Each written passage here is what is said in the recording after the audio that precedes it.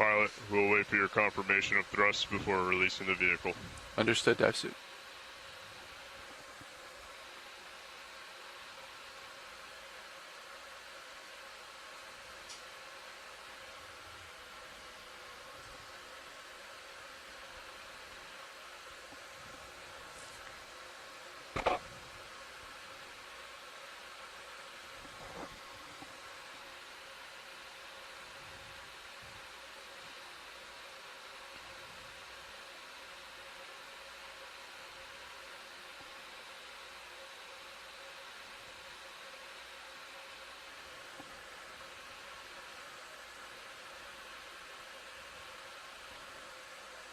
Pilot has control. Pull the pin.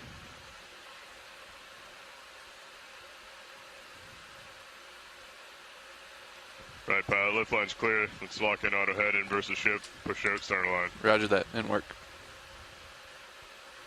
Pushing out.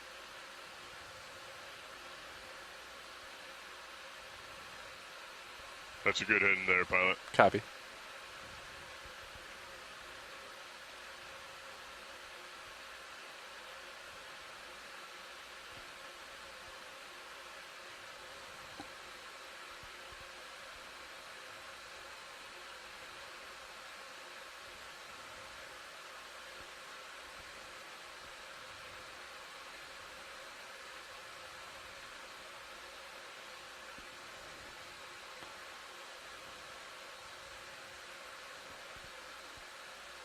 And pilot off stick. Pilot off stick. Auto heading engaged in versus ship. Good copy. We're walking to center line.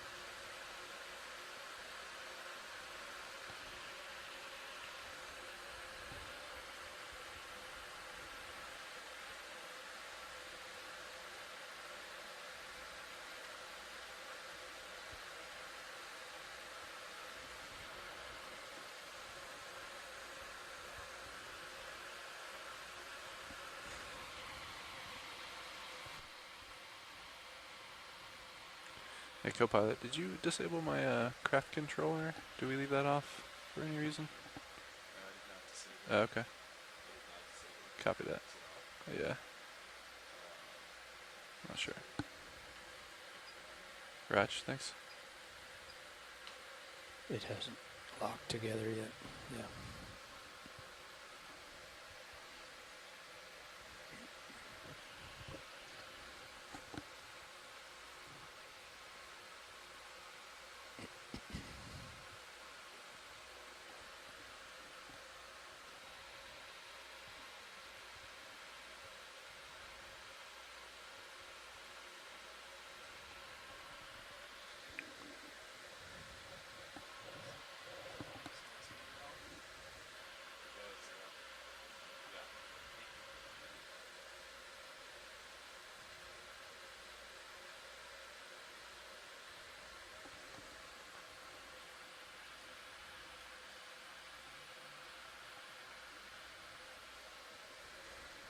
Thanks for my lights and acoustics.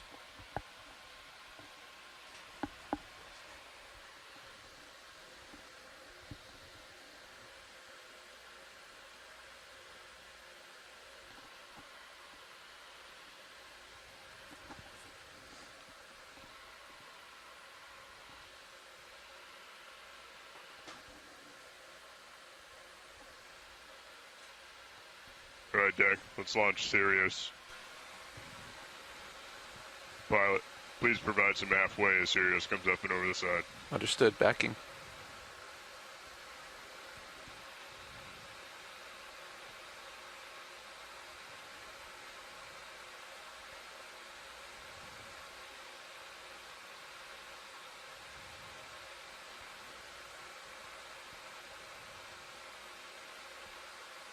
It's looking good, pilot. Let's maintain that. Maintaining.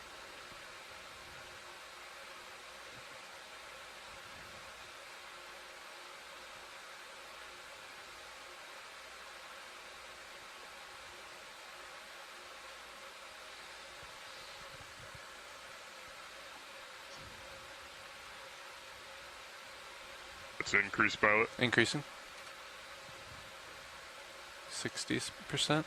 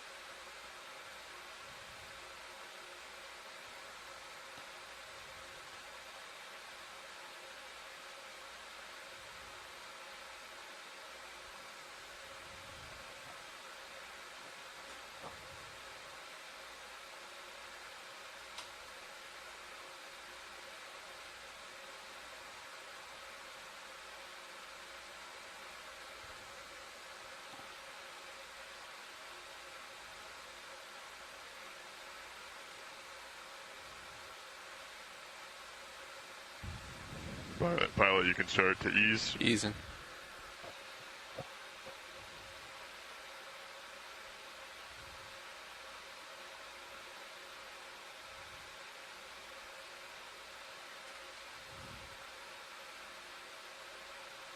And pilot off stick. Pilot off stick.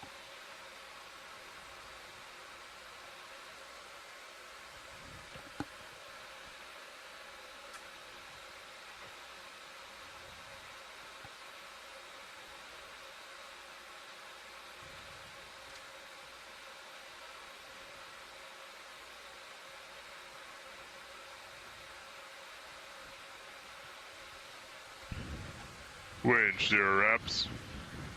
Pilot, 0 turns. Turn 0.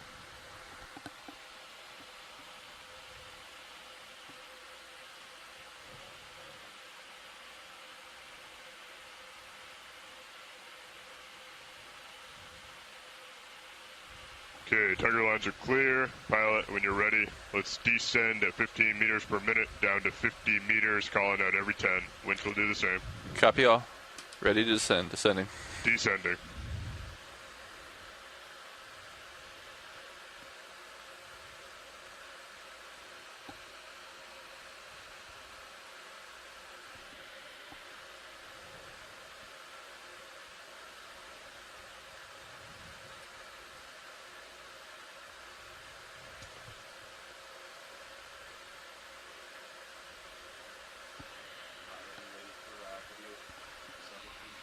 Ready for video. Thanks.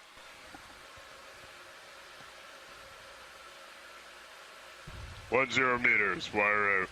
D2, 12 meters.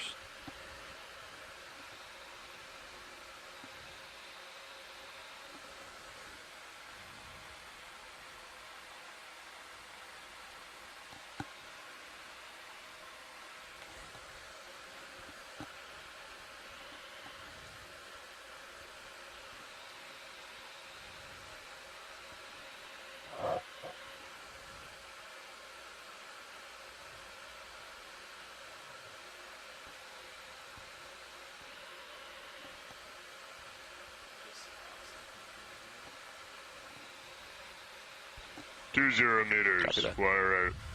D2, 3 meters.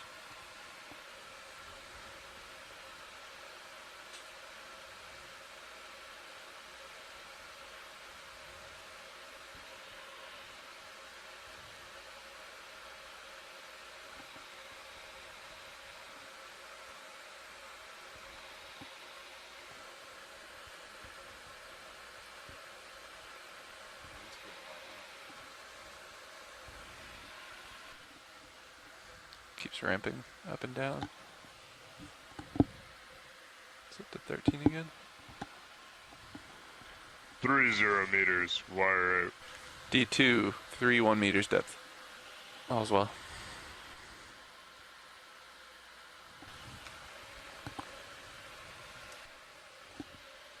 Dive soup nav, we have good tracking. Cover that, Nav. Good tracking.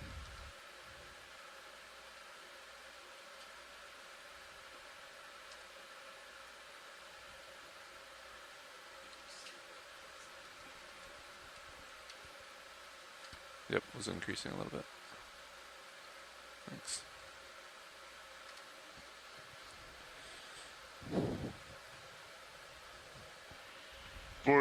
meters, wire out. D2, 39 meters depth. Increasing speed.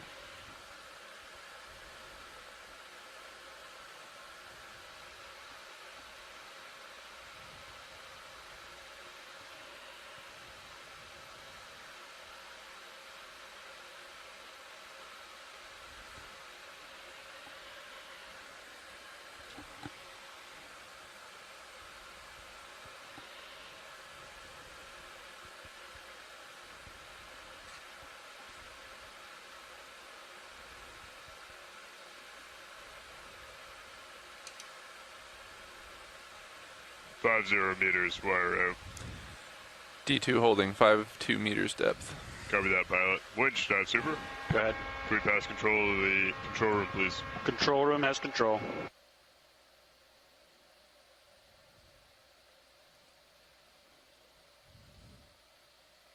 Control room has good winch control. Good copy. Nav, dive super. Dive super nav. How does our approach the bottom look? Yeah, I think when you're able, go ahead and come to an easy stop, put it in auto pause. Will do.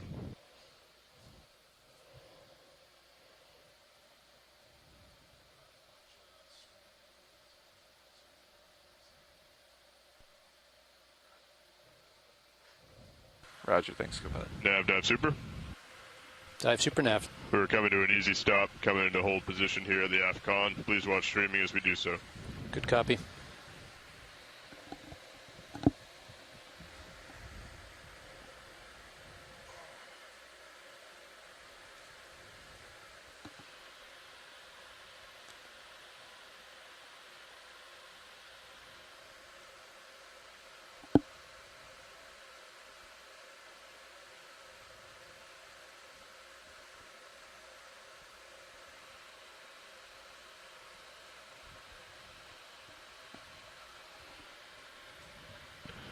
Pilot, dive super. Go ahead, dive suit. If the control room is ready, you may proceed with the dive. We have auto sway in, coming into auto surge here in a second. Feel free to dive at your convenience. Roger, understood, dive suit. Thank you.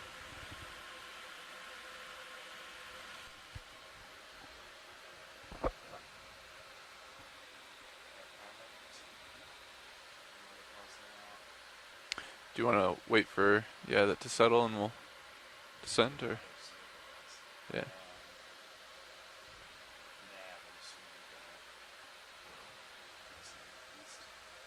We will be going east.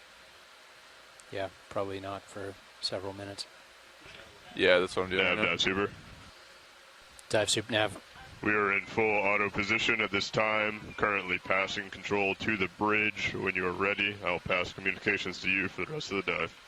Okay, dive super. I'm ready to take comms. Nav has comms. Nav has comms. We're clocking around just a bit. Yep, I've got pretty strong thrust forward.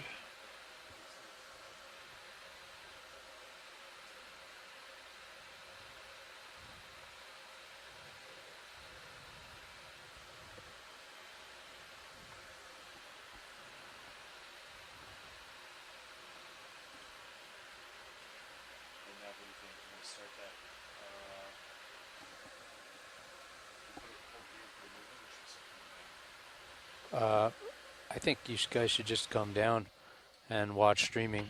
You will most likely swing around. Nav, dive super. Dive super nav. Bridge has good control of the ship at this time. Okay, understand. We're going to be making moves here momentarily. Good copy. All right, Copilot, I'm going to dial up Z-bias.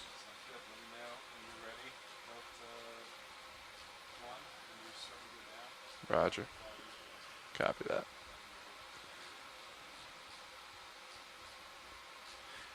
Oh, Stand by. I'll check it out for you. all right, Copilot. Deactivating auto dip.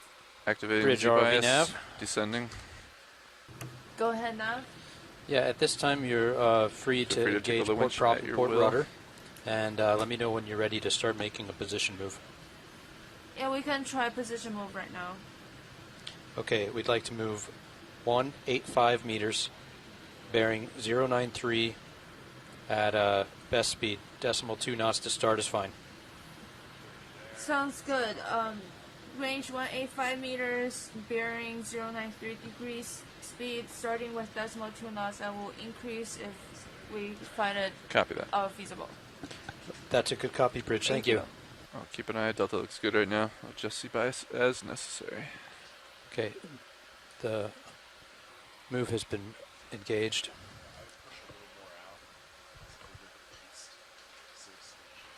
Locked in. Current is light subsea. Beyond 250 meters, it starts to drop. Maybe 0.2 of a knot or less. We're gonna be moving towards back to waypoint 1. Is that right? Pretty much east. Yeah. 185 meters. I've got you so that you should stop right about here Okay. with Sirius. Sounds good. 15 meters shy.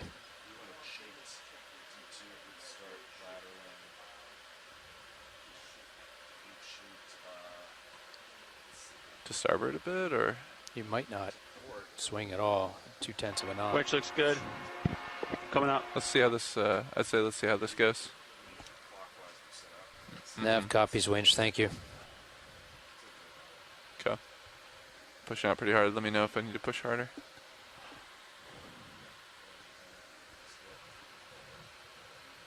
Delta's holding. Might increase sea bias just a wee bit. Descending all looks well.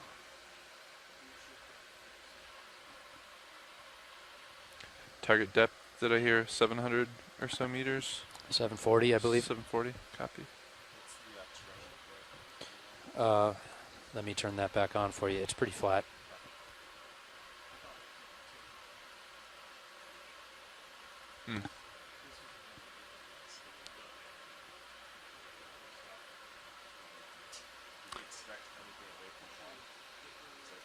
Yes. There's 2 seep targets, 1 and 2. That was just getting the ship on station.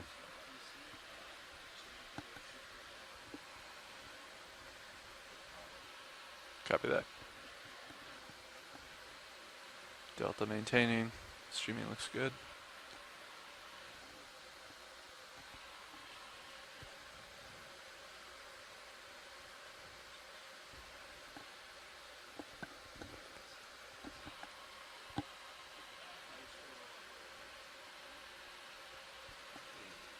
Go workshop.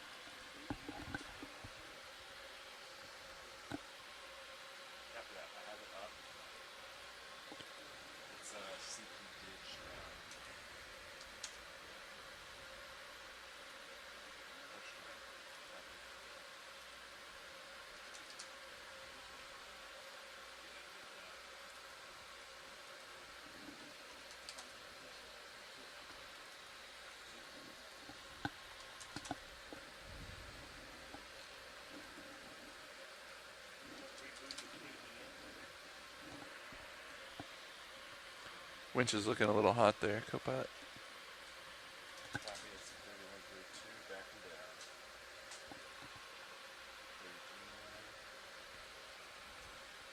Man, there's been like at least a 10-meter offset on the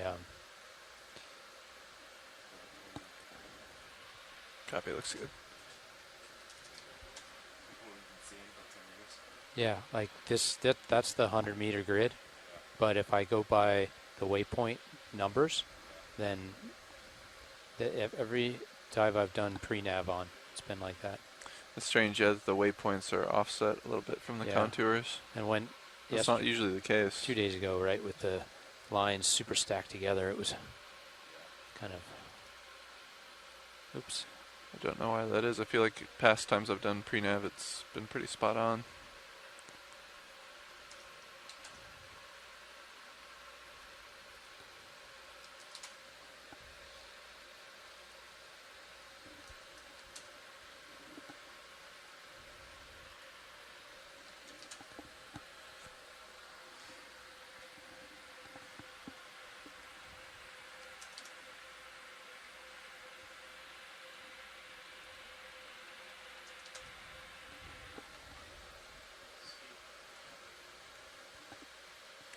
I assume we'll wait to white balance on bottom since it's pretty shallow. Yep.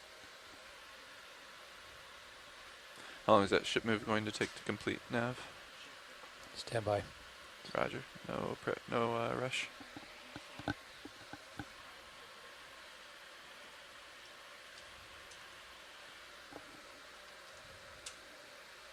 It was 30 minutes from the start of the move at 16:33. 5 minutes ago, 25 more minutes at 2.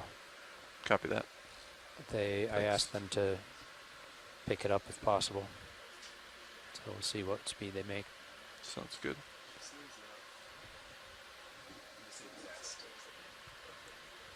Like, see what...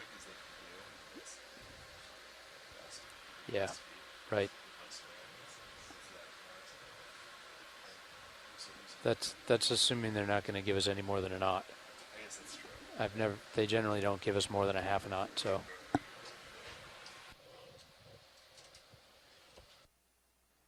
Just increase sea bias.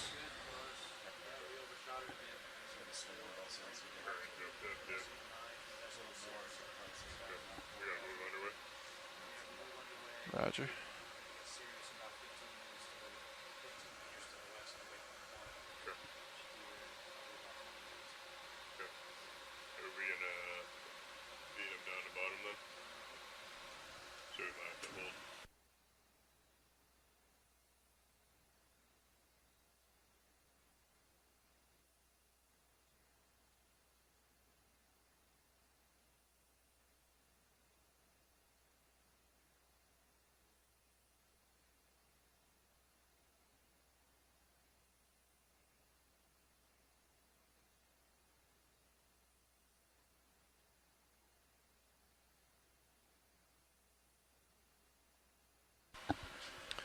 Yeah, what do you think about that, co-pilot? We could maybe halt at like 50 meters altitude or so. Do some white balance while we wait for the move. I think you're muted now.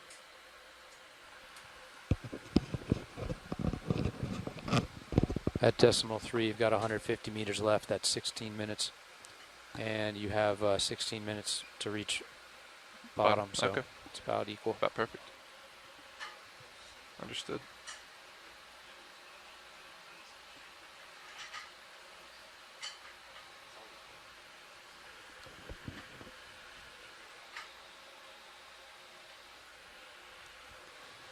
Still pushing out pretty hard, but seems to be working well.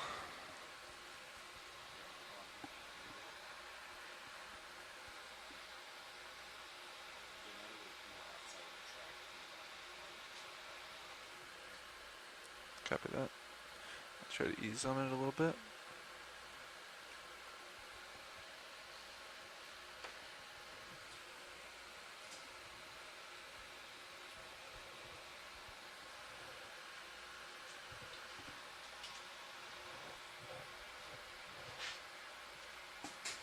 Appears that we have Levi going to investigate fiber powers.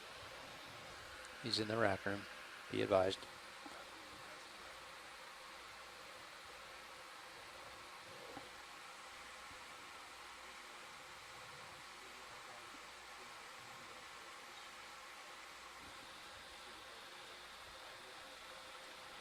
I think he's double checking. It looks pretty solid.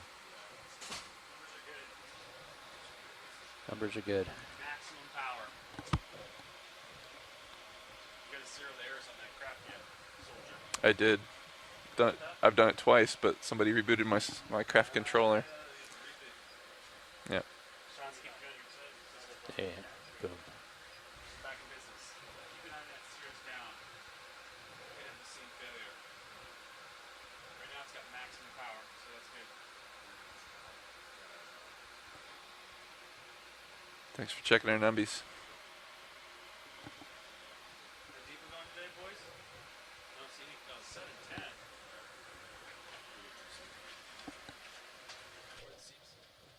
There's one here and one a little west of us. A few hundred meters apart. Land up this one first, Yeah. and then drive over.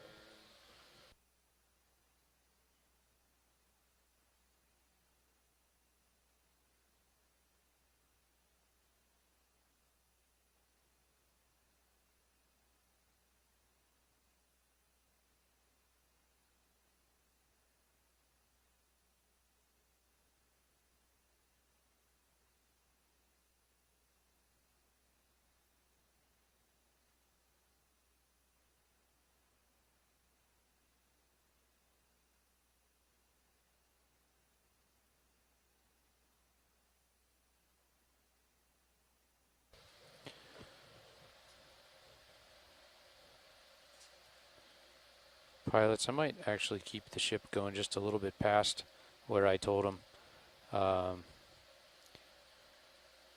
just to put you downhill of this target instead of due west of it. Downhill is like here.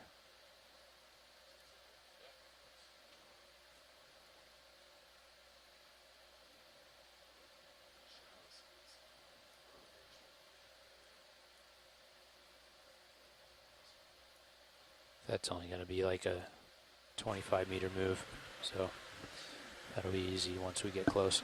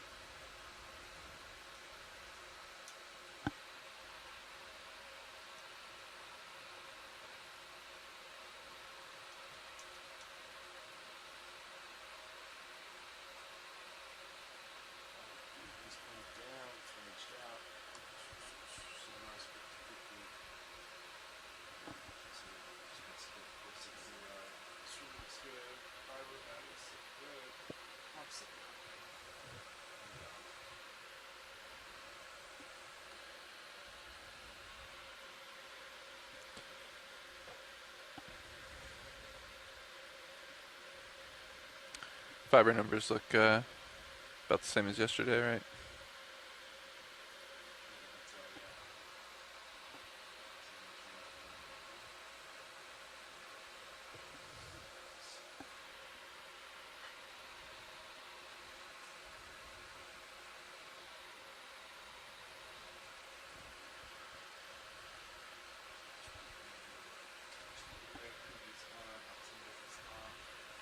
Copy that.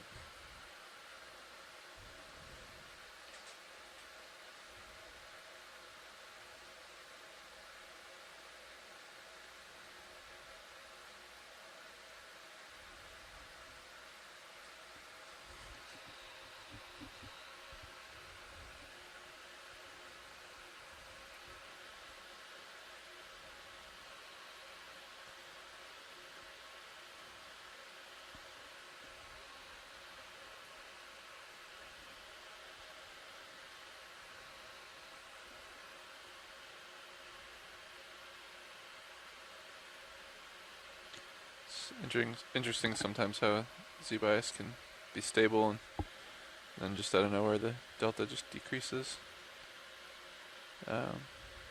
or increases. I don't know. Differences in current or something.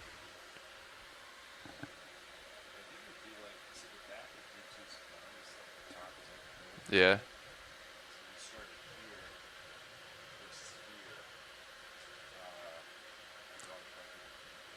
Yeah. Usually whenever D2's backing or being dragged backwards, it dives a little bit, right?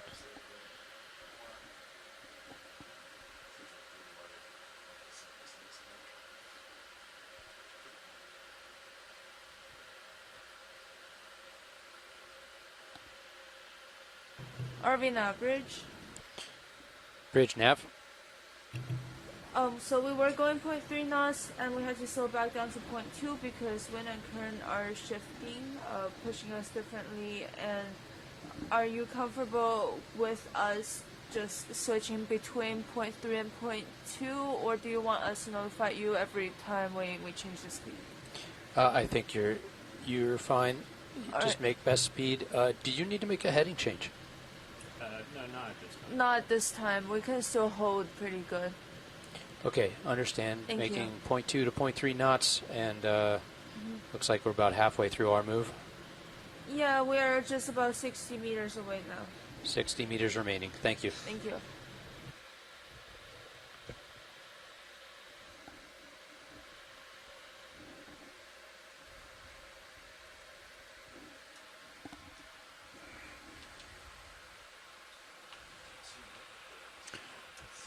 Yeah, potentially.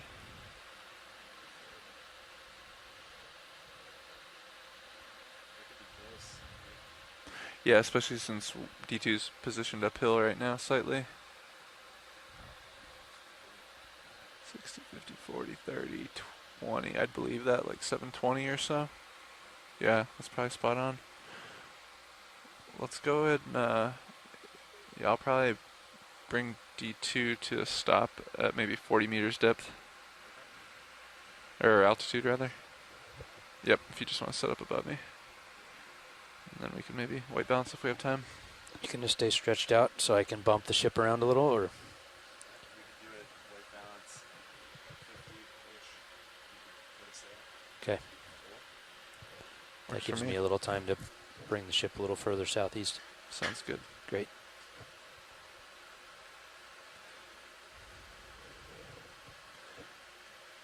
Yeah, altitude lock looking steady.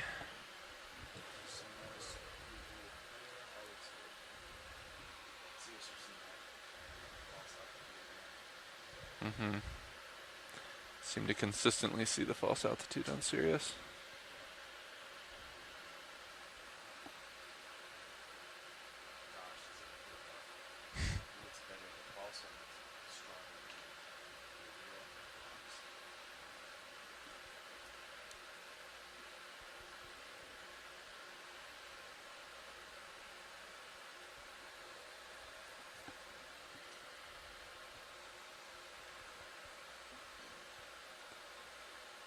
We're slowly moving into deeper water too, so looks like that lines up pretty well.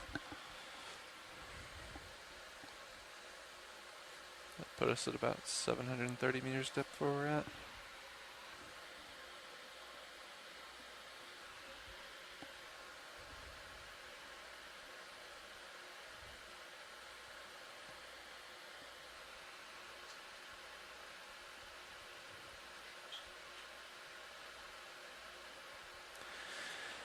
Alright, D2 passing 90 meters altitude. I think I feel comfortable stopping at about 40 meters altitude or so. I'll let you set up above me. Just a bit.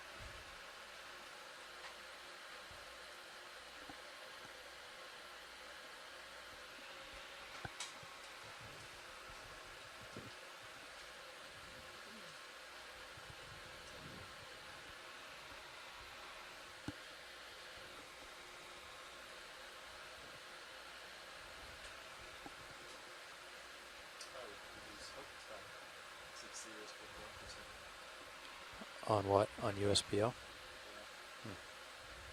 We had a outlier. See the line? Yeah.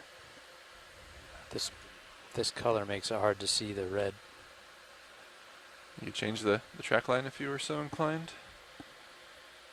Is that in vessels? Yes. Yep, just go to sled. There you go. Alright. Yeah. D2 passing 50 meters altitude and descending. That's stopping visible. at 10 meters.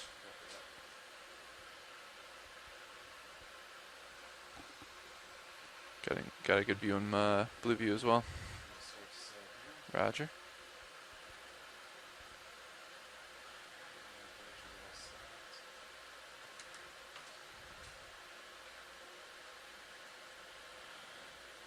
I think we'll leave auto headings out. I'll just punch ahead a little bit on joy lock. Are you okay with that? Okay.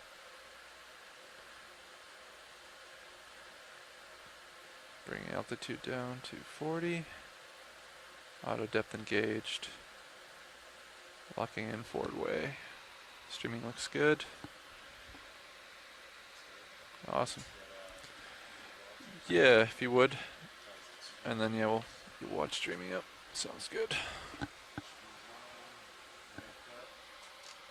Thank you, sir.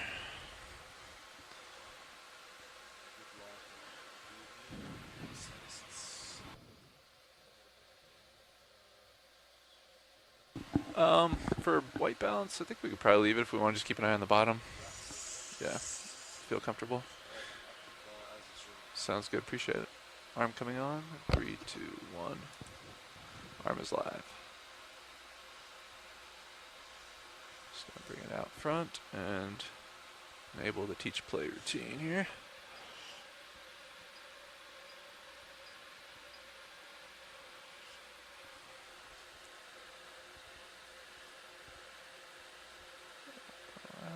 Elbow down.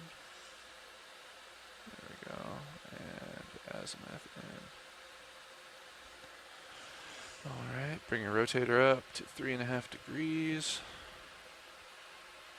And if you want to bring the lower port swing arm inboard.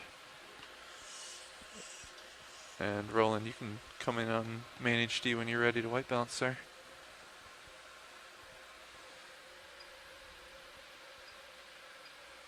Give me a second to center that up for you. Is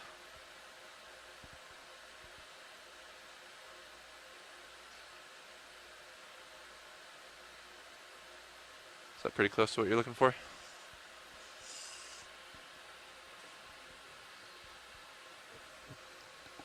Copy, off stick.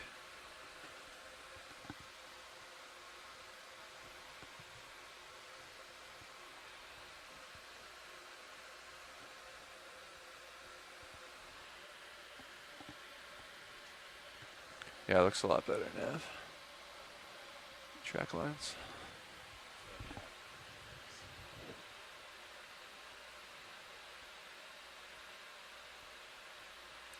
Is there a way to change the color of the active target? Click on, yeah, I don't know if it's in properties or it might also be, it might be in another settings. Yeah, like properties, parameters, something like that. No. Chart maybe?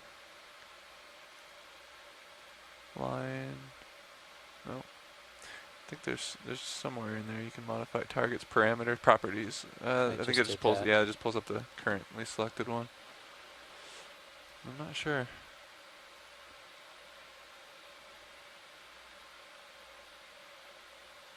Could be under layer manager potentially.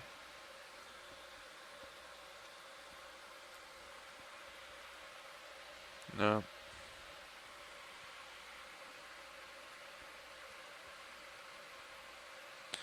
Okay, well.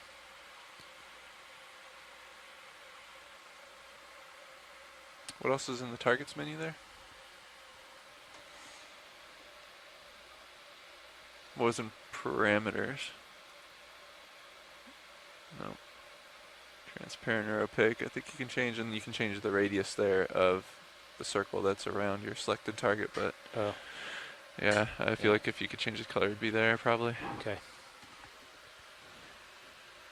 That would be nice if you could change that.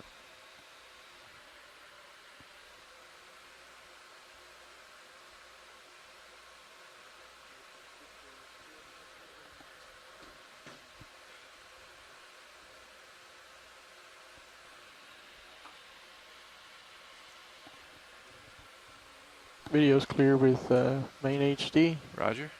I'll center up your HD2 when you're ready. Come on in. Second, I'm going to store that. Streaming good, Copilot? Roger. Tilt.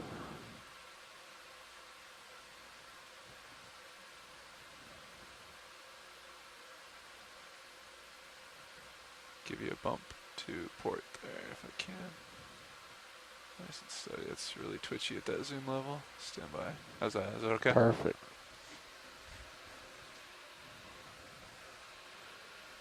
Sitting at 44 meters altitude. D2. It looks the same as yesterday. Stored or clear? Clear. Copy.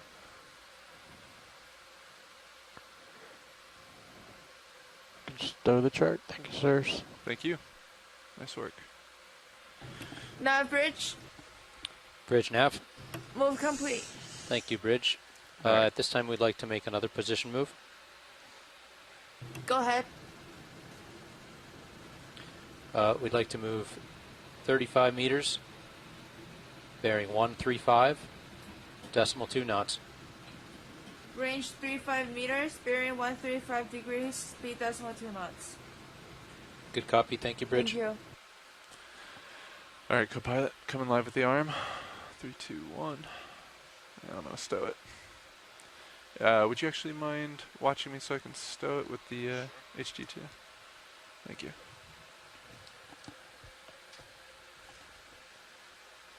Just gonna test the. Yeah, it feels good. Thank you.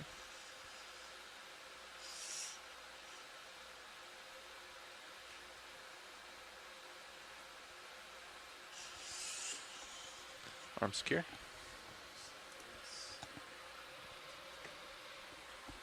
Okay, pilots, I have the ship moving a little bit to the southeast, in the roughly in the direction that Sirius is pointing, slightly south of. Yeah, copy that, Nev. That sounds good. About 30 something meters left in that move.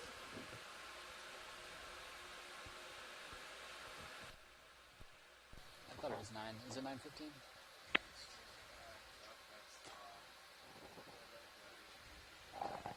$9:30. That was a good time. Yeah, the first one should have been. This is GFOE video engineer Roland Bryan making a general announcement to all those on the ship and the shore. This is a reminder that all audio associated with this dive will be recorded with our archive video, as well as being streamed ashore via the satellite and the internet. Keep that in mind as we proceed with the dive today, and enjoy the dive. Thank you. Thanks, Roland. So, we want to let this ship move complete before we set up in our descent config. Okay. It's a short one.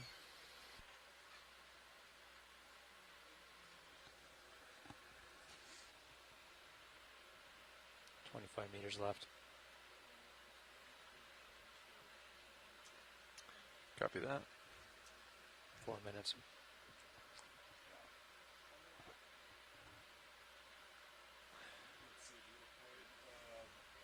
We want D2 to come starboard even if it's not convenient, right?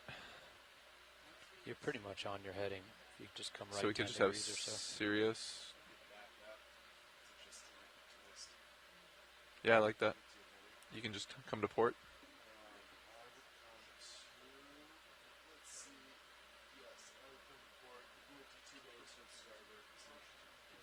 Okay. Sounds perfect.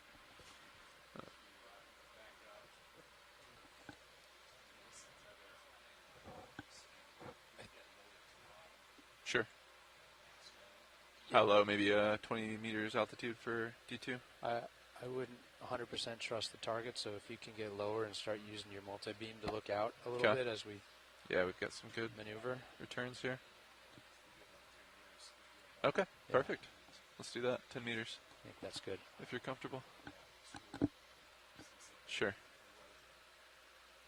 Especially since we're facing the direction we want to go, and it's flat bottom, so it works.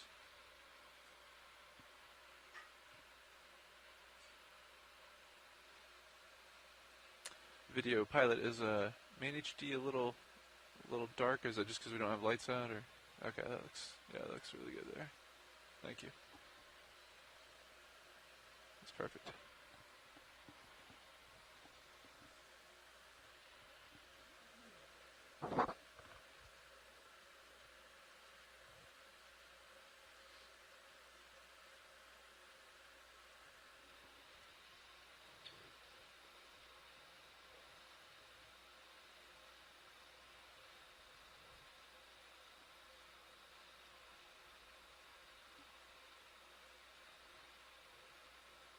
guys going down? No?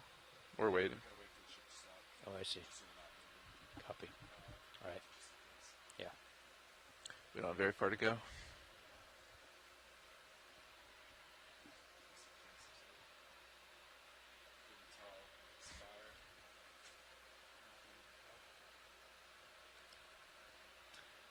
About 10 meters to go in the move. Copy that. Sirius is just about over top of it right now. We're going to put Sirius 10 to 15 meters south of the waypoint, southeast of the waypoint. Perfect. Concur.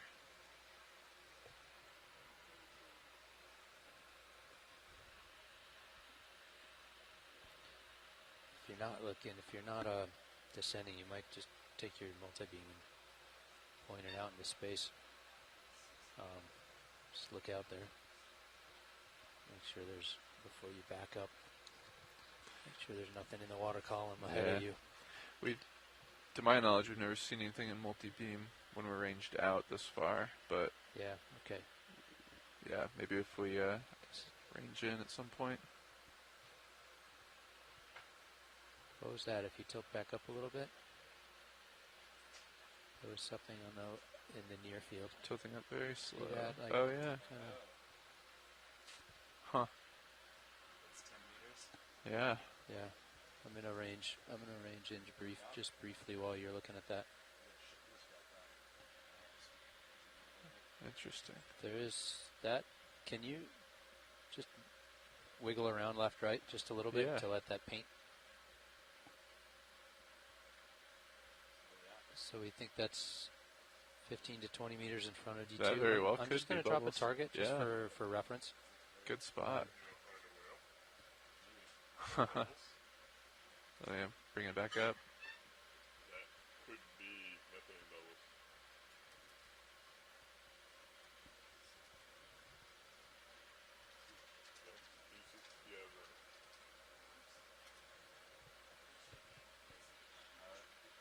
Okay.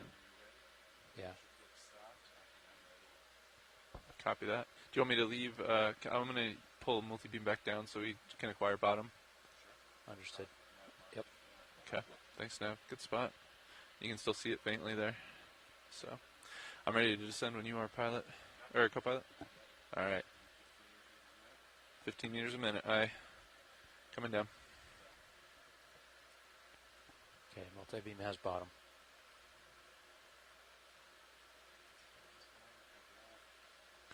Am I full wide video on main HG? Confirm. ROV's full wide. Okay, thanks.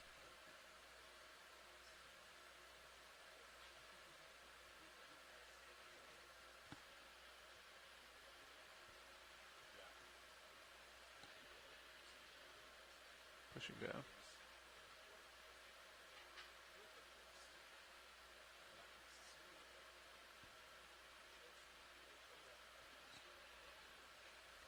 Descending to 10 meters altitude, D2, and then I'll let you make your heading change, co-pilot. Copy. Mm-hmm. Perfect.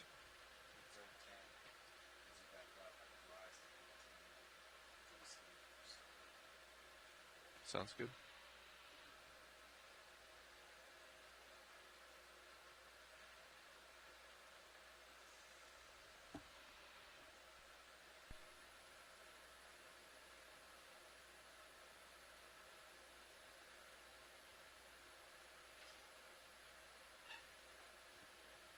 That's why I'm fighting it. That's better.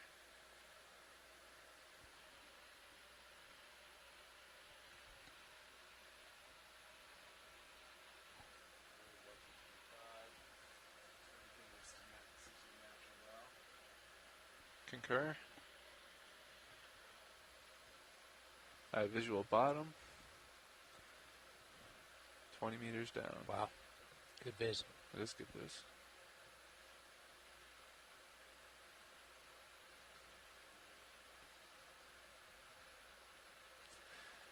D2 passing 15 meters, altitude stopping at 10. That was amazing. Sure. Easing here.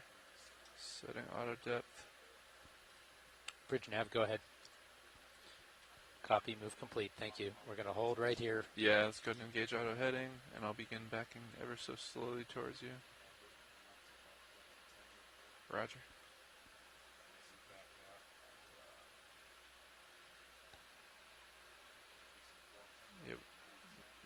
Yep, you have a little bit of slack now, a little bit. Could be back, yeah. Copy. All right, good morning, everybody. This is Sam Candio on the No Ship Okeanos Explorer. We are currently, looks like we're seeing bottom for our 14th dive of this 5th expedition of our Seascape Alaska Expedition series run by No Ocean Exploration. Very easily. And this one should be a little bit different, and Of your screen there. I'm pretty excited for what we're going to see down there. It's Copy that. right now we're descending on a large seep about 35 nautical miles west of Chatham Strait, and it's something that our geology lead Jamie Conrad flagged for us and has a little bit more intimate knowledge with it. So with that, I think I'll kick it over to him to introduce himself and tell us a little bit more about where we're diving today. Nice job. Sure. Yeah, thanks, Sam.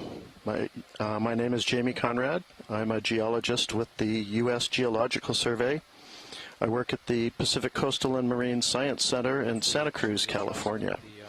As Sam mentioned, we're on a very interesting target, a methane seep located off Chatham Strait, which in southeast Alaska. We're also, at this particular spot, we're on the mid-slope at a depth of about 700 meters. And in this particular area, we're just about 10 kilometers from the plate boundary here, the Pacific North American plate boundary, which is defined by the right lateral strike slip fault known as the Queen Charlotte Fault, which defines the plate boundary in this area for quite a stretch, for some 800 to 900 kilometers from northern Alaska down into, northern Pacific Ocean down into south of Haida Gwaii, British Columbia. Here the Pacific plate is moving northwest relative to the North American plate at a rate of about 55 millimeters per year. The seep we're looking at was first noticed from data that was collected by the USGS in 2016. We saw the water column bubble plume emanating from this seep, and actually rising up about 500 to 600 meters up into the water column.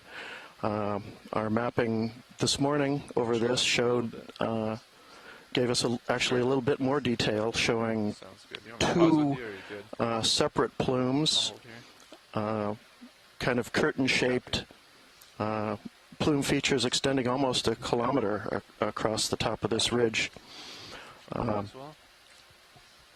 And we'll hope to visit, as we make our traverse, both of those seep sites, but we're expecting a pretty good show. We think we can even see bubbles right now, or at least we did a little earlier in the sonar as we were making our way down.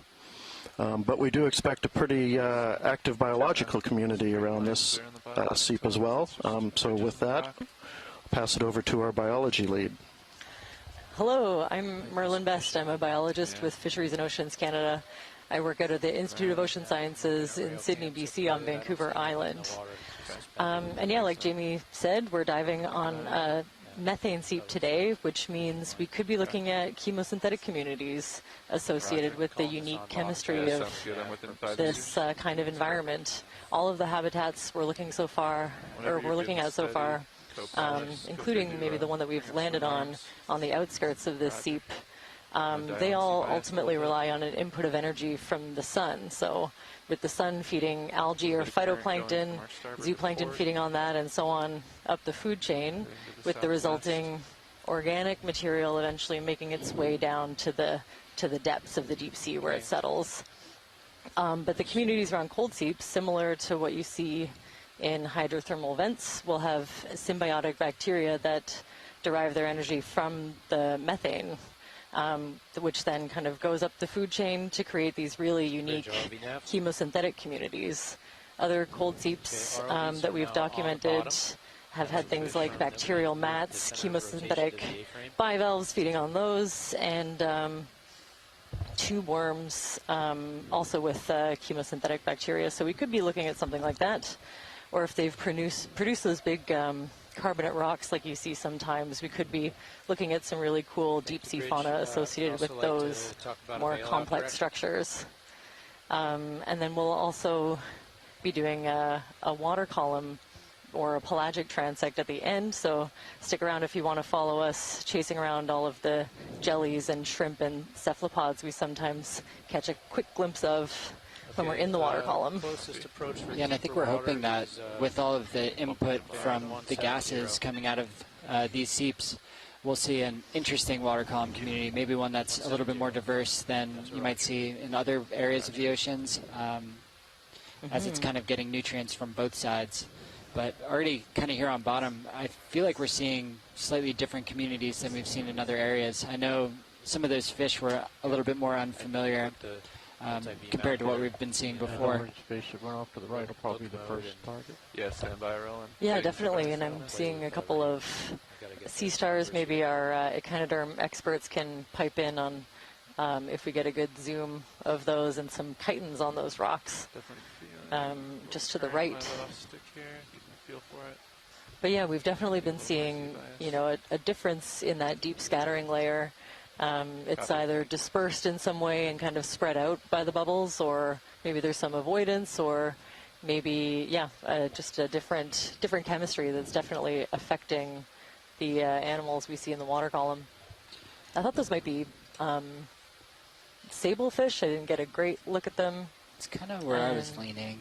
This one. Oh, is this a hagfish too? Down here. No, I don't not. think so. Definitely not. Some kind of a long, you know, maybe like one of the eel pouts that we've been seeing. It's a pretty big one, if that's what it is. I think that's why my brain just went directly to hagfish. Like a Yeah, similar size. it's about that size for sure. The mouth is completely different, and those pectoral fins. Yeah. We see a pretty coarse grain, bouldery, cobbly, sandy bottom, which is kind of typical for this part of the slope, which is dominated by glacial processes. This is, we believe this is mostly outwash from the glacial epochs, last of which ended, 15,000 years ago or so. And as those epochs end and the ice melts, we get a big outwash of the sediment load that those glaciers are carrying and have brought out to the edge of the shelf, especially here at Chatham Strait, where we see evidence that the glaciers were actually out to the shelf edge.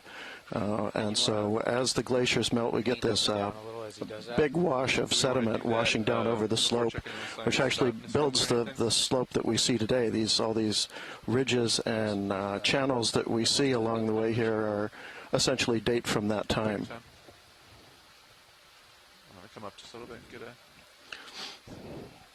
lay of the land here. This seep we're visiting here is one of about 20 similar features that are scattered up and down the slope off the Queen Charlotte Fault, off the southeastern part of Alaska. And in fact, we added one to that list a couple days ago. We passed over another bubble plume marking one of these seeps on this cruise. So I think that brings the number up to 19. Are those striations in the rock, or is that fishing line? Oh, I think we have fishing line.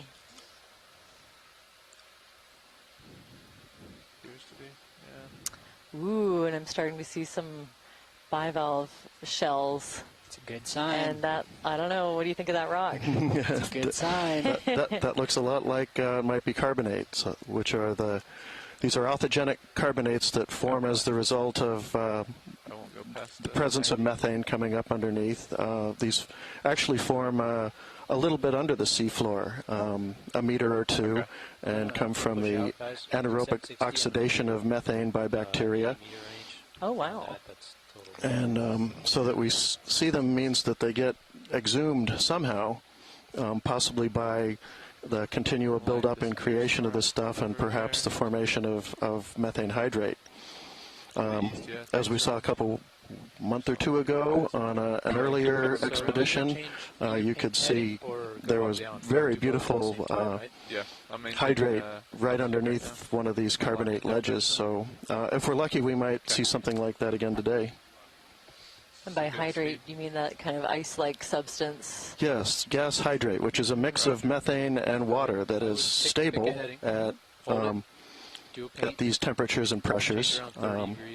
We believe we're perhaps at or just below the gas hydrate stability zone, which occurs anywhere at depths of anywhere from 400 to 500 or even 600 meters, but varies from place to place. Amazing. So that part of the carbonate rock that we're seeing is kind of like the tip of an iceberg. Exactly. So you're saying most of it is buried. Very cool.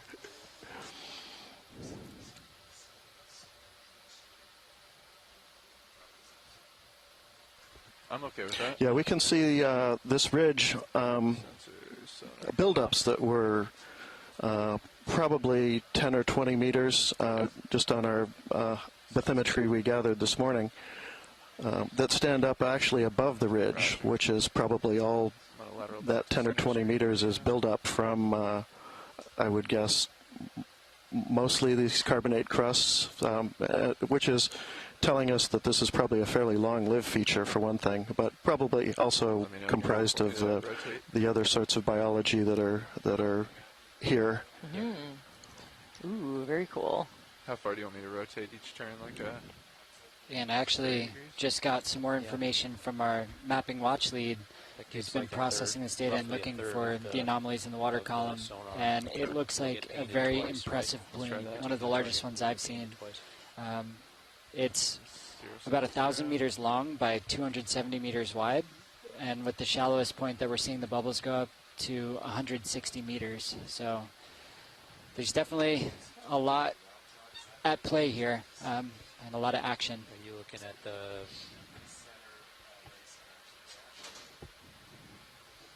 Maybe want to tilt up to get the bottom out of the view? I don't know. Do we want to range in it all or leave it really far out? Maybe, yeah. So that was 80. In the chat, Kelly Brumley brought up the point cold seep is probably a better term to use for these than methane seeps. And that brings up another point. Though we see now the count is 19 major or discovered seep sites. There are undoubtedly others, and there may be some that have no associated methane. So we have no real easy way to find them other than directly stumbling over them in the water column. But we're only really able to detect the ones that carry a significant amount of gas that leave a bubble plume in the water column that we can see with geophysical means. No, left, right, on. Right, so some of the stuff seeping out might not be methane, it could be just general fluids. Yes. Yeah, right. But then we won't see the bubbles and the plume at the top. Right. And there, see all this little dotty dot stuff? At some areas, the only way to see that, or the one way to see those seeps, cold seeps, without gas is to zoom right into the seafloor, and you'll see the shimmering associated with the different density of whatever is seeping out into the seawater. That might be just a slightly different salinity or even just a couple degree temperature difference. Oh, did you sweep and they stayed? Like if I turn, hopefully we'll have the opportunity to put our temperature probe right into one of these active seeps here, and we can see just what temperature it is we're talking about. But I would expect something pretty close to the seawater temperature, which is, what, about 2 degrees, 4 degrees C? 4 degrees centigrade, so we might see a few degrees over that in one of the seeps.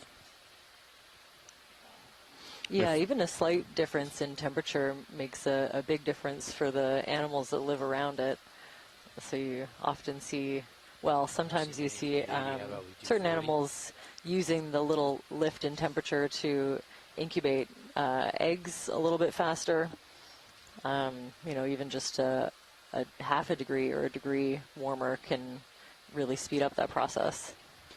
I think that's probably also worth mentioning too, is that things tend to be a lot more stable in the deep sea, so those big temperature swings that we're used to on land are much smaller and can still have like major effects in those small degree changes. So while a degree or a portion of a degree may not sound like much to us, in the deep sea it could be something much more significant. This heading as well. I also found it interesting how localized it is. Of course, the mass of the cold water that's above is so immense that you only have to move a really short distance away to get back to ambient temperature. Okay, that's about 130 there. Stay at 40-meter range. Yeah, I've had some confirmations in our science chat that looks like we're seeing quite a few sablefish in this area.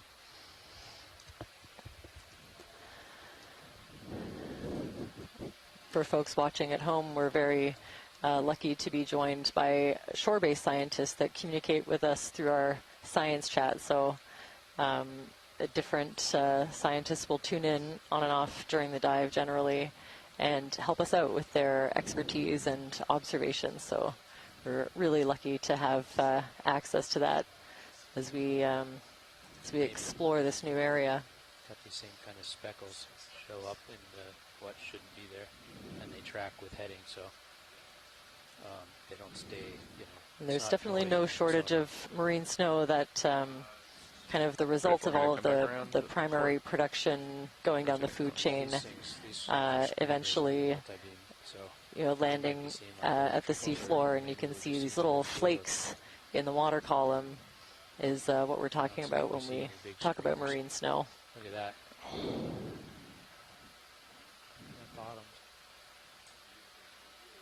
Now I'm looking at the screen, just the type of bottom. So that yeah, it's been suggested that that's a long line. Okay, this is about 30 degrees. So a piece of fishing gear, you could see how if you were running fishing gear down here, it would really easily get snagged on that large carbonate rock that we're seeing. Guys are going to take over in a few minutes on us.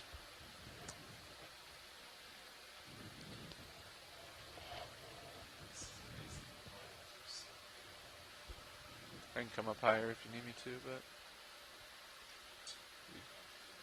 yeah, I'll come up a little bit. You can see at least 6 or 7 sablefish swimming in and out of view here. So that's the first time we've seen that species on this whole expedition. Very cool to see.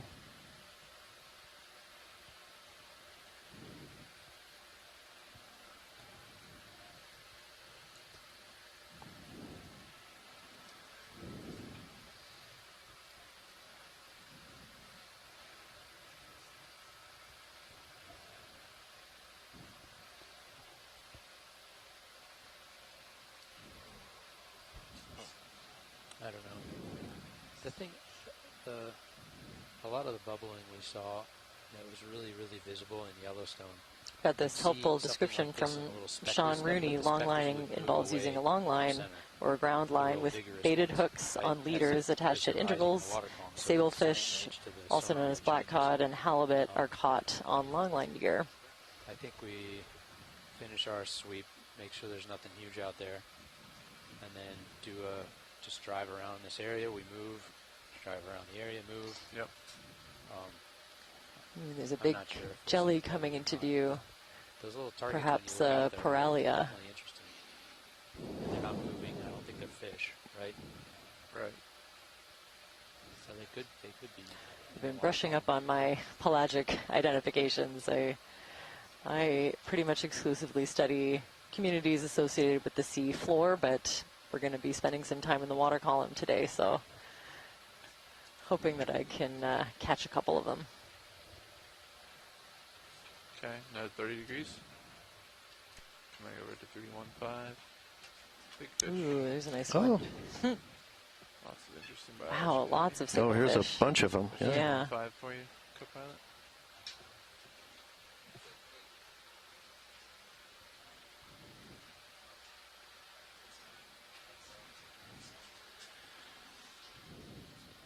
Seeing a big crab to the lower left and some sea stars kind of on the right. So once we get settled and the ROV team does their checks, then we'll try to get some nice close-ups of the benthic animals that we're seeing.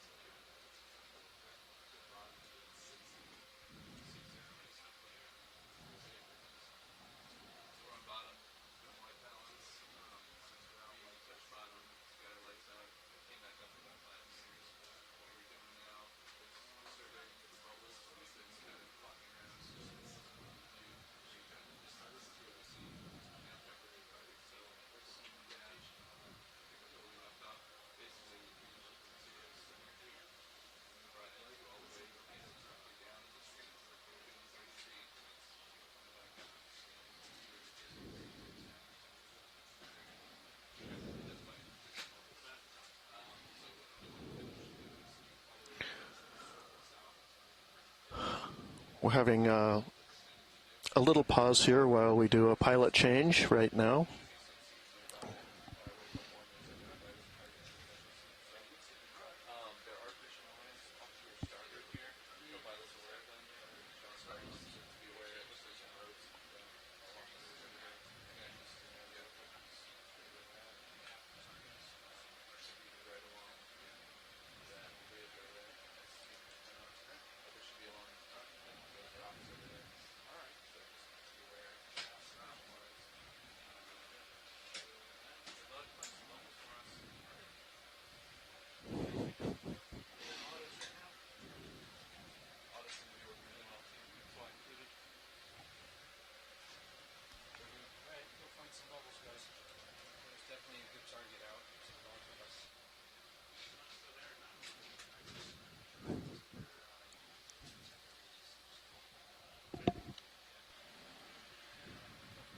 Todd says explore here, Fernando. All right, I think John said that he started over there, so just keep going. We're Going looking for this bubbles. way. Copy. So let us know if you see bubbles. all right, I'm gonna stop there. I'm gonna move the pan and tilt down. Do you see anything, Levi? No. All right, bringing it back up.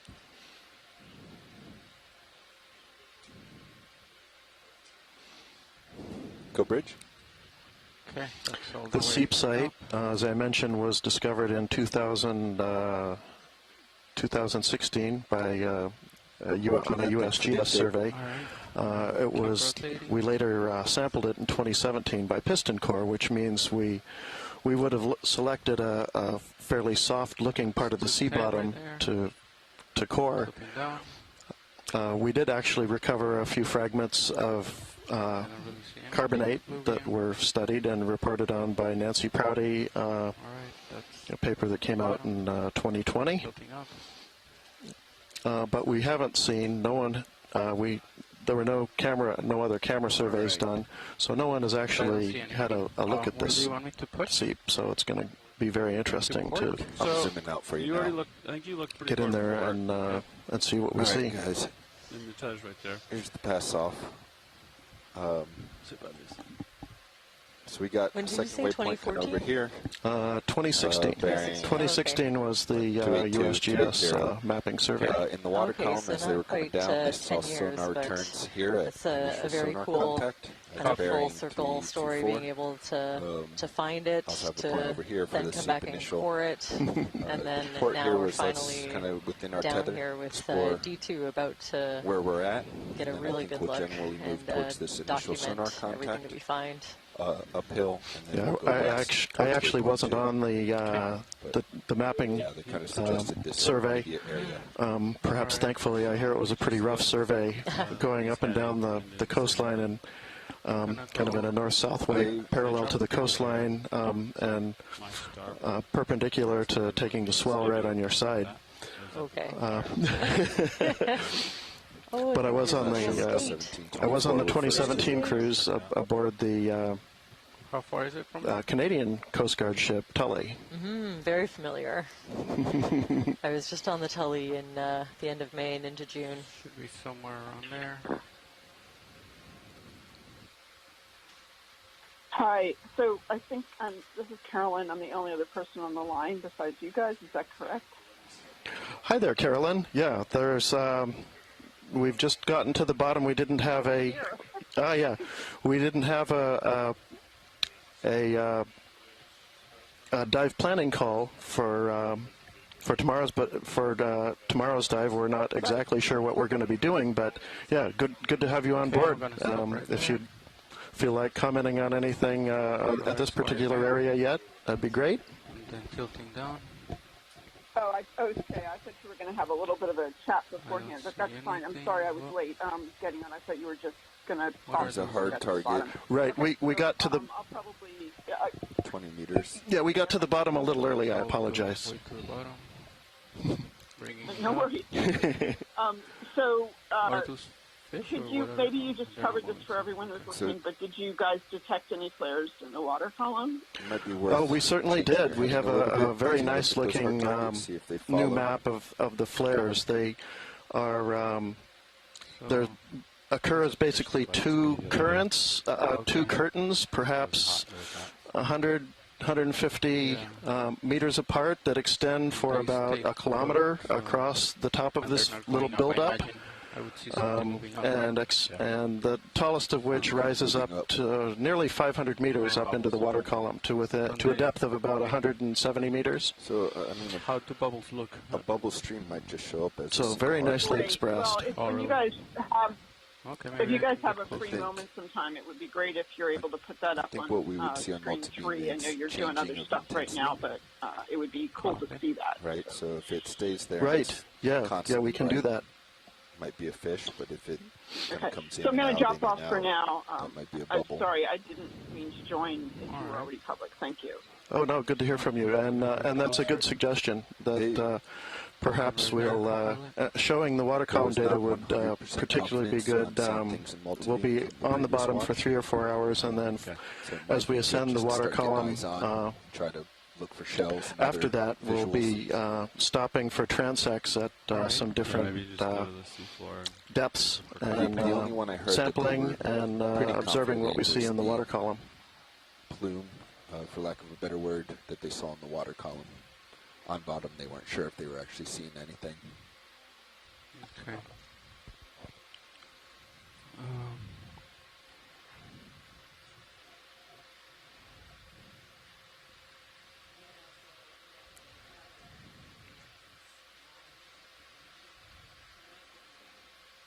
Coming down again. Copy.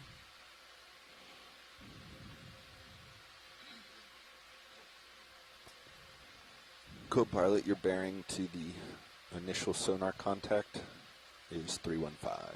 Roger. Okay. the dots on in the blue view were pretty close, within 10 meters, and I don't think I see anything. Do you guys see anything in the camera? No. No, it could be these fish.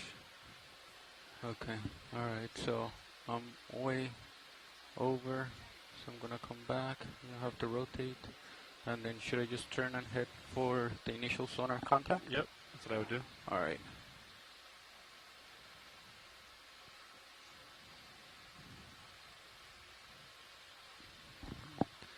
Roger, thank you.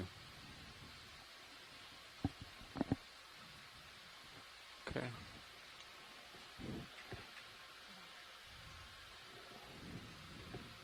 Just look for shells and cracks, Fernando.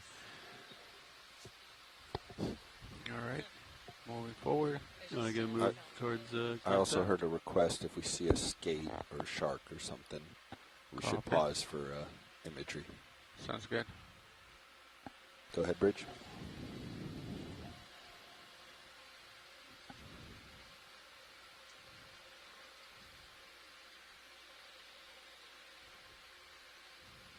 Okay, we'll go to starboard. Roger that. What's the protocol if they come closer?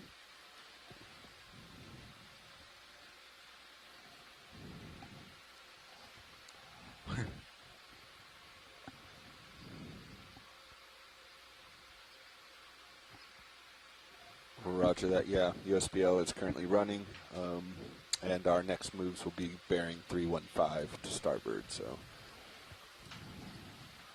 Roger that. Thanks.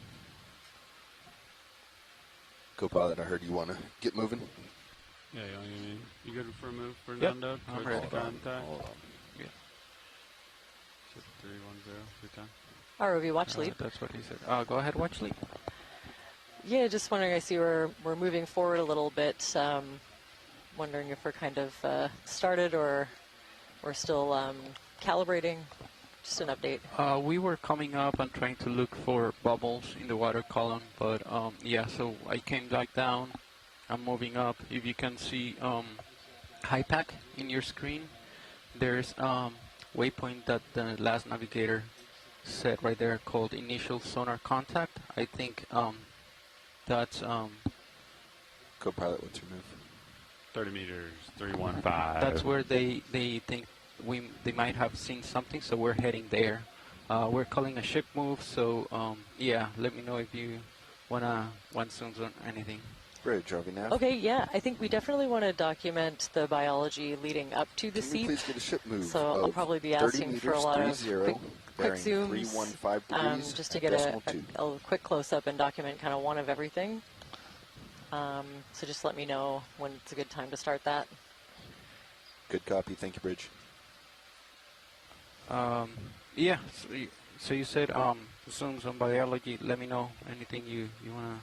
Yeah, definitely one of everything right now. So the fish, the sea stars, and if we can get the lasers on in between for measurement, we're going to try to document everything kind of leading up to the cold seep as well. Sounds good.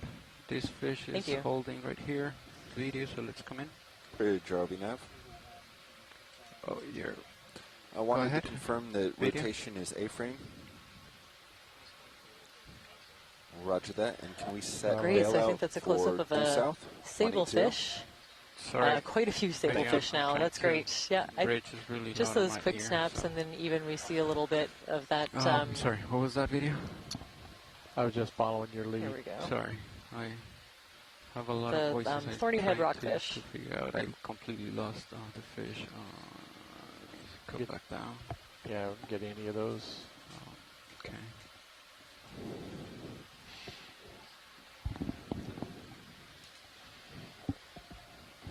Looks like they're fairly mobile, so. And just a quick zoom on this black coral actually at the bottom would be great. Let's do black coral first then. Partial right there. You can also unlatch nav. So I think we have a bathy black coral of some species. I'm not listening to Bridge. We've seen a couple of different ones so far on this survey. I think there's a hydrocoral right next to it too. Oh, I'm drifting back. So you can see a little bit of the dark black skeleton, especially forward. where it's missing tissue at the bottom, and that the orange colored tissue on top of the skeleton with the tentacles sticking out. That's great, thank you. Okay. Oh, and one of those little benthic jellies in behind. Let's go for the jelly. I'm actually approaching it, so hold on a second. I'll let you get a full in there. Excellent, thank you. All right. And you get the idea there's quite a wide variety of rock types represented in these sediments and the different boulders. I see granites.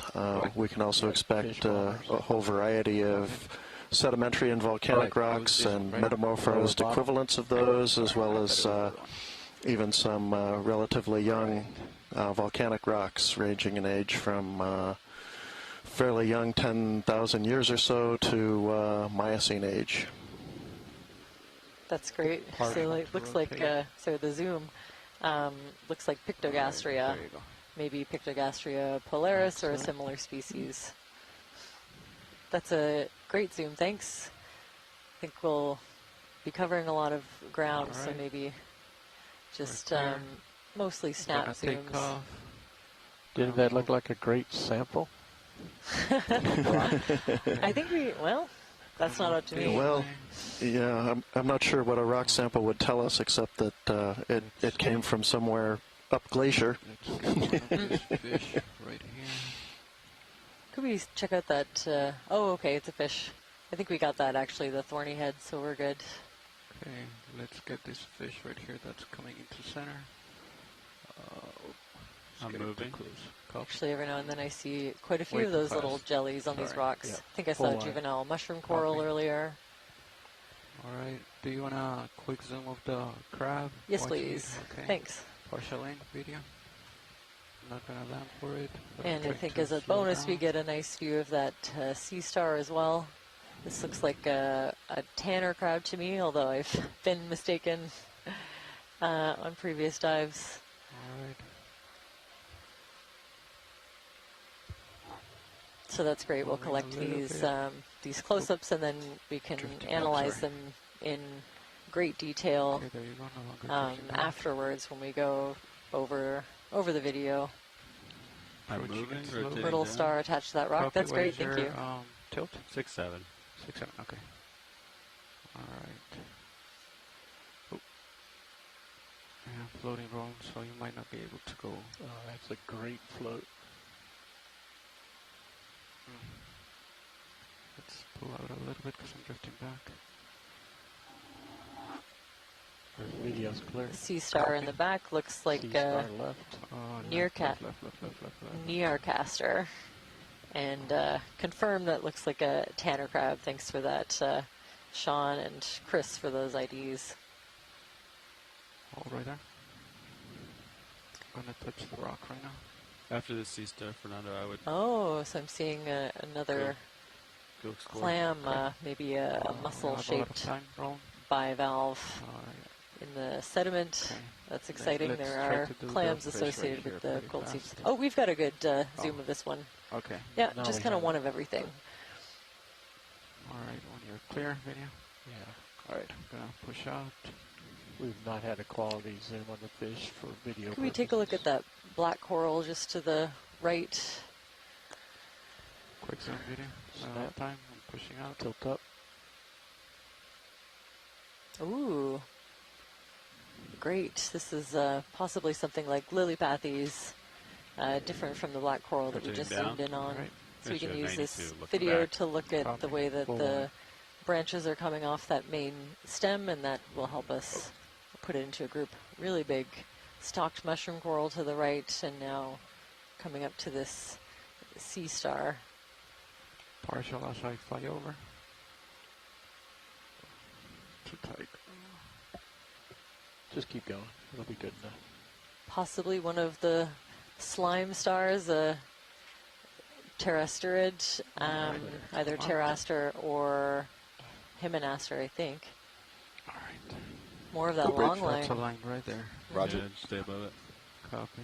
Let me see. Ship stops. Anything else?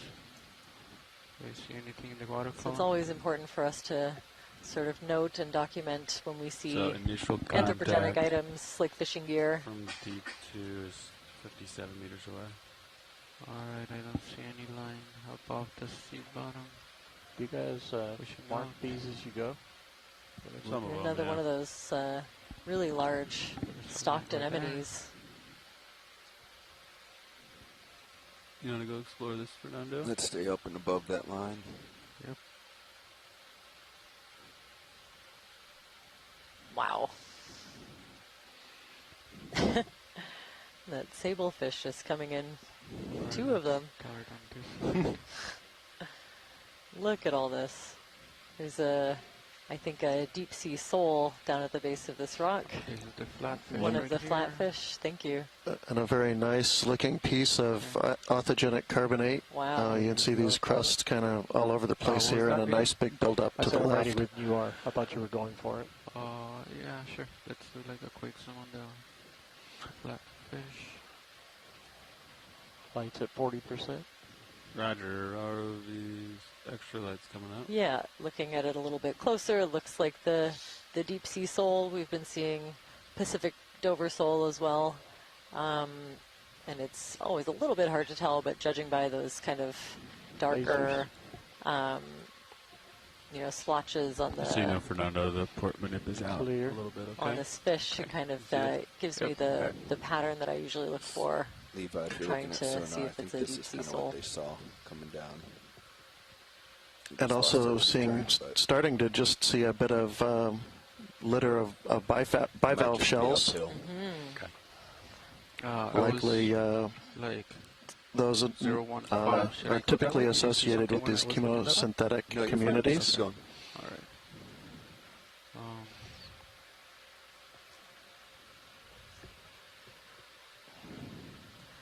Yeah, I think a lot of them are vesicomiid clam beds, vesicomiid clams. All right, rotate up with you here. Copy. All right. There's something yellow. Ooh. There. Let me just get a little bit closer. Let's get a zoom. Ooh, a really big rockfish also underneath of that carbonate shelf. A couple of them. Okay. It's coming partial. It's actually a rock, right? That bright red fish is one of the thorny heads. Yeah. Sebastolobus. Ooh. A curiously yellow rock. Very yellow. That could be a bacterial mat. Oh. I was going for the laser. Yeah, you can see it's worn through. Sorry. Is that interesting? I've never seen something quite like that. Well, it's interesting that it's only on this one rock. Yeah. Not, obviously bacterial mats are on our list of things to expect in this area. It's very interesting that it's got a really strong preference for that one rock. Although I wonder if that's what those, is that like an older, darker coating on the rock right next to it? That's... Okay. Could we zoom in on the rock next to it, please? Sure. The kind of white patches on it, those look more like encrusting sponges. The one to the left, right? Yeah. Yeah. Yes. Let's do it from here. Oh, interesting. Yeah, not Drifting in. not as much. A little tiny corallimorph If we get closer, we can show anemone. that stuff on the right, more texture. And yeah, these white patches look like encrusting sponges, and then some did you see the shells on our left? tubes and things in between. Probably worm tubes. Little tiny hydrocoral at the top. That's great. Thank you. Okay. Video. Clear. To the left, it looks like there might be some shells and other clusters kind of up in there by those sponges. 4Y. All right. There have been a couple reports in the chat about populations of sablefish so thick at a couple different hydrate sites that it made work actually difficult. Is that, Navigator maybe, there might be some encrusting shells. sponge, I think. Right I thought there. it might have been those are ice for a shells second. Right there, right? The white But I ones think it's encrusting sponge on top of the carbonate rock. Hold on. But looks like we're starting to see. Are those living clams? That one. Close They to certainly look like they could be. close to life position. And another sponge underneath. Ooh, very cool. Which would suggest there's at least a little bit, perhaps, of fluid flow coming up underneath these, even if we're not seeing bubbles. Oh, yeah, you can see there's some of that red tissue, and there's one just, well, there's a few now. When you look, you can see a little bit of red tissue sticking out. These look like living. Sorry, I didn't hear. The little down. Chemosynthetic clams. The vesicomyid. Vesicomyid. The red one. There we go. I practiced siboglinid. This one, yeah. Oh, amazing. Little chitons in front. So definitely an indication of some of that chemosynthetic activity we were talking about. Okay, fish are really liking your area. Okay. Another move, Fernando. Wow, really big. Let me check rockfish, my port side. thorny head, I think. There's nothing to zoom in on. We'll call in a move. Okay. We're clear already? Alright. Lifting off. I'll try to keep an eye on the shilling, but if I get too close, let me know. Yeah, it's pretty far up and out there. Alright. It's above that Port Rock box. You, co-pilot, you feel like you look like you're more than 16 delta. Do you agree? All right. Okay. All right. What's my CTD depth say? CTD is, what is it, 713. So you can kind of see these, get a sense that this is kind of a carapace of authogenic carbonate on the flank of this mound. Let's see, current basically results from buildup because of this seep. 17 Wow. delta, you're 15. You have 2 off. ROV, if we get a chance to zoom in on one of those mushroom corals on the left. The red ones? Yeah, the little pink ones on the end of a stalk. So I would say my delta's really 13 then, right?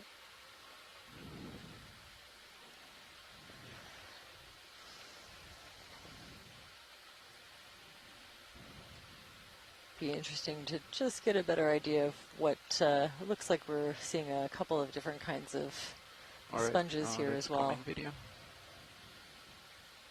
Right here, right in the middle. Wow. Partial. And a really big chitin to the left. Okay, that's great. One of the stalked mushroom corals, shrimp hanging out at the base of it. This is possibly heteropolypus. There's also anthomastus and pseudoanthomastus, where the taxonomy on these corals is ongoing. There are certainly several new species in the area that haven't been described yet. This could be heteropolypus, though.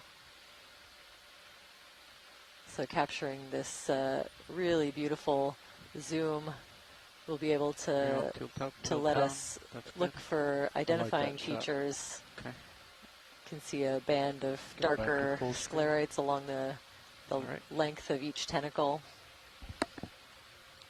Rotating up slowly. Holding now.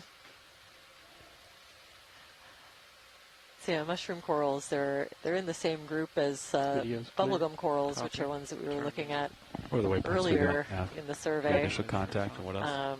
Out you can see those big long polyps coming out of a mushroom-like cap. What do you want, Levi? And then, of course, with the stalk, especially when they're retracted, each polyp can retract fully into the cap. They have a very mushroom-like appearance. Bridge, are we now? Coming up the cracks. Wow. Really interesting seascape here. Meters, Ben, 315, Look at this. decimal 2. Just covered in lots of different kinds of sponges. Good If we could cut. just Thank get you, a Bridge. quick zoom of like any area that's covered in these sponges, just to document. I know that it really changes the levels. Wow. There are many different groups of sponges in here. These really small, kind of branching ones, kind of globular sponges. You zoom out and encrusting select like point sponges. two. This Okay, is sorry. And what are the, covered. is that what those more translucent, wormier looking things are? Yeah, yes, yeah. Also, Encrusting sponges. yeah, it'd definitely be worthwhile to grab a sample. We probably get we could get 10 different species on one rock. I think that's good video. Yeah, I figure we'll head let's west and then keep on back looking. up towards here. Kind of this Okay. horizontal direction. I'm gonna come back Oh, to your. ROV to the right and move down. us I just see over the to tail point of a different kind of fish, maybe. Go in, video. Partial right here. I think we Yeah, should that keep going one. where we're going. Small Ooh. flatfish, Levi. maybe. Okay. Oh, yeah. Yeah. Very, Maybe a very, juvenile of a. Wow, it looks really different. I think it's worth searching this area. Really bright markings. Hold on, video. Kind of Let's, reminded me of a come deep out. sea sole from far Second, away, right there, but hold. the markings on that are pretty different. All right, let's go in. Okay. Wow. Oh, that's Max then. So yeah, possibly like a juvenile of one of the species we've been seeing. I have a vote for Dover sole in the science chat. All right. And if we could get the lasers nearby. When we come out, Video's clear. lasers on. That's great, thanks. So quite small. Lights are clear. Roger. So yeah, maybe a juvenile of some of the other species we've been seeing. There's another yellow rock right there. So these carbonate crusts we see, they're exposed right here, and you can see kind of the rough layer look to them, actually form a little bit underneath the seafloor, a meter or two down, and typically form over a well and form above masses of hydrate, gas hydrate, and eventually get exhumed, possibly by lifted up and exposed by later formation of see if you can the carbonate, as well as additional emplacement of the gas hydrate beneath them.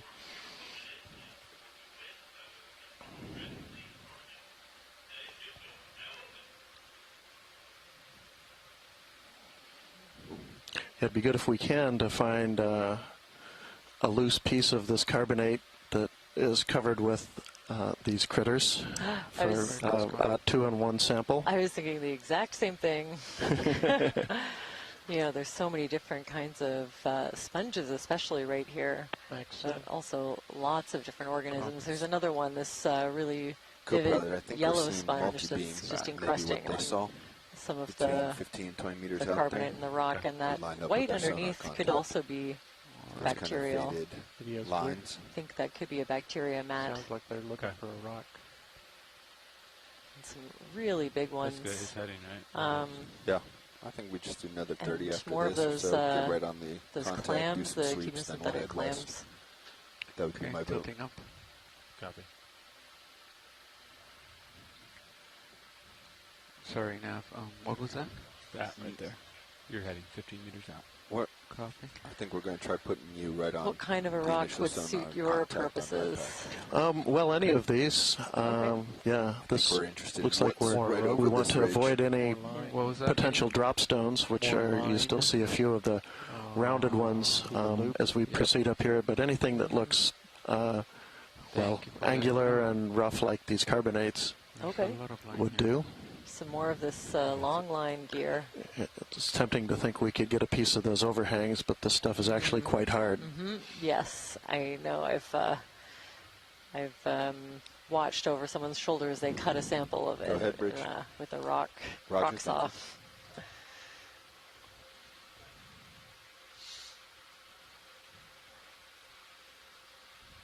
So ROV, we are kind of scanning for a rock sample. Okay. Let me just, we have something interesting in multi-beam. I just want to go check it out. We'll come back. Sure, sounds good. To the rocks. Always keen to go explore something interesting. What is that? Oh, could we get the lasers on though while we do? can be getting some useful measurements. That could be. All right, so ROV distance is 26 meters.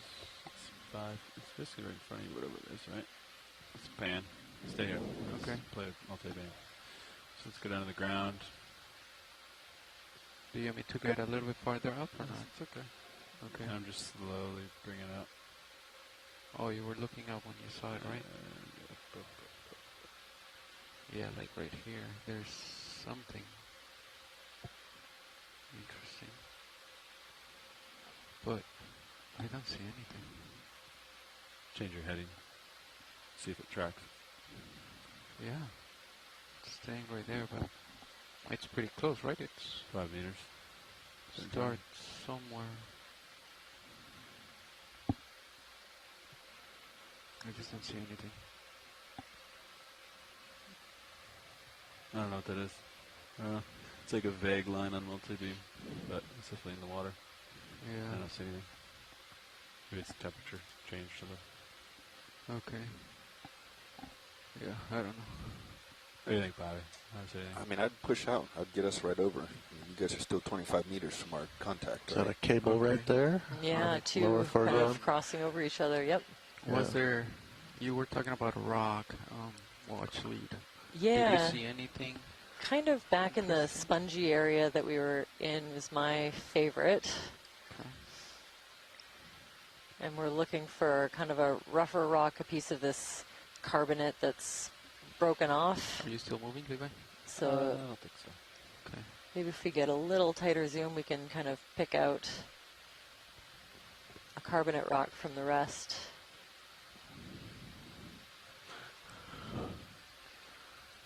These all look stuck, don't they? Yeah. I don't really see something loose. Maybe if you come in right there. Knock your toe down and break it. That's way too deep. We should be in this for the rest of the dive, or something like this. Interesting. Yeah, it did make a really layering that we can see right here, up and over the top of this. like a channel going through. Just going past this. Yeah, it's interesting. We saw crack. a really quick transition away from this like really I dense, see spongy area. What about this rock that? right here? I don't think we want to grab anything here with that line present. Yeah, okay. All right. You see right there the line, so you want to stay away from that line. Watch lead. We definitely want to stay away from the line. Yep. Yeah, let's keep going because I'm getting out of the co-pilot's camera. So, sure. Yeah, if you see anything, let me know right there. Okay. Then, I would look over this edge Will here do. if you're not All right, let's. as you go center let's back keep up on on. co-pilot. Just push forward and then turn right. Okay. Right. Interesting rock formations often correspond with the seeps or hydrate. All right. Yeah, let me know if you guys see anything on any of the cameras. I think we just lost the lasers. They're out there somewhere. There's Where? Tilt down to show lasers. Wow, I cannot see. Oh, there we go. Thanks. Yeah, they just disappear. It's like you're off screen now. Copy. You want me to rotate or do you want to come back? Coming back. Just looking at this rock formation right here. Yeah, I don't see anything in that crevice. Yeah, there's a loose rock in the foreground moving to the left, but I think it's a rock we don't want. He's roundish and looks like a drop stone. All right. Ooh, Right this at the looks base like there, just over the edge. kind See of the a white? trail of bacterial If you keep mat. on right, is there anything flowing That there? lighter color kind of dusting So I would keep the laterally to rocks on starboard, the bottom there. right where that fish is, right?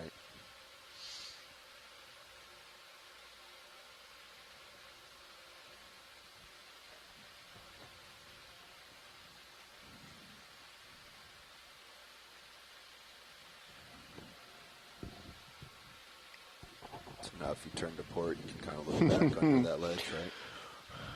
It's interesting that linear trend of the bacterial mat suggests there's a fracture that it's following where maybe some little bit of fluid is emanating from. Is it fine over there? You're okay. Okay. I can turn port. Look, Maybe, yeah. Maybe a little bit. Could we get a bit of a zoom on the... Oh, I think maybe we're setting up for one. That is pretty tight, Fernando. That is pretty tight. That is pretty tight. All right. I would come lateral port, come up. I can call a move in that way if you want to explore over there. No, that's fine. We're just trying to look between the toes right now. Okay.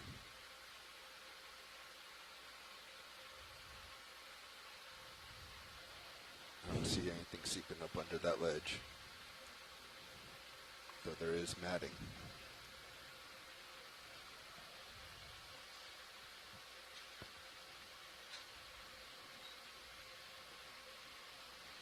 Harvey, could we zoom in on the substrate below us? Partial in video.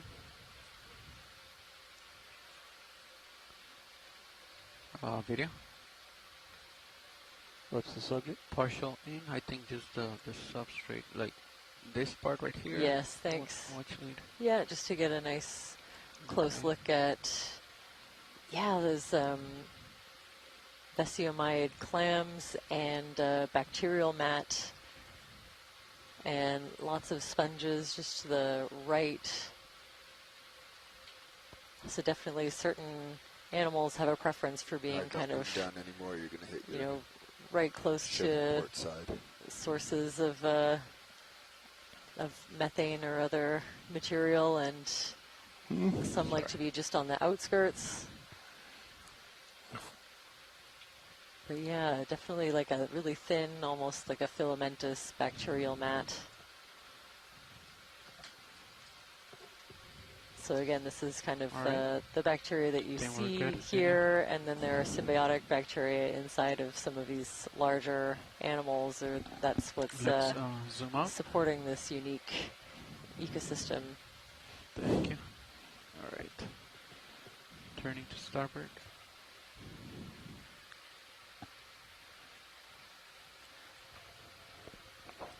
Let's say another 30. Okay. How do you feel, Levi? Sure, it's the 315. I'm turning back towards your contact point. That sounds good. Bridge, Rovi nav.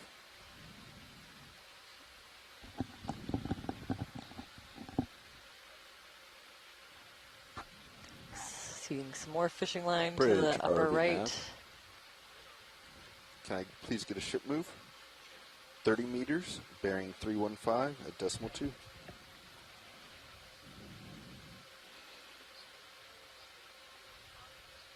Good copy, thank you.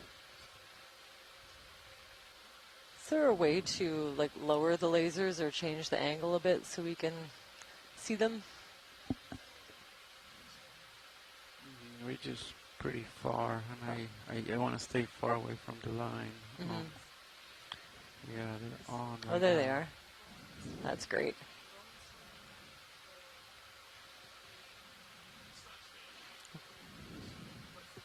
About out of tether, big guy. Copy.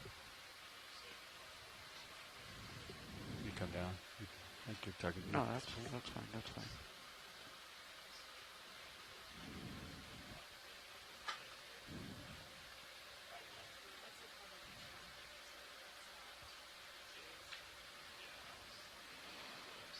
Luckily it's shallow, so the ship move happens really quickly. Yep. Wow. Look at these. Interesting, quite a bit less of the like encrusting sponges and other associates that we were seeing just over there. Right. Away from the clams and everything else suggests and just kind of look around. Maybe this is not cover some ground. so active right now with fluid flow. That looks like fluid. Yeah, or and bubbles. maybe a bit of sedimentation. All right, we're on the target that First Watch saw, so let's just kind of drive around, explore the area. All right. I think we can move a little bit These quickly. are massive. Very cool. Oh, bubbles, bubbles. There we go. So we'll want a nice there we are. Close look at these. Probably need to rotate around in order to get that. We'll do that once we have tether video. It's a good view from Sirius. Video if you want to zoom in on Sirius, bubbles, and Sirius. Oh, good call. I highly recommend for folks watching at home, if you tune in to stream number 2, you can see the view from the other ROV platform that's above D2. looking at this over this carbonate rock structure, the bubbles emanating from it. It's a very cool angle. So, probably I think before you set up, maybe come to starboard and just get an overview of your situation, your layout. Okay. You pushed up pretty hard. Oh, there's a couple from the lower right as well. Let's get the layout of all the bubbles, and then we can zoom on individuals. All right. Co-pilot, can you adjust HD2 for optimal management? Oh, cool. So the bubbles are forming hydrate shells as soon as they're emitted. The wobble that you see is the ice-encrusted or hydrate-encrusted bubbles. They look kind of smushed. I was noticing that they look kind of like flaky. So right there, there's one. Very cool. Another one right there. Oh, yeah. Yeah, another one. So you may want to come around to the other side. You're looking, right? You're uphill looking down. Yep. If you come around to the far side, then you'll be looking straight. All right. There's no line or anything. And obviously lots of these sablefish still in the area. Maybe some different species of thorny head, rockfish, Sebastolobus Can come easy, stop, genus. There's quite a few different species. Gonna come around. Thanks, Dan. Wow, look at this. Yeah, if we can circle, is it possible to circle around and kind of look back at where those bubbles were coming from? That might be a place where we can see hydrate underneath those ledges and where the carbonates. We were looking from uphill, so we're coming to the right, so we can kind of get downhill and even with the bubbles. Nice, thanks. The ship. Go ahead, Bridget. Maybe a different rockfish Roger, species just to the left there, too. Ooh, look at all the bubbles. And Carolyn Rupel points out that, that we can see these bubbles and tell that they have formed ice-encrusted, hydrate-encrusted bubbles. Tells us we're well below the hydrate stability zone. They're right below you. At this temperature and pressure. Clear. Okay. They're right below me, too. Isn't one coming out of there? Zoom in video? Coming from the shadows? Yeah. Okay, so I think that's one of them. Watch your left toe.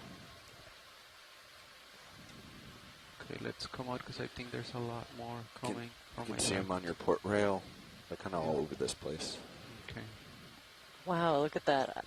Really thin piece projecting out. Yeah.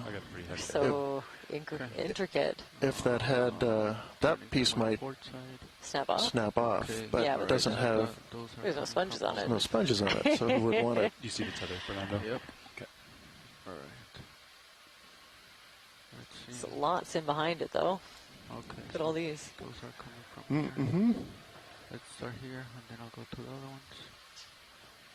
All right.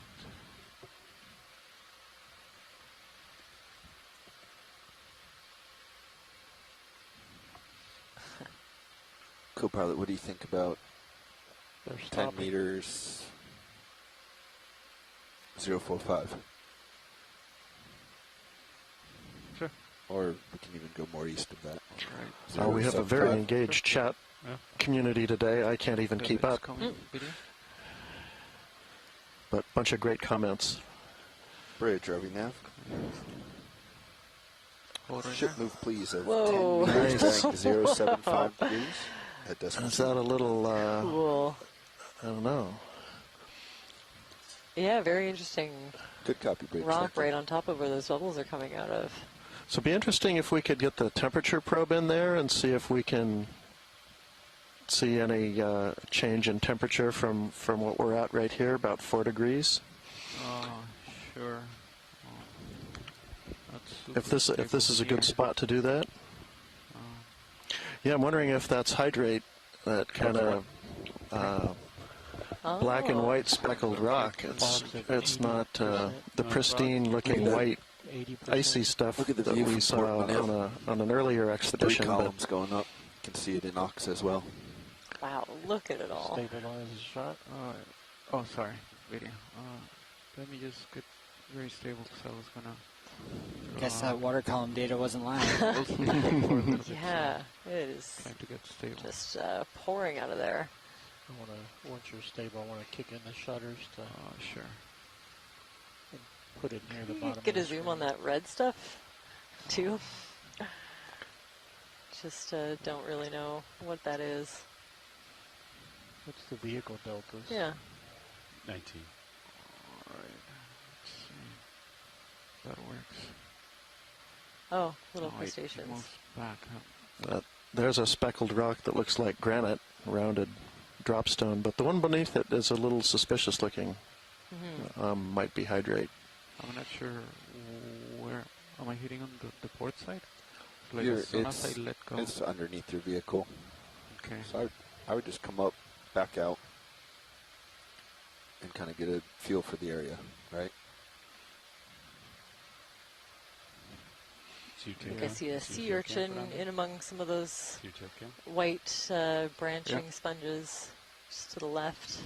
So you were sitting on that rock. Okay. So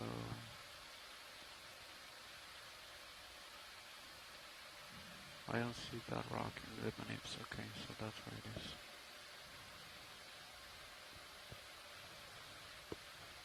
So if I try to land. We're bringing Cheerios to its right Copy. to fix your tether. Alright, let's try it. That looks fine. It's above D2 now. Yep. Okay. So you have to do the suction, or the temp probe is the same as the suction. Draw out, grab it. Okay, watch your manip, your Orion. Watch your Orion. Orion's contacting. You want me to do it, Fernando? Yeah, please. Got it. You got a big rock on your left. Yeah, and then maybe bring the lower port side as well in. Sorry, Bridge, go ahead. Roger.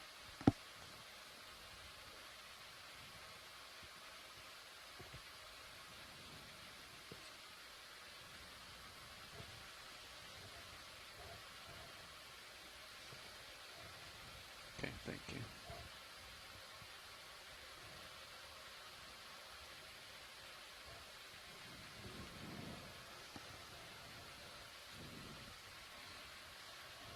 Ooh, I think I might see a worm tube to the lower right as well.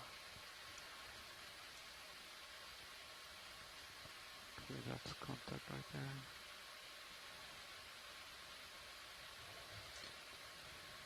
Pretty good view on R3 staring right down the opening. You could probably get it on Mini Zeus Copilot. Roger. Alright.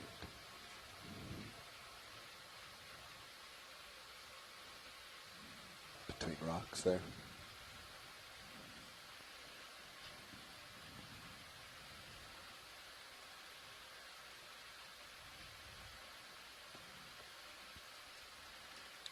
All right, hydraulics are up. You're trying to do a temp probe measurement, right, Fernando? Yeah. That's it, yeah.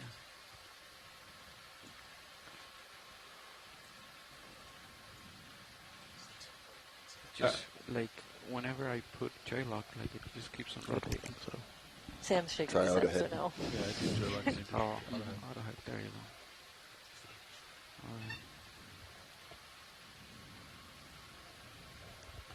go. Laser's clear. Good view out of starboard rail video. Okay, of a second bubble stream. That was it. Wow. Look at that sablefish Okay, right into the let's zoom in bubbles. video. Tilt up. Yep. Oh, good call. Tilt up. Put the bubbles at the bottom of the screen.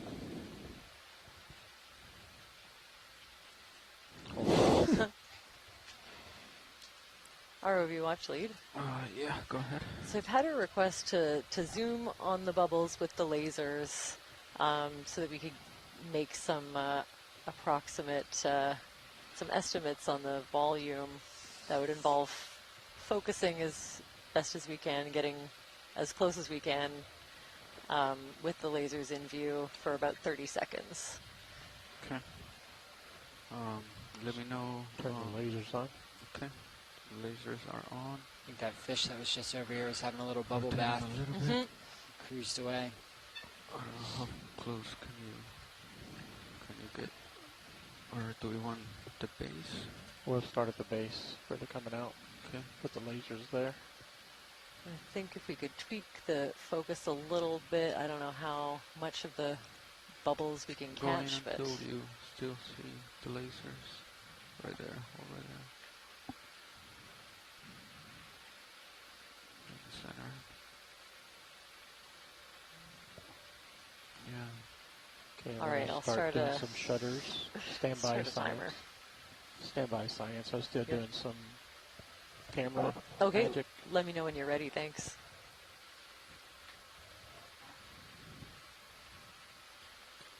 Watch leads while we're waiting here. I don't know if you have starboard rail up on your screen back there, but you can see another plume, pretty constant, just a nice S-curve, just to the right of the lights. Oh, yeah, I do see it. What did you say about fog lights? Constant coming Max up. out the fog Okay. lights. An aggressive plume up ahead. I'd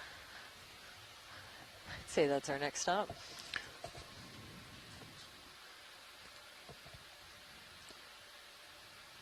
And from the data we were seeing overnight, this is the lesser of the two seeps. Cool. Very cool. In this region, so. Okay, tilt up Polly to put the bubbles at the bottom of the screen.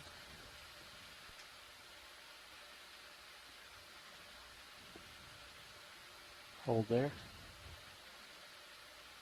Do you want me to turn off lasers, or do they want it to keep lasers on the whole time? Lasers on. Lasers on the whole time for this 30-second. Are you ready?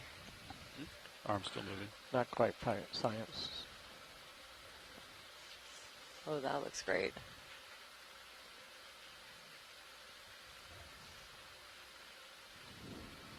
I'm ready on the drawer.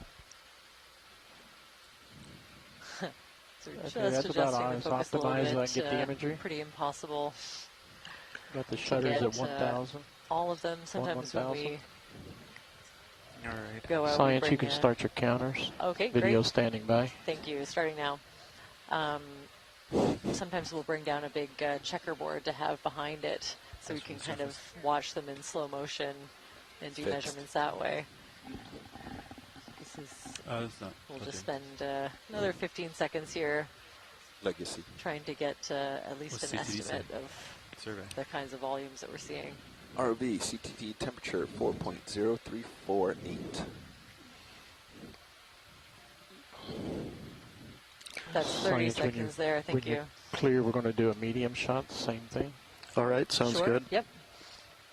And then I might request a sample in this area. Again to keep it at the bottom. Do you see anything loose? I thought I did to the right of us, but I could be wrong. And there is another plume to check out. So. Yeah, this little vent right here, a plume of what are presumably many such little seeps. Pilot, while we're seeps along you can see on your starboard rail. Two separate chains that each extend for close to a kilometer across the top of this ridge. Line coming up. Watch leads would like to see that area next. Copy. When we're done with this area. What happened here? Was that a fish? Or? That was a fish. Okay. Which one, Bobby? That steady line to the right, kind of at the point of that rock. Okay. Yeah, right. All right. About 6 inches in. Okay, we'll do another full wide with the laser. Nearly all of the seep occurrences along this part of southeast Alaska occur at or near the crest of ridges, and we believe that that's because the sediment that underlies these ridges forms a kind of a U shape or V shape that channels the fluids up to the crests of the ridges, where in one place or another they find a way to break through and make these seeps at the seafloor. Okay, pilot, one last shot when that fish moves. If you can tilt down to the bubbles, I'll zoom in, and then I'll start zooming out, and you just pan all the way up as high as the camera will go.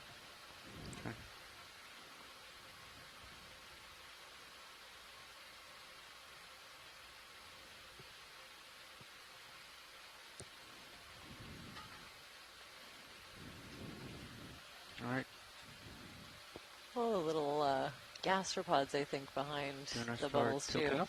Yep. Go ahead, start tilting. Kind of everywhere as soon as you start looking for them. Some more of those clam shells. Tilt up. Faster.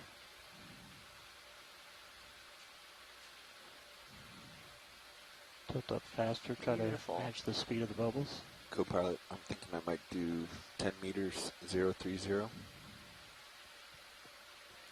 Okay. Get us in position for the next bubble stream.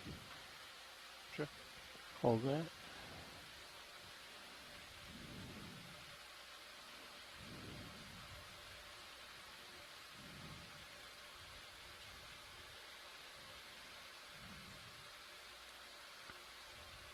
Or just leave us here. It seems like he just has to go. He's going to be going to starboard. Actually, I think I might go just 000, 10 meters. Are we clear, Peter? Give me a few more seconds with this. Carolyn points out how you can see that the bubbles wobble, indicating that the walls of the bubbles are hydrate encrusted, and so giving those a little bit of hard structure as they ascend into the water column as kind of pancake-shaped bubbles. Can I get a ship move, please, of 10 meters, 10, bearing due north, 000, survey decimal 2 2. video, let me know. I think video's clear. Copy. Still camera, you clear? All right. All clear. Sounds good. Video's all copy, clear, thank you, pilot. I'm going to bring the shutters This is off. the first time using the temperature probe on this survey. I haven't Right. seen it in action yet. There you go. You can move the arm a little bit away from the cameras.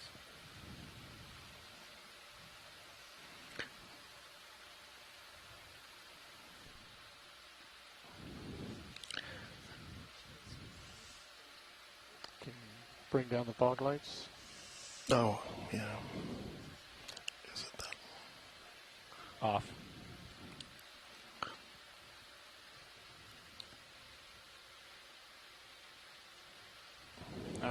Grip force 6, is that good? Yeah, that's good. Right there, right? It's good to me. Nav, I think watch lead Cody. All right. Go ahead, watch lead. Should I stay here or should I pull out? I can't hear you. I can I'm sorry, watch lead. Okay, holding. Okay. Yeah, I can hear her. Try again. There we go. I got you now. All right. It's on the main GUI screen, so probably multi-view is your best route. It's 4C. You can look at ROV pilot screen or co-pilot for the tip. Yeah, it's on the GUI screen. You can also do KVM. KVM for either pilot screen. And then it'll be kind of bottom right.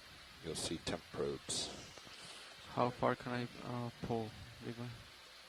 There should be a yellow line somewhere on that wire. Right. I don't see any wire line on the wire yet, so you're good. All right. Currently reading 4C, no change yet. Perfect. Yeah, can you tilt up? I'm trying to watch the... Oh, okay. All right, so yeah, you can keep watching. Minis tighten. Hold on. I'll give you minis this. Oh, it's tighten. Let's zoom in. So we have the ambient temperature at about 4 degrees. Main camera.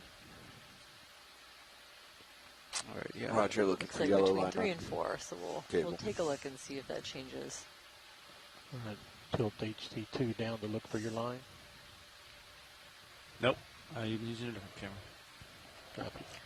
I see yellow line, 6 inches We to also edge. have stream number 3 available, which has a lot of different 4 angles inches, of this 2 inches. of this process. Right, Always very cool to see.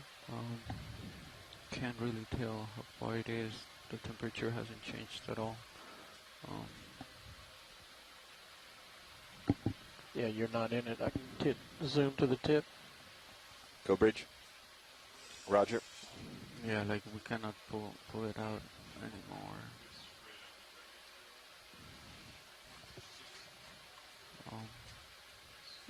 Co-pilot, can you give me a heading change to port, please? Roger. Come to port. You need to line up with them? What is that? Center them up. That's good. I was going to ask you. Thanks. Couldn't tell you. That's the limit. Yellow line is at the edge. I think it was attached. I feel like I saw it kind of pop out with the bubbles, but it looks like it's intentionally swimming now. Or should I It did look like it was moving. I thought that it was just some stuff that came off a rock. Should I try to get closer? Now I do not know. I like how we seem to have the attention of this fish. Yes. Let's do it. So there's safety observer. Just waiting its turn for the bubble bath. It looks like the source is pretty deep anyway, Fernando. Like R3 and Mini Zeus are all showing that it's down in there. All right. Cable doesn't look very tight anymore.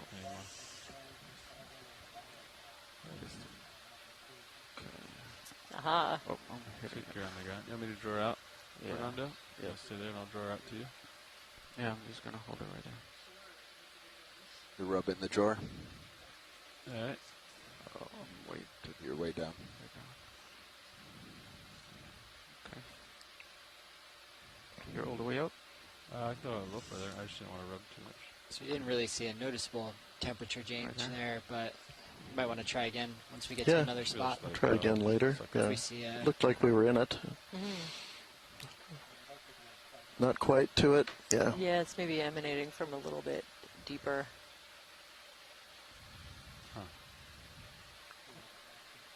I expected the cable to be a little more taut than that. But. Agreed.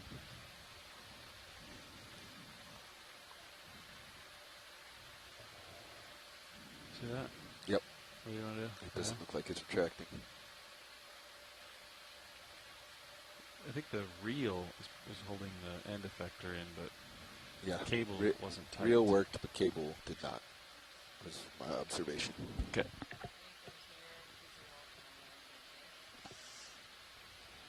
Alright. Push down the arm.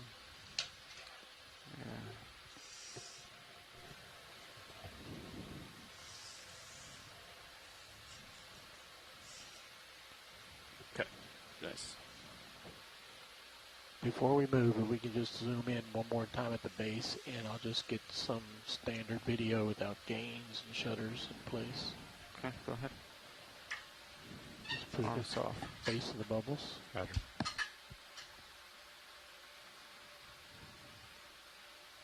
Tilt up. Put the bubbles at the base. Oh, the base of the screen. There you go. Okay. Co-pilot, I'm going to move you 10 meters. Looks like you can see kind of a mosaic of older carbonate that's now re-encrusted, that's been fractured and broken apart, and then kind of re-encrusted together in younger carbonate. All right. Okay, Ready, Charlie. Bubbles. We're clear? Gives a look of kind of a breccia or conglomerate. Ship move, please, of 5 meters, bearing 260 degrees. And a little bit left if you can just do a little rock. Yeah, whatever speed you can get for such a short distance. A little bit of a look of that rock that could dehydrate. Far right. Lower, although it looks fairly similar to the rounded boulder in the upper right corner. Those two. Yeah, but that seems now you can tilt like it must be a granitic or gneissic rock. Maybe they were both hydrate. Hold that.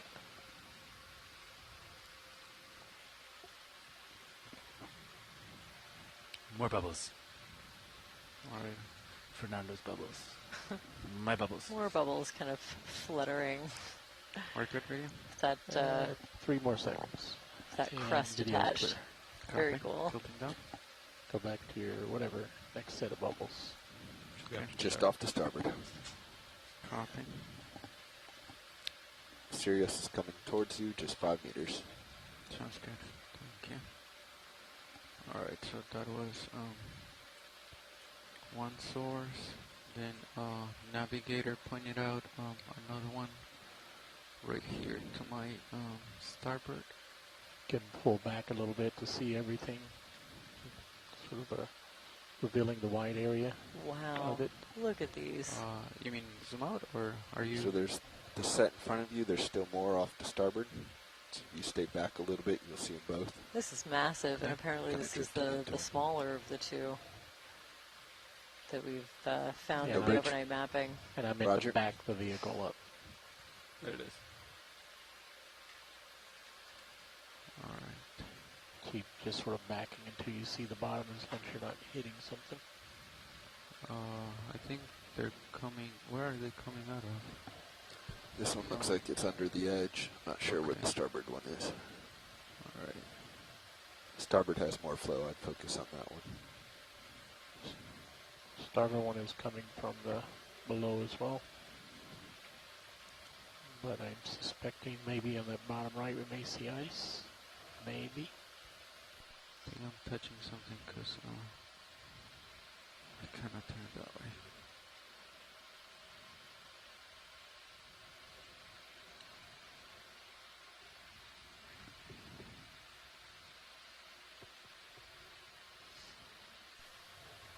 What's here? Port wing, the port side's touching, right? Yeah, I was trying to look at, okay, so that's how it looks underneath. All right.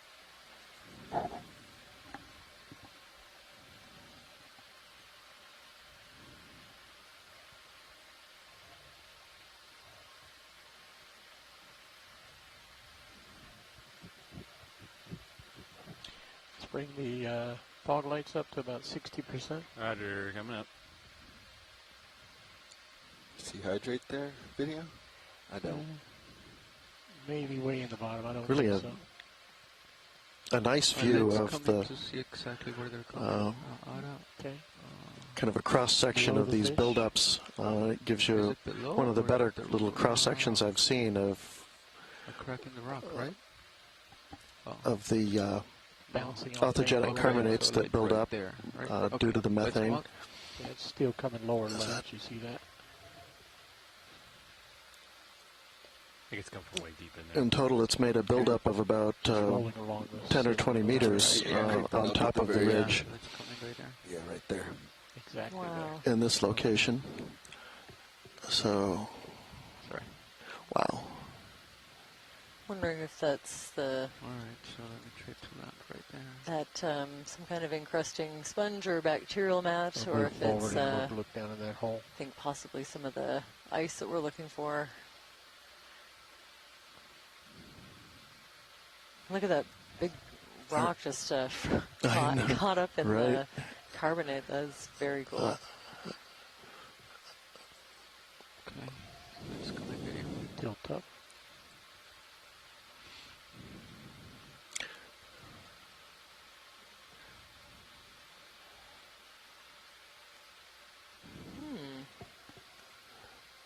Yeah, these definitely look like those bacterial mats to me. And maybe some of the stuff that we're seeing floating is kind of bigger globs of them. A couple of different kinds too, or at least different morphologies. Really filamentous one and one that's a little more Bring the lights down 10%. We'll see if that encrusting in these big globs. Down 10. That might be part of a worm of some kind. I'm seeing these little gastropods.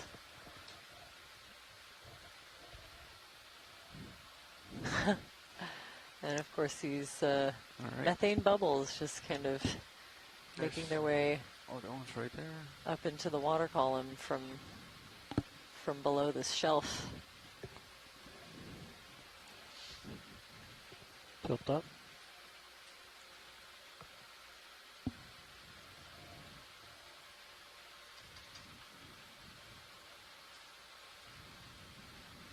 Going into that batch. Copy. Tilting up a little bit more. Watch leads, Nav. Yeah, watch lead. I had a question on the waypoints that were given here. I think I know the answer, but the two waypoints were probably where they saw the seeps in mapping operations. Roger that. Okay, so we're seeing a About 65-meter offset, so we'll take that into account when we get to waypoint 2 as well. Right. Okay. Keep this at the bottom edge of the Yeah, screen. but these seeps actually form kind of curtains, so we actually will expect kind of a chain of them. Yeah, roger that. We'll still go to waypoint 2, but we'll also go check 65 meters away. Just so bright. Just to make sure. Let's go lasers on. Who knows where they are? Right there above the white. Oh, see it, yeah. Yeah, you can see some nice, great big drop stones that have been incorporated into the carbonates. And let's tilt up and look at the ones on the left and the right on the same screen.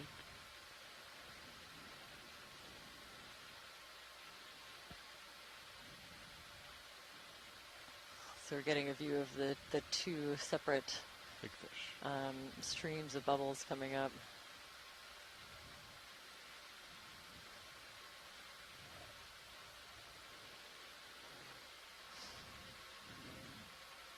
Hold there.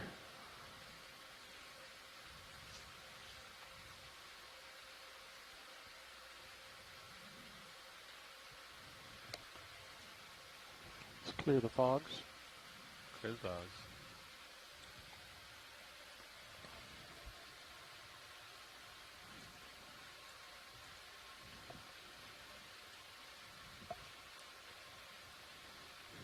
Art, do you want any shots while we're here? Okay. Survey 2. Roger. Okay. All right, let's come out. Video's full wide. Copy. Tilting down. Do we want to zoom in on the stream on the left? Watch leads, Nav. Watch lead. Sorry, two questions at once. Who's going first?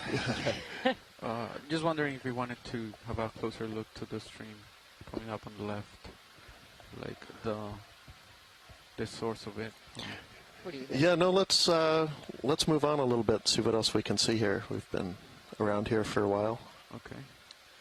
That was kind of my questions, watch lead. This, how much more we want to explore in this area versus heading towards waypoint 2? Yeah, let's at least start to move. The rocks are pretty massive here. Very little loose that doesn't look foreign. So we are looking for a place where maybe the rocks are a little bit more broken up and covered with those encrusting sponges. As a bonus. All right, I might pick up a drop stone if I don't see the right one. I don't know. Okay. It's hard to pass these over. All right, pilots. Waypoint 2 will be on a bearing of 272. 272. For co-pilot. 270. All right. So that's 1. That's 2. And see, that's the third one. I think the 3 that we saw. Don't see anything else. Do you want to... So I'm seeing some suggestions on the science chat that these bacterial mats could be Bagiatoa bacterial mats, filamentous bacteria. All right. Look at the redfish. And those gastropods could be grazing on the wispy microbial filaments. Or do you want me to get farther out? Very cool. Oh, and more fishing gear. Quite a bit range so far. Along with the fish. And it looks like it's been there at least long enough to get a little bit of these sponges growing on them. Oh, I see. I can do it. I got it. Okay. Sorry. Video's clear. Okay. Let's come up. Bobby understands now. Right there. ROV, I might actually request a sponge collection here. There's just so many I can't. Oh, and look at that rock. Can we zoom in on the one that's looks like it's tied up? All around it at the tail of the fish. Yeah. This one right here. Yeah. Center. Right in the center now. Just under the lasers. Thanks, Bobby. Right I there. thought you were talking ball to me. Right. That's my fault. You ready? Oh yeah. Push out right there. Hold right there. Gonna. Yeah, that's a weight. Yeah. Okay. Would you be comfortable sampling here with that line nearby. There's so many sponges. I would have to move back. Let's come out video. Maybe something like right there below the lasers. Do you see anything that's of interest? Maybe to the right, if we can find something smaller and it's getting closer to the loose with a bunch of sponges on it. There's more line. Okay. Yeah. You know, we've seen lots, so hopefully if we clear the line area, we can find more. The line keeps going that way. I don't even know if there's... Looks like there's lots coming up, so that's okay. Okay. All right. So gonna match your heading, co-pilot. Yeah, explore. Wow, quite a bit of this long line. Pretty much. Get your bearings. You know, from right when we landed. And then we'll call move at 270. Okay. Tilting up. It's possible the fishermen aren't expecting a hard bottom that would snag their lines. Right, if it's kind of just emerged from right, this is kind of the soft sediment, then a fairly local occurrence. Yeah, 400 meters. And some of this dive was going to be water column? Yes. So of course it's always important to document when we see fishing gear. I think if we can. Okay. All right. Ready for that move? Yeah. 30. You know, it helps us get an idea of how long it's been here if we see encrusting fauna. Also important to note if it's like continuing Ship to move, do please, of damage. 30 meters bearing 270. Can we zoom in on that? Decimal 2. There, it looks a bit different. On what? Or, yeah, what is that? Just down in the middle. Good copy, Bridge. In the middle. Yeah, no, to the left now. Large fish? The fish? Yeah, fish. Okay. Let's do partial in video. Hold right there. Okay, another... Oh, I'm trying to give you some more tether here. Rockfishes we've been seeing. Copy. Really big one. Look at it compared to the size of that thorny head, so I'm not totally sure what this one is. Okay. Is there any fish biologists on the chat? Laser's clear. That's laser. Help me out, maybe just a really that's large... about all the tether you have, I think. Copy. 2 fish. Thorny head of some kind. All right. Let's try to hold right there.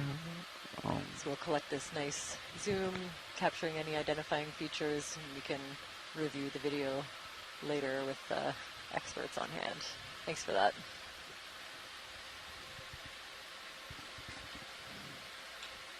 That's great, actually. I think we can continue. Science is clear. Okay, let's come up.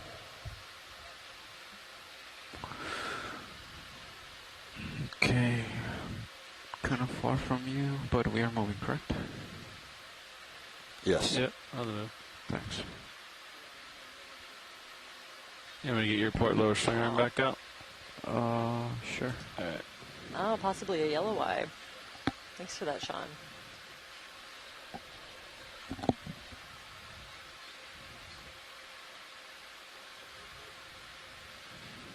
So I would suggest kind of coming back, turning starboard, and then looking at the tallest feature rather than putting your back to it.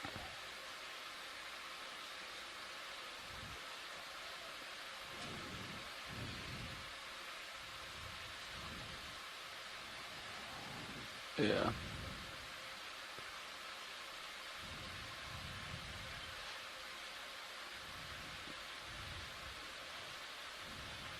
And then if you want to kind of come over and get more centered and explore this whole area over here.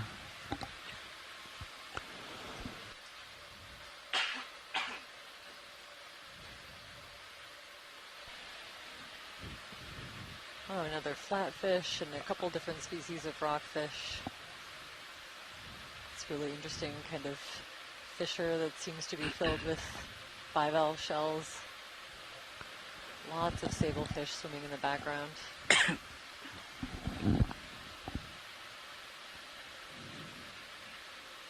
RV, could we get a zoom of the sea star, please? Okay, let's hold on 1 second with the video. We're seeing the bivalves mostly in these fissures, not so much out on the open carbonate forming kind of platforms here, surfaces. My guess is they're probably finding a little bit more fluid flow down in there. Maybe a little bit of softer material to burrow into.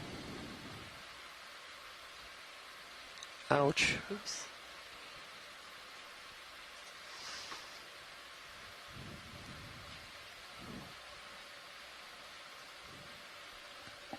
And a really beautiful shot of this fish as well. This is a kind of a better angle for identification, so that's perfect. Okay, video, let's come in. Zooming in. Let's do the fish, yeah, sure. Tilt down.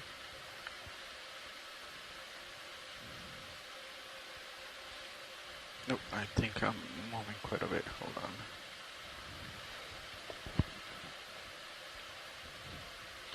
Did we want any water samples at this area, or did you guys already do those? Actually, we definitely want water samples, and we have neglected that. Thanks for the reminder. Okay. So once we're done, we can pan down to that sea star.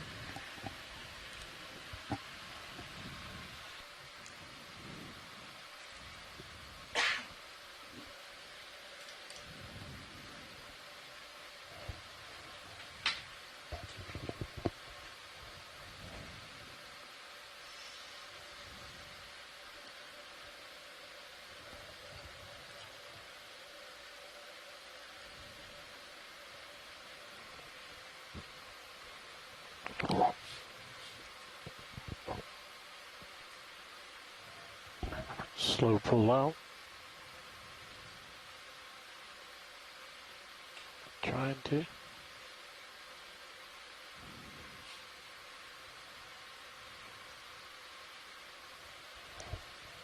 Tilt down slightly. Hold there. You can notice there's some Keep the bivalve tip shells of the fish on the right incorporated edge into of the the screen. carbonate rock What was around that, this Peter? fish. Keep the tip edge of the fish on the right edge of the screen. Okay, so rotate left. Yes. Nope. Okay. And then let's go for the star. Wow, look at all the sablefish. And it's coming. And yeah, just a quick zoom for ID, and then we can continue. After the star, I would suggest exploring out in front of us here. 270.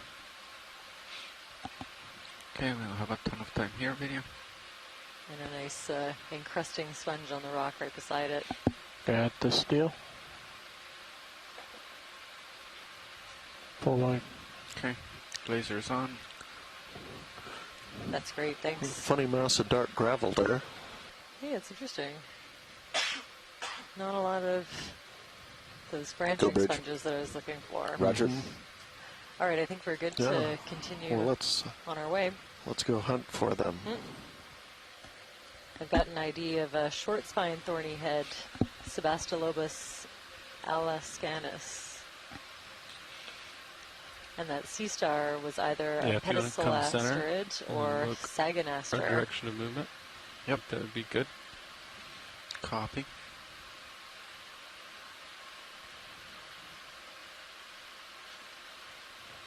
Okay, we're still that fishing line to the lower right. Yep.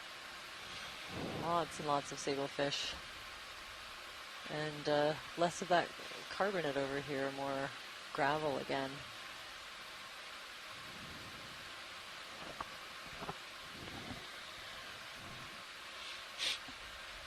Can we zoom on that sea star to the right, please? Either Just one or the red one? Oh, the big one. Okay. Yeah. Just a snap zoom for partial a quick video. ID. I think I saw a crinoid underneath as well. Anytime we can get a zoom of what's happening close to the seafloor is going to be helpful for our analysis. Is that good? Watch lead? Oh, wait a second. That's great, thanks. Okay. I'll wait till Whenever he you're looks ready, out, video. and then we'll call it. Okay. Tilting up. I'm right there. Your rotator is 60. I'm going to push out a little bit, and then we can call in the move. Yeah. That looks clear on Blue View. He's looking the direction of movement. I'm good for it. So very interesting. We've kind of moved away from the 30 Charlie now. seep area and gotten away from the carbonates please here. repeat that move. They made me underneath these gravelly, cobbly sediments, Good copy. sandy Thank you, Bridge. sediments that might be mantling older carbonate, but partial on this. We've pretty quickly gotten out of it, and so we'll maybe be proceeding across a bottom that looks like this till we get to what we think is a second kind of curtain-like seep area. Let me get the shilling out. It's pretty flat here. Remarkably narrow. Sure. What we went over just a couple tons of meters, defining that seep area we saw, but we went kind of across it. Let me know if I get too far. We see from the overnight mapping that was close to a kilometer long in length across It's a Wade's point. the top of this ridge. over here. Oh, okay. Sounds good. Okay, so you got a little bit of it. I can come down. Oh. Give you a little bit here. A little bit. It's about 350 meters away. It's going to take us about an hour, so we should keep things moving. Copy. Okay. Nav's telling us we got to make tracks. So in that situation, front, I'd always keep looking ahead of where Sirius is going to go. These deposition of these sediments are very closely tied to going faster. The glaciations out here in southeast Alaska. During the glacial periods, the last of which ended maybe 15,000 years ago or so, the glaciers were covering the large parts of the islands to the east of here, and filling the valleys, and we're right off Chatham Strait, so this would have been a major conduit for glaciers, which we know actually extended out to the edge of the shelf here, which is about 10 kilometers away. Are you asking me, or? During and then, we think particularly after that, as the glaciers melt, they drop their load of rocks and sediment that they've picked up along the way. Okay. And probably leads to very high sedimentation rates and kind of a big flushing or a mass of sediment that then gets pushed out and off the edge of the shelf and down the slope, and making what is now looks like a series of ridges and valleys.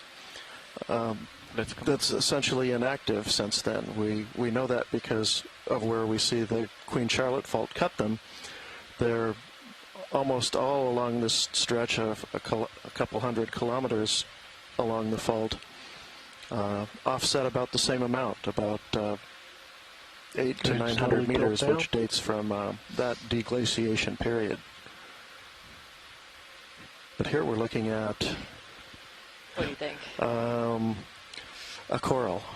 I believe this is a carnivorous sponge. Okay. Yeah, very coral-like in some ways, but no polyps, just a skeleton of silica-based spicules, and this particular sponge group, the Cladorhizidae, have evolved their version of carnivory, so they looks like you're about halfway done. Can we please add 30 meters to the end of the carnivorous? Have sharp little hooks, and when different animals land on those hooks, they get ensnared, and the sponge will eventually grow over them and absorb them into the tissue for digestion. So I find we often find, it's not uncommon to find cladorhizids in the periphery of venting systems like seeps and I'll just leave my camera here, Fernando. So I think some of them do have their own flavor of associated chemosynthetic bacteria. Let me look at this white spiral thing just past it. Back up a tiny bit, maybe a shell. Yeah, down there. Partial in. A hole right there. 1 second. Hey, a pretty big one. Come out, actually. Can you get the lasers on? You want it out? That's great. Yeah, tighter, as tight a zoom as we can get. I haven't seen this one yet. Full wide. All right. let's go in. It was pretty good size. Yeah. Wow. So I'll just leave my rotator here for now, though, and as you go off, Kind that's of a your tough that's your signal. Yeah, we'll have a lot of It time. might also be helpful to look at it from the side, but we can get, you can see a big, I think you also that get an idea for how fast I'm going. that little plate, the name of it is escaping me, but that part on the foot that will seal it up if the snail decides to retract into the shell. Thanks for that. That's great. Now we're going to push out. Keep the lasers on.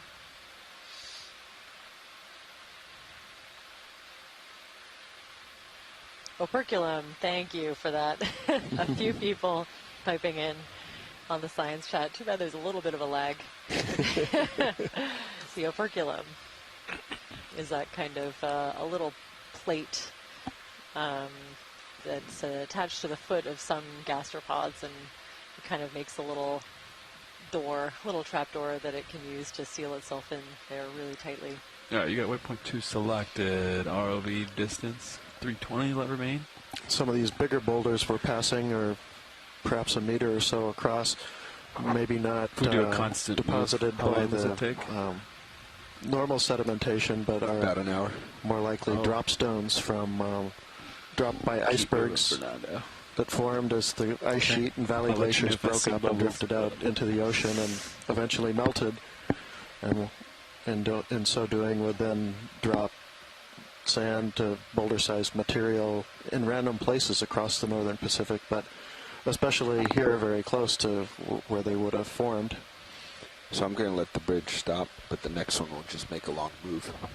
Yeah, that's what I was just saying. There's a couple things maybe we can catch in snap zooms. That Go ahead. anemone to the just below and to the right of the lasers. There's two Red or actually. orange? Maybe a quick zoom of each. Wow, look at all the sablefish now. The two right there on B, right? Yes, please. Copy. If you can. Yep. Right.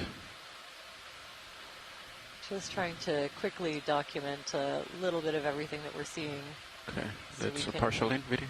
Maybe record the gradual shift from unstable, these so we can stay on to, this a little bit. communities associated with those the actively seeping areas.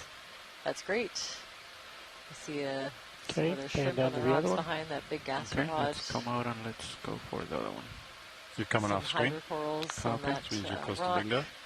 Just a quick zoom of this. I think I'm seeing some parchment worm tubes, a burrow from something in this this anemone that's lying really flat and close to the sediment. Thanks.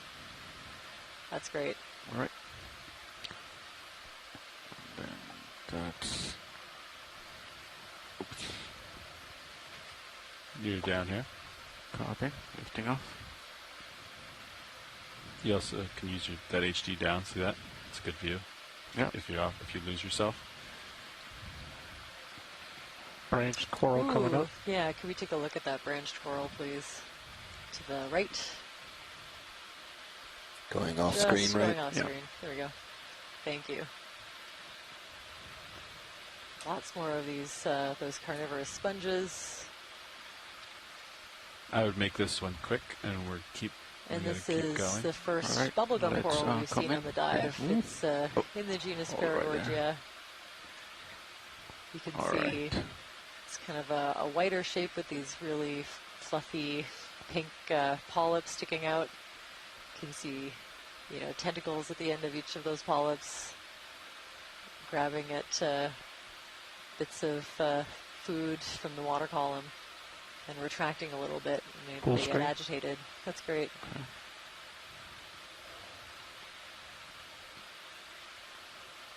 Okay. Actually, center back up with me here, and then push back out.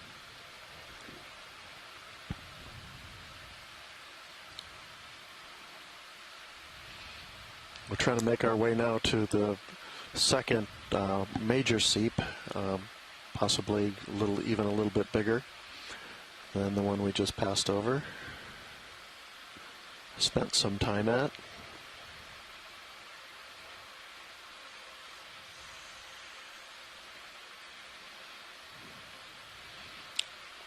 Not that this sandy, rocky, bouldery seafloor isn't interesting, There's of course. Definitely a lot going on here. Kind of rapid fire identifications, but I think we've got a good close-up of most of what we're seeing, so we should be able to kind of infer. There's an interesting depression. Yeah, makes me wonder if that's not formed by some episode of fluid flow or blowout, perhaps. Oh, very interesting. Those a few clamshells down in there, or just... Looks like it, yeah, and a couple of those gastropods, those snails or whelks. So I kind of described how the sedimentary layers are focusing the fluids from the adjacent basin up the sides of these ridges to the top. But once they get to the top, they eventually need to break through somewhere. And perhaps little blowouts like that is how it starts. Going to try to slow down. Hold right there. Excellent. A Bridge, couple of Harvey different kinds of sea stars and yeah, it looks like stars you're done up there. on top of this rock, and of course lots of hydrites. Oh, right, we can call that done. Probably can we get a new move? of some kind. 100 meters, bearing 270 at decimal 2. And another one of those benthic jellies. They're everywhere now that I start looking Tilt for up them. for both stars. Good copy. Thank you, Bridge. Canada, you just called a 100-meter move in. Copy. Clear. All right. So I think what we've been doing is pretty good. That's great. So if we Thanks for keep that. doing what we're doing, Tilting up. we'll get to waypoint 2. All right, they called pretty long move, watch lead. So as soon as you see something on the screen, let me know. I'll try to get to land as quickly as possible, and we'll keep moving. Sure, sounds good. All right. Tilt just a little higher. Oh, Another there's a one of branch those. one up on the Right. right. Yeah, we got a good zoom. We're okay. I'm confident that's another Paragorgia. Nice Light big up one. the distance and see how extended. Is that good, or do you want to... A little higher. There we go.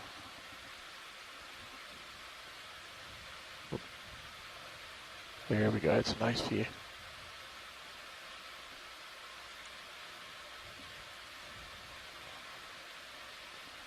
If you want to travel at this altitude, it shows a lot for a bit. So yeah, I'll just leave my camera here for now, so that you can see if you're stretched out. Okay. You're fine there, but I'm moving towards you, which is good. Yep.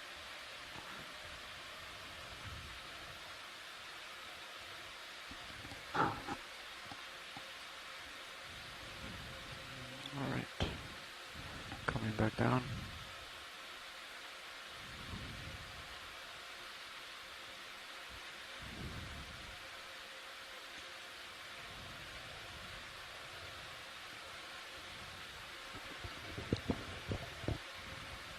I'm going to tilt down a little bit because I'm not seeing much. Yeah. That was the idea. I just wanted that one shot to show a lot of stuff in the distance. Copy.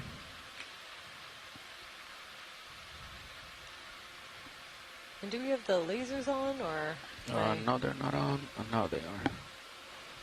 I'm not sure where though. There they are. Thanks. Co-pilot, you want to sweep with multi-beam? Roger. Pretty high up.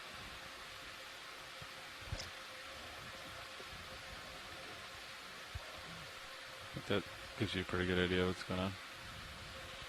We're just following this contour. Some scattered down carbonate rock in this area, some smaller features. Another large bubblegum coral in the background.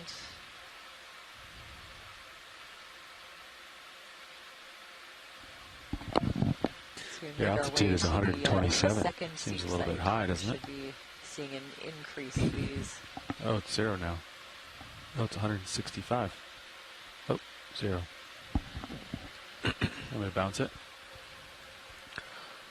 Sure. Seems to be not operational. Maybe just a snap zoom of the kind of the rockier area, just to get an idea of the smaller megafauna that's living there. There's a little coral, I believe. A little hydrozoan, I think. You just and, fly over. Brittle stars. Yeah, we've had requests just to try to capture, you know, even the small tubes and things, small crustaceans to get an idea of what's around the seeps. Some animals kind of showing an affinity for the area and some kind of moving away from it. Looks like it's clear, right? Lots of hydroids and a brittle star tangled up in there. Little sea slugger, a nudibranch maybe down there. Cute. Do you want me to secure it and go for altimeter, Fernando? Or do you want to just keep trying? This is great. You see so many more. So much more when you go zoom in like this. It's maybe a Henricea little one, and then this larger sea star, and another nudibranch. Another pulling out a little jelly. Really big brittle star. Those benthic jellies, Ticogastria probably. Are we going to make 3.2 on our watch, Nav? Or are we going to hand off to him while we're trucking?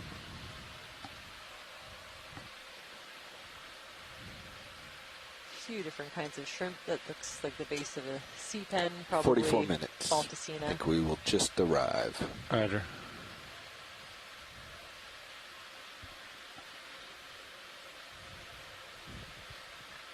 Some smaller individuals of those sponges and a big one right there. The carnivorous sponges, probably in the genus Asbestopluma. Excellent, thanks for that. There's a smaller bubblegum coral just starting out on the right.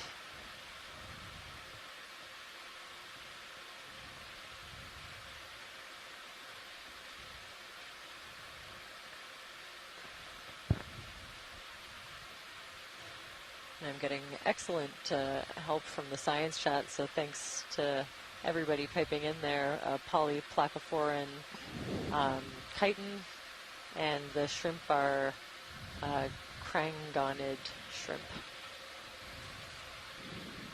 I think I'm seeing one of those sessile sea cucumbers, the solus. What was that? Snap on white branched. White branch? Right under lasers? Yeah, kind of densely branching, bushy white thing. Just a quick. Yeah, I think those are the feeding appendages of this hold on. Come on.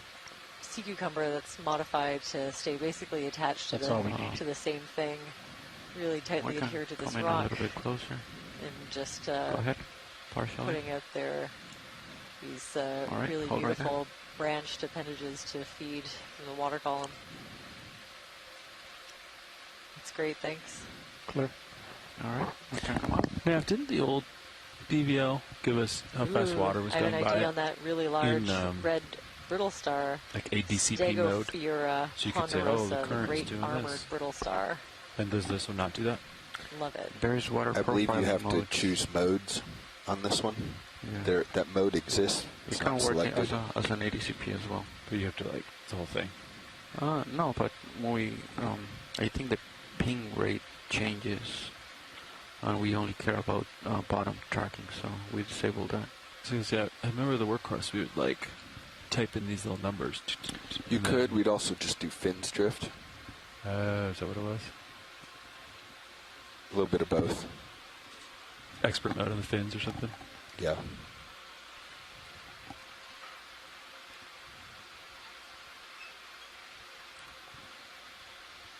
Because I remember, what number, so...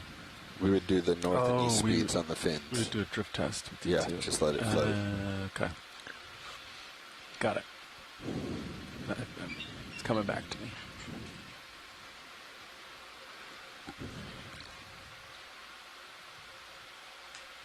Large object. 27 meters out, almost straight ahead. Okay. Talk about the rock on the left? Yeah. Roger. Rock.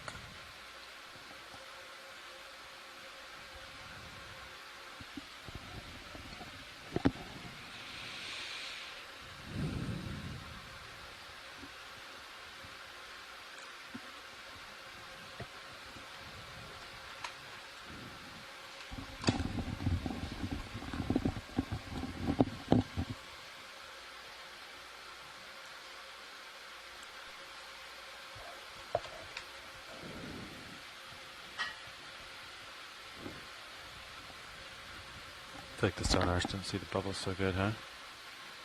Lots and lots of these sonar, carnivorous sponges around now. No, we didn't. That was my mistake. I didn't And drop to the excellent high fact about the kilohertz and zoom soulless in sea when cucumber. we were Their on them. tentacles are hydrostatic and can be completely retracted. They have a repeating branching pattern. Pink in front of fish. Yes, please, yeah. Take a look. This is I think a different kind of mushroom coral. Get somebody to come out. Right? So maybe not the same really long stalk as the first one that we saw. A bit more of encrusting morphology. There are several different species that are known from this area, and a couple that are probably new to science. So a nice close zoom of the cap. On the right. Some sediment. Oh, oops. A little bit of a sediment plume in the way. You can see lots of brittle stars hanging out on the polyps of this one. And yeah, just getting a better idea of the, a little hard to see, but the way that the polyps are distributed on the cap, all of those things can help. Yeah, sure. That's good enough. I think we can assign it to a group at least. It's a little crab as we go by. Bigger crabs in the distance. Large object, 15 minutes to port. Laser. 15 meters to port. Lasers on. That fish was a short spine, thorny head. Okay.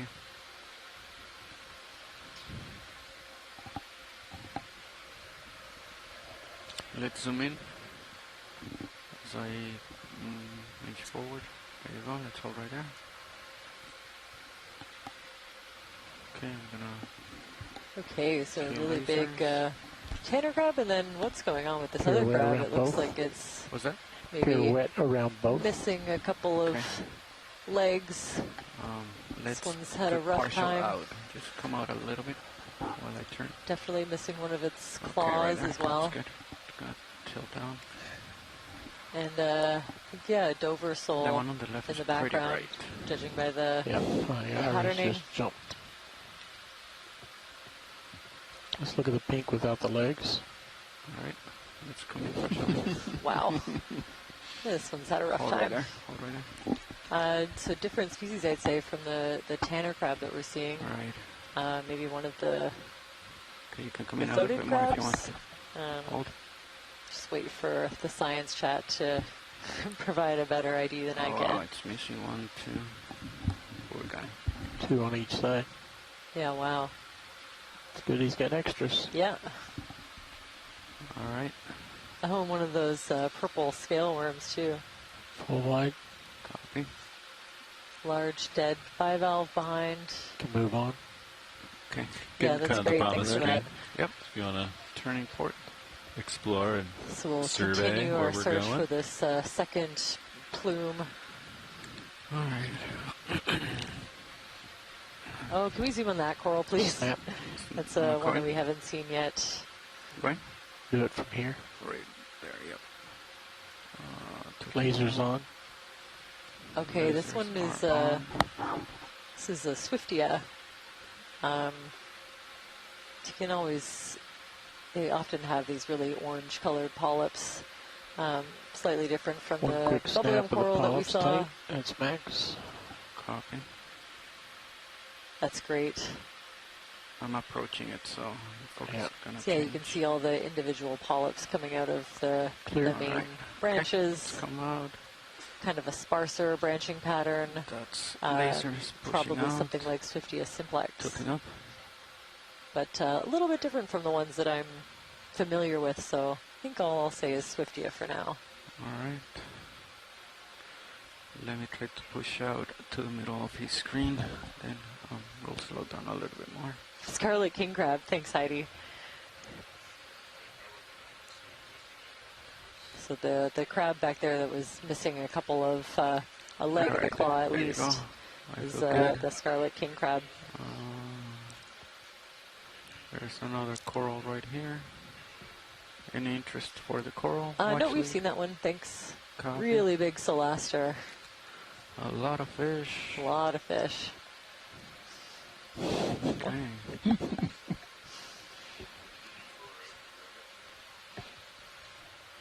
You're getting kind of out there, pilot. Copy. Slowing down.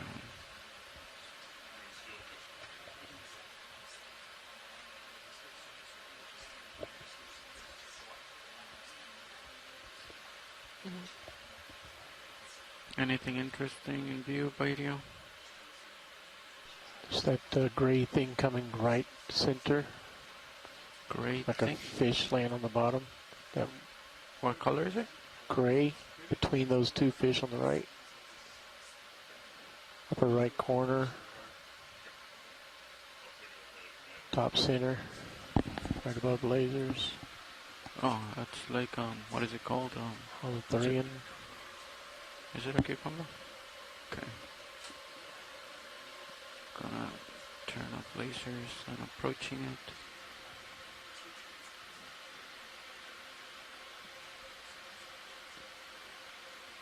They're probably more interested in that white coral. Alright. You can just shift up focus to the white coral. Copy.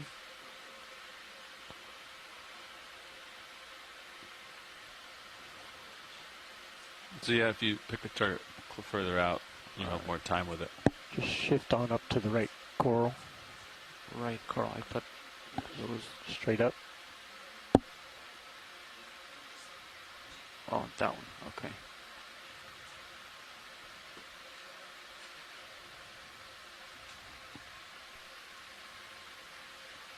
Is that maximum? Max. Okay. So we just paused to have a quick planning conversation. All right. This is very cool. I'm not totally sure what that was that we just looked at, but I think a couple of different coral species that might be a little bamboo coral off to the right. But I think we'll continue. We're trying to cover some ground and see if we can find this second feature. It looks like we're about halfway along the transect between our two waypoints, so. Okay. Wow, yeah, those huge brittle stars. Very cool to see. Another one of that red branching coral, the Swiftia species.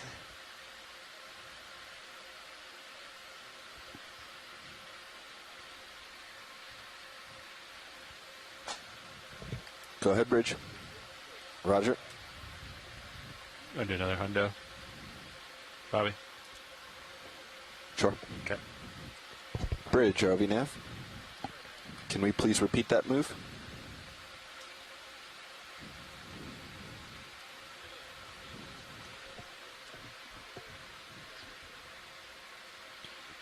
That's right. Thank you, Bridge.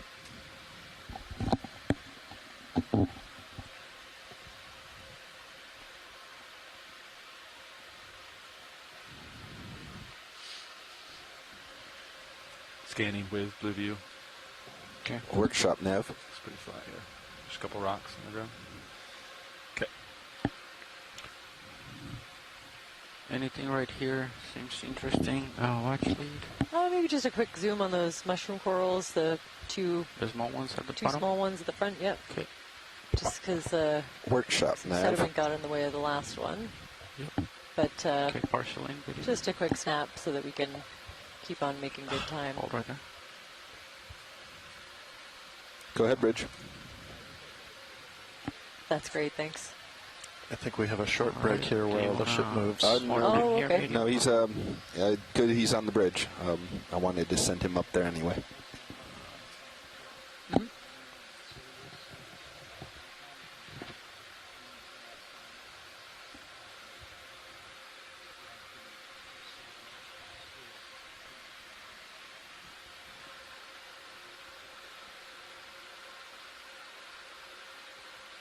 Big sea star upper right.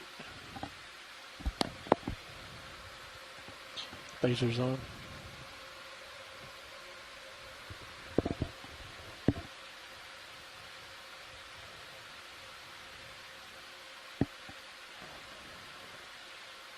Let me know if I'm getting too far. I'm just gonna land right here. That's yeah. Go further than that, Fernando. 2 knot. Yeah. Copy. All right. Let's hold right here. Let's do partial from here. Be there in just a minute. You'll get more tethers shortly. Ooh. What's happening there? Yeah. Oh, hoping that Chris Ma is seeing this. It looks like they're singing underneath. One sea star eating another. Can you sit as close Love as we to can? know a bit more about what species we're seeing here. Sean says lunchtime. Sorry, video.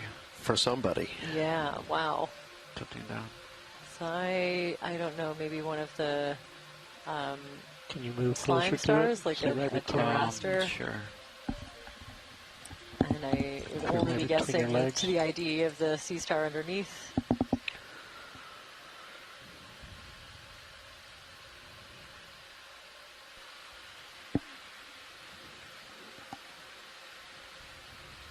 More forward. Let's try to do it from here. Trying to get the biggest shot for the still camera as well. Okay. Tilt down. Wow. Huh.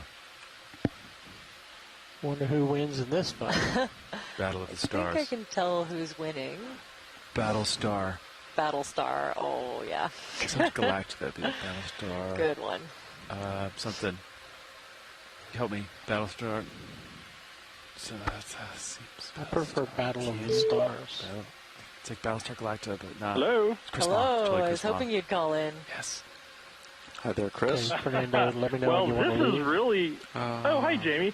This is really weird because these are two critters that I've never seen interact with one another, and that's saying something. And they're not doing what I would expect them to do, which is also kind of strange. So the one on top is a pterasterid, probably pteraster. It would be nice to check, but get as much as I can. It's obviously not maybe have clear. enough time to come around but to the right and get a different I don't angle. recognize the species. There are many species of pteraster Scientists saying they haven't seen this before. the Aleutians. Gotta make it a little bit quick, though. That's the whole thing. Is there's a bunch of them. It's possible that even at this depth, it could be new. The thing it's eating is a benthopectinid. So it's one of these sort of really spiny, strap-like arm sea stars that you're seeing all over the place. The benthopectinids are relatively poorly understood. They're animals that live on the sediment. Apparently, they live out on rocks in some cases. There's at least 2 genera, I think, in this area. We've been seeing Nearcaster, and then I think the red one that you collected for me the other day is Chiraster. Although I haven't been able to verify that, but the paper records, suggest that there's 2 genera with multiple species, and there are multiple reports of how the Aleutians are kind of a big speciation, area, and that's certainly true in some senses. So this is, this is really weird. I don't know what's happening. I mean, this is like finding a giraffe and a porcupine fighting in a rainforest. I was just like, I don't know what's going on here. If we see it again, it'd be worth collecting just to see which ones there are and what they're doing. I mean, I usually just assume that if there's one sea star on top of another, one is feeding on it. Certainly looks that way. 10, huh?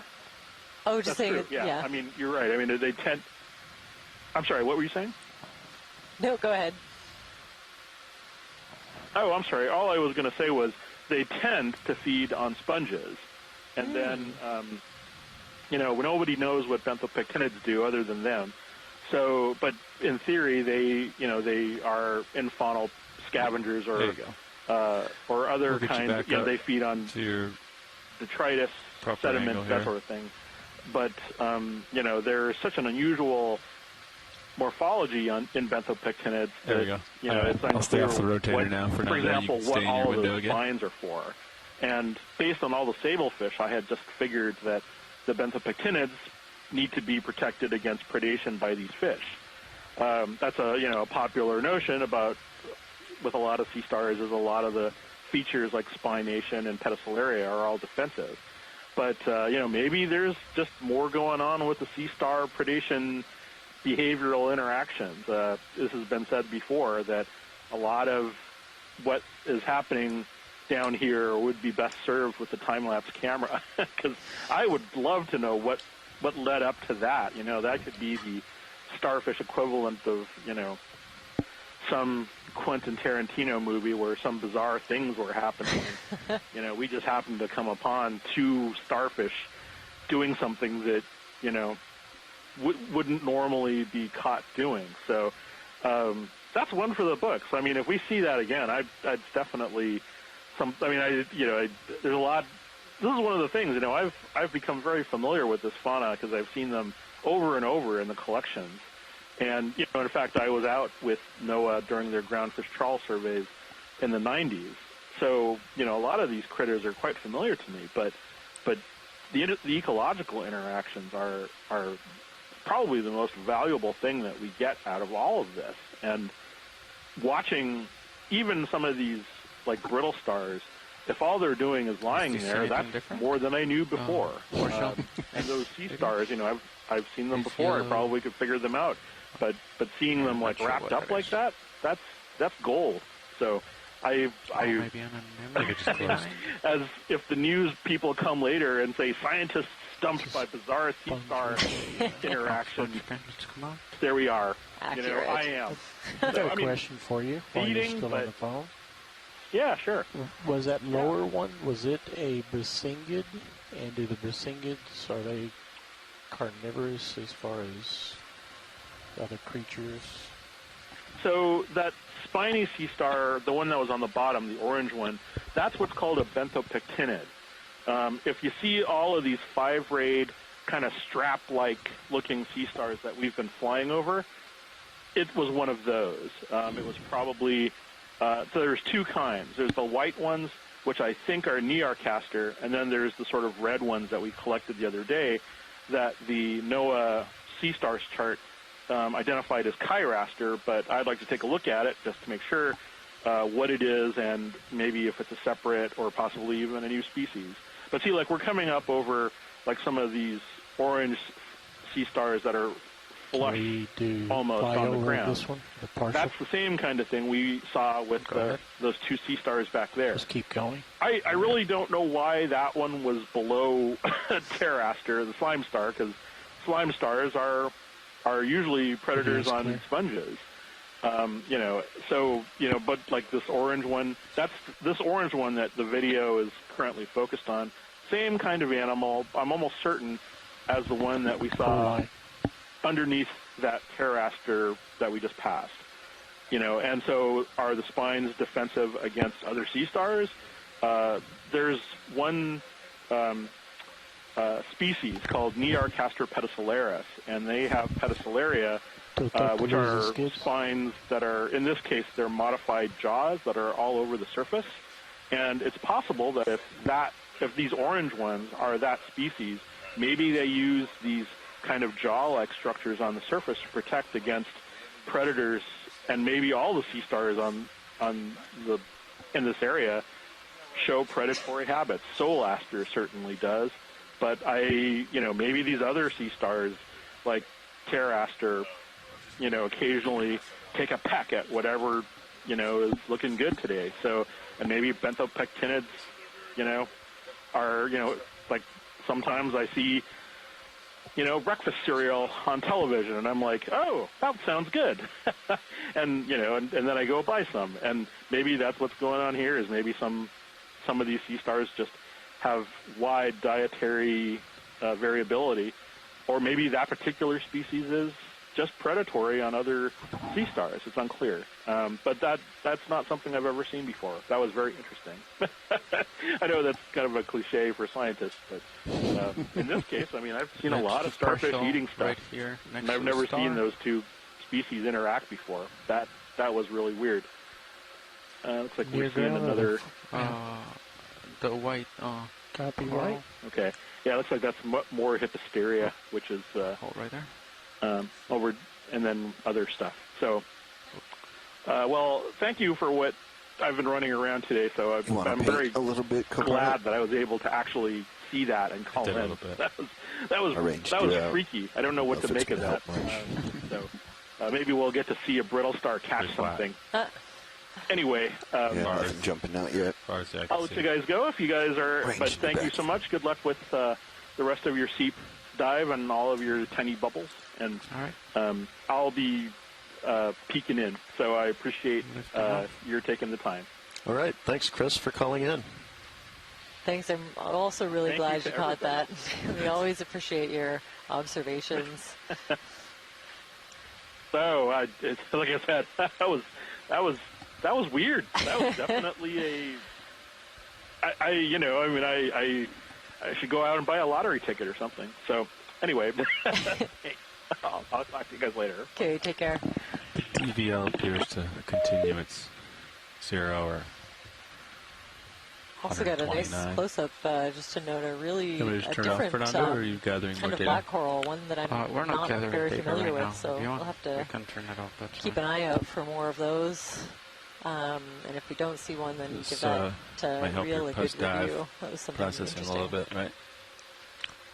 Yeah. To actually have a real data point. I'm not sure where we record the depth, because maybe if it comes from the depth plus altitude estimated state, it will. So I think I see an outcropping, kind of 45 degrees to starboard, about 30 meters out, at least the start of stuff. Definitely more terrain than we've been seeing. Copy. Yep, coming to center.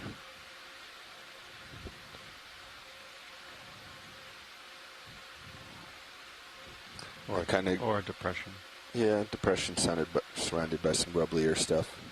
Okay. Do you want to do another hard tilt stuff down, on the right looks like outcropping. Partial flyover of stuff. Sure. Just keep going, and I'll adjust the zoom rate based on your speed. Okay. ROV is 105 meters from waypoint 2. It looks like we can see the last bubbles had about a 65 meter offset from the waypoint. Sea stars, I think. Okay. So multi-beam would kind of agree with that. Off to right. I think I'm going to let this come to a stop, and then we'll readjust towards that. Probably in the genus Stylaster. Maybe just slightly. Little can purple I see to that the offset? right we've zoomed in on before. It's a scale worm with purple scales. So beautiful. the offset would be the starboard on D2, and that's where we're seeing all the terrain on Blueview, right? I think we are seeing really small. You're looking at the difference between so waypoint 1, the bubbles was 65 meters. White and brown tubes that are sticking up. If we went from waypoint 2 to bubbles 65 meters, sediment. Be about here. A couple of shrimp. Right where all this terrain is showing up. Some of those really neat little I think it's worth checking that out. Crinoids just on that rock that we passed on the right. Okay. In there. Sounds good.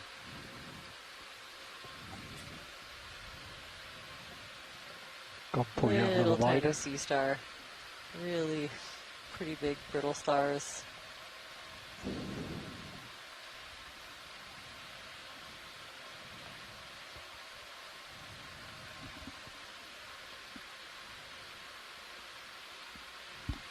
All right. We can come up. Yep. Slow tilt up. Kind of disc-shaped thing. And a nice variety of rocks. Virtually everything that's exposed in southeast Alaska out here courtesy of the glaciers. A little more tilt up to lose the skid.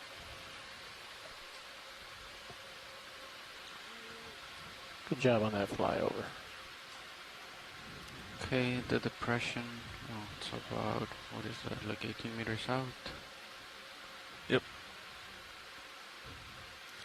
So I'm thinking for your next move, co-pilot, we do like 280 or 290. Oh, RV, could we zoom on that white branching Coral just below.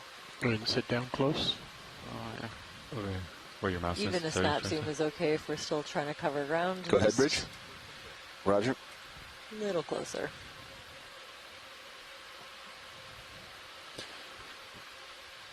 Alright, let's partial in video. Hold right there. Do you want color lights? Okay, another different species of black coral. This one looks like a Chrysogorgia to me. There are 2 or 3 different species that generally need to look at in the lab in order to tell apart, although if you could do it from an in situ photo, I think this said 280, zoom 290. would provide what you need. Maybe even more. I mean, so... But you can see the ways that the branches are coming off in... If you look at sonar, like it's looking pretty flat over here, which was our way forward, 270. I kind of want to get into this stuff. Yeah. Clear. The rocks. That's great, thank Yeah. you. So I'm almost thinking... Now I'm kind of thinking we do just a 20-meter bump. You know, 350, 345, somewhere in here, and then continue west. That'll be enough to get him to the depressions. Okay. So we're going for this right here? Just kind of anywhere in that area. If you look at my mouse, this is all much more rugged than what we were seeing at going west. Okay. I think it makes sense to kind of get it up in this terrain. Yep. Let's just cut it, 320. Yeah, we can cut it a little bit. Okay. Still duck to show 30 the meters, 320. distance. A little higher. And then look left. Something very white out there on the rock. Let me know if I'm getting too far. You got a little bit more, not too much. He hasn't called the move in. Bridge, are we so now? It's going to be a minute. Can I please get a move? 20 meters, bearing 320. Decimal 2.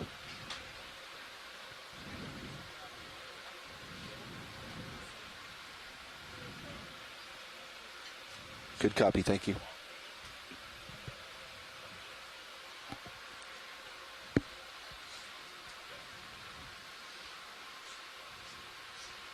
Alright, I'm gonna come back on video.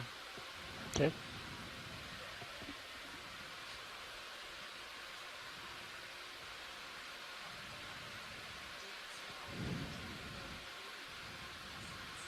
Have we gotten any good still images of the fish in the water column?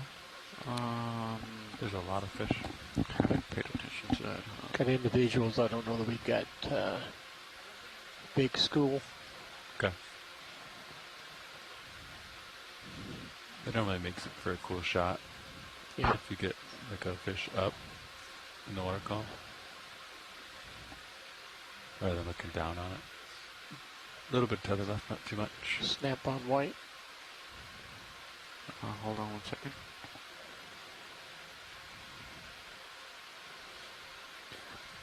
Watch leads nav. Alright, go from here. Watch lead, go ahead. Yeah, All just right. wanted to let you know, we were proceeding directly west for about 200, almost 300 meters there. And then in blue view, we started seeing a little bit rockier terrain. You can see it in our manip cams up there. So we're making a short jump north to kind of get into the middle of this terrain and see what it is.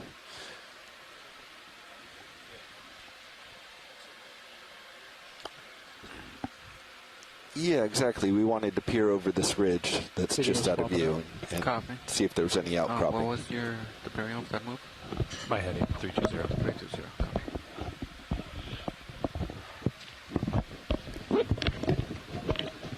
Alright, we're moving this way, video. Got Nate in the chair. Looks like there's maybe some blocky, rocky outcrops just in... So it looks like you can see left right now, Fernando, right? Just it's in kind of the edge is sloped outer towards edges it. of what you can see illuminated. Okay, I'm gonna push a little bit more. Right, see how it's coming closer? Yep. It's strange because that edge is this it? It's very close in, right? Is that depression right there? Okay. Did you do 20 meters or 30? I did just 20 because then I was going to head west again, but okay. Because I would still like to get us on waypoint 2. Yep, I concur.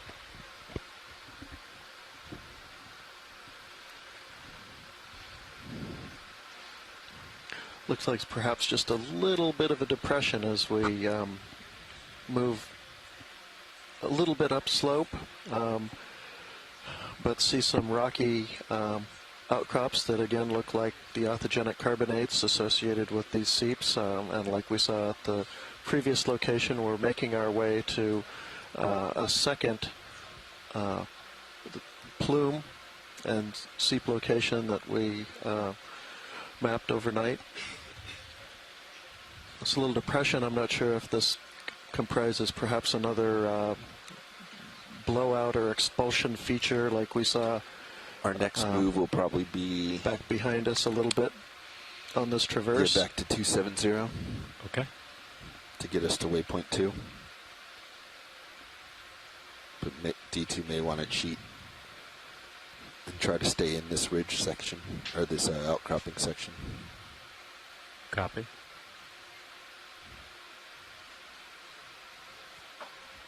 Go bridge. Roger, move complete.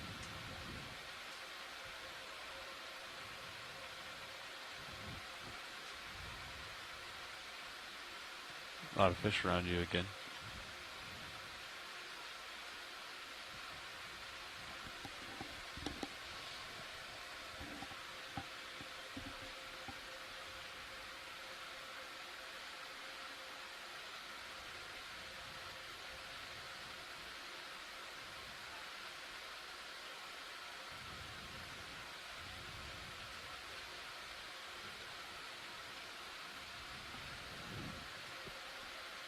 Co-pilot, how do you feel about 80 meters, 270? Okay, we'll come to port.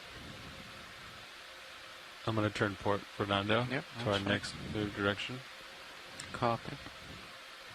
Coming over 270. These fissures or cracks that are forming in the authigenic carbonates looks like a real nice hiding place for bridge. A lot of these fish. Yes, can I get another ship move, please? 80 meters, 80, bearing 270 degrees at decimal 2. The chat says these are yellow eye rockfish. They're pretty big. Good copy. Alright, so we're going to be moving this way a long ways, Fernando. Copy. 20 meters? 80. 80. Bobby's not messing around. Copy 80. That's going to get Sirius right on waypoint 2. Copy. We're flying to waypoint 2. Yep. Because then we're going to mow the lawn, try to find the second seep, and I believe we still may want some water column time. Okay. Watch lead. I don't know if you've been listening, so we just called in an 80-meter move to west. That should put us right over waypoint 2. Waypoint 2.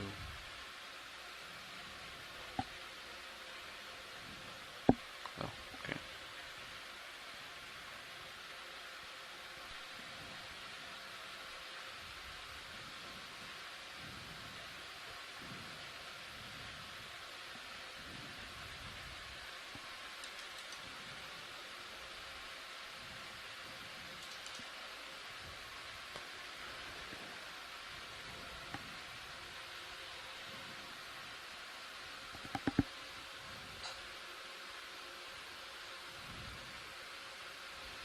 Oh, by the way, you all out there listening in might have heard a new voice. It is me, Emily Ash. I am back filling in for Merlin as they get some lunch.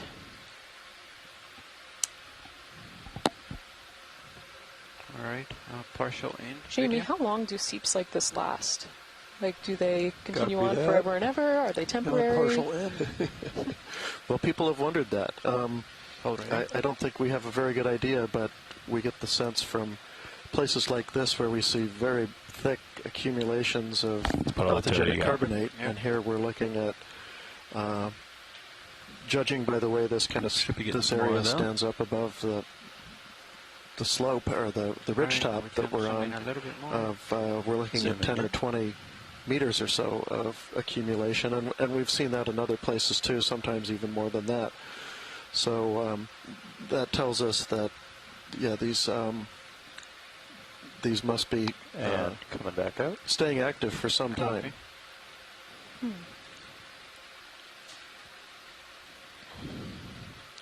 On the order of thousands of years, I would think. All right. That's interesting in the water column, that you look like fish to the left. Yeah. Big fish to the left. Eel, snake-like one. Center. Yep, drifting past center now. All right. Let's do partial in video. I worked on a seep in Southern California where we dated some sediment that had fallen into a kind of a crater-like feature associated with the seep, and got an age of about 3,000 years, implying that that hole had been there 3,000 years.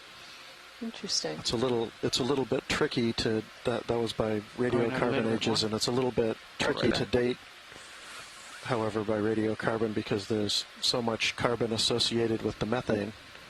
There might be some replacement going on, so we might not be looking at the original carbons. But interesting. This is a neat little guy. This is a neat little guy. From the chat, it is a snipe eel. Let's see if it turns. Very cool face structure, that kind of beak-looking snout. Very slender. Okay, there you go. Come in. Let's see if we can see it from the side. Oh, it's gone. All right. Still in R3. Speedy. They're trying to focus the R3, Fernando. Okay. Let's go for R3. They're taking pictures. And Kelly Brumley in the chat makes a good point that, yeah, some of we see these large boulders that are actually incorporated into these authogenic carbonates. If Copilot's okay with it, I would cheat over to that edge 15,000 years ago or shortly after that. Direction.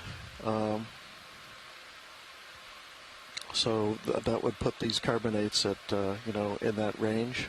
Mm-hmm. I'll allow it. Only a little bit.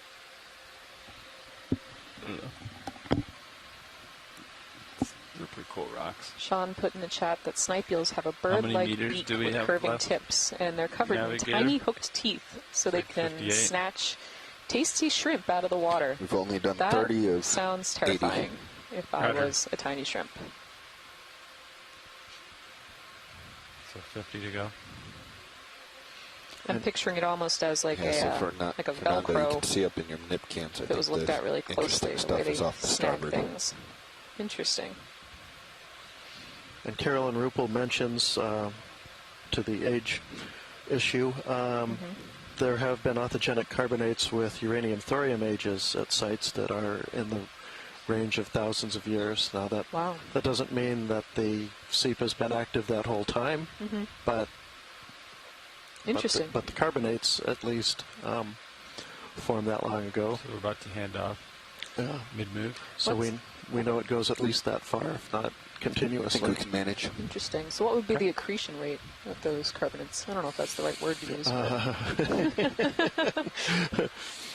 Don't make me do the math right now. We don't need to do that.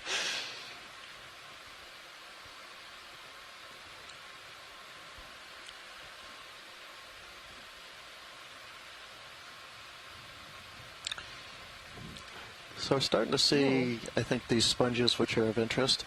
And whether or not we can find biology on one, this might be a good place if we see a smaller piece of carbonate that we can grab that's still loose. I'm guessing that as we get into the perhaps more active part of the seep, we might find things are even more cemented than this. So yeah, if we see anything loose. This is a beautiful structure. Watch leads, this is Nav. If it's okay with you, we're kind of going through a shift change right now. Okay. So the next shift might have to look for that rock for you, if that's all right. Sounds good. All right.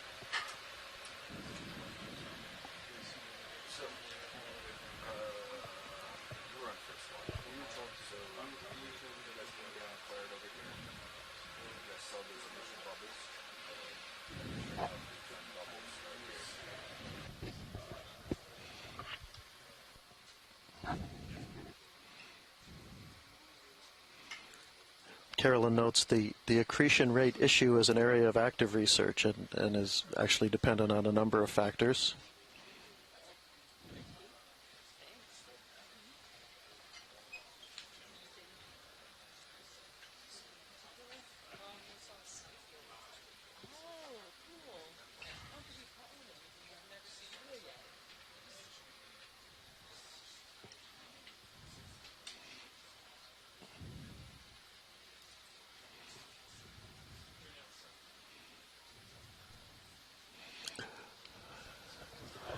Thanks to Emily for taking over while I scarf down some lunch.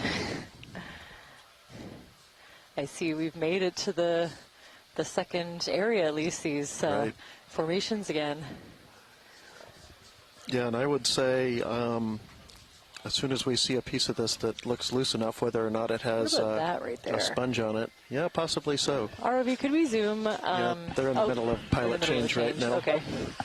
Go ahead, Mark. We can hold up here. Just to hold up here, we might want to look at these rocks for collection. Understood. That looks Ship like it might is on the be move. attached. We That give it too. just a second here. Yeah. For you. Bridge, ROV Nav. Can we come easy stop, please? A couple of Pilot, rocks your look easy stop. promising for collection. Okay, Chris, you got to keep up with me, buddy. We're moving. We're easy stop here, Todd. We might want to collect a rock. Yeah, I just brought the ship easy stop. Yeah, you probably got past you, but I'll come swing in. There was... Yeah, we finally... Or this. You guys were 50 meters into the 80-meter move. There'll be solid some swing, carbonate but we're that so we shallow can't it won't be a sample. lot. Copy, I'm swinging Really to keep you in expanding view. under that shelf there. Is that a piece of kelp? Oh, I don't. Oh, it might be.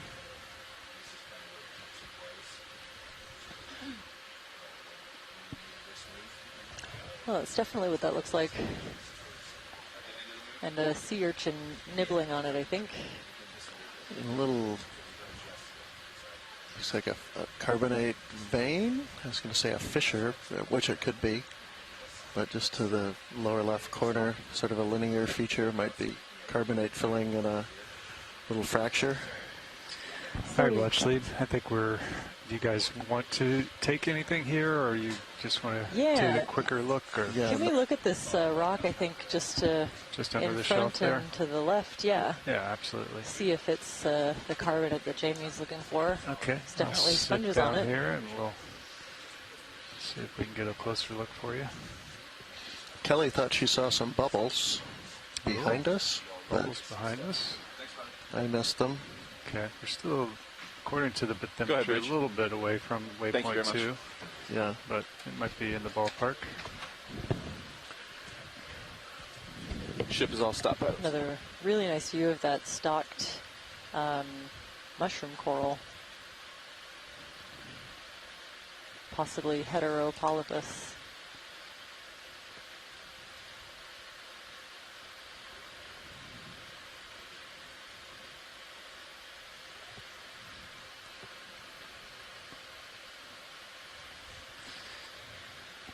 Go ahead, watch it. Or go ahead, video. Can I get lights up? A little more 20%? rounded. Yeah, Should I but make that it's 40? Well, I was going to say it's white, but Fogs up 40. yeah, that looks like the right stuff, doesn't it? How big is that? Oh, there's a cool worm or something also just to Lasers the right of on, it. and he's got sponges. There's your lasers. I think I'm interested in this one either way. Yeah. Okay. Yeah, go ahead and... Yeah. Can we collect it and will it fit in the bio box, do you think? Yes. Yeah, I think as long as it's not super fat underneath of it, we should be okay. Sure, thanks. All right, video, I'll let you get imagery and you tell me When you're clear. Hydraulics up and ready. Copy.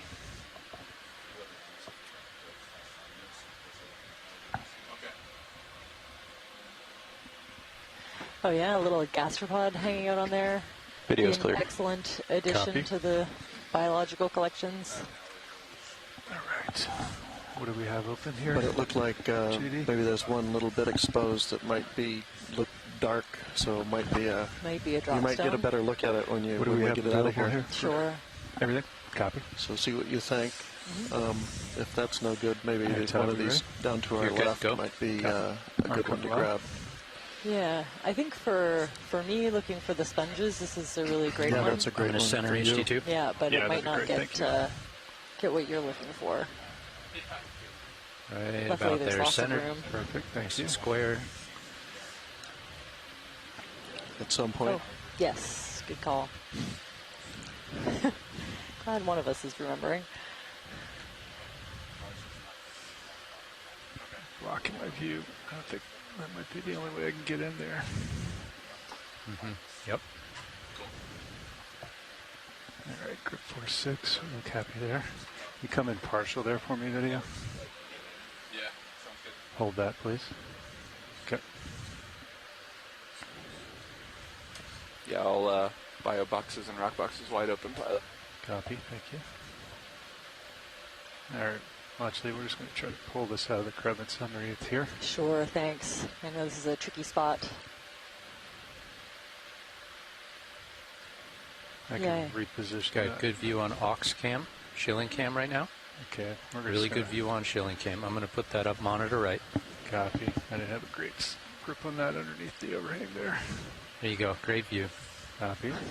So I'd say this is definitely not the kind of rock that Jamie's looking for geology, but there's lots of encrusting sponges on it, so we'll collect it as a representative biology sample. Copy.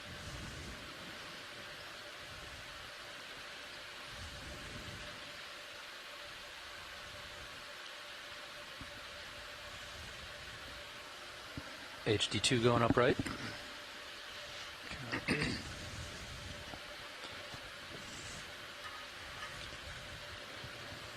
Where are you going? I was going to get video, get some imagery there if they wanted to get any. A little steady for Interesting, maybe a little bit of a carbonate sample after all at the bottom of this one. Pilot, would you like augs up on this side, or are you good? Lots of different, like at least 3 or 4 different kinds of encrusting sponges on there. All right, say again, Judy. Do you want augs up over here, or are you okay? I'm okay. Good imagery coming out. Okay. So do we want this in a rock box sample watch lead, or do we want this as bio still? If it fits in a bio box, I'd love it for bio. Okay. There could be encrusting critters that we could lose if it's in the rock box. Let's go port side, please, Todd. Port side. Standing by for drawer when you're ready. Yep, go ahead. Drawer out for me, please. You can come full wide on main for me, video. So if you want to look at stream 3, that's our stream Main with all the different camera angles of this collection. Can always fun to get the extra view. Okay. I'm going to give you aux on monitor, left monitor, okay? Use it. Yep. Take your time. Oh, that's an odd view. Not one It's a mirror. It's a mirror view. Yeah, it's a mirror view. Ready? Welcoming Emily back while Jamie grabs a quick bit of lunch. I'm back. So we have a biologist in the geology chair. Yep. Yeah. Stand by if he's got me. But we will spend a bit of time hopefully looking for a rock for Jamie. I think we can manage it between the two of us. Yeah. Good. Ready to close. Okay. Copy. Closing. So it's the port inner. Nice sample, Chris. I'm going to request a Niskin here.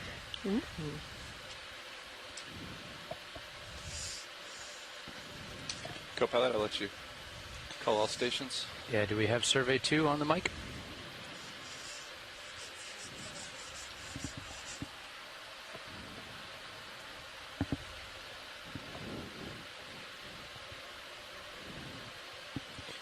Nav, you ready? Ready. Okay, resetting and firing at the top of the minute. 5, 4, 3, 2, firing. We got a good fire. Resetting. Ready for 2. Standing by. The first one's a biosample. Okay. You got me. And now, I think we'll scan around some more, maybe just to the left of us. We're looking for a carbonate rock, smaller one that's a little bit loose. Understood. For geology. Just to the left. And maybe back a little bit, Okay. if possible. Sure. We'll come out and see what we can find for you.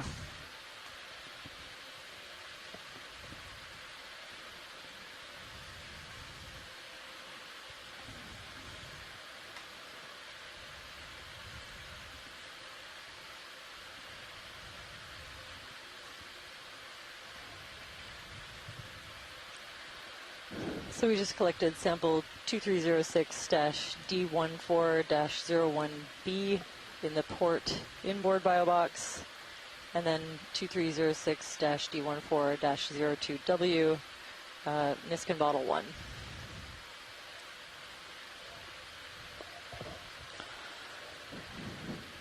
So all eyes out for a piece of this gray carbonate rock that looks like it's loose enough to be collected. There's one just Bonus points if it's got sponges Fogs on are it. clear, hydraulics are off. Maybe down in this little crevice there might be some that have fallen. Looks like there's one, well, it's hard to say if it's encrusted or not. If there's like a really thin shelf, we might be able to break off a piece, but ideally we'll find something loose.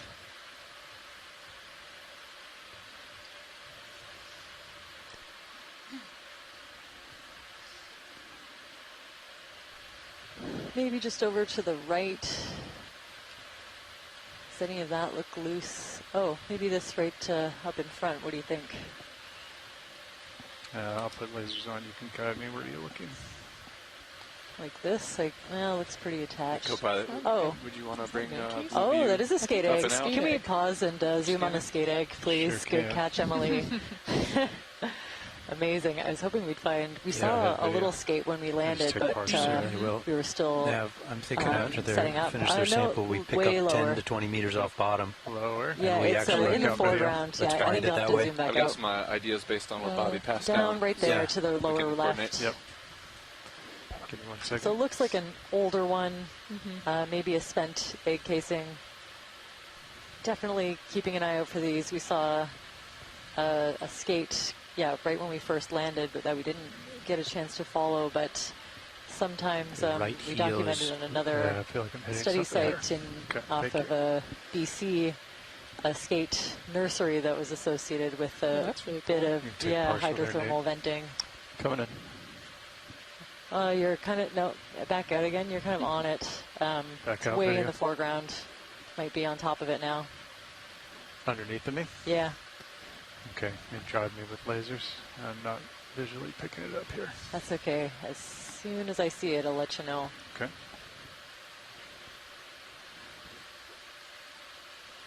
A little bit more into the left, I think. Yeah, just to the left of this larger rock, right there. You see it, so there's a rock in the middle, and then just to the This lower little black? left of it. Yep. Okay. There we go. All right, Nate. There we go. You Now can we got take it. That thing. Okay. Going in. Hold that. Let's come down a little closer. We can Pan get on down top a little of it. bit underneath of this black thing. It's covered in sediment. Yeah, just under the lasers now, and a bit to the left.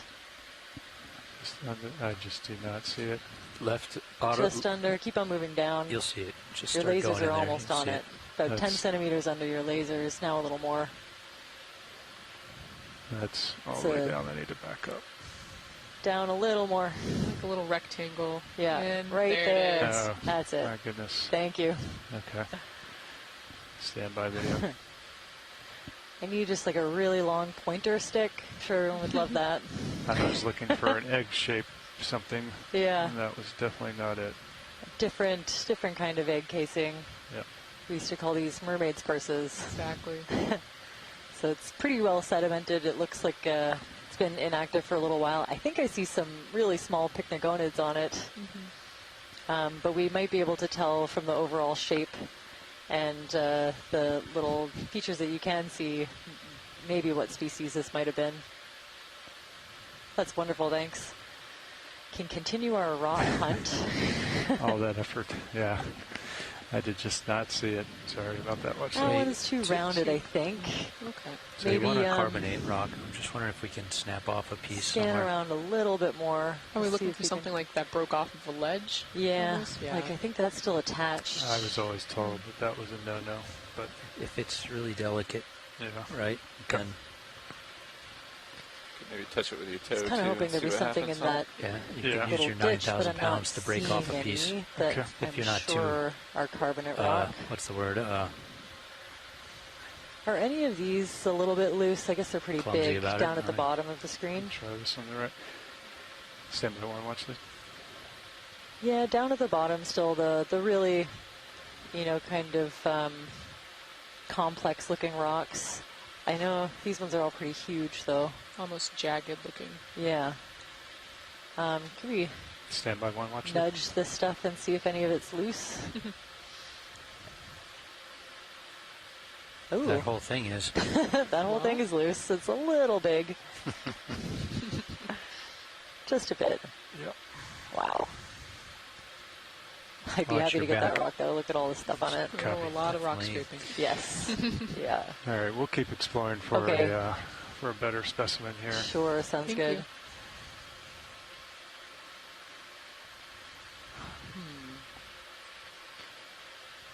So what was this yellow stuff that we're seeing on the bottom?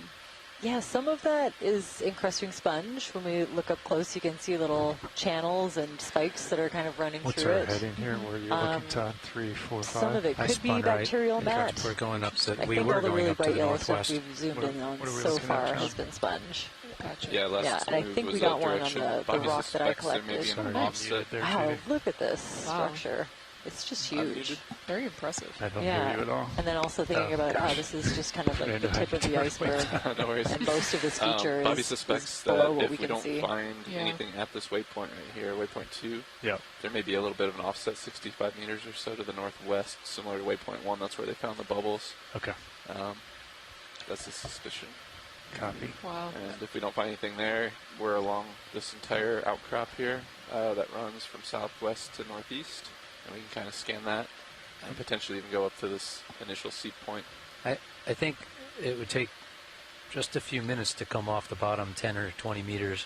Agreed. And do a sweep. And we can drop a couple of targets on HIPAC where we see returns, Can you pan down? There's just in front of that fish there might be a loose rock. What do you think of that one? This one right here with lasers on? Yes. Yeah, we can see if that's loose. Do you want to pick up that pan and tilt just a little bit while we're in this area, Todd? Or? Feels like you'd almost pick up that fish. John, there's so a big. It's above me, so we're only going to see the face here. That really cool bivalve with the earlier. Kind of like long projections coming out at the end. It's a dead shell, but it's like Acarax or something like that. Sorry about that, thanks. It's another chemosynthetic bivalve associated with seeps and vents. Is the black projections part of the shell? Yes. Like the periostracum? You're going to go part? for that? Like the fuzzy I'm part just on the going to outside? confirm with Watchley. I think this is it's part of the shell. Yeah, like, nice. It's kind of frilled at the ends. The jawlets are up. Okay, Watchley, do you think this is a candidate here? I'd love to try, yeah. Okay, sounds good. You get the mini Zeus when you get a chance, Todd. Yep.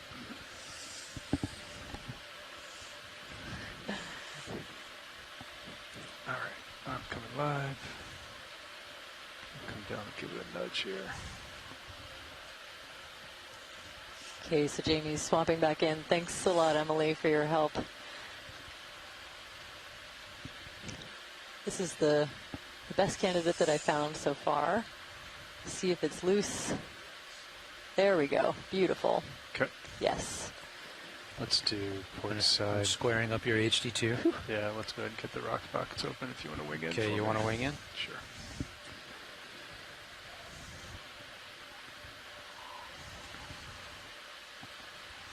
Thank you.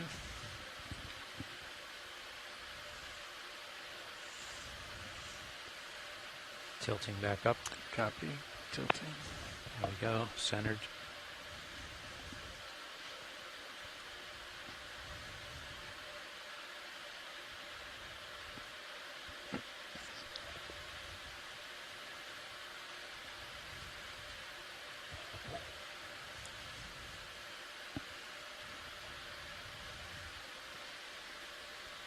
All right, Nate, if you want some of that. Want some fogs? Fogs would be great. Can you rotate my rotator up for me, Todd? Yes, I can. Also from Cindy just noting that the brown awning on Acarax is perisostracal, the outer layer of the shell. This is clearly not a word I'm familiar with speaking, so that's, yeah, always a really interesting bivalve to see. Haven't found a live one yet. And look at the complexity of this carbonate rock. Okay, good views in manip cams. Yep. Oh, sorry, I'm not hearing you. There we go. Oh, there we go. Yeah. Sorry. Yeah, some older either drop stones or carbonates incorporated into that. So.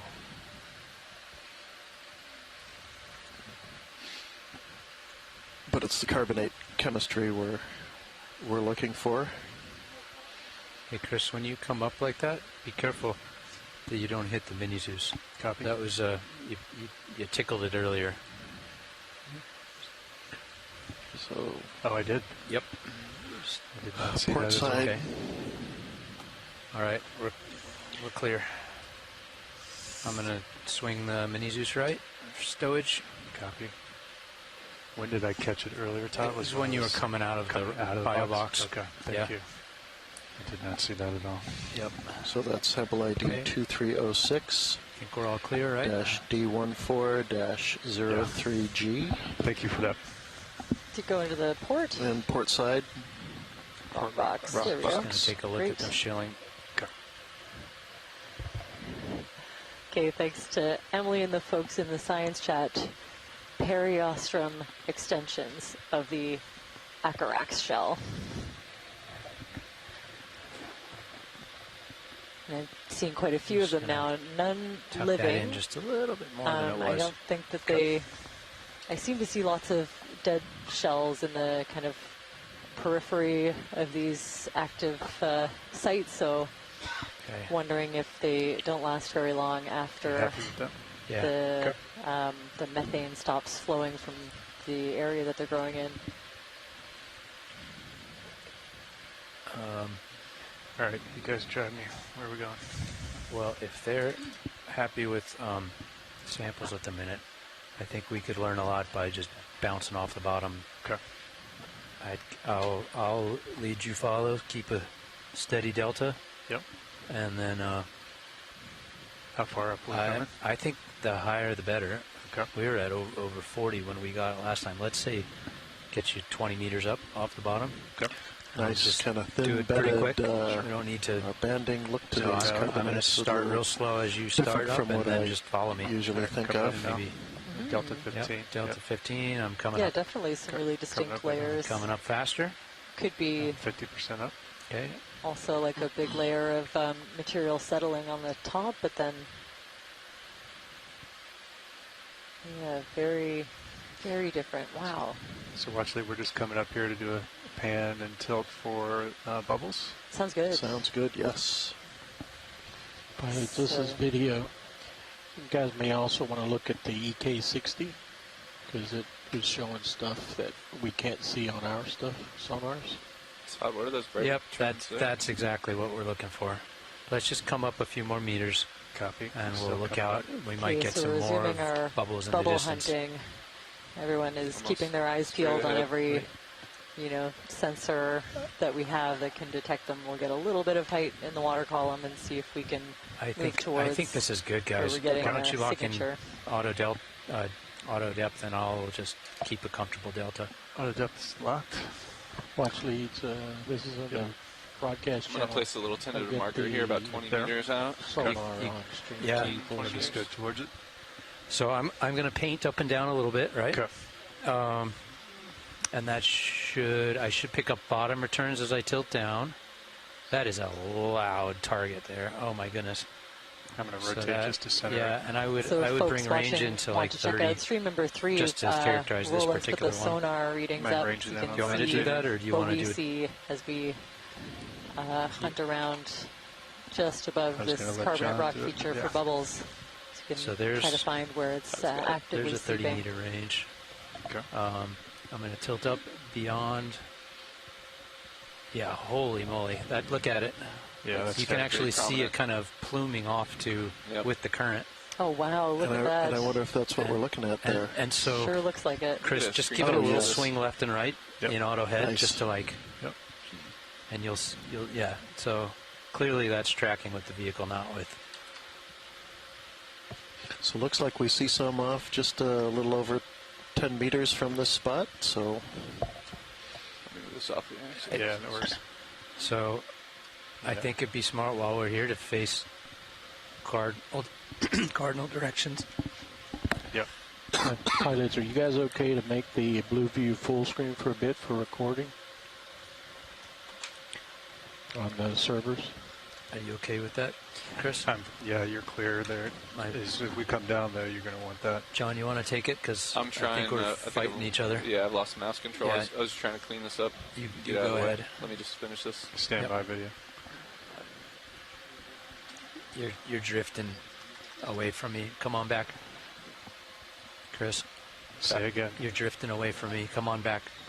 Copy. All right, so we want to make this full screen. Was that okay? Yeah, I think we're fine with that. I don't know. You have to just drag them to the bottom. Yeah, drag them off the side of the screen here. Hello to Charisse. Thanks for joining the back chat. if you don't mind. Yep, she's the bubble hunting expert in our group. So she's very familiar with this process. Little champagne stuff? You'll be excited to see the sonar on stream number 3. You can see them really lighting up and kind of streaming off. I'm just going to paint that up and down. To the right. Okay. I'm going to try to keep my head on that and just scoot back to you lateral. Yeah. Ooh, big Paralia. A couple of them. Those red jellies that we're seeing kind of flying through. After a few moments, do you want to just spin and face a couple different directions? See if we get any other big targets?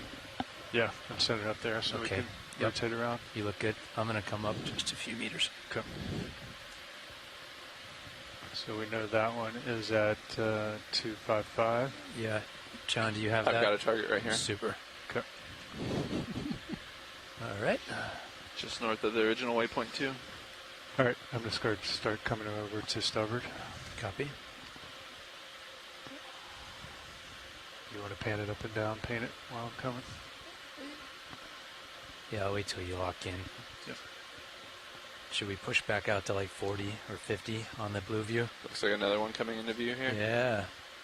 Let's, John, do you still have control? Do you want to push the range out a bit? I'll push it out, yep. Did we need to change sonar heads here, or? If you rotate through cancel that. And there we go. Yep. It was because I was recording. You want to hold north? You want me to line up on it? Yeah, I'd line up on some nominal. You were faced west before. What was your heading? 255. 255. Yeah, let's go 00. Let's go due north. Copy. We'll do cardinal directions. Sounds good. And there'll be a little bit of. Yep. So that's probably 020, John, is my guess. You drop a target. Copy that. I'll paint it a little bit. Yep. Maybe tip down. 20 meters or so. So as I go down, you can see where it originates a little better. Meters. It's a little more. 15 meters. A little more northeast, but then as I paint up, it comes left. Probably because it's not coming straight up. I don't know. Current takes it. That actually matches what we saw when we were facing west. It was moving to the north. So this one is also moving to the north once it gets up in the water column. Yep. See, I tilt down, looking at its source. Yep. And then as I tilt up, it moves to the left. So that's really cool. That's neat. All right. Should we do paint to the east? Sure. I'll keep coming around. And you are drifting off from me again. Yep, I'm going to back up center. Early this morning when I first found bottom, I locked in auto XY and it was working pretty well. I don't know if that'll work here or not. We do not have bottom lock. Got altitude lock, no bottom lock. As you're in a safe zone, if you guys maybe give a little audio to go along with the sonar stuff for engineering speak, pilots. Isn't that what we were doing? I honestly was going between so much stuff I wasn't listening to the actual details. I'm just trying to push out the center up. We can talk a little more about it, Roland. So this particular sonar is it's what's known as a multi-beam sonar. It is it has a 130-degree beam athwartships, and I believe 20 or 25 degrees as a slice. So it's not a super thin beam. It gets a composite of what's out in front of the vehicle, but a fairly narrow beam in the vertical direction. And it's mounted to D2's pan and tilt, which is also what one of our HD cameras is mounted to. So as the co-pilot, which is me right now, tilts up and down, we can paint the blue view through the water column up and down. So that's looking down. We get bottom returns, and as they tilt up, we lose the bottom returns, but we can clearly see the plume of bubbles in the water column because those methane bubbles or whatever gas bubbles are extremely reflective to sound. All right, on your mark, we'll start go east. Going east. Okay, copy. Ready? All right, spinning to 090.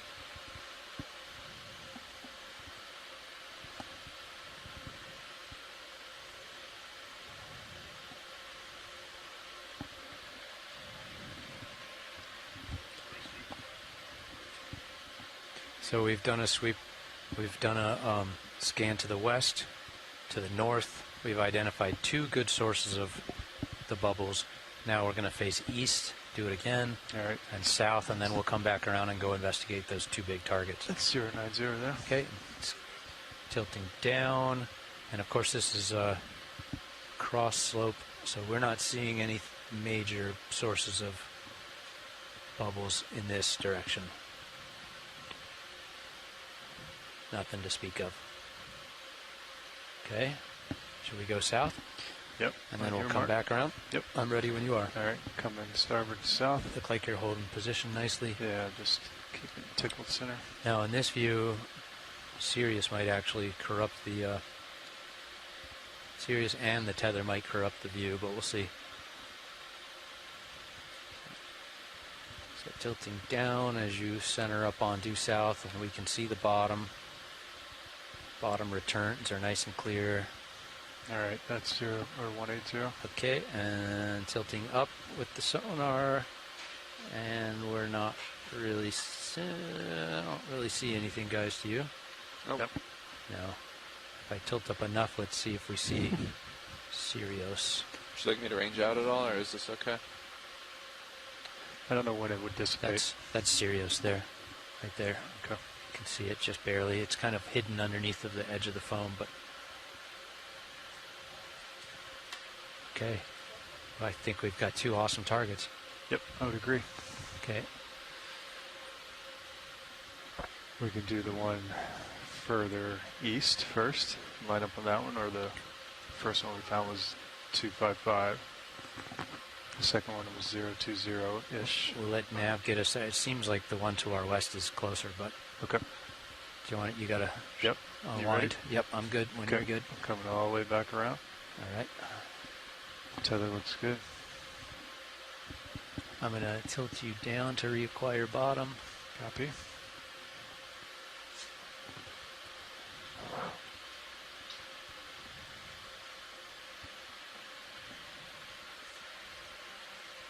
Is that what you needed, Roland? All right, Nav, what do you think? Which way should we go here? I agree with, I think, Todd. The one to the west looks a little bit closer at the moment.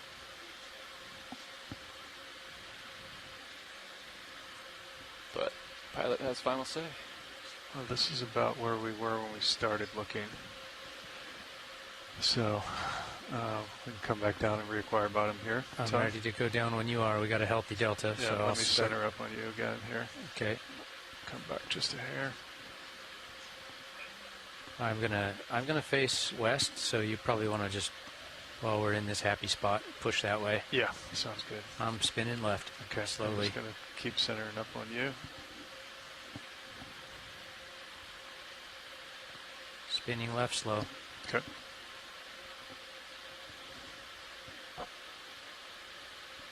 All right, I'm facing west.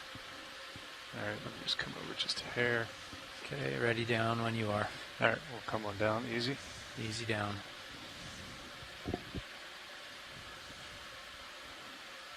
Wow, look at the fish in the HD2 feed.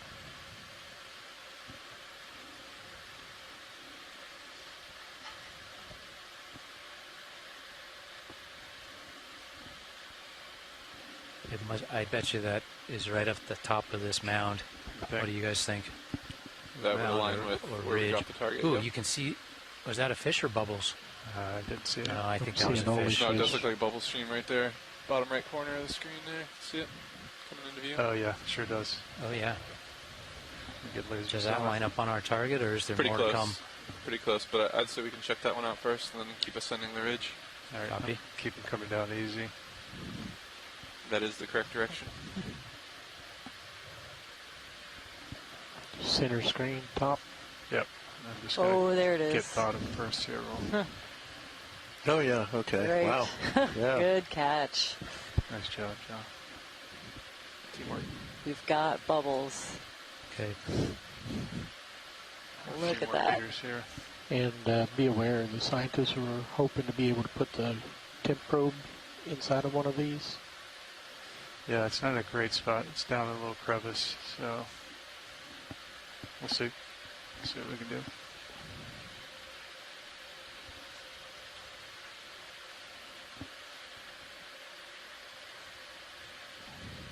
Are the lasers on right now? Lasers are on. All right, I'll call that good. So lots and lots of sablefish in this area as we kind of descend onto this really big bubble plume. There's a thorny head fish just to the left, a rockfish. Sponges all over everything, and a really active bubble vent.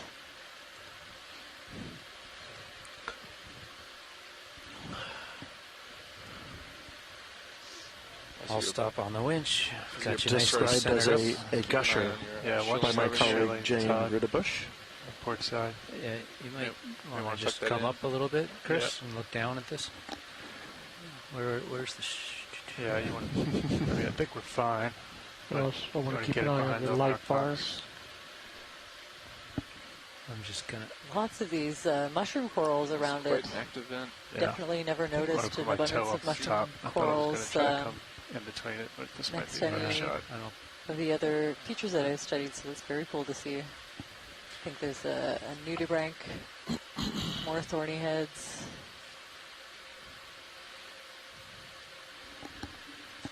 Lots of this white encrusting sponge that's making these little tubular or almost like finger-like projections. I wonder if that's hydrate that's accumulating underneath that little ledge, catching some of the bubbles underneath it. You look good. I think Hard you just to need tell to balance between it. hydrate and some of that bacterial mass sometimes, but it does look pretty different. Off.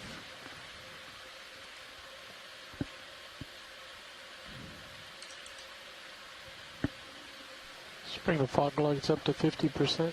Fog lights 50. So I think we're setting up for a nice close zoom of these bubbles. Looking this direction, it looks like there's had questions about the bubble shape. Slowly try to pan my head over. I'm going to take HD2. I want to look up at the wall. Copy. Or the overhang. I don't think it's... No, it's not that overhung. You got plenty of room to scooch in closer. Up there. Go back to HD2. Yeah, that's the same plume. Is it? Yeah. Oh, okay. I thought it was behind that rock wall. No, it's You're going closer. the same plume. Yeah. Definitely seeing some bacterial mats. Closer. That's pretty close in between my toes. That was just a co-pilot suggestion to ooch in another meter. I think you've got room for it. Okay. You got plenty of room on swing arms, shilling, and you've got room overhead. All right. If you're going to want to get a temp probe in there, you're going to have to get closer. I can see in the port rail cam another seep up ahead to the left, it looks like. Ooh. It's just repositioning a little bit so we can get the best view of this bubble stream as possible. Ooh. Squid? Yeah. You're very quick. That looks good. That looks really good. Let's take the lights up to 100%. Fog lights to 100, guys. Go ahead, Rolf. Take what you want. Change this. Well, we'll wait and see if the temperature probe is possible.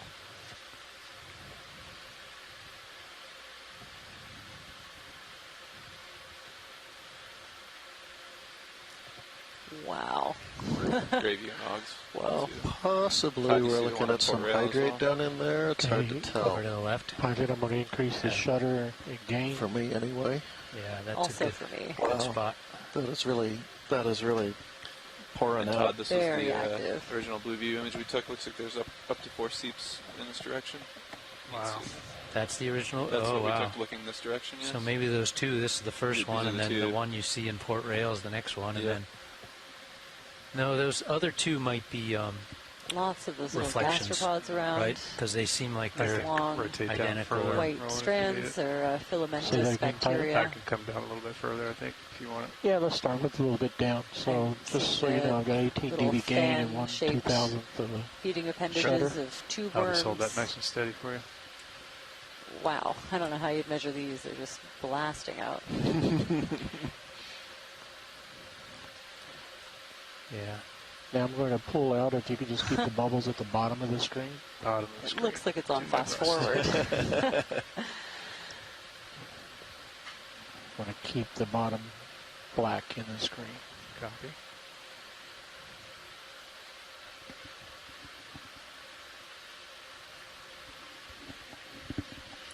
It's a little too tall for me. Yeah. Try to ooch them down just a touch. Perfect move.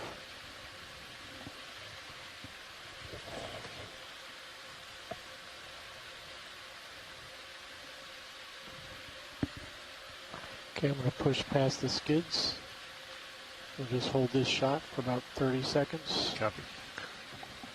So even the bubbles being emitted this vigorously form these little hydrate shells within the first meter or so of coming out, as Carolyn points out on the chat.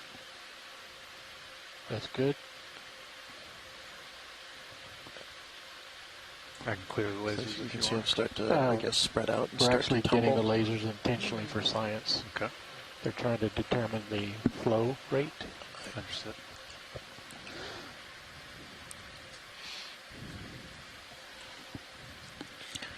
Over a decade ago, we did some work for a scientist at a Can we University zoom in of New on Hampshire, that Tom Weber, trying to ledge just characterize left of upper center? Flux of the it bubbles. looks like there's a very smooth white surface. I'm wondering if that is. You refer to the work is the hydrate. bubbleometer. The bubbleometer.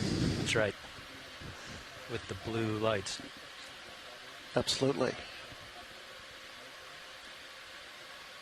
Okay, let's tilt back down to the bubbles opening. Copy. And would this be a good place to get a water sample near? Ooh, I think so. Lasers clear. Yes. Lasers clear. Hold this for a minute. You're talking Niskin there, Todd. I don't know if you caught that. I heard them say water sample. Yep. Yeah, you guys can go ahead and do the water sample while we're imaging. Survey 2 is clear for water sample. Nav? Nav's ready. Shall we just verify with science that's what they want? Yes. Watch late. You guys are okay with the Niskin here? Yeah, that'd be great. Thank you. Copy. Go ahead down to the opening again, please. Center. Okay, Yep. we'll do it at the 30-second mark. Resetting. Hold there. Try to bring it to the bottom of the screen. Copy. 5, 4, 3, 2, ready, fire. Niskin 2, successful fire. Bottle reset. Ready for 3 later.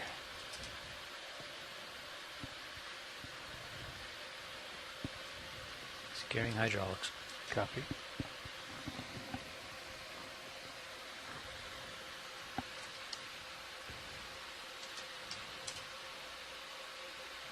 A few seconds of this. And if we can get lasers down on the hole. Lasers on.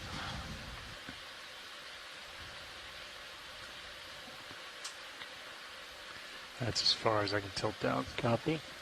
Can we pan up a little bit and just see the bubbles against a darker background? There's kind of a band of So lasers brown. off and slowly tilt up as I pull out. Understood. Coming up.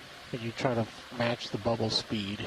Oh, well, that bubble speed is Good fast. luck. So go, just keep going quicker. Not, There we go. Oh, not quite that was fast. kind of the band I back was down matching the there. speed pretty well. You can try it again. Okay, let's try it again. This, yeah, see that darker band? You can kind Yeah. of get more of a feel of what the bubble shape is with that contrast. There we go, right there. He just wanted a bubble shot here. Oh. Watch lead. Okay. Trying to keep pace with the bubbles. That looks great, Chris. There we That's go. cool. Very cool. That is neat. Okay, we'll come back down and get your dark band here. Watch lead. That's a good dark Actually, background right there. yeah, this is actually great, just to give us an idea of the shape of these bubbles. You happy with this watch lead? Yeah, if we could just, I mean, I know it's very hard to focus on the bubbles, but if we can get them as close Actually, as let me possible. try to refocus at this angle. I could try to pan over a little bit. They look like they might be just a hair. hydrated at the bottom with a little gas bubble up above them mostly. Let's focus. Yeah, I'm getting a little I'm actually dizzy seeing- trying to focus on them, but yeah. Okay. This is very cool. Look at those. Let's put half the background and half the black. Copy. In the shot. Right Wow. there is good. Okay. Oh, really cool. It's amazing. Oh, I'm seeing some small cup corals too. Push and focus on background. Eye is always drawn. Yeah, I didn't notice them before. Too many bubbles to look at, and they're just passing these little cup corals right by. Pulling focus to bubbles. Okay. And they do just kind of wiggle on their way up. And you can go down to that black, darker band. Understood. No, actually, I think we're good with what we just got there. Okay. Yeah. We'll Thank come you back for to that. that anyway. Our video engineer is not satiated quite yet, watch lead. I think Oh, right. Look at all these I corals. mean, I can look at bubbles for a long time. All these sponges. Yeah, really different. Then after this, And if we'll we come can up zoom to the in on ice. that right in the center of the screen, that sort of smooth looking white under the overhang. There's Ice actually left of center. Down Yeah. lasers here, watch lead. just below the lasers. Yeah, and moving over to the left. Yeah, I'll center that. Yeah, Stand by. is that biology or is that perhaps hydrate? It's very uniform for Very biology. well, I'm take that. wondering if it is hydrate. You know, I'm not seeing any of the patterns that I would normally expect to see in a sponge. Go to so the lower I think we diagonal have a section. vote on the Copy. science Got the chat for bottom a over easy. hydrate. Hydrate. Snow cone. Snow cone. It Looks like hydrate to me. And it looks like it's got actually some Wow. encrusting sponge grown onto it. Yeah. Am I seeing that right? Or that it's kind of going over some carbonate. Oh, that's fantastic. Wow, look at that. What's moving? That is It's a like snow cone, slushy. all right. Yeah. And you can see bits of it in the currents shifting around every now and then. Okay, I'm going to bring the shutters off and gain down. So if you were to sample that with the arm, eventually on your ascent up, it would dissipate. Is that right? It would not get very far, yeah. As soon as we get maybe shutters just a off. few hundred meters, if that, Now back to above, that standard would just all operating. dissolve. Copy. Well, these little gastropods and That's cool how the crustacean too bubbles just sort of collect seem and really What interesting. happens, what's right there. happening is they're freezing there. Yeah. I've seen Creating bits a of shell. hydrate come up in a piston core and make it up to the ship, but within tilt a few up to minutes show the it second all layer of fizzed bubbles and and this one. sputtered That's itself away. I've seen a photo of a trawl coming up with big chunks of ice on. Oh, yeah, neat. seeing on top of the And on the then deck. slowly pull out to. Okay. Well, actually, did you still want to get a temp probe in here, or? Yeah. Do you have a good reach? Can you get down in there? That would be great. That would be fantastic if we could do it. I think we can get down there. Try to actually get it in there. Yeah. Yeah, I think we can give it a shot.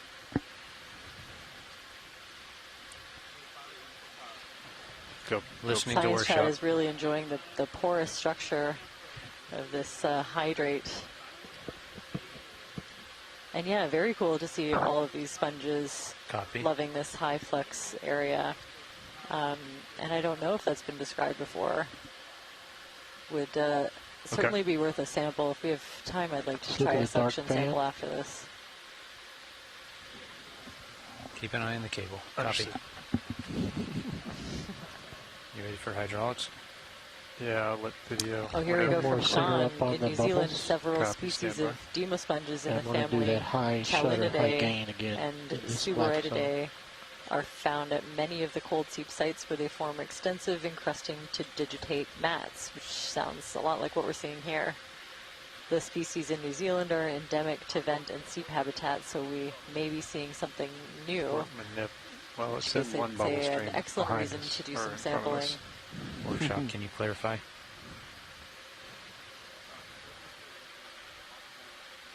The shilling cam. Copy. So it'd be really cool, but we're not even allowed to keep that and use that video, so.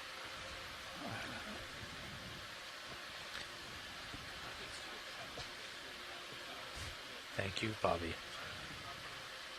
That's your call, Todd, if you want to try to get it out. I think we should focus on getting a temperature. Understood.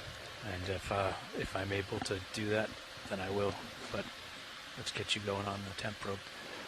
Video's clear? Okay, well, let's go ahead and pull full wide. Full wide. Shutter's going back to normal. I'm going to go HD2 on the right screen. Copy, thank you. I'm looking at your drawer, thinking you might be clear, but we got to watch our right toe. Understood. You can bring your lights down as needed, your AUX level. Copy that video. Should we just leave them there, or do you think it's going to reflect too much? I think you'll probably be okay, but what is your temperature of the light? That's my biggest concern. Oh, don't worry about that. It's fine. We can leave everything at 100 just fine down here. Okay. Can leave everything at 100. They'll self-protect. Oh, that's right. Yeah, they're fine. Yep.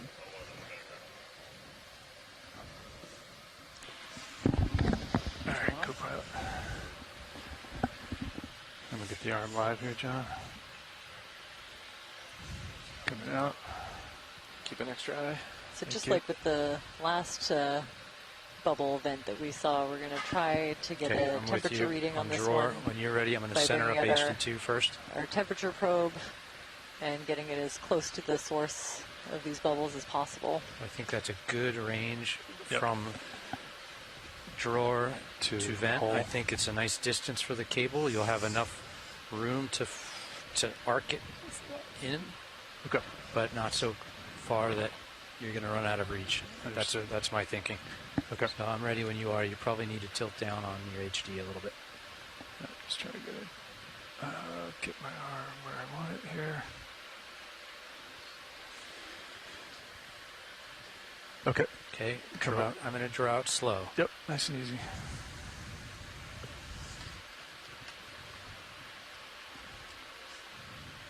I think we are looking good. I'm looking at manip cams. I'm looking at, oh yeah, aux cam is clear. I think you're good. I think we're good. I think we're good. Okay. I'm looking at the cable. It does look like it takes a little more of a funny bend.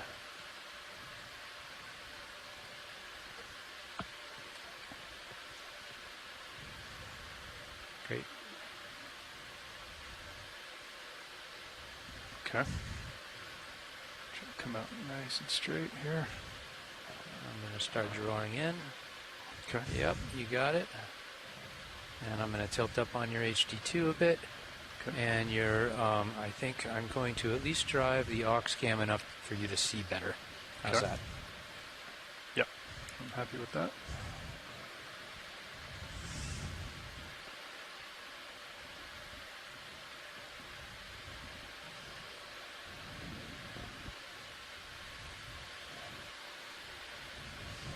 So taking a look right now, our main temp probe is reading about between 3 and 4 degrees.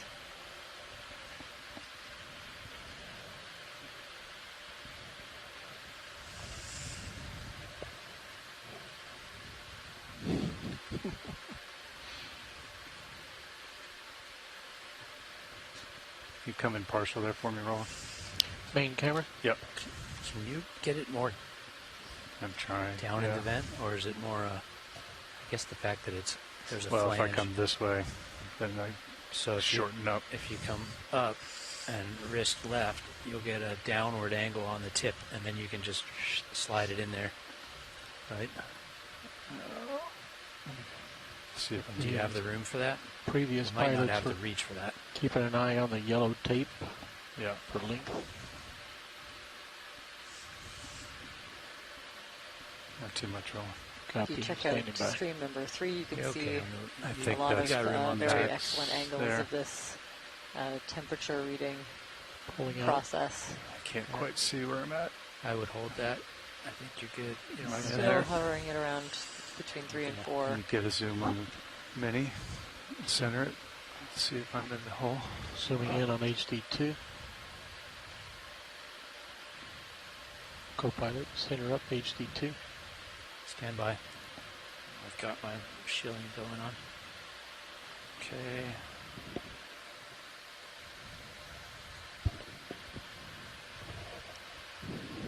Holding out at 4 degrees. Partial on HD2. It's possible it's increasing just at a really small amount, less than a degree. It's just not a great view. Yeah, I think we need to stand by. I'm going to get you a better view on Ox. That won't be broadcast though. No, it won't, but it is good for piloting. You want to bring that up on your main? Do you want that on the right or the left? On your side. Okay.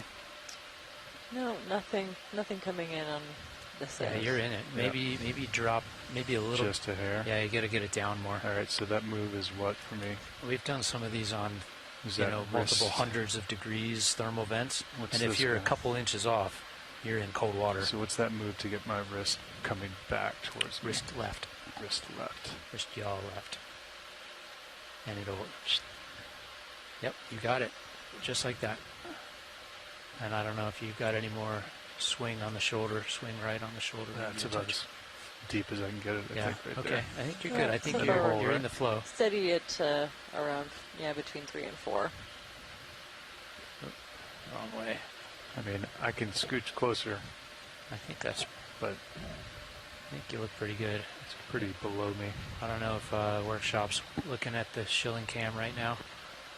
Bobby and Levi. That tip looks like it's in there, doesn't Carolyn's pointed out in the chat, this is why these are cold seeps. Consider 4 degrees C a cold seep. Yeah. Kelly was wondering if the bubbles make a sound that's audible to humans as they form, and inspired me. We actually can listen in on hydrophones on D2, and I just flipped it on, and I got you. I hear some background noise. Sorry? What do you see? What don't I just you don't like? know. I don't know if you're rubbing the rock box right now. See that starboard manip? I think you're shilling maybe just on the front side of it. No, look at Titan. Are you good? Yeah, I'm good. Oh, perfect. Yeah, keep coming in. That was a great shot. That's a nice slow movement. Looked great. Yeah. Anyway, I'm not hearing much, and it probably would be hard to hear much over the sound of the ROV itself with all its thrusters running, holding position. That max? I don't know if it's max. I'm going to shoulder down a little and elbow up a little. Yeah, I think that might be... What do you think for a temperature reading? Are you happy with that attempt? That might be max shoulder down. Not seeing much change. Yeah. Okay, must have... oh, no, that was the fish that just caused that to jiggle. I think he hit you. Yeah. Do you guys have access to the temp probe graph? Yeah, I'm looking at it right here. 4C. It's not really doing much. Should we call it? Are you happy with that attempt? I am. Okay. I think that looks good. I think we're good. We can reset. I'd love to try to get a collection in here. Want me to find it for you? Yeah, if you don't mind. Somewhere at the bottom there, right? ROV watch lead. Go ahead, watch lead. I think we're good to reset. Okay. Yeah. Just get a few more seconds here for video and our co-pilot, and we will right there. There it is. Little extra decimals there. Yeah. Yeah. Fogs out. Clear the fogs. Mm-hmm.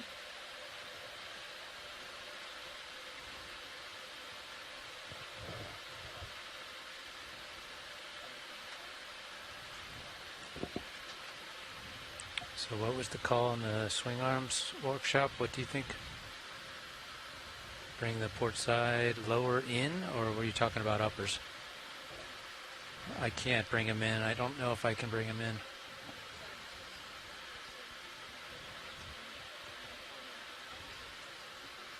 Oh. All right. I'm going to bring left lower inboard and just see if we can brighten up the shot a little bit. Yeah, get that shadow out of there. Here we go. Here we go. Look at that.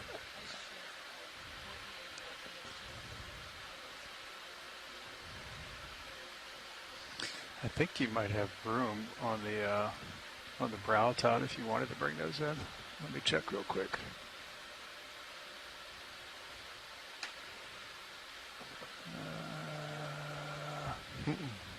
I'm zoomed out. Can you come back full wide on Mini Zeus for me, video? What do you think, John? We're above that? Yeah, I think you get clearance up there. I think you could pull it in, Todd, if you wanted to. Okay. We could also look at what's going on from Sirius. Yeah, I was going to say use main HD on Sirius. How's that look? Yeah, stand by one. Let me just push that up there. I'm just going to put it on mine. I think that's clear, isn't it? Let me get my Mini over here. Yep, you got it. Yep. Okay. Okay. Starboard upper is down and should be pointed into the vehicle right now. Rotate it up. Rotate it up a little bit. There we go. Oh, just a little back. Go ahead, watch it. We're just trying to get some better lighting on this right now. Co-pilot's trying to adjust our upper swing arms and our lower swing arm lights to get more light directly into where the tip probe is at. I think that's all we're going to get. I think we're clear on upper swing arm. Okay. All right, well, we'll start getting everything put back here. I think video, you're good. We got plenty of imagery, right? Yeah, we got plenty of imagery. You might want to try your probe in that ice that we recorded earlier, if science wants it. It's directly above me. You've got the room for it. That's watch lead's call. Good copy, watch lead. Okay, we'll start coming back and getting ready to find the next one here. Okay. HD2. Yeah. I'm going to let you jog me down there. Okay. Are you zoomed in on HD1? Yeah, can you come back wide for me? Full wide on HD1. Thank you, Roland. All cameras are full wide. Would you be all right with trying some sampling here? Oh, sure. Okay. Yeah, definitely we should. This is the spot. Yeah. I'm ready on drawer when you are. I'm going to drawer out. While we're here. ROV, if you could, I think I'd like to switch to suction Drawing sampler, out. actually. Hold stand by one, watch lead. Sure. I think I'm a little low. Let me come up, There's Todd. You are definitely low. Yep. Okay, let's watch that cable go in. Okay. Drawing out. You're pretty high.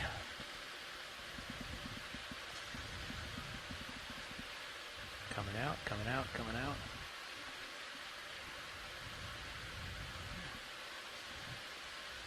That's most of the way out right there. I think that looks... There should go. Look at HD2, Chris. Yep.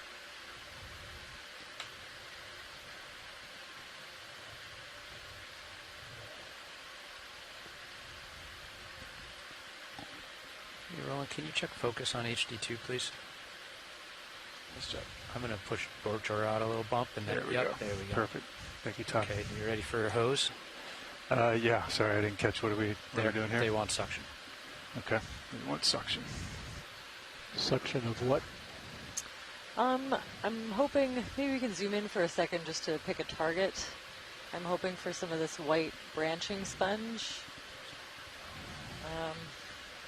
Okay, arms kind clear. Of, Copy. Yeah, if we could just get a quick zoom straight ahead. Okay. But, it's on I mean, you, there's lots to choose from, so. Come in when you're ready. I'm thinking, Lasers on. unless we find a loose rock nearby, which I didn't see, we might just kind of do a suction across this and try to get as much material as possible. Okay. Maybe some of those little mushroom corals, but the sponge is kind of interest is the target. Okay, so we're looking right lasers there. I'd say so, yes. Okay. Yeah, sounds thanks. good. All right, video, you want to come back wide for me? We'll have to probably kind of scrape a little bit, I would guess. Sounds good. All right, Todd. Yeah, I'm just moving the shilling in case you have to lift off in order to like reach that just stuff. right above the bubbles. Just bringing it in a little. Something about the bubbles they like. Okay, you ready for drawer? Drawing out. Full drawer. Copy. Your wrist is cocked right a little bit, Chris. There you go.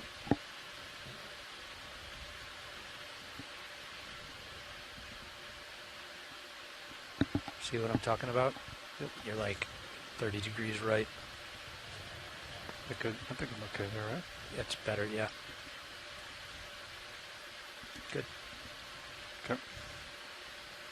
Come out.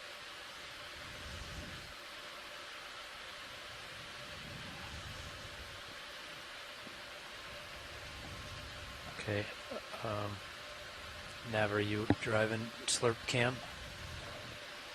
Slurp cam? Slurp cam? Yeah, I can put that up. And get jar lights on.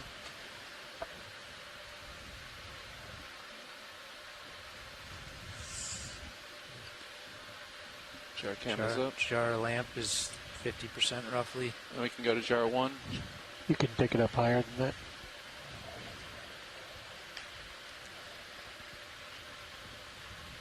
That's good. Okay. All right, can you come partial on the main video? Hold that.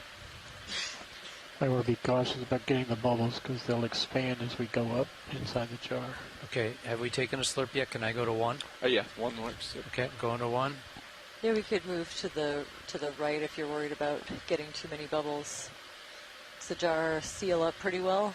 Not that well. No. Oh, okay, then it's a little room for some expansion. I'm ready. I've got it at 0. I'll turn it on when you're... Go ahead. Okay, that's 800. I'll crank it up if we need more. Just make sure to open this up out on the seeing some deck. bubbles come in the jar. Okay. And a few of the scrapings. You're getting a few Excellent. of them. Keep going.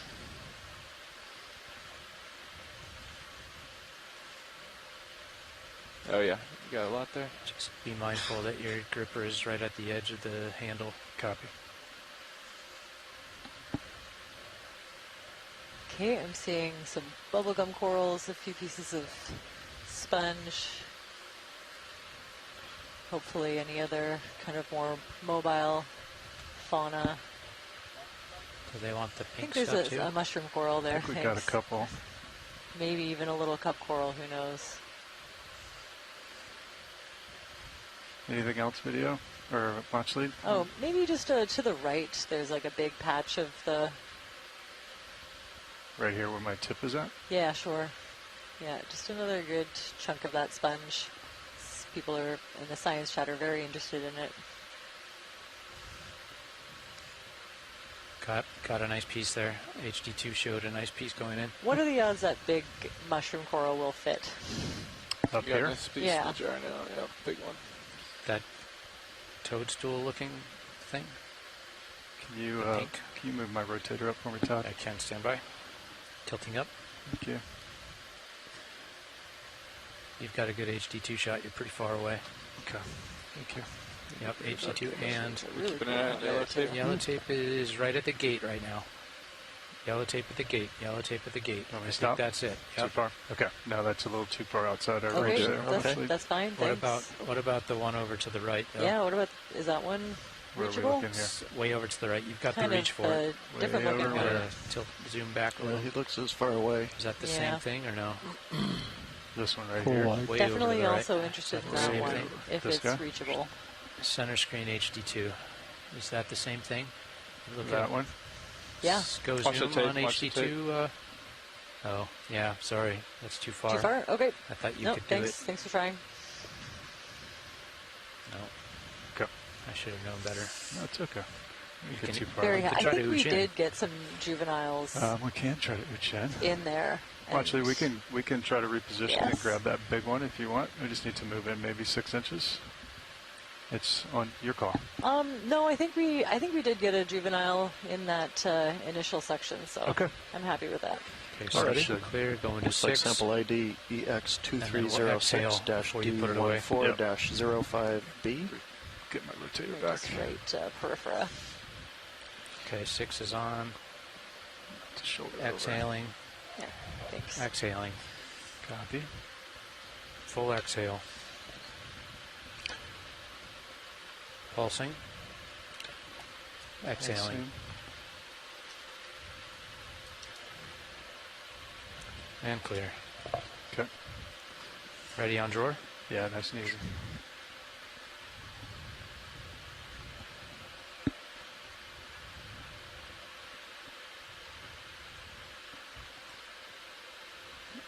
Didn't have the greatest grip on it, did I? Right on the tip. You can hold that. Holding. I'm going to tilt you up. I think I'm good. That's good.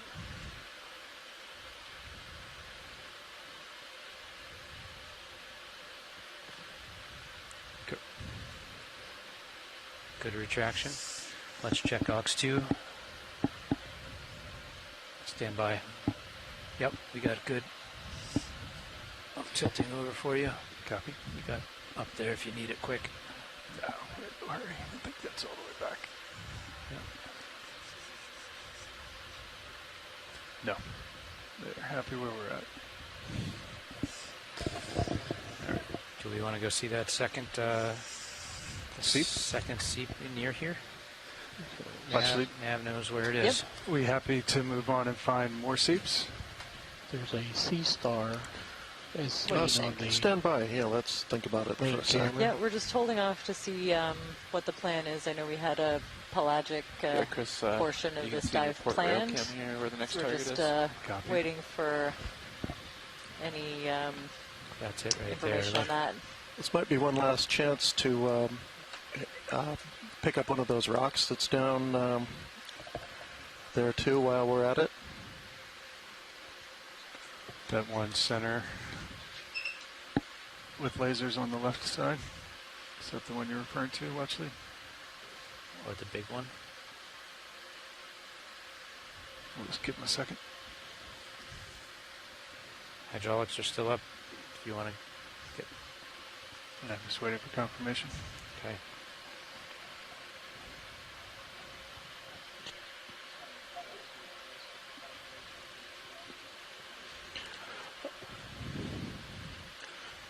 Yeah, sorry.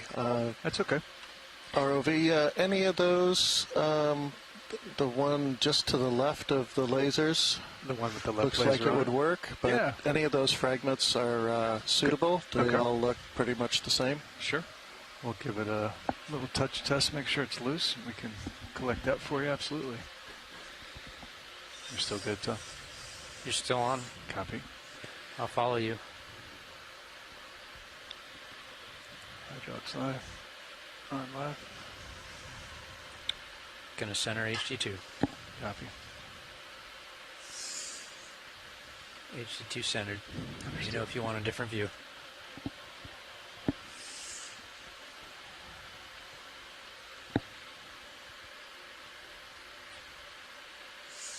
That might just a little too far away. Sorry, I was moving. Yeah, I can't get to it. It's too far. Yeah, is that one to the kind of more of a, yeah, that one right there, a little slabby looking one? But that would be great. That is just outside of our reach as well. Oh, good grief. Okay. It's down there a ways. Yeah. It's just below us, actually. That's why it's a little tougher. Oh, yeah, so it's kind of down. Yeah, so let's... we can get a little closer, or we can keep looking for another one? Yeah, let's look for another one. I would suggest maybe we start to head to that other plume that we saw earlier. Take a look at HD2. The other plume is right there. Also, quickly, if we could snap on the sea star before we leave this area. area. My, yeah. Just to put that in there.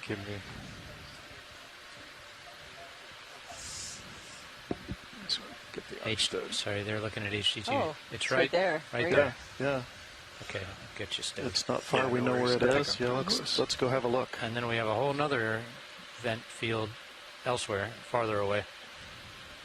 Okay. What's that? Another 30 meters, Nav, or so? That's a ship move over to the other one. Yeah, most likely. Okay. From the front of D2, yeah, about 40 meters. Okay, watch this. So first thing is Sea Star, correct? Yep. Okay. That's going to be a position move here for us, so whenever you're ready, co-pilot. Sea Star, you got to move? Yeah, to get it centered. It's just below me.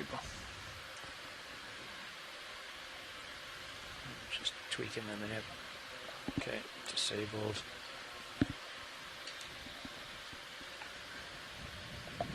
I got you centered. Okay. I'm going to go back to CPHD, and you are clear to move. Understood. Hydraulics are secure. Fogs are off. Lasers on. Lasers are on. Light is good.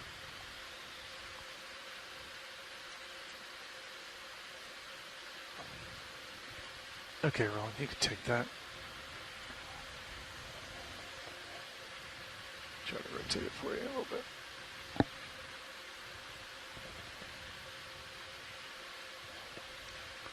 I can reposition if we went straight ahead, top down. Okay, I'm just waiting to see. Chris Ma is definitely excited. Lots of exclamation marks. Okay. So I'm just going to wait for watch lead to just going to stand by and see what he says. Definitely not a sea star that I recognize. You know, the edge of it reminds me of a Ceramaster. Center up any more on it? Yeah, I was going to let them get feedback from Chris Ma, but if you come wide, we can get a better shot of it here. Mediaster, he thinks. Yeah, maybe just another kind of a snap. That little crevasse you were reaching over. Look at that. How's my starboard I'm look? looking at your swing arms. I think they're okay. I wouldn't come too much farther. Mediaster Tenellus. Very cool. Okay, I think we're probably good for a zoom. We have an ID. We can continue on to the other plume. Stand by one roll. Rock just broke off. Yep. Go ahead. We just knocked a ledge off right there. Oh, really? Yeah. Something you might want to sample? Because probably has sponges on it. So the Mediaster might be feeding on these sponges. It's an unusual locale for this species, but there's lots of sponges to choose from, so maybe that's why it's here. Full screen. Photobomb.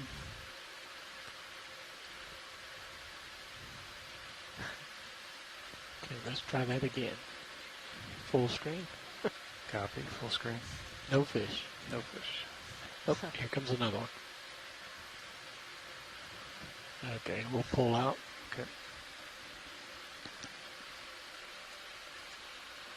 You're full wide. Wow, lots of different sponges. That's amazing. Look at the fish in the Yawk's view. Just hanging underneath me. That's a cool shot. Yeah. Oh, that is a cool shot. I was at first thinking the fish are kind of attracted to the lights from the ROV, but then when I watched them swim right nose first right into a ledge, it seems like they're not really seeing too much at all. All right, John, you want to drive me to that other seat here? It's right there. We'll tilt up your main camera there. Come up a little bit. Should be. Oh, right there. That's right. That fish came out of Yep. right there. Okay. Now that looks like a real gusher. And that's coming out of mid-rock or just below these mushroom coils here? Oh, look at this. It's also just massive. It's coming from the bottom. Yeah. This Oh, it's rock. coming again, once again, from way down in that little fracture. Mm-hmm. And all of these mushroom coral here, that's really... We want set up like we did last time, or really just quick interesting snaps on this one? I think some similar setup, and then one of the things we haven't gotten is the rise of the vehicle with the bubbles, so we can see it in the black, looking down on it.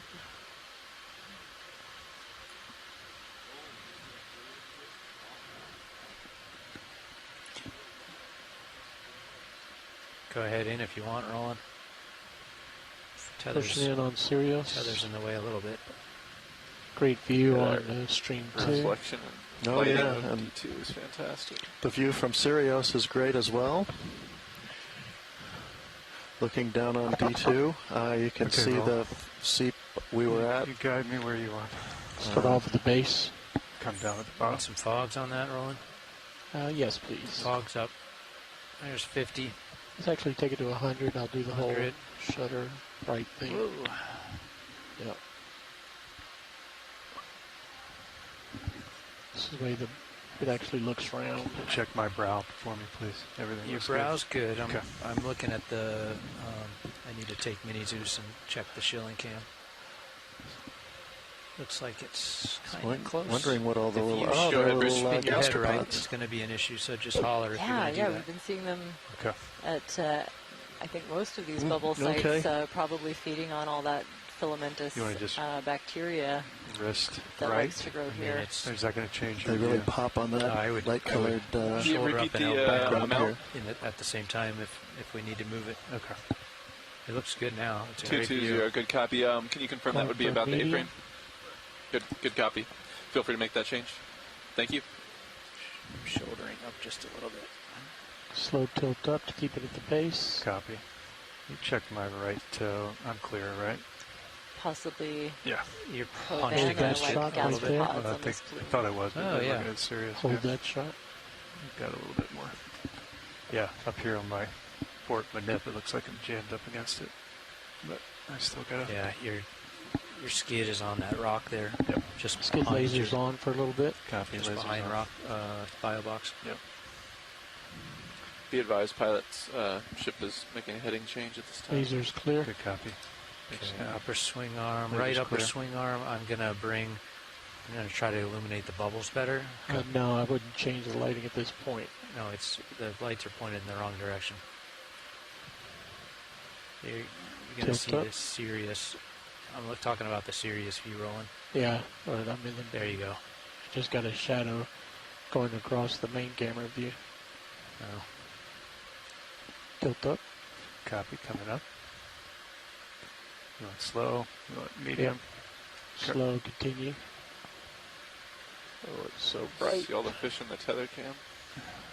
Look at how smooth that tilt is. It's so Shout out bright. to Hold there. I need Mr. to McClutchy. keep bringing the iris down. Fish. Nice.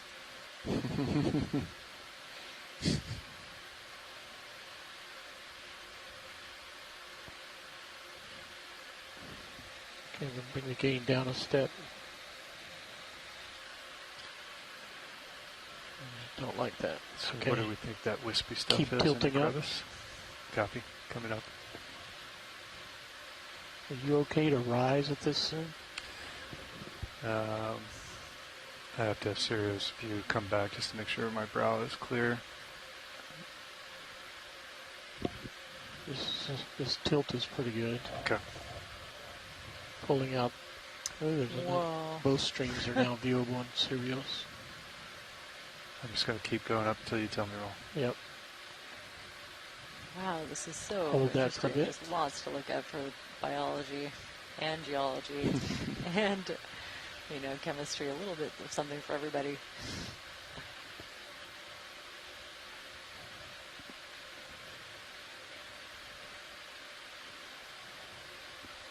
Okay, I'm going to gain down a step. Keep tilting up. Copy, coming up. And hold that.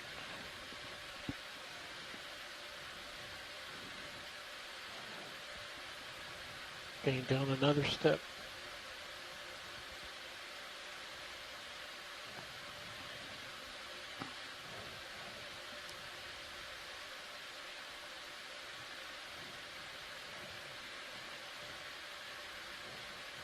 Gain down another step.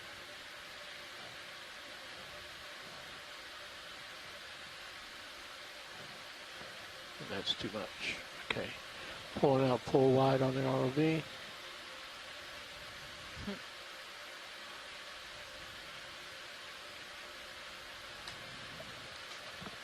If I could request a close-up when this is done. Absolutely, watch lead.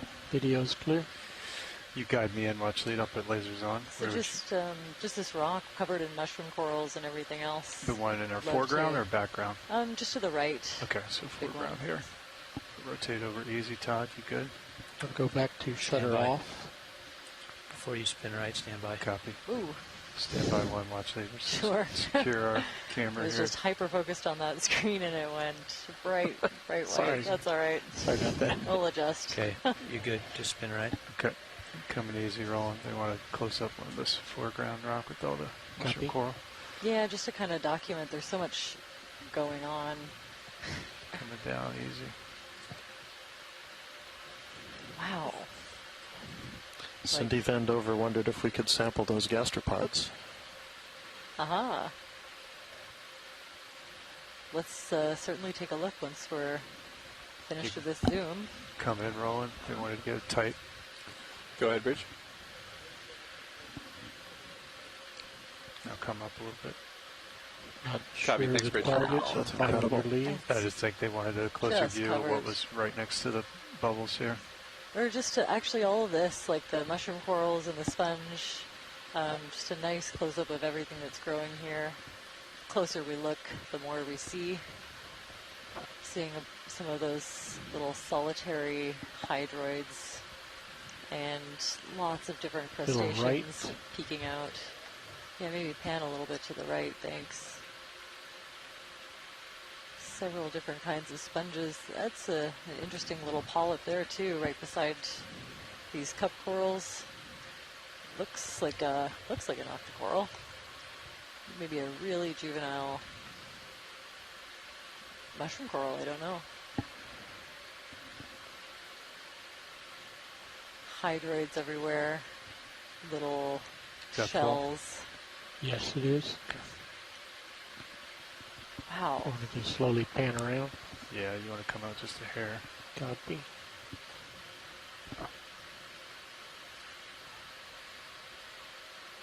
Yeah, lots of these little scleractinian cup corals. I think they're caryophylla. How do I look there? My toe, Todd, I still got clearance there in my brow. I'm just going to keep panning Several right mushroom here. corals. Yeah, I'm looking at you. You look good. Amphipods everywhere. I'm going to stop there. I think you're good. I'm looking at you in Titan. You still have a little clearance. The closest Above. thing Okay, is that's your great, thanks. shielding cam. Uppers are okay for now. Okay. Could we look into the possibility of sampling some of those little gastropods we saw, little snails right where the bubbles are coming out? Sure. Let me... Would that seem like it might be in reach from where we've sat down, or is it too far down in this? You guys drive me where you want me to go here, and we'll make that determination. Yeah. Back where the base of the bubbles were. Base of the bubbles. Pilots, looks like there are more seeps down the ridge here. Those little black dots. Yes. Yeah, we know there are more seeps. We're on a string of your lasers are about to get on the first seeps batch. that make a kind of curtain-like There's the first batch arrangement of bubble far below plumes in me. the water column. And It's about a pretty kilometer far long out from there. I our think that's sonar survey this morning. Four streams.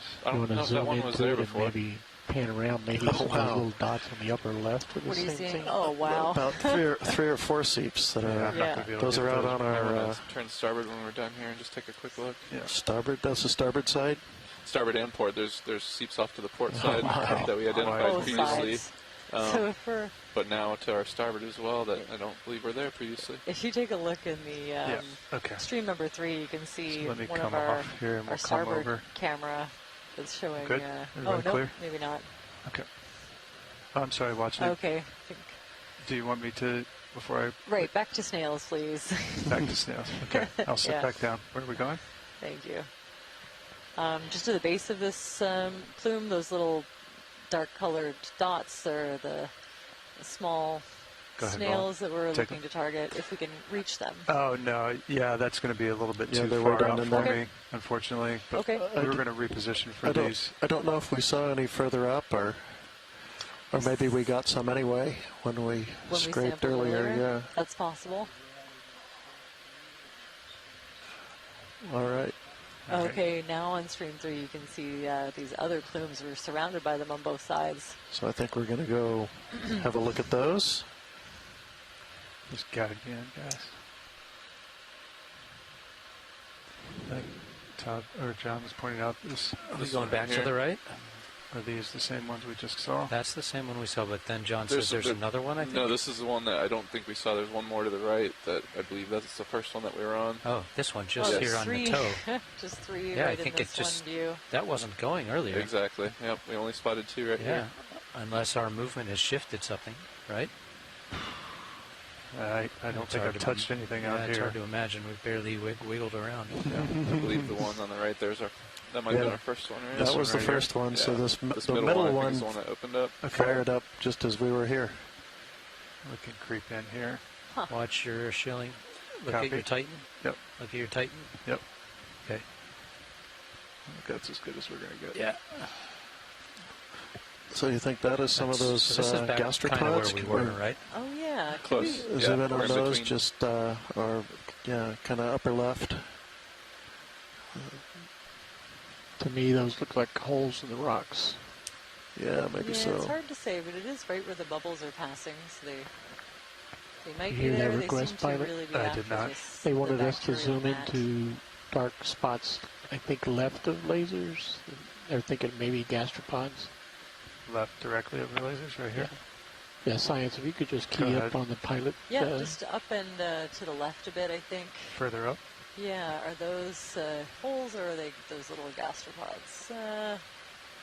Not seeing. That's Oh, yeah. Oh, yeah. Definitely little snails. Do you There's think a better view with Mini Zeus. Oh, some of that You've got a little hydrate room. as well. Copy. Yeah, do you think we can reach those with the suction sampler? We can. They are pretty small. Very small. What about farther down towards the bubbling? I think further left, upper left, there's more of them. Oh, yeah. Yeah, like further down is going to be below me. I'm sitting up above it Right. on a little. Right. So this is probably directly straight out from the vehicle here, where the lasers are at. Okay. So we can try to scrape them off. You know, if they're so small, they might go through the mesh. I might forego the ones in this Maybe we area. can come I'll back keep in. an eye out for some larger ones. Yeah, there's your 1 centimeter laser dot. Yeah. Roland, you want to come in and we can compare? Right. Yeah, and starting to form a little hydrate, looks like, to the right, underneath the ledge. Yeah, I think these might be, I agree, they might be a little on the small side for our suction and the mesh that we have right now. Okay. Okay. But if we can get a quick view of them, helpful. What do you guys think? You agree with that assessment? Too small? I think it's probably too small. How small is your mesh? Yeah. Bigger than that. All right. We'll come back wide. You full wide video? You are. Okay. Wow. Serious wide? I don't think I've ever seen so many mushroom corals in one place. All right, It's now. very cool to see. Me too. Is there interest in seeing the seeps further down the ridge here? Yeah, let's see what else we can find. I'd say just keep following this ridge. Yeah. Want to push me that way, Nav? I think we're stretched out on tether. Copy. I'll hold here. Roger that. What's your bearing? 260? Yeah, maybe do a 240 or something. You want to pick up and sort of pan it that way? Yeah, darkness 240, I like that. Bubbles. You want 20 meters? Come back to it, roll on your pan left first and see what's Bridge, Harvey, now? Looks like some bubbles coming up along. We'd like to request a ship move, please. This fracture. Range 20 meters, bearing 240 degrees at decimal 2 knots. All right, apparently in the playback from the Good view copy, thank you. from Sirius, you can see the third plume start up while we're down there. That would be cool to see. Ship move in work, pilots. Good copy. Thank you, Nav.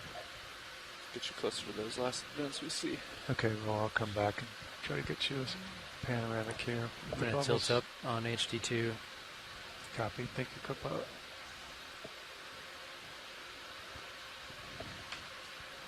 Bringing the blacks down. There's some more bubbles there in that cleft.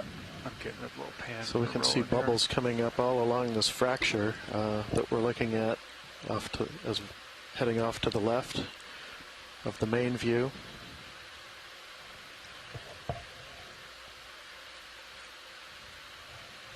Okay, you're going to start tugging tether if you... Yep, that's going to be it for me. Okay. What was our direction of travel? 240. 240. You can see in the mini Zeus up there, just strings of them all along the fracture, like science said. The last shot I'd request, if it was something, would be into the bubbles.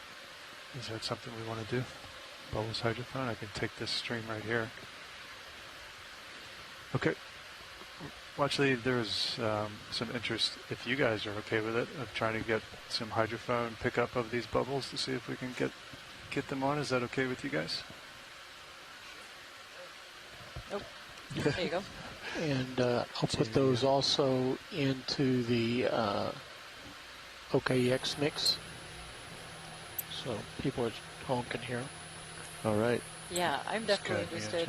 I haven't had any word on the pelagic portion of this dive, so I think probably we'll stay down contacting here. the brow. All right. Hey, I think you're dead on. All right, I'm going to try to get ready to hold. They're starting to come up through the brow a little further. Right there. Yep. I think you're going to tickle your left toe here in a second. Yep, it's going to come easy. Yep. Is that it right there, John? I think so. Maybe go back a little bit. Back. Yeah. Okay. Come back just a hair.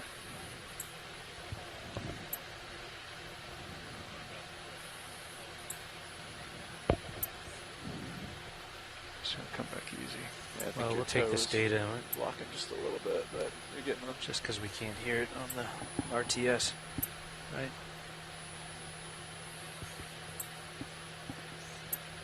Yeah, I think the sweet spot is having it come up right next to your skid there. Okay. Aim for the yellow loop. Yeah, that's looking good, Chris. That's about as good as you're going to get, I think. You can see them pulling up next to the hydrophone. Okay. Yeah. Going to hold there.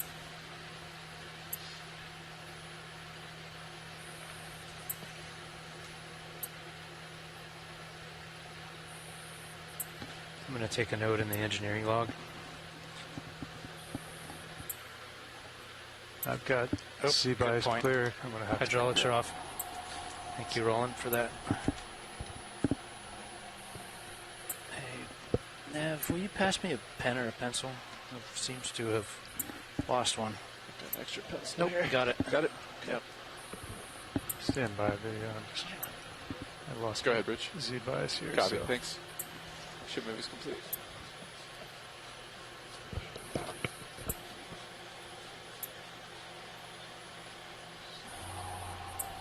Stand by. Let me get them back where I had them. I lost my Z bias. And so, every position here.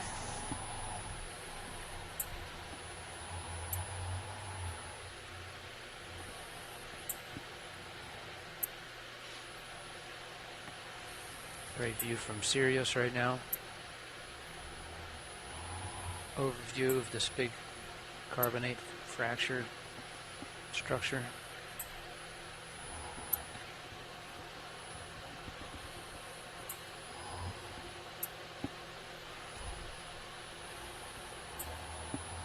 How's that, John? Stand by. Looks like they're coming up, maybe back up just a little bit. And a little more starboard.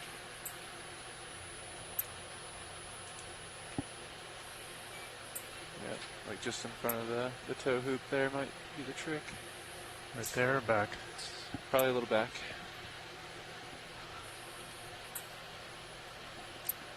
That's getting there. It's pretty close. Doesn't seem as concentrated as it was when it... There you go. That's looking pretty good, Chris. Okay. I'm just going to hold that. Sounds good. It's pretty right on it, right? Yeah. I think so. Okay. You're not going to get any better with that coming down closer to where the seep is originating from. I'm sliding off a little bit. That's good though. You're definitely painting the hydrophone with it. So. Did you put it onto both hydrophones? I'm just on my port side right now. Yeah, well, try the right side also. I'm not really hearing them, by the way. Yeah. We can have Todd adjust your Titan or your PTZ. Zeus. Yeah, I don't have a good view of that side, so I'll put it where I think it should be, somewhere in the ballpark. Yeah, it should probably be close to your skid again. Hey Todd, can you... I can also steer your stick on your joy box if you want me to. Pan the HD2 to the right, Todd's got Mike. You.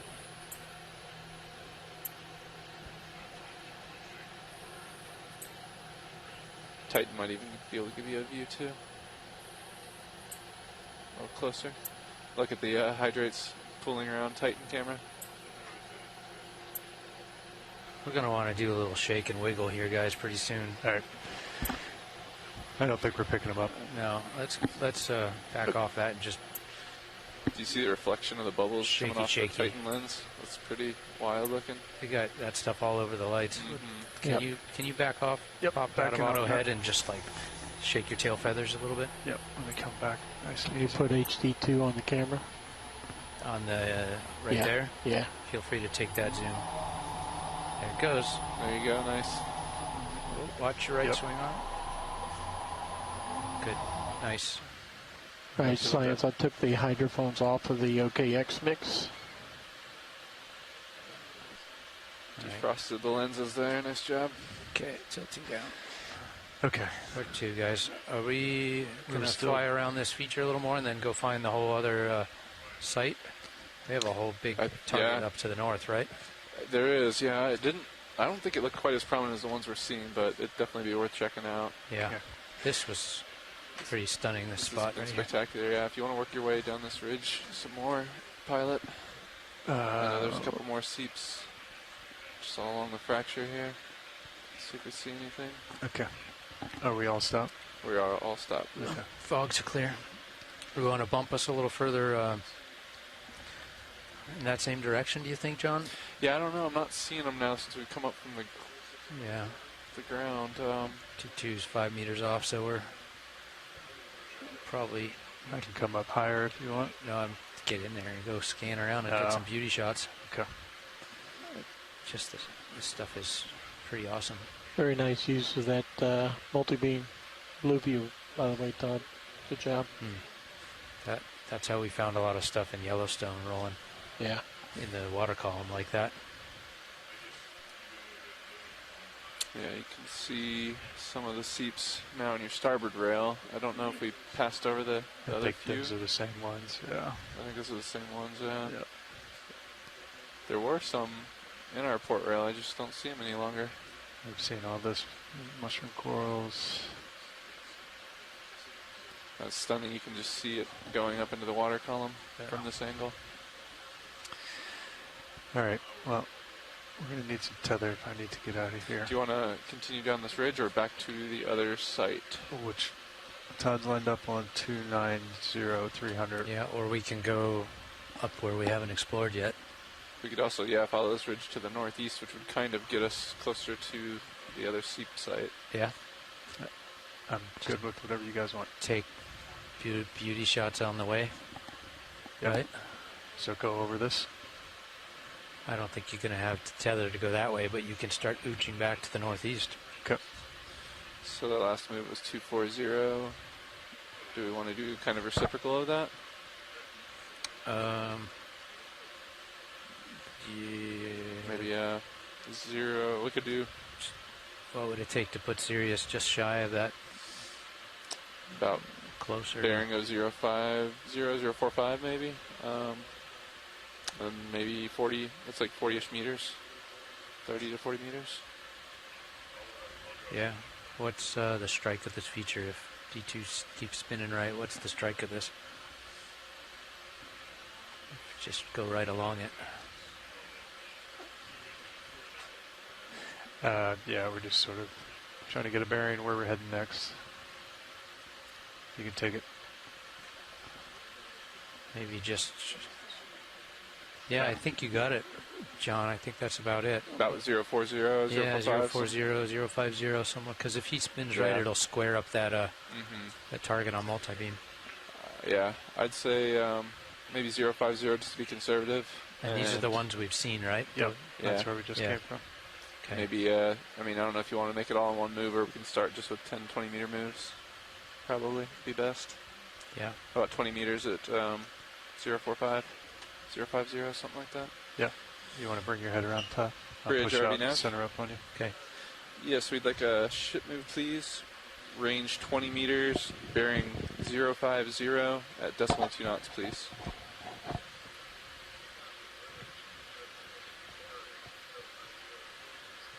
You see all those bubbles in the series. Good copy, thank you.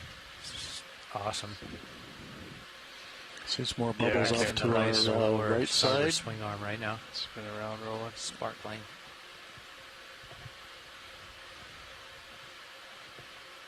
Just going to traverse right on top of these bubbles. All right, ship move in, work pilots. We're moving 050. Good copy. Just be aware your tail is dragging a little bit. Copy. Thank you.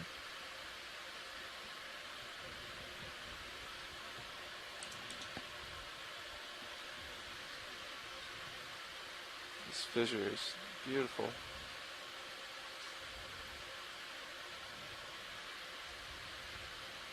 I'm going to get the shilling back out there a little bit now that you're away from that feature. Yep.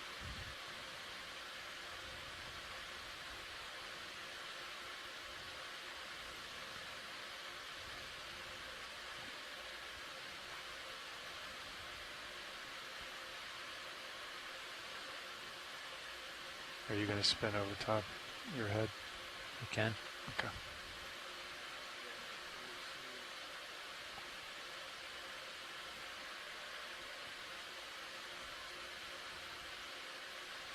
So, yeah, from the port rail cam, I see at least 3 distinct streams of bubbles rising from the seeps. Yeah, I think those are the ones we just came from. Yep.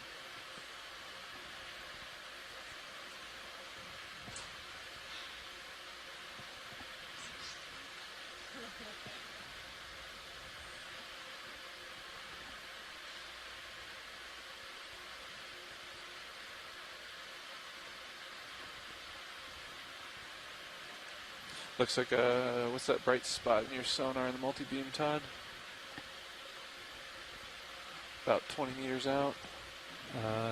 Almost coming into deadhead. Now it's hard to see from this angle, but I think it's another seep. Yeah, dead ahead right now. I'm just a little high. Yep, see that? Yeah. Is that it? That's it. I think that's it. Yeah, there's your seep right there. And it lines up with what we're seeing here with this fracture. Yeah, you're getting away from me a little. I need to come down. I would hold. Yep. You just go slow and look around. Okay. Look around. Look around. I don't know that reference. Todd Hamilton Gregory. Hamilton, yeah. I was Trying to recognize that song as well. I do know it from somewhere. Lucky to be alive right now. I agree. This is fantastic. In the greatest city of the world.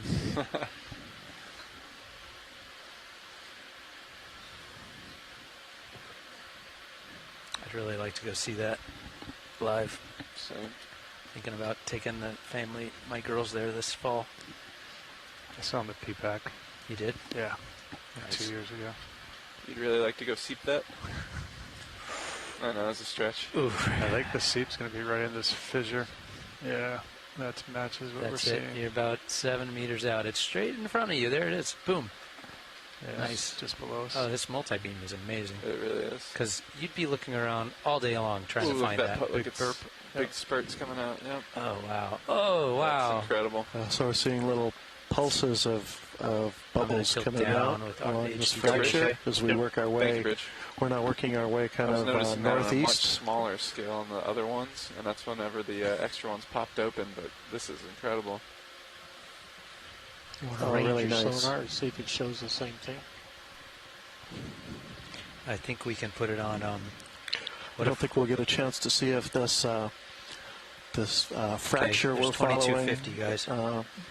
Extends the whole length of the seeps we saw in the multi-beam sonar from our survey this morning.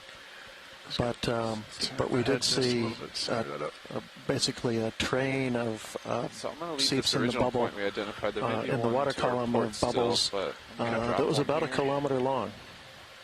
Don't know, again, if this fracture is that long or if there's more than one crack these are following, but it does look like this fracture we're in is lasers on what the vents are aligned along.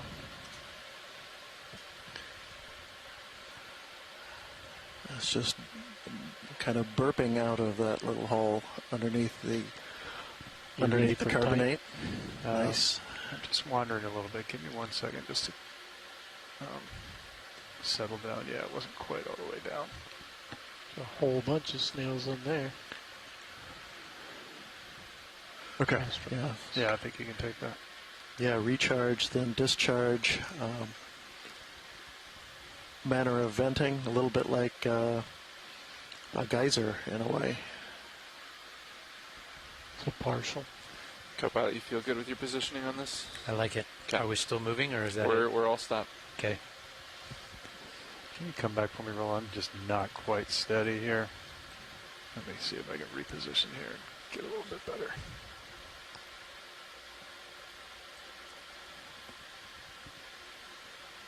Ooh, okay, go ahead. Come back in tight.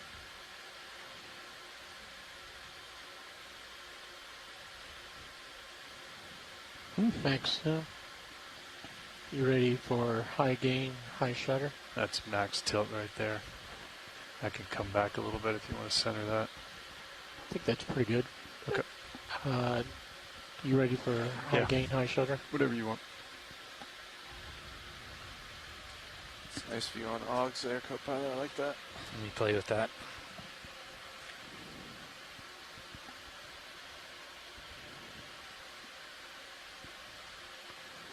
Do we see those snails just above this, don't we? Can we bring the lights up to so far max? down. Fog's up. Is that enough, or is it too? Yeah, I think I do see those little snails. Get much a lot for of you them, there. but yeah, it just added a little bit. This looks like a place we can't reach at one all. of the uppers in. Yeah, I was gonna say down. maybe bring your. But looks like we are seeing some hydrate in underneath that ledge. How's perhaps. that, Ron? Did that help you? That did not whitish, whitish area in underneath the overhang. There you go. That was me bringing the blacks up. Right when I tweaked the angle, it definitely.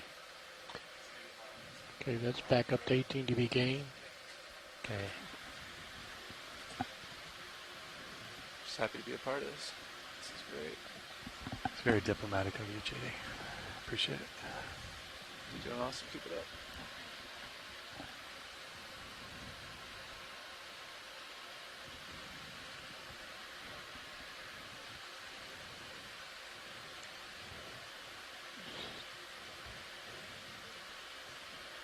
Yeah, don't quite have the great gain or great lighting for. It's pretty far down there. It's probably a couple meters below us. You can see this cavern. We'll stay at no shutter for this. Yeah.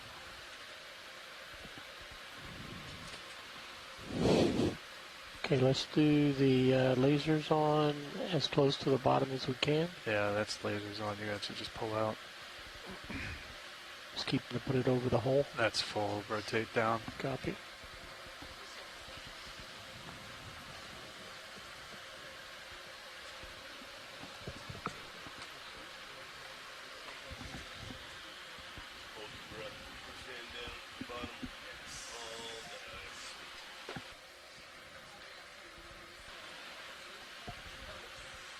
There we go. Maybe missed a zoom. Yes, I would love to get an extra close look at that tube worm. Video's not quite the like. Okay, I'll rotate over for the tube worm. This is just to the right of lasers, right? Yeah. And lots of gastropods. So that's the tube, and it We're goes seeing up, some of our vesicomyid clams as well. Clear lasers. Just off the view to the left now. Okay. Ooh. Oh, those are. Yeah, big. Wow. Yeah, just the one, which is interesting. You know, you'll often see them in kind of clumps, but some of them have long root like structures. They need to kind of get anchored in softer sediment. So say it again. I'm wondering what this one is. So Sirius is pretty narrow. Might have a better shot.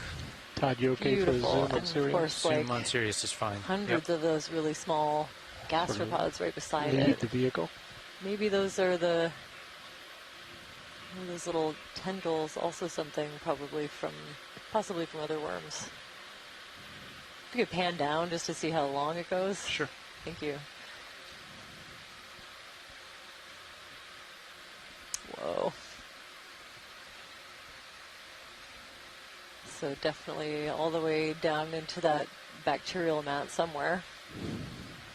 Wow. Excellent. What do we think about sampling in this area? Unfortunately, Watchley, this is a couple meters below the vehicle. It's down in this little crevasse here. Okay, I missed that. Thanks. Yeah, we're just not going to be able to reach it. No, that's totally fine. Slowly look up into the water column. Yeah, it's made it difficult all along here that although this crevice has made becomes the pathway up for the fluids, it's also down on a little bit of a hole where it's hard to reach. I'm going to zoom to the bubbles. I can center that better if you want, or just leave it where it's at. Yeah, you can center. I'll do my best. That looks fairly close. Yeah, if I come down, it'll center up a little bit. Yeah, I'm pretty sure those white things that we see floating around are pieces of the bacterial mat. We're going to high shutter again. They just kind of got caught up and are floating around.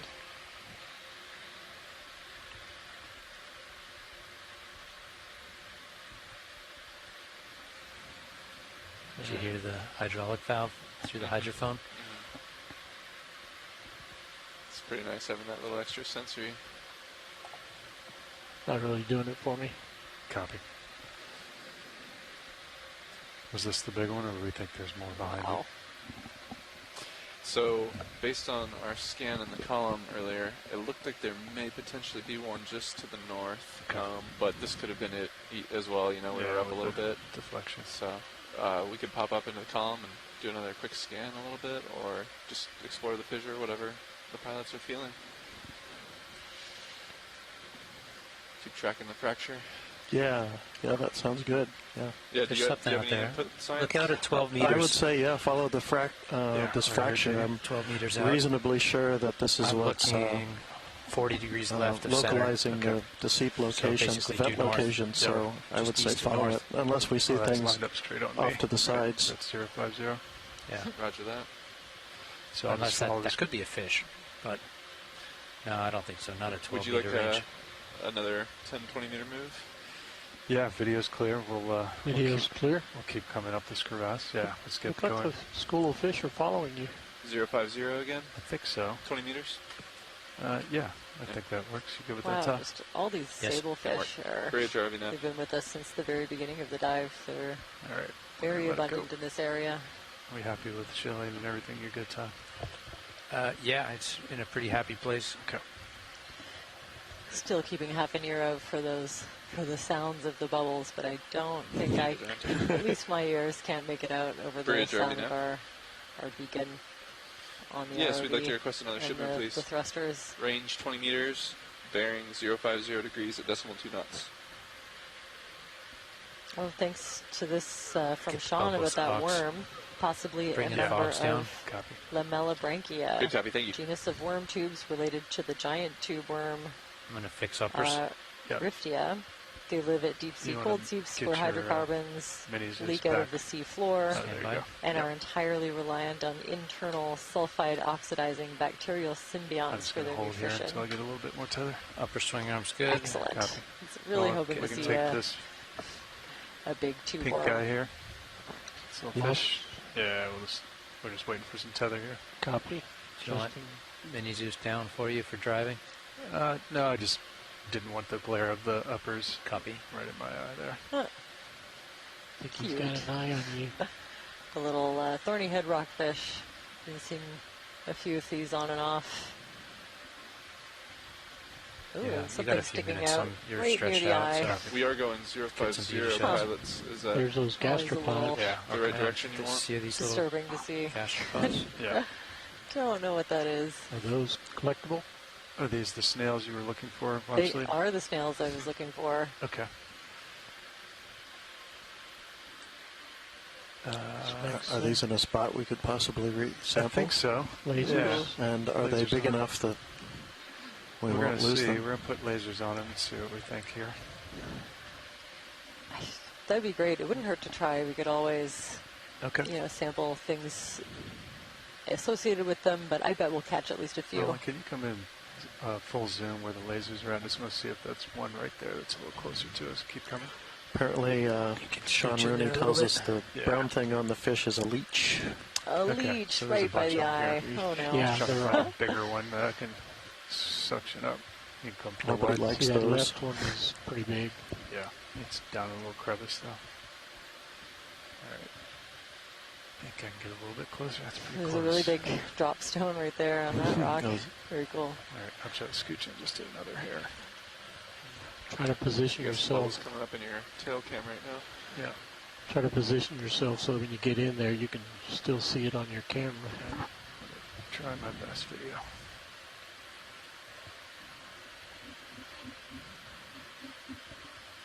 Yeah, Carolyn's saying when they monitor sounds of bubbles, it's often on landers, so just the ambient environment. No ships or ROVs around, so it's nice and quiet in order to get any audio of the bubbles, often in the papers that she's read. Thanks for that, Carolyn. Get in there too and deep, I believe in some cases out. what they're trying to do when they do that is get a sense of how often the seeps are active. Okay. Seeing if they know that they're in a place where they can actually hear them when it's quiet, they can theoretically be able to tell when they turn on and off. Okay. Like we just saw one turn on. Yeah. That's a really good video of that in the replay. Very excited to see. I mean, you're floating now, right? Because you look good so you're saying it's not just pure curiosity, wondering what it sounds like. Yeah, not just because it would be fun to hear them. Yeah. Okay, that's fair. That's even though it is fun to hear them. Yeah, it can be both things. Well, let's try it. Try and see if you can. I'll just hold this. See if you can get the drawer out. If you move me, then you move me. I'm drifting, so stand by one. Yep. Yeah, the ship move is finishing. Go, Bridge. Thank you. Ship move finished. Copy. Okay, ready? Yeah, I'm ready. Try to ooch out with the drawer. Yep.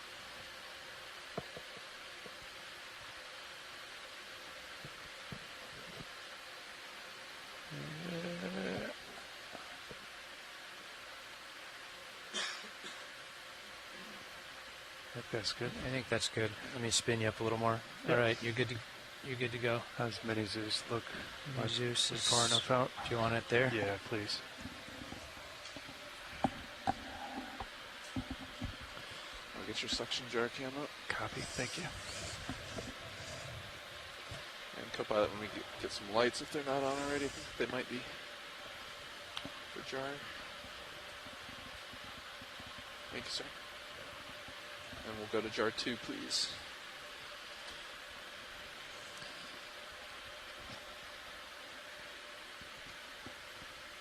Sample still securing canister 1 there. I'm going to square up HT2. Copy. You have a little more drawer out to come. I'm going to push out a little more. Ooh, stand by. Lots of those. Oh, wow, yeah. There's still a bit of that. No, you're pushing off the wall by doing hydrate that. In section jar 1, you can see. Get the wrath yeah. Carl. Again, we won't get it all the way up. I think you just need to float it. Grab the that'd be hose cool to keep an eye on it, though, and see when it dissipates. You're if we parked can with on the the drawer. ascent. We don't want to do that. Can you just lift off and stay auto depth for a second? Yep. Yeah.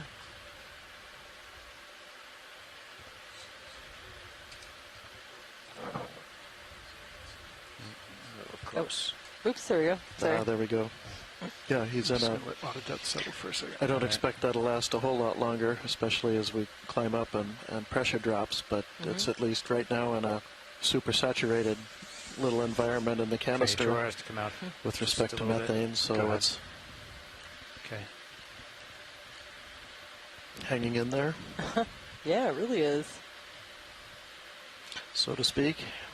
I'm excited to see a couple of those kind of branching Demo sponges also in the jar, safe and sound. I'm going to get this out of my view so I can see what I'm doing here. Okay, you guys going to drive me back here to where I need to go. Back up and left a little bit. Okay. Wherever that fish was, if he's still there. And yeah, there's all bivalve shells kind of embedded in the carbonate and broken off. I believe so. Yeah. Very cool. I've seen that a lot of places.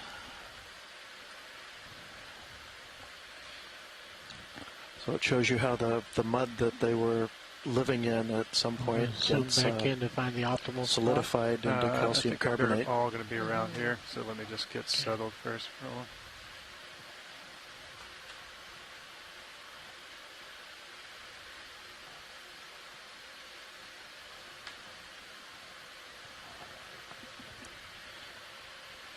How about a little fog light? I think that'd be good for sampling. There's 50. It's good. That helped a little bit, right? Yeah, now I'm seeing all the little gastropods above the fish's eyes.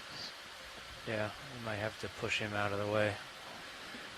All right, let me make sure that's so, and then we'll come back in. Still moving just a hair.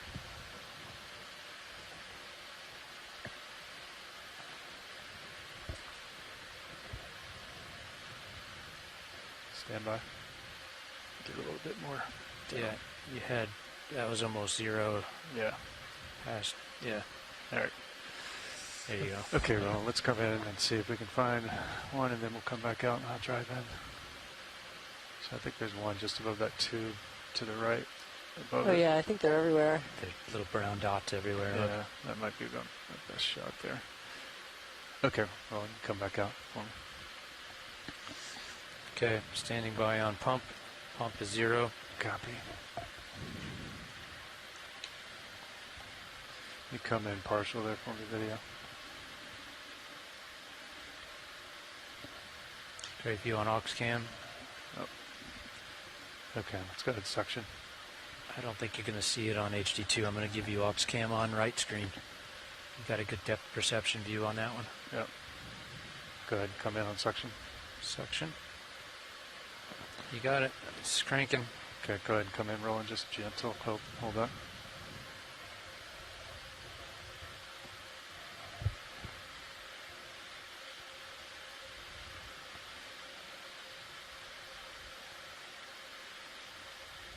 Actually, port manip's the best shot. It's just tucked in there. Port manip is going to But help. can we get them off? Might have to just nudge one. There's one that fell down and to the left of that tube. I'm going to take your rotator. Wow, these are really small targets. That one I was trying to get is just tucked behind a little bit of a rock ledge. Some bigger ones kind of on the left. Don't know if those are decent targets. Give it a try. HD2 is obscured. You got a good view on port manip cam. You come back in video. Hold that. I'm going to take your tilt unless you don't want me to. I'm going to tilt you down, okay? There we go. Tilting you down. Beautiful. Got a couple more of those. I think I saw two go in the hose. Stand by for canister. Oh, I see them in the there's one. can. I think we got two in the can. Very small, but they're in. Very small. Thank you. Happy watch lead? Yes, I am happy with that. That's great. Pump off. Thanks for that. Going to 6. ID EX2306-D14-06B in suction canister 2. Right, ready for purging? Oh, yeah. Stand by. Yep. Thanks, RV. Also, extra thanks from the science chat for that. Of course.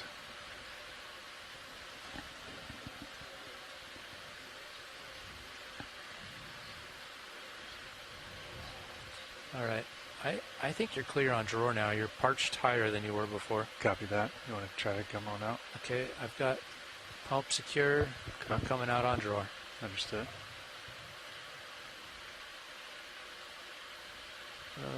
No, just okay. let her lift hold off. That. Yep. Coming off easy. Okay, drawing out.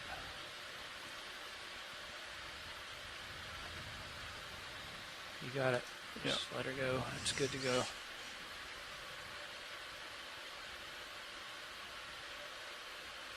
Okay.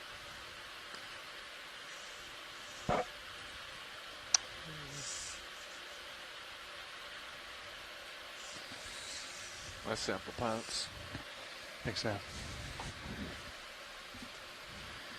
All right, a couple of small gastropods. Check.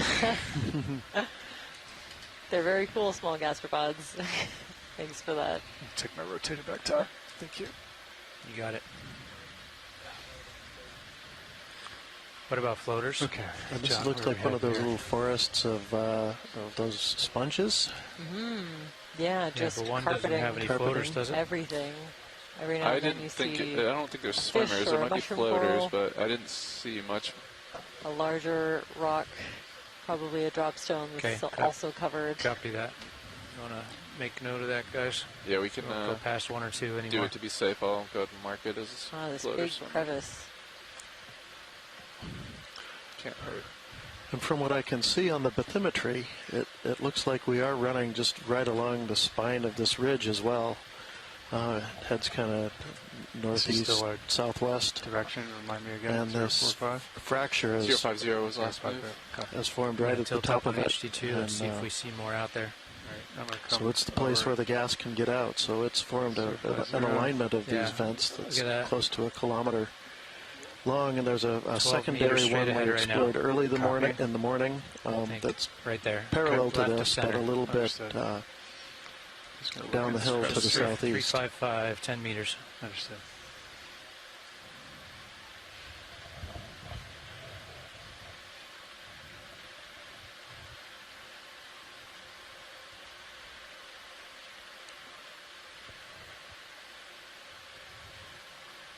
We zoom to the brownish. Oh, this is really fascinating. Very cool. Go ahead. Look at that. I think we're looking at something, a couple meters deep? Yeah, at least. Yeah. Wow. Kind of an orangey colored bacterial mat down there, I think. Or one in the upper right. Could have been an encrusting sponge, but I think it's bacteria. Here, so orange and then a lighter white dusting of it on the rock above. Trying to make sure I clear crevice. My lowers are port side. Keep an eye on that for me. You're good. You're above it. I'm going to come down in. I don't think you need to go in. I think we can probably image it from here. Okay. You can take more if you want it. Wow. Wow, this is a fantastic level of detail. Even further, you can see the texture of these different lower. You're okay bacterial mats, little, maybe the feeding appendages of different kinds of tube worms sticking out of them.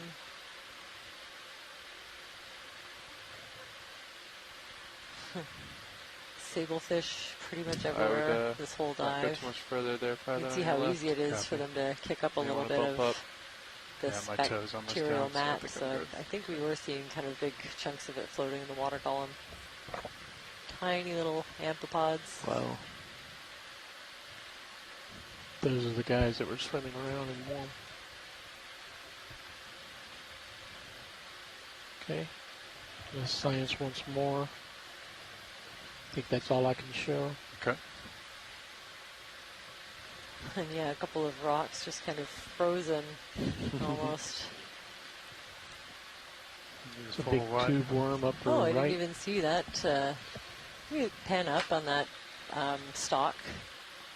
I think it's another carnivorous sponge, maybe, but it looks quite a bit different from the other ones. Oh, it's just covered in bacteria. Amazing. Thanks for that. That's great. There you go. On you. And maybe one of those tube worms actually.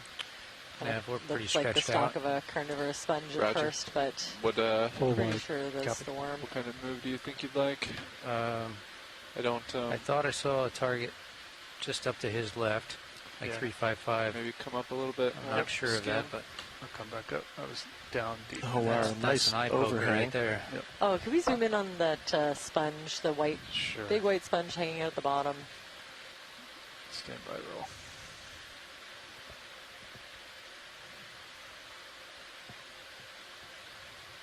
You got me, John, on my port. I'm watching. Vigilantly. Thank you. Nice and slow. Yep.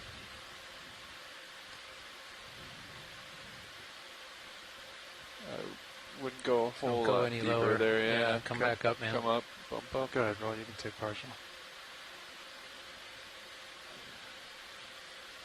Whoa. Can we get the lasers on? As you're shilling, okay, I can't tell. Yeah. Oh, how close you are there. Oh, very cool. Okay. Yeah, I think you're okay there. Oh, look to the left. Little fogs. Almost looks like a different kind of Platyriza. Too much? Lots of this mushroom coral. Sorry. What are the odds we could sample that sponge? Is it too big? What do you guys think? Can we reach it? There's the lasers. And can we reach it? Also an important question.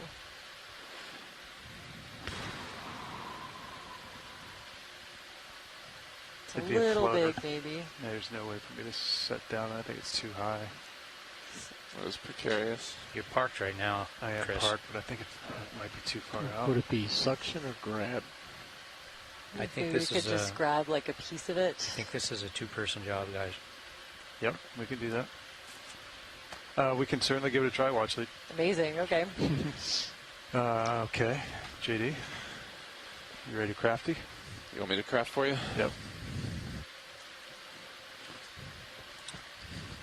Just so much going on in this. This is kind of one of the feel bigger nice and stable individual here? sponges we've Yeah, seen. I'm set down. I'm going to have to get closer for you so you can get the arm someone on out and the see how far you can science get. chat was asking about Just stay right where you are, guys. We do have You're that rock kind solid. of Just reach out there. finger-shaped encrusting sponge in a We're not going to suction. suck this, are we? It's too big for a suction. No So way. we're just One of going the for a claw. larger Yeah, kind of you're going to try to globular pinch it off sponges there. that I've seen. What kind of grip so force do you think we should use for this? try to get a piece. I would say 2 or 3. 2 or 3, Raj. Okay, well, actually, this is going to be a combo sample here. Let's just talk this through real quick, guys. Yep. All right, so it's out a ways, right? And we want to pinch it gently, and we want to see what we're doing. I think you start with your cutters on the top, of the, not on the bottom. You come in somewhat horizontally, slightly skewed left. Yep. So you can see, because you're not going to see well from HD2 Cutter's at all. top, slightly skewed left. Yep. And you got to be, I would be really careful not to touch the rock with the jaws, Because as soon as you do that, Chris is going to be fighting you. Yeah. And he's going to have to reset, and you're going to shift. So try to go in there with not touching anything. It's like you got your sand wedge, and you can't touch the sand before you chip it. I like that up onto the analogy. green. And where do we want to grasp it from? Right where your lasers are there? Yeah. From upper right to lower left at a little angle, right? Raj. That's what I would try. I would try to go in. I don't think you need to snip it necessarily, but if you can get far enough to not just tear it, that'd be nice. So this is what you're thinking about, coming in like that? I would do this, like from up here, down and left. Get the one finger behind it, and the other finger in front of you. Roger that. Maybe the narrower fingers behind you so you don't accidentally hit the wall. I don't know. Okay. We'll approach it slowly and give it a shot. And we might be too far right now, but I think you can do it. And do we think, you said you think the drawers can come out from this position? If not, we'll float off. Okay. That's why we're doing good. a two-person job. Sounds good. And if you bump the wall and you shift, then Chris is going to respond. Okay. Let me try to get comfy here. Yeah, this is no rush. We got time. Yeah, let me find a comfy position here. You want to get HD2 up for John, co-pilot? Yeah. Okay, I'm going to take it nice and slow, guys. Yeah. You can see it from HD2. Right. Yeah, that's a nice view. I've got this. I'll square it for you when you... It does look like there's a little outcrop of rock there. We'll just have to kind of get under. Okay. Arms coming live. I'm just going to take it nice and slow, guys. Yep. And what kind of grip force are we thinking for this? Wish I could tell you something about that. I would say lower, partly for one reason, so you can get the trigger almost closed before it even moves. I think you have better control with your fingers that way. What do you like, 3? Plus, you don't want to overdo it. Raj. You want 3? Yeah, let's start at 3. Okay, grip force 3. HD2 getting squared. Okay, I'm going to have to get the cutters on top. Yeah, rotate that guy. And you just tell video if you want partial zoom or whatever you want, John. I can rotate. Copy that. You do also have a nice view in your aux cam. Yeah, could you get that monitor for me on 12, aux please? 1. You Thank got you. it. And starboard. That's beautiful. I love that. Starboard and port manip aren't bad either. Copy. I think aux gives you a perspective view. Copy.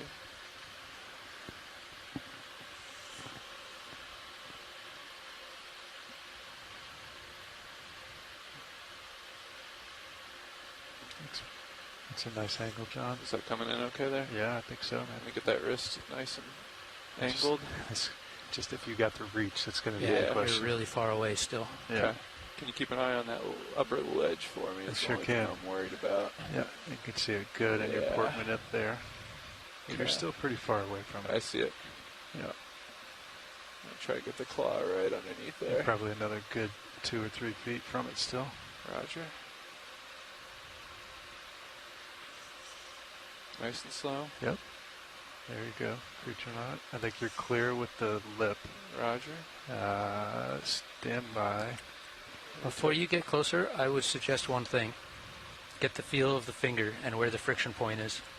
You know how you got to know the friction point of a clutch? Yeah. Every grip force has a different friction point. Right. So get the feel of it, because if you nudge it and it falls, you're going to want to snatch it. Yeah. So you think we're going to have to feather this pretty much? I don't think necessarily. Okay. I think if you get it, they're going to be happy. Yeah. If you get it and cradle it, chances are you'll drop it. Okay. I think you just got to get it. So that view says you got room for that upper ledge. That's from these views, it looks like you're clear, so I think you're good. Okay. Let me get a feel for the clutch real quick. Yep. Yeah, that's perfect. And you think I can lock it in once I... Yeah. Yeah, but remember, you remember the trick, right? Like if you're not actively gripping when you hit the grip lock, it'll open on you. Yep. Yeah. So just like that, it'll come shut like that? Yep. Okay. So I think if you elbow up a little bit, you should be able to get reach to it. There you go. Hopefully you got enough extension. From this view, we're clear of that ledge, but not by much. I think you're clear of the ledge. Can you see where my fingers are? I think you still have another 6 inches to go. Copy. I'm going to slowly extend. You want to bring video in on this? Yeah, could we come in just a little bit partial here? Video on main HD, thank you. I'm going to pan right on HD2 a little. Thank you. Tell them when, John. I think you got room on your right side more than you think. Okay. You good with that, or you want to back off? I'm good with that. Okay. Thank you. There you go. Zoom on HD2. You got a nice shot on your port manip right there. Are we moving a little bit? Or we're rocking just a tad? Okay. HD2 is fine rolling, thanks. Yeah, or you can come in just a little bit, just a little bit. Thank you very much. That'll work. Perfect. Right there. Hold. Thank you. Checking focus. And nice. I think you're pretty darn close, John. Yep. I think you start feathering the jaws. Want to feather in just a little bit, and we'll get an idea how close we are. Yeah, I think you're there. Yeah, push in just a little bit. And a little lower. A little lower? A little bit. I think that's it. Right about there? I think so. I like that. Coming for close? Yeah. Oh, no. All right. Stand by. It just fell right below us. Sorry about that. Okay, not nearly as strongly attached as I thought. You might be able to reach it. Yeah, maybe. There it is, right there. Pretty low. Let's see that. Is it? See what you can do. Let's see what we can do. Can you zoom in on it for a second and just kind of... Just get my arm in a good position here. Yeah, come on in. I kind of wondered if it's... Is it I barely touched rock that. that's covered in encrusting sponge and not a sponge at all? But there's lots of good stuff on there, so yeah. We can if we can get the whole thing, that would be great. Is that full tilt down? Definitely appreciate that bonus mushroom coral as well. Okay, pulling full wide. That's it right there? Yeah. It just fell so fast, I'm wondering if it's not more of a rock than a sponge. Yeah. Hanging off of it. Right off the top of it? Yeah. Okay. Let's see. Let's extend our arm and just see what we can do here. Yeah, you're going to have to go shoulder down. I just don't know if you're going to have the reach to get down there. Bring my wrist down. Yeah, it looks kind of dark. Pretty far down there. Yeah. Yeah. Probably not, huh? You could reset a little bit. Yeah. Lower. I can bring your lower swing arm back and up. I'll just get full shoulder down and see what that reach gives you. Because if you can't get low enough, it doesn't matter. Right. Are we clear on the arm up top? It looks like it from my views. Yeah, you're good. You're getting nowhere near it. How far do you have to go? A little bit more.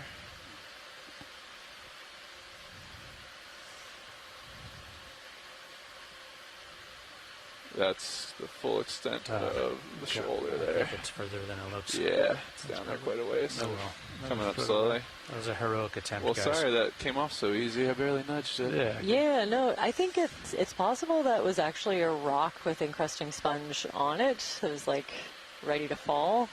Just fell so fast, it kind of made me think that. Yeah, it had some weight to it, didn't it? I have a dirty thought. I'm not supposed to suggest this, so close your ears, I think everyone. I know where you're going with this. I just wonder how nice and brittle that is, and whether or not it'd be an interesting geological sample. The overhang. Am I being naughty for suggesting that? We're talking about the overhang. Oh, the ledge. I'm talking like, about just the little tip here. Couldn't say, not my area. What do you think, Jamie? Is there any lasers on it? You think you want to break a Chris, do you feel stable enough? Would you like to try and get this? I'm not sure they're going to want it. Okay. I mean, we could. Yeah, I can try, but I'm not sure it's value. Roger. If you do that, one thing I'd recommend is be ready to let it go quick in case it breaks off too representative big. sample of the species that are here. What do you think, Watch Leads? Is this this a viable sample? Or this would be a terrific sample, I think. Okay. Okay. Both covering the I was thinking biology, more set up with plus it's a two-person looks op. like a good representative You're piece still of barely poised there, you know? Autogenic carbonate. Because as soon as he grabs that, it's definitely going to shift What you into thought you were going to hit with your elbow? Grab that thing. Or the tippity tip. Or the tippity tip. Yeah. Yeah, So definitely I'm on a teeter-totter here. Sponges and those little cup corals. I think once he gets a countless other you want a grip organisms on force there. 6, 7 maybe. I got your grip force 6, JD. Copy that. Going for that It's little right there. it looks like a Are delicate there little uninteresting tip. geological samples? Kelly asked a rhetorical question. You want straight out at the end? And actually, I assume there might be. There might be. Yeah, you don't seem super interested in my drop stuff. Watch lead pilot? Watch lead air. Just confirming. So on the Copilot main screen, are we looking for the little part that's bumped out closest to us or the far right edge of it?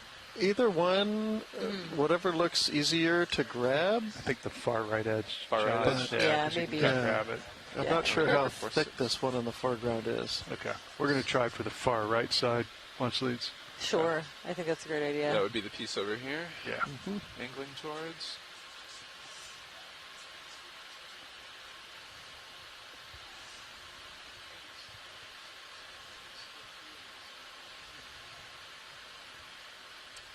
I can get anything you want, John. Okay, I'm going to straighten my wrist here. Yep. Come in nice.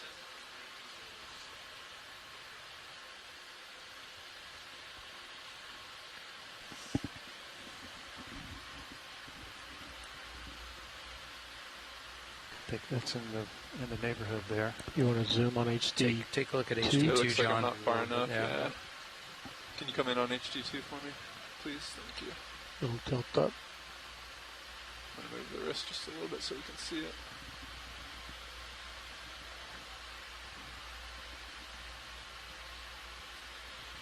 Yeah, I think you're good.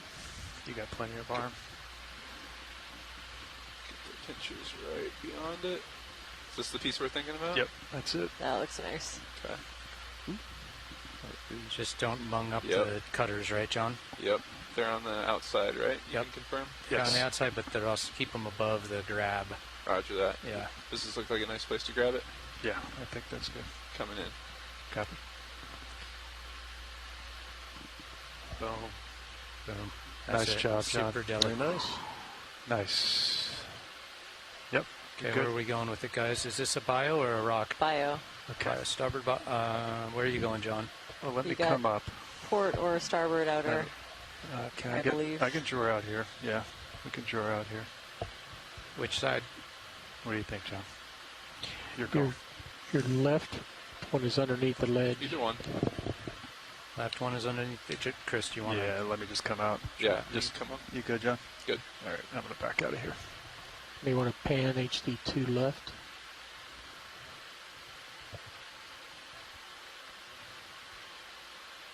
No, I'm keeping the manip in view, Roland. Yep.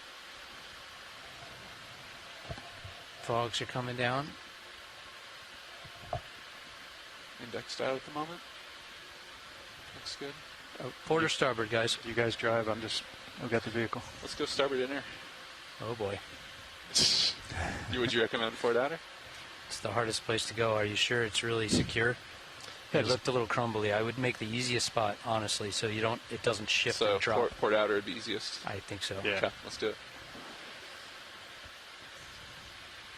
Okay, I'm ready to draw out when you guys are. Yep. Okay. Go for it.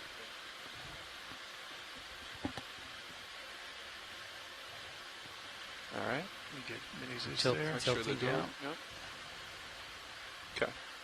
I'll follow you a little bit. Bring an arm in.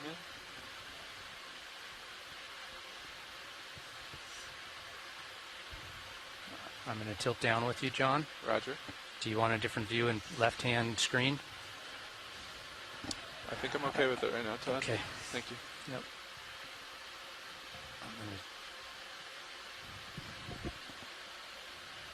Low enough there. Don't want to. Yeah, you got plenty of clearance. A You're little good. bit nervous about the.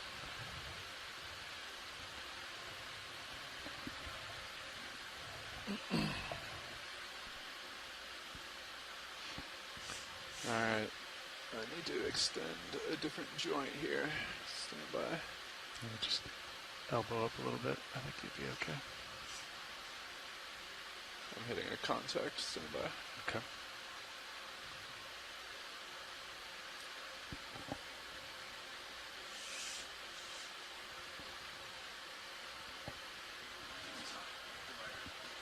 Stop. I'll stop.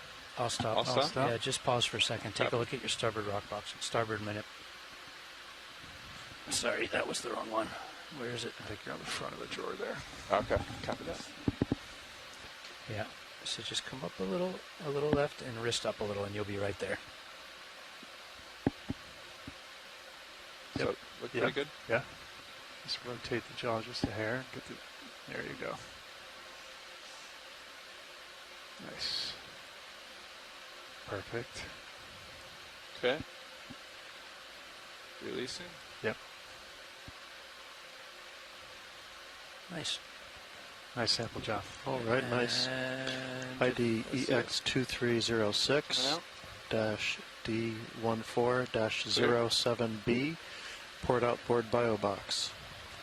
And if you could follow me with the camera when you get a second, Todd. Stand by. Thank you, sir. Excellent. Thanks for We'll the get all collection. stowed away, and then we've got a watch change.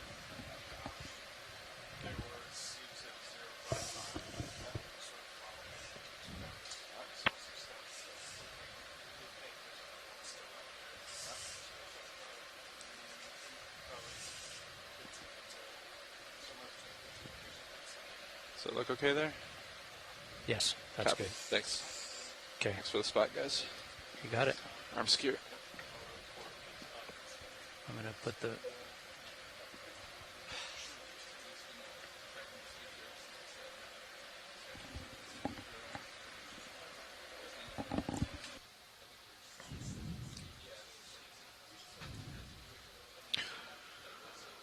So it's interesting to see the tops of these ridges. We can see that the top of this ridge we're on, which has kind of an interesting morphology, they're kind of flat-sided ridges, but the tops of many of the ridges along the Queen Charlotte Fault here out on the slope have what this ridge has, which is kind of a little carapace. In the bathymetry, you can see a kind of a, although the lower slopes are mostly flat, when you get up to the ridge crest, there's a little bit of a steepening and then kind of a rounded off, top ridge that caps the ridge line. That's kind of rounded off, and we speculated years ago as we were looking at the new mapping is that a carbonate crust? Is that a harder area that's formed? And that we're now on this ridge line and seeing this carbonate crust here that is derived from methane seepage. It implies that nearly all these ridges have had some sort of methane seepage along their crests. But we really only see active venting at a relatively few sites, considering the length of this margin along the Queen Charlotte Fault. We're looking at 600 or 700 kilometers of fairly similar morphology to the slopes. So it's a very interesting data point to have a look at this one.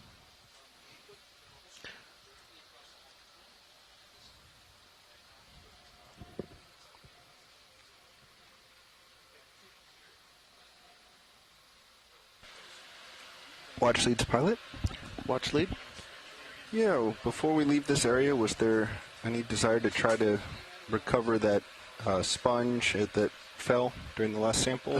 Have you gotten around to a point where you could reach it? We can try to give it another go. I think I'm happy with the associated sponges on that piece. Okay. I'm still not sure that's not a big rock. Roger that. Yeah. We'll leave it. Thanks, though. Yeah, it might have been a drop stone that was hanging from that. Incorporated. Yeah. Yeah. Hey, Pilots. The more that I looked at it, the more that's kind of what I thought. So it's just covered in a thin encrusting sponge. Let's see. Last move was 050. A little representative piece of many different sponges from here. I wouldn't be surprised if there's 10 different we need to decide species. what we want to do. I heard they think there's another bubble stream at 055. 055? I'm going to come up and we'll do some scans. Sounds good. So we're coming up now I'll follow you up, pilot. scan Do you up feel the ridge. comfortable putting that port lower see back if we can out? see some more bubble plumes in the water column. Yeah, shilling's clear.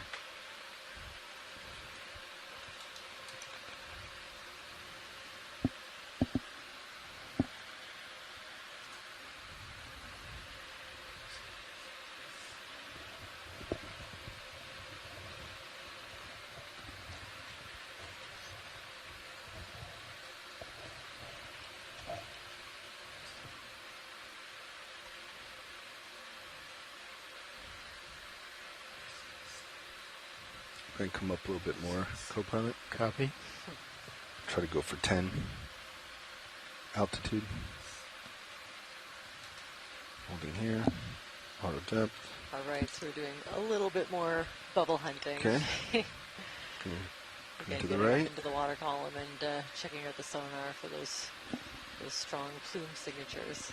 I can tilt up and down while you change heading. We're just going to do it one at a time. Okay. Try to control.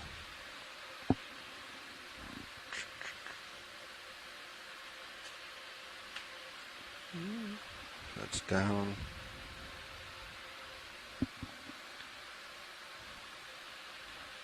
At 055.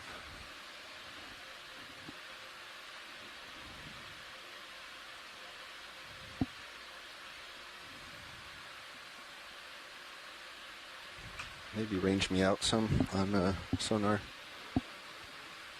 Not seeing what they were seen before. It was pretty definitive, the hard returns. They were up about 15. I'm going to come up a little bit more. Co-pilot. Copy. We've used 60 there.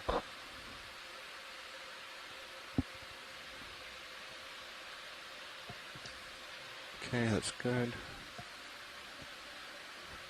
I come over to 90. Please pardon the interruption. Your conference contains less than...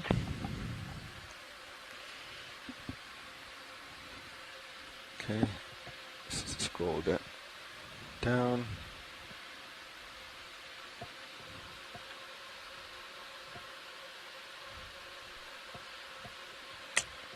They were getting hard returns doing this. I'm not seeing anything similar. A lot of fish. Yeah, fish are really popping. Like they were getting very clear bubble plumes.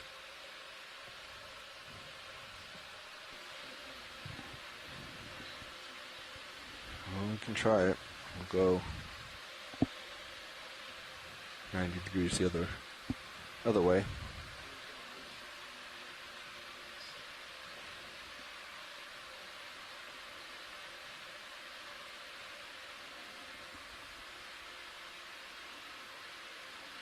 Let the tether catch up.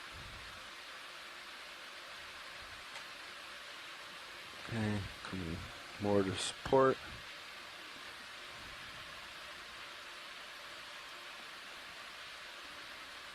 Gonna increase my altitude a little bit more coming up. Copy, I'm following you.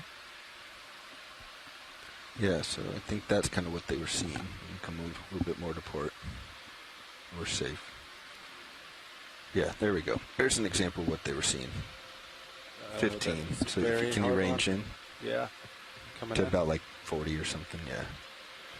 So they saw that looking straight out, and then as you scroll down, you kind of get to the source.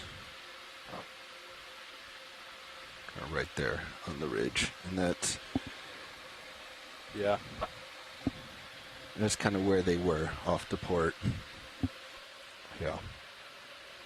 Well, so coming back up, water column. You want to ride this ridge? That's roughly. Yeah, I think let's just continue 5-5, and then we'll go 30 meters and come back up again. Okay. Do a scan. How's that sound? Yeah. Sounds good. Because I'm not seeing any definitive. Now that I'm up, let me do one more at 5-5.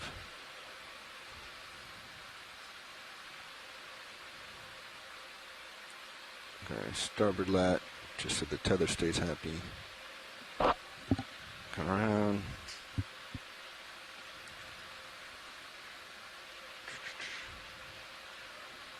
Okay.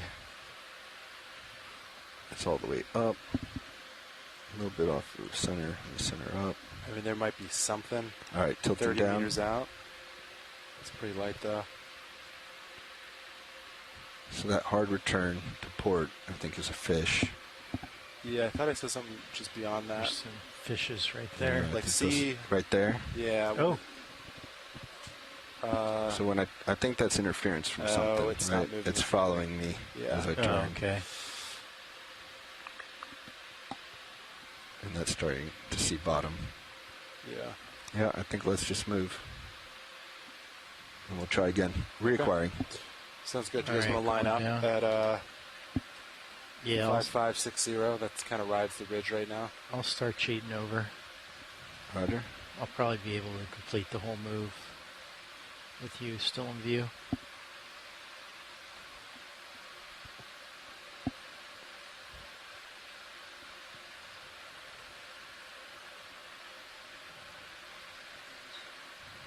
Mm-hmm.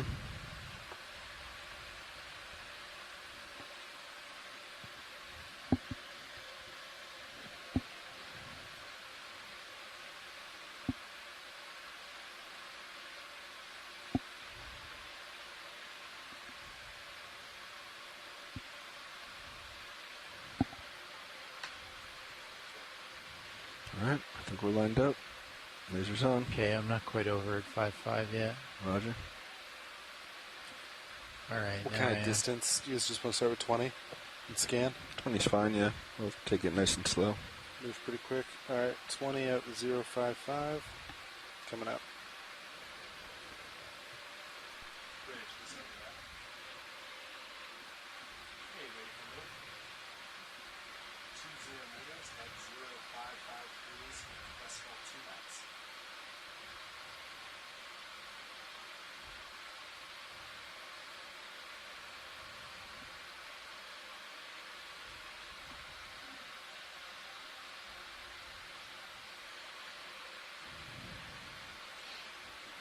Really fascinating little wasteland of carbonate. And you know, there's a bunch of loose boulders. Again, they're still kind of all down in the low spot, but I wonder if we see something that we can get to. I don't see anything real compelling, and we did just get a rock off the ledge, so probably good for now.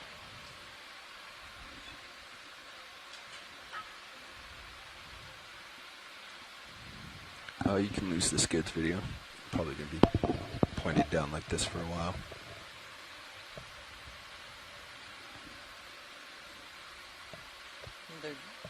Sometimes I get spellbound in the video that you're showing me. Blending all this complexity.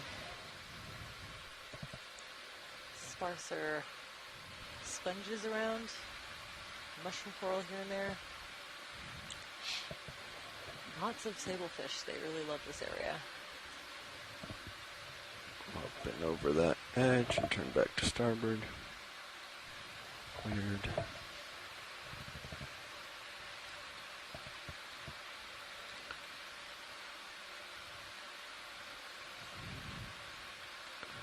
So this is back where we took the sample. Right. Okay. There's that point. And now we're heading 5.5.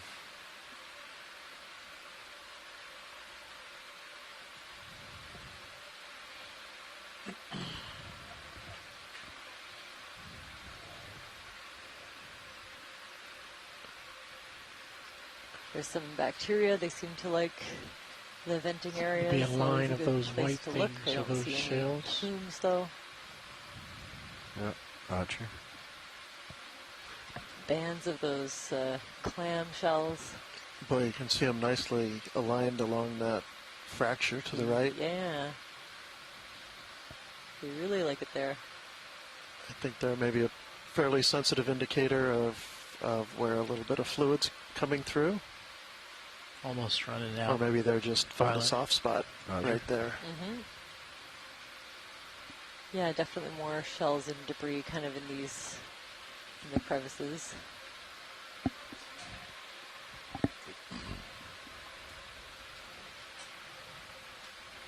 More of those rockfish, bigger ones, and the smaller thorny heads. Working my way downhill here. Making it a little tricky.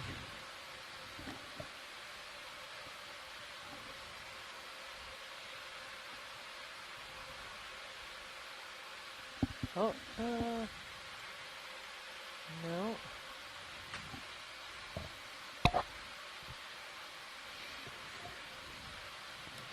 Some stalk-looking things up ahead. Yeah, I can work my way over there.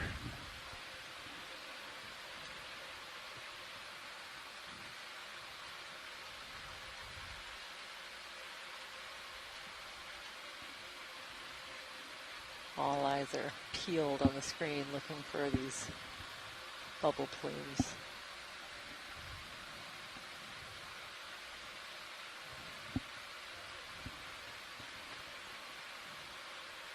Some brittle star mats that we haven't seen on top of that. Beautiful one angle on the camera, beautiful view.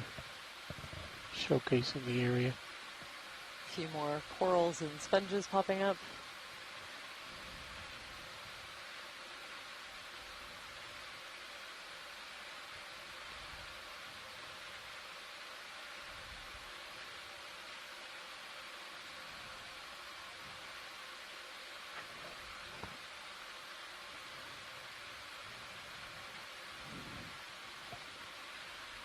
Looks like some bigger bubblegum corals branching, and maybe a sea pen, but maybe also those cladorizid carnivorous sponges. See left of lasers, that stalk looks like a sea pen. Up top? Left of lasers. I don't see a left stalk. edge of screen. Oh, way over left, yeah.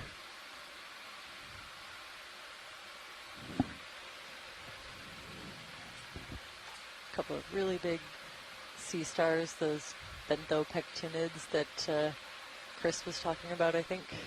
Ooh, I see some circular things up ahead. What is that doing there? See it, Bobby, to the right of the above that little star? Kind of big bushy coral? Yeah. Yeah. Bites for another 20. Yes, please. Oh, could we zoom in on that kind of reddish bushy coral that's coming into view to the right? Yeah, we're going to work our way over there. Sweet. That purple Liponema pom-pom anemone just out of the screen now.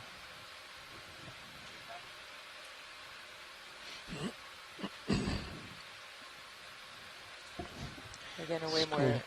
Watch, Lee. Oh. It's just out of reach for me right now. I'm Okay. going to look at something else or scan a different area, but we'll come right back to it in a minute or so. Sure, sounds good. Those fish make me want to drop my sea line stars in. here. Or I think a lot of them, the orangey one and the paler one, are those benthopectinids. I think we might be seeing some bamboo coral. Actually, can we get a zoom on the one to the lower left?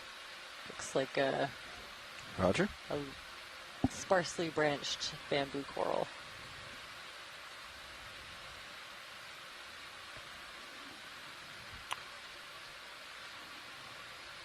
We have a moment while we're waiting. Video, so I'll touch down. Copy.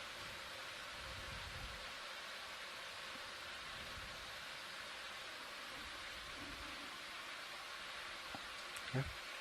Start to come in.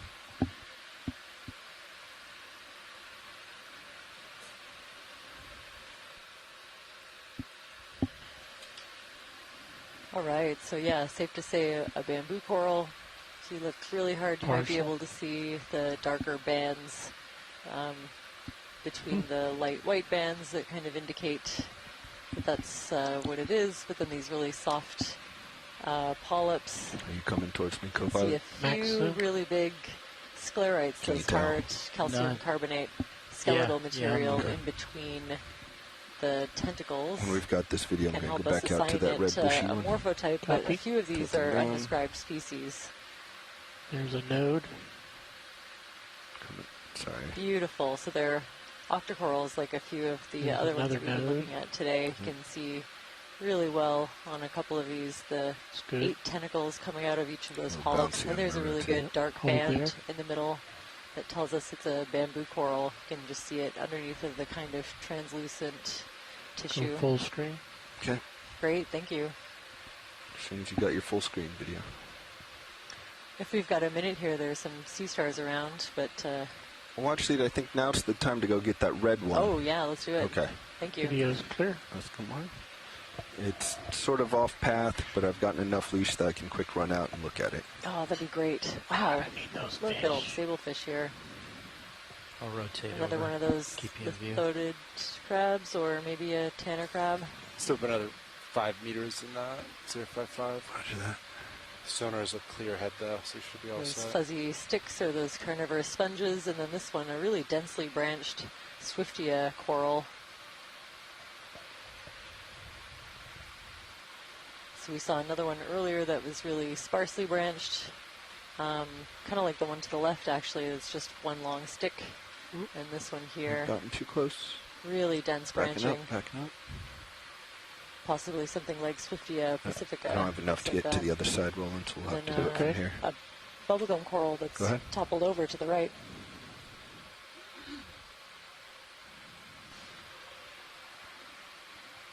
Laser's clear.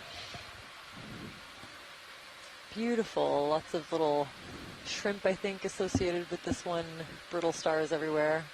You can see the polyps are kind of retracted, or the tentacles are retracted, so the polyps look like kind of little balls. These are my favorite corals. That's fantastic. This is a new one for this dive. Auto head's bouncing. Let me take you into manual.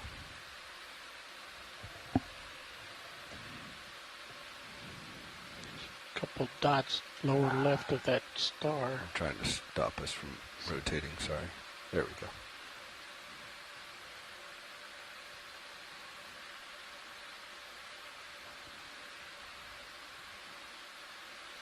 Fish excellent, thanks for that.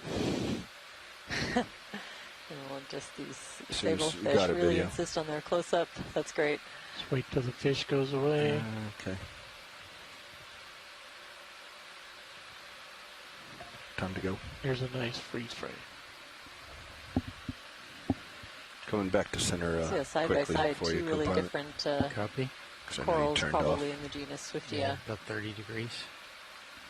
Although some of those are under revision, so hard to know if they'll stay that way. Let me know when you're back on center. Okay, I'm rotating now.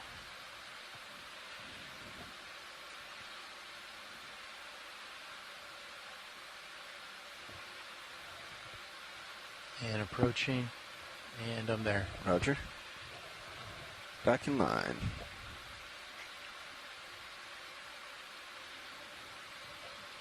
Alright, slowing down our speed. Back indexed, mowing the lawn.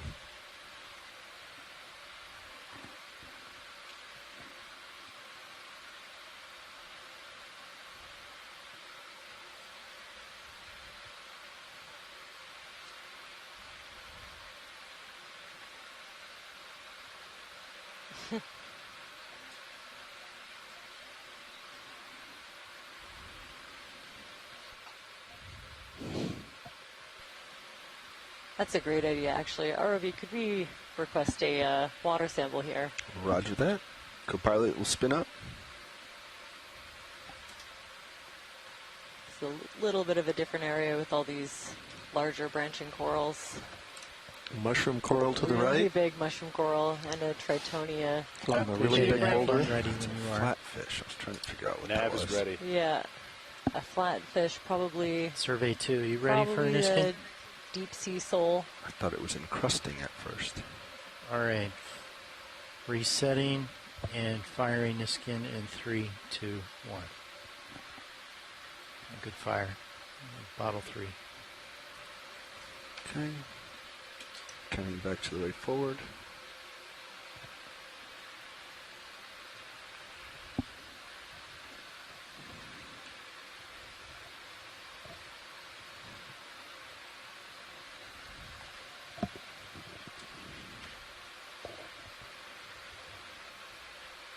More of those soulless, kind of after sessile this move, sea let's cucumbers. scan Their again white feeding appendages. Ship is currently sticking stopped. out. It is? Kind of Okay. Yeah, I fishy think looking. now, or do you want to? Yeah, so Little I'll come up, urchin. Copilot. Okay. With small hydrocorals. Now that we've made some distance, let's come up and do another scan. Another deep sea maybe, sole. maybe, what, 40 We'll meters? just get a little bit of height and scan around for bubbles again. Hauling in now.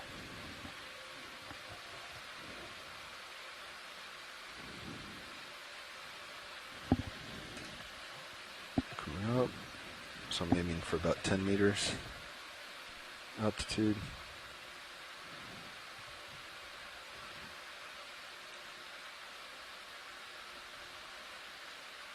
Okay, holding here.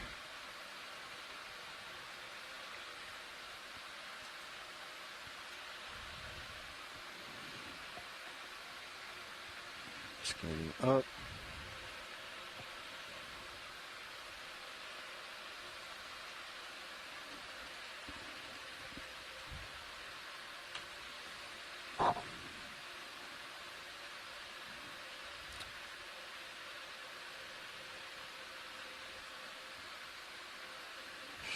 Hold here. 335. Scanning up.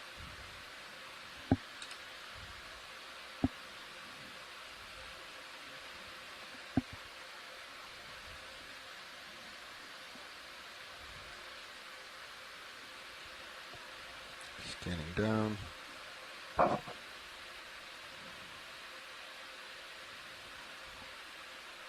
Back up. If you pop, do you see 20 meters out to your left? Yeah, let me come left a little bit more. See, it doesn't really move. Oh, it's not moving again. Yeah, you're right. Okay. You're right. Coming back to starboard. Gonna line up with you a little bit better, co-pilot. Copy.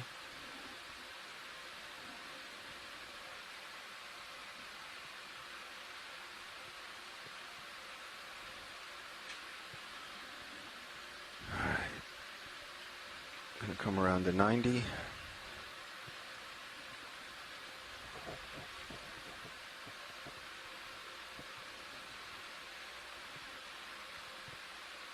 Getting out there somewhere.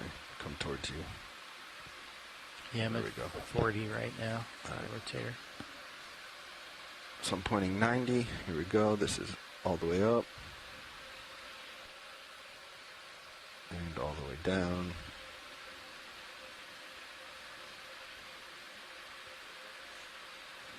Nothing's popping out to me. Nothing popping out to me either. Back up.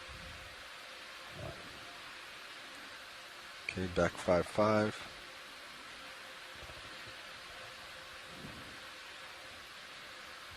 Really nice imagery of D2 on stream 2, just this is all the way floating up. in the water column, searching for bubbles. And all the way down.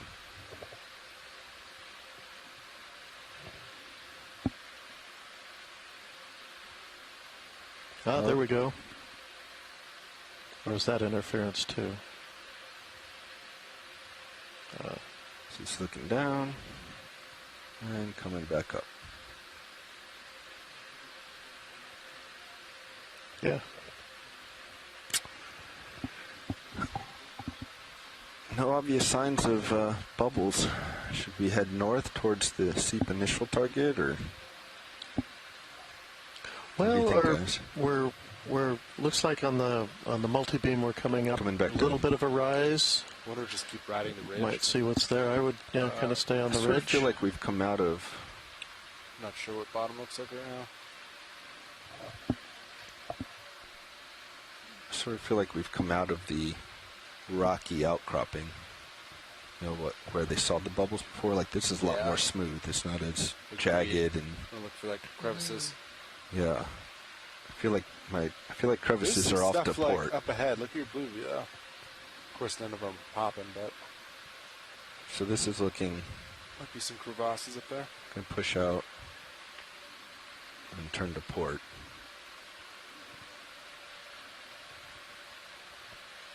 I mean, a little to port.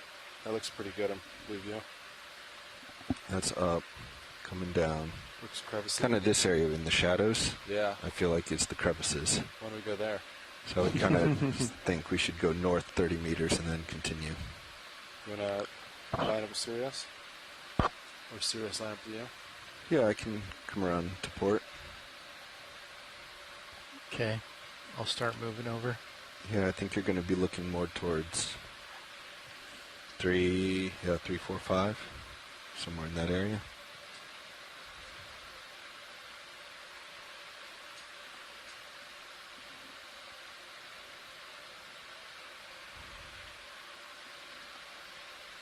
some really nice large branching bubblegum corals in the background. And I'm at 345.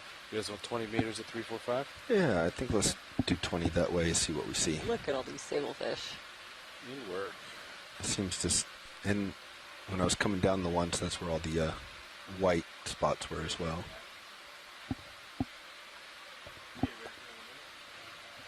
Okay, here's a look to port.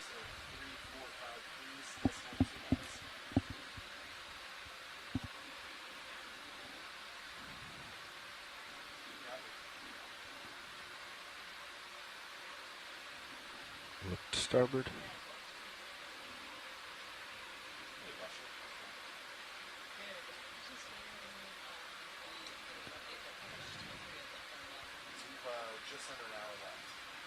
You look at the branched coral.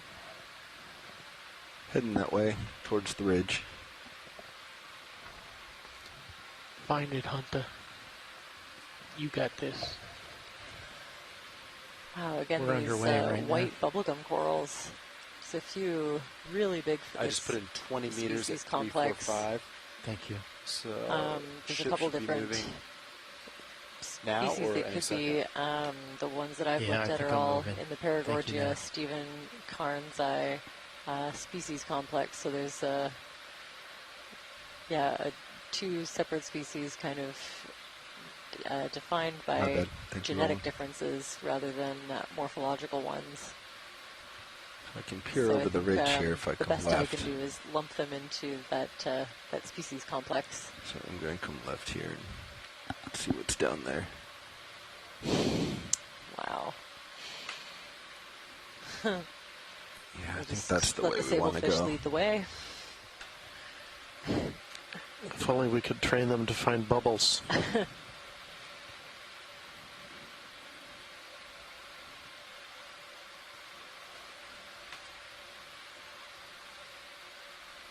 Wow, these huge mushroom corals.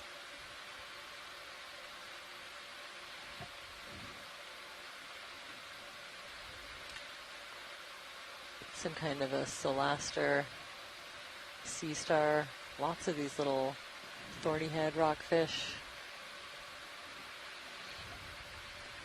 More of these beds of clams.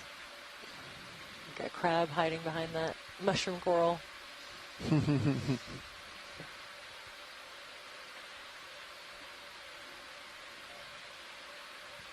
Pushing out. Wow, it just keeps on going. These are just huge features.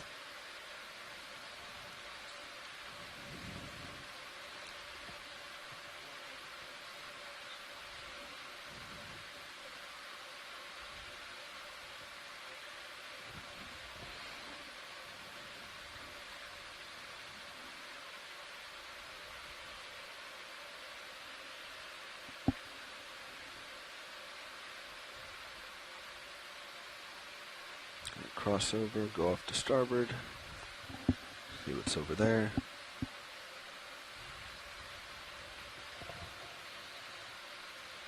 Some of these boulders are getting pretty big. Yeah, really large drop stones. Everything from nice, very angular ones to some nice rounded boulders.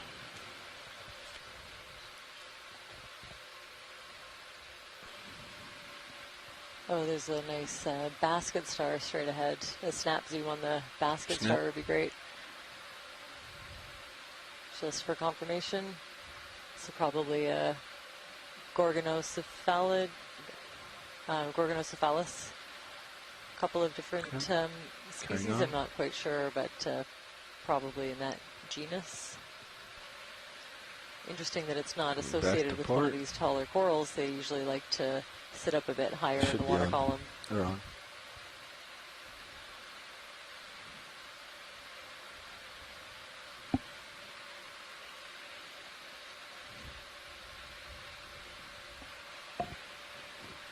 See a bunch of shells in your view.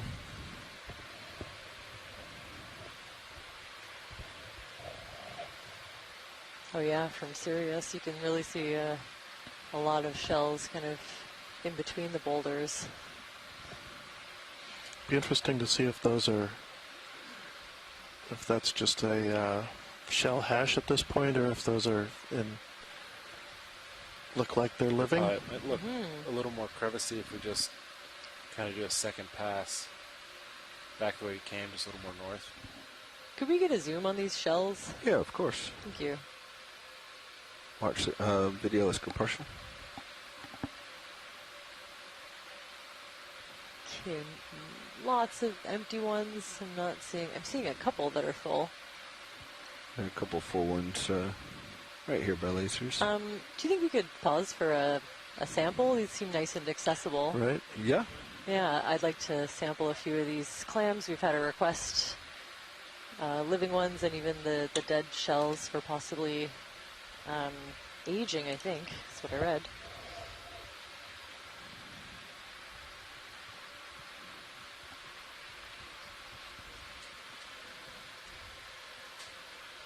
You might swing a little more. I can always back you up, but you might be okay. Swinging might be good. I'm going to actually put my tail away from you. So I'm going to need the extra tether. Copy that. Let's come partial again. Where'd those live ones go? Just up, right? Yeah, the gray ones left of lasers. Yeah, it's my impression. Yeah, there they are. There you can see the red. They should be sitting upright, half buried or so. Mm-hmm. That looks like what we're seeing. Oh, Chris Ma actually asked for a zoom in on that little tiny sea star as well. Is it possible to reach? Of course. Thank you. Sorry, I just saw that. All right, video. Let's start going. I was thinking a little Henricea of some kind, but often they're a bit white here, so just pause for a moment and see if Chris pipes in with an ID. Max zoom? Oh, sorry. No, that's fine. Video's clear. Okay, let's come partial wide. Hold there. Partial wide. So any of this section would be... Yeah, it looks like there's a good mix of living ones and even some dead shells are of interest. Do you think the suction will be okay for collecting these? Let's come out. What would you use? What do you guys think? It's a shell? Yeah, I think it'd get Too big for the shell? For the suction? Or? Some of the shells would fit. Okay. Maybe suction and blow into which box? Which drawer? Chris has also requested that sea star for collecting shells around here. Yeah, you got it. Sorry, actually, was that collect the star as well? Yes, please, Roger. if we're collecting shells, thanks. Star will fit. Looks a good size. Apparently it's a pedicelasterid, so of interest. Okay. There we go. There's my port side up against that rock. That's what I was looking for. You may need to wing inboard on the port side. Copy. Actually, let me just... I got the room. Let me just... You want to push out? No, I got the tether here. I'll just get away from it.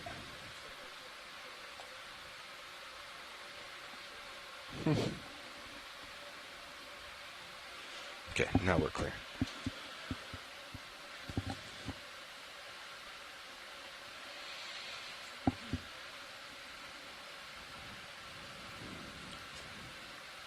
You still want me to bring the... Be advised, you have a lot of vert.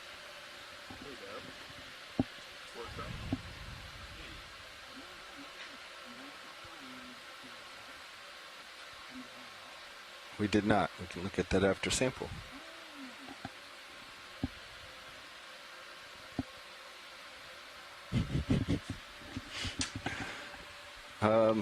Let's go partial again once more, just so I can identify some shells. So we're going to go for the star. We're looking for smaller. Left of the stars. Yeah, it looks like to the left there are some smaller ones. Yeah, there's a big one and then smaller ones in the pile. All right, we'll go for those. Perfect, thank you. And then we'll look at the creature coming out of the rocks. All right, arms coming live. Armor's live.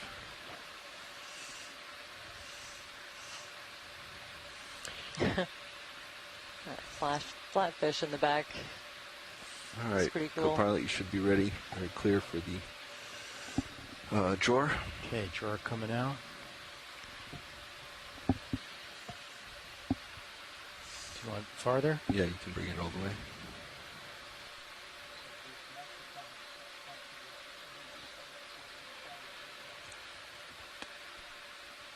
And when you're ready, can you bring up Aux 1 instead of your Titan over there? Sorry, no, leave HD2 there instead of Titan. Ah, got it.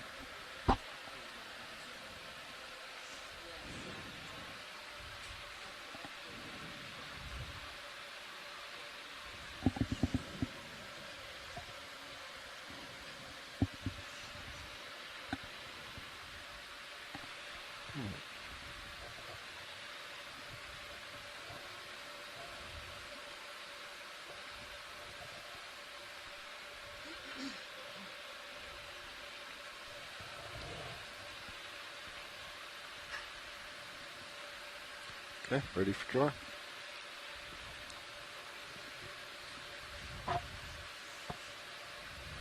Fully retracted. Whoa, cool. Little Let's go partial HC2. Two? Yep.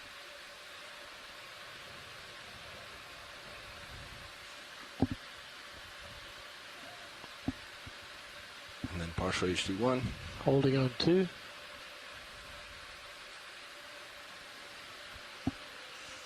Hold there. Holding on 1. All right, let's get suction going. Enabling, that's 700 RPM. 1000 RPM. There's the star. There it is. Suction seep. In the jar. And now going for... Do you want this in a separate canister, Watchlead? No, it can go all in the same one. Copy that.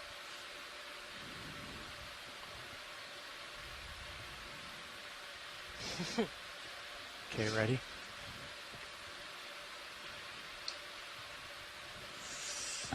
Seems like they're cemented in. Okay, yeah, let's go. Oop.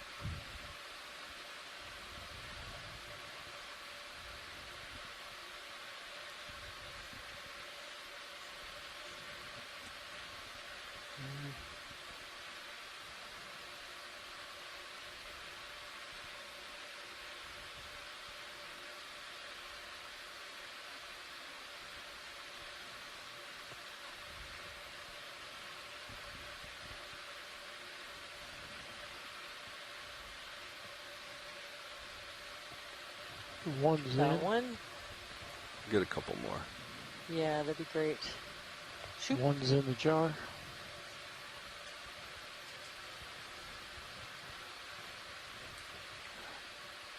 Just out of reach. I'll come back to this grouping. The white ones on your far right are also living.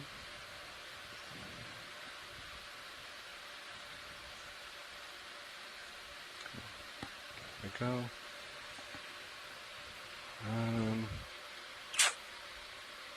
Two in the jar.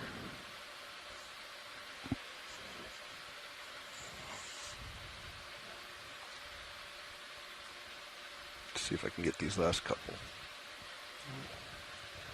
Oh, there's a nice empty shell that just went in.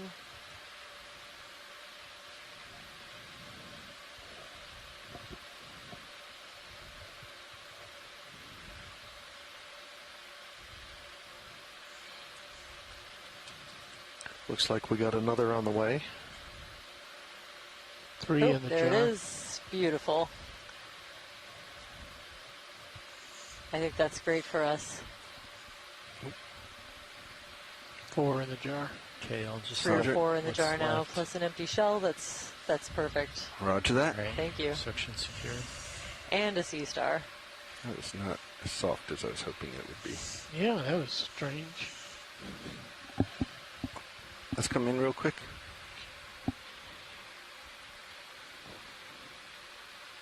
come all the way down.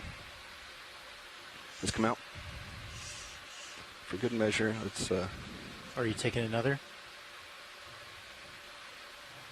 Pilot? Yeah, I think I would like to do this one. All right, stand by. I thought we were done there. I want to try to get this one Okay, intact. I'm ready now. Ready for suction? Go in, video. Ooh, that's a nice one. If we can get this one. Gentle, gentle, a little bit more. I think it came in. Slow, slow, slow.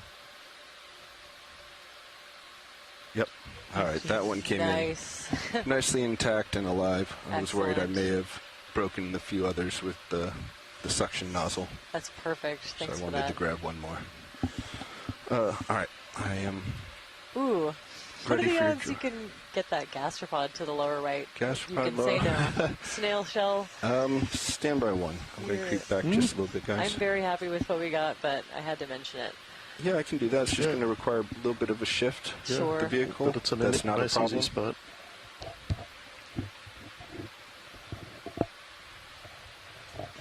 Well, actually, do you still want this in the same canister? Oh, yeah, that's fine. Copy it's all that. the same area. Copy that.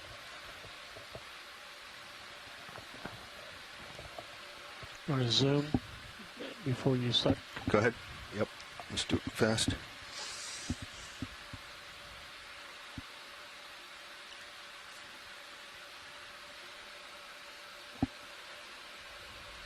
Very nice. It looks like there's even a snail on this snail.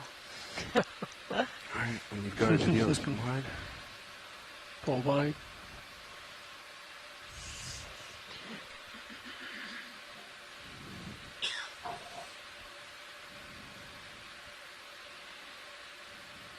Okay. Inhaling. Let's go partial. Thank you. I don't see any movement on the... Yeah. Oh, no, he won't let I go. see it in the jar. Oh, yeah. Yeah, you got some But I don't flow see going. the tattletale. We could go to 6 and try and blow it out.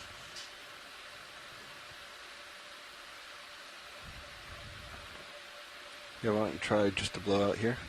All right. On 6? On this, or yeah, on 6. Feeling a little stuck? Yeah, we have a little indicator on the edge of the nozzle, and it wasn't moving very much for us. We're going to just kind of try to clear the hose real quick. Sure.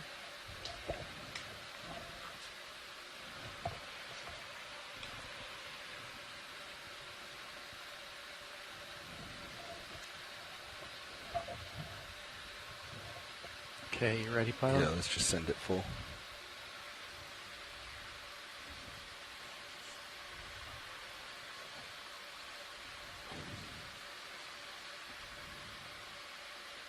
Seeing it blowing. Let's suction. See if it suctions. Yep, I'm seeing it. All right, let's go back to jar. Actually, why don't we go to jar 4 now, since we're... Roger. Yeah. Just keep him kind of happy. Yeah, I'll start another one. Sorry. Is that all right?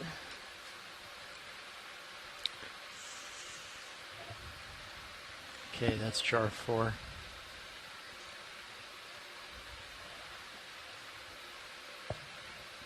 I'm ready. All right, coming on. Shoop. Goes in. And in the jar. Beautiful. Secured. Thanks for that. You're welcome. All right, co-pilot, I'm ready for jar. Okay, Jar 4.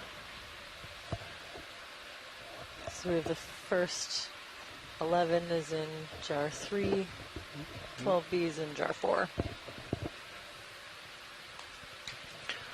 ID EX2306-D14-12B in canister 4.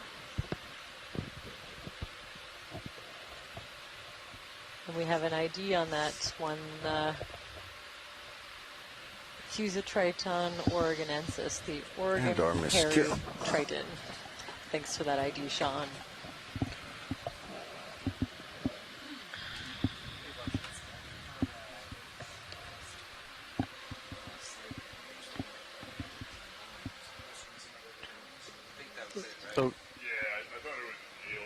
Stand by. We're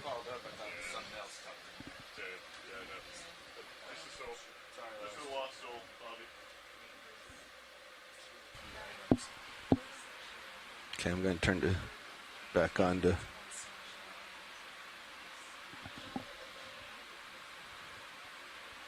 I'm at 345.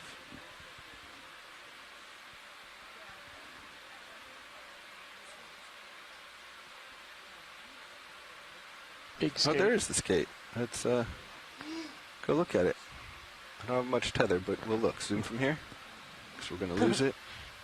Oh, there's so much going on all at once all of a sudden. Good wow. job. Beautiful skate. I'll track you as you go. Yeah, I can get a little bit closer. It's coming towards us, which is nice. You have tether too. But I'm slowly Laser's scaring clear. it away.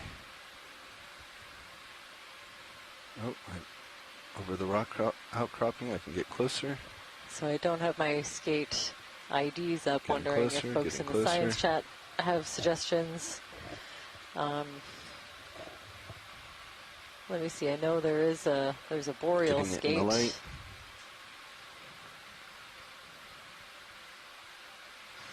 That's about all I have rolling. Okay. Not much longer. 5. Beautiful, but we'll definitely be able to 4. give it a solid ID based on review of this excellent imagery. Look at that. You can see the overall shape, the kind of modeled pattern on the Okay, that's dermal it. layer, Gotta and let then it go. all I'm at these the end of my tether. spines. I think I'm Tilting seeing up for little you still. claspers underneath. Wow. Move back down. There you go. You got a little bit more if you need it. Yeah, I haven't updated my skate ID. We've seen quite a few this year. It's been Now busy I'm at for the end. skates. All right. Time to let it go. Wondering if, yeah, the Arctic skate is a good contender, but definitely we'll have to review. Tatum's have, getting some video on the still camera.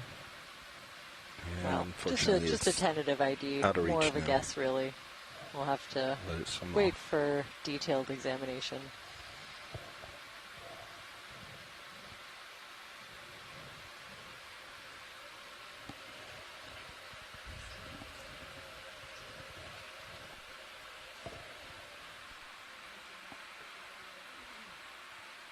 Coming back to you, co-pilot. Copy.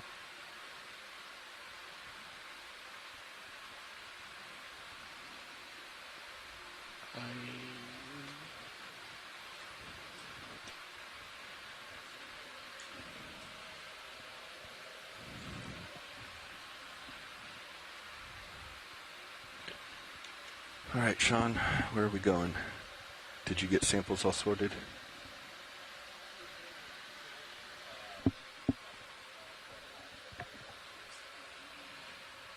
Not really sure. Like, so we came this way? Yeah. Like a second past this way?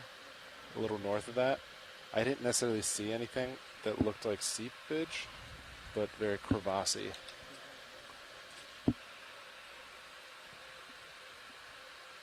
Does that make sense? Yeah. Do they have you? I guess that's a They looked a question little- for watch lead, whether they want to follow that or... Yeah, copy that. Maybe touch base. Or I guess go up to the waypoint. Holding depth here, Andy. As far as grooves go, if you want to keep, there's a gentle slope we can kind of keep following, but it looks like it gets a little more flat, a little more sandy, or we could kind of do another pass the way we came, a little more north, and it looks a little more crevassy.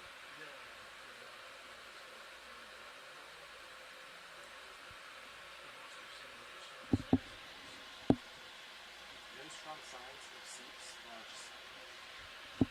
no strong signs, so we're just moving our cylinders.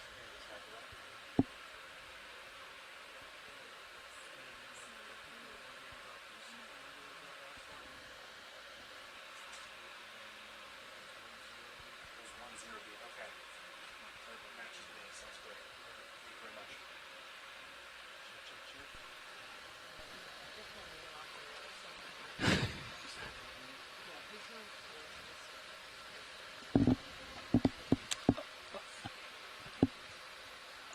Pilot, there's a lot of voices going on.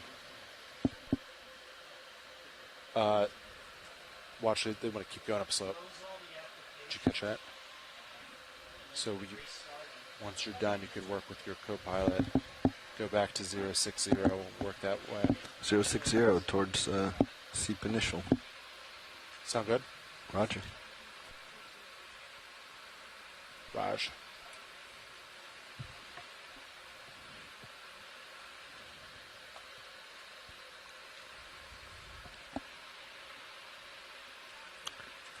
Zero 60 is our next move. Co-pilot.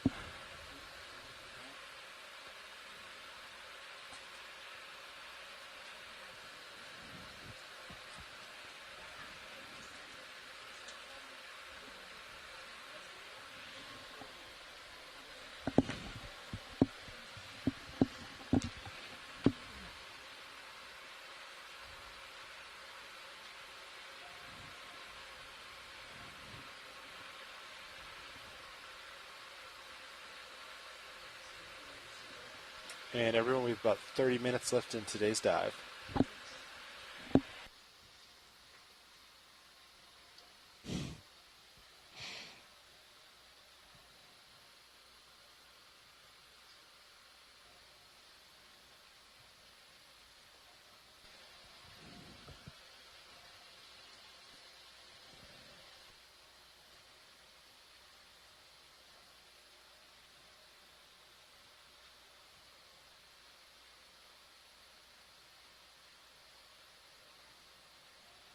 Roger, coming around. Aiming for 060. Yeah, you're almost there. Nothing on multi-beam, 30 meters out. Roger.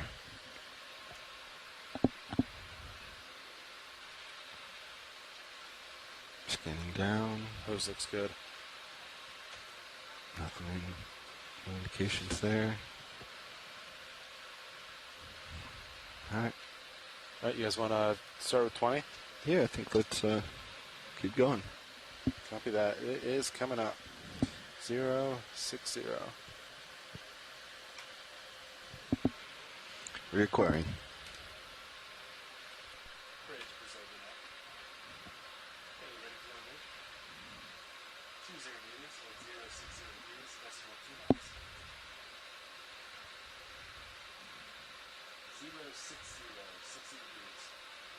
Came down on me.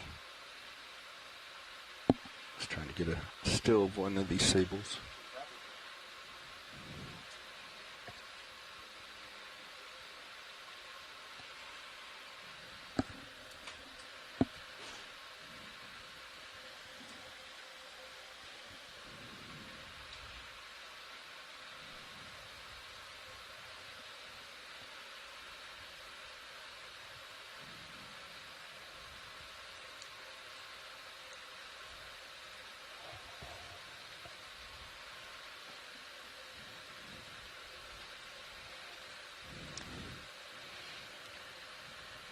Let's get a picture of one of these.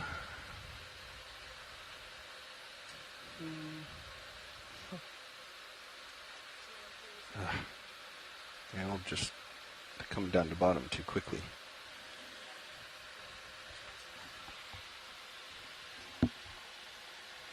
Sorry, what survey 2, I couldn't hear you. I think I can now. Roger that.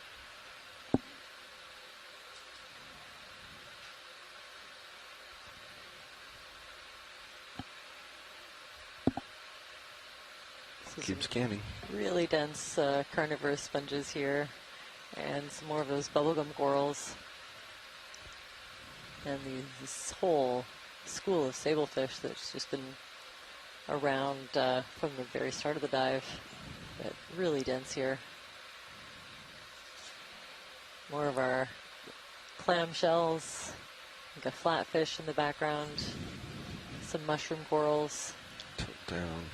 See what the bottom looks like.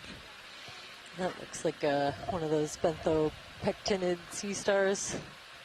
A couple of them. And are those mostly sponges down there, the white things, or are we seeing clamshells? I think a lot of that's shell, and then there's a little bit of, can't tell if it's carbonate rock coming through underneath or a little bit of a bacterial mat. That looks like the sparsely branched version of the species of Swiftia, possibly Swiftia simplex. A little myctophid darting by as well.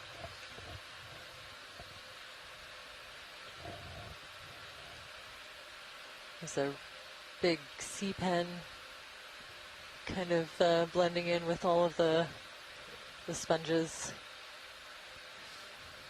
Just a really, really impressive abundance of these sablefish.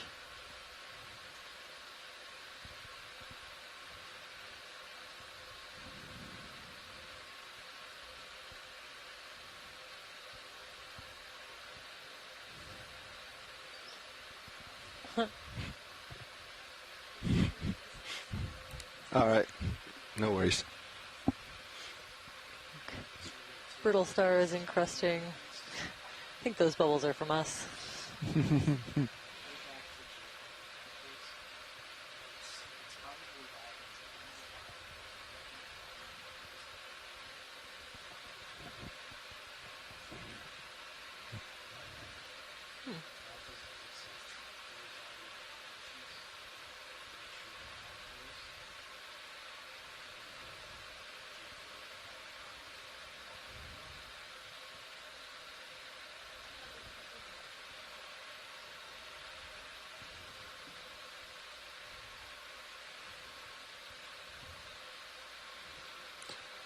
All right, Pats, you went to 20. That looks like about the ship move there.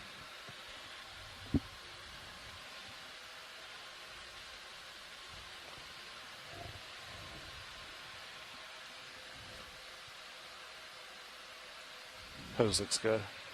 Hose looks good. You guys ready for 20? 6-0? Yeah, let's do it. Let's do it.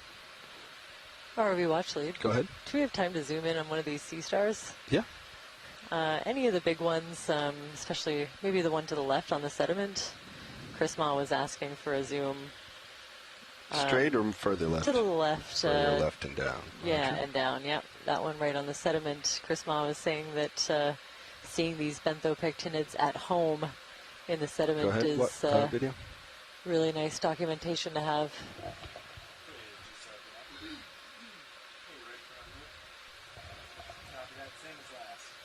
Wow. Lasers? This one is spiky. Wow. I don't know. It looks spikier than the other ones that we've seen. And look at the banding on the arms of that brittle star.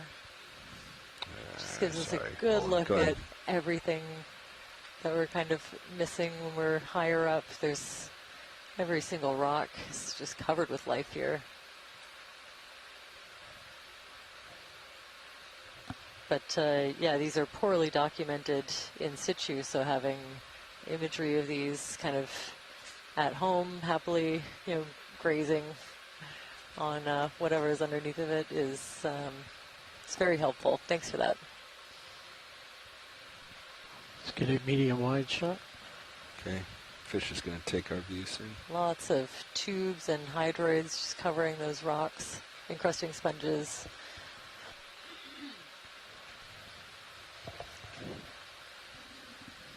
You can see brittle star arms poking out from basically underneath of the rock. They look like they're squished, but I'm sure they're just kind of wedged down there on purpose. Really big. Can we zoom on this pink one really quick? It's a bit different from the others. Start to go in video.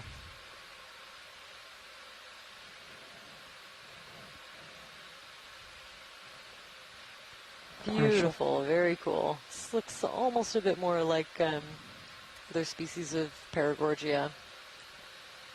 And of course, and there's a Chrysopathes down and to the right.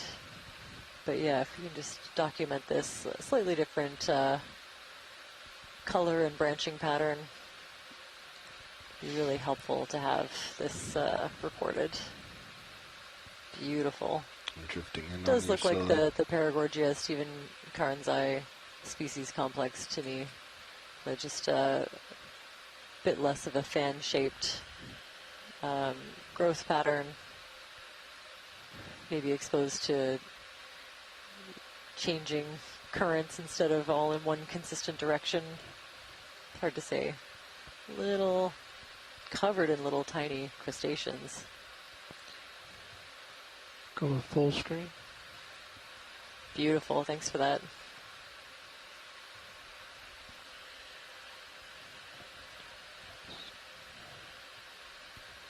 Let's get lasers on. Once the fish gets out of the way. And then go down to the base with the lasers. And another one of those little benthic and let's jellies. look at the base with the camera. All right, well, I just touched down, so now we're stable. Ticogastri, I think. Looks like he's anchored on a sponge. Encrusting sponge? I think that's part of its own basal plate, is it? actually. Okay. Yeah, they can get pretty wide, and I'm wondering if it hasn't like shifted, so maybe partially fallen over and then grown back up. That's why it's a bit of a different morphology than some of the others. That's great.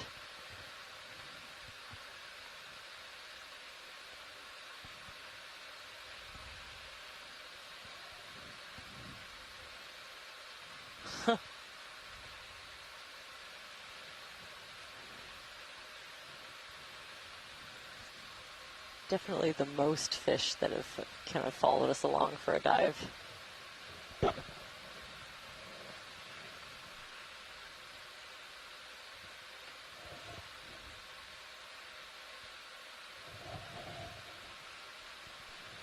Is that same star on the rock, or is that different? It looks like the same one. I think we're good. Chris wanted one particularly on the sediment just to kind of document it at home. They're not on top of each other this time. Yep. Yeah.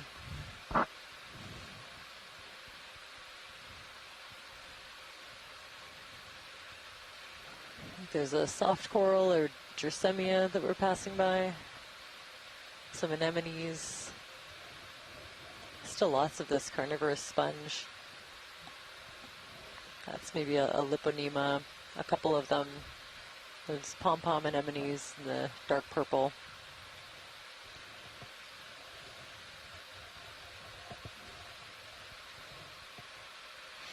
We stop and pick up one of these rocks. We can. Thought you'd never ask. Do you see one? Do you have one in mind? Yeah, any of those in the lower foreground, I think, are not too big. Should just stop us. These two should be good. In front of us? Those will be fine, yeah. Roger. Or just like get a quick zoom first. Oh, yep, sorry.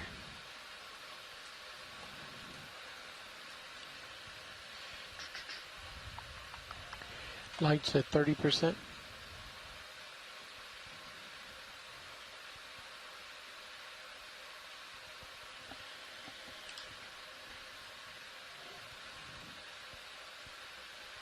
Go ahead.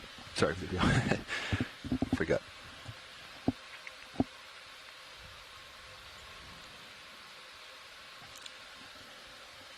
What box is open? Okay. Yeah, looks like a drop stone. Yeah, no, Are we passing? I think we'll pass on these. Roger. Yeah. Passing? I was starting to get a funny impression from the For reference, you're on starboard. almost outcrop looking starboard, right? Just because they're so abundant here. Yeah. Right. Lights are clear. Do you gentlemen want another 20 meters now that we're moving? Yes, please.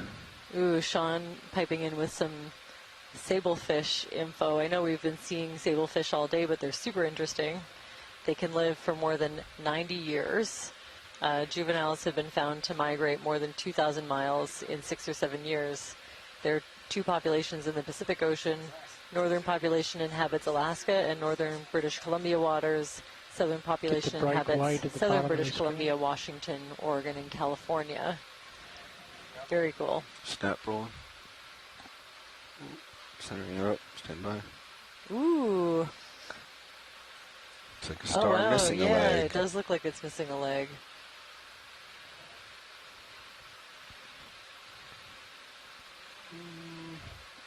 see if we can catch Chris's attention. He's can't really come around watching. much more. No, I think that's great. It definitely looks like a terresterid. Gotta bring my and a nice view of that crinoid as well. Terraster, whose slime wasn't all that effective. So one of their defense mechanisms, they're called slime stars because they produce a surprising amount of slime Red when jelly coming to your prompted. center. We'll just let it pass through. And I would imagine it's usually a really good defense mechanism, but not that time. About 15 minutes left in today's dive. Okay.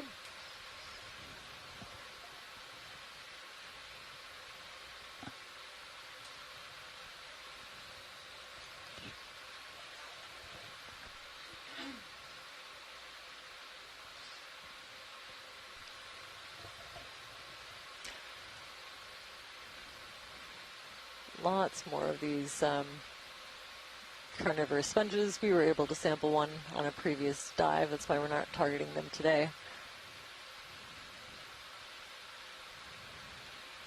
We zoom down lower right. There's an interesting kind of feather-shaped coral. Yep. Beside those two sea stars. Yep.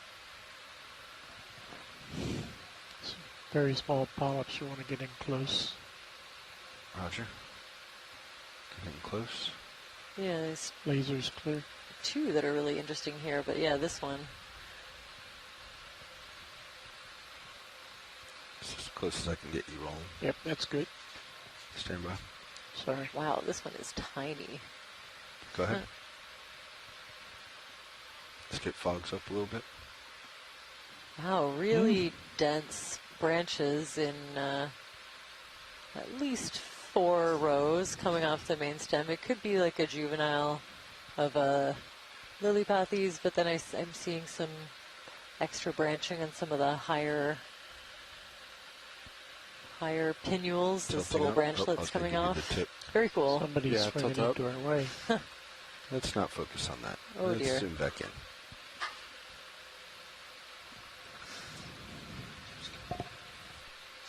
So this is definitely another one of the black corals. You can see the really dark skeleton underneath the kind of translucent tissue.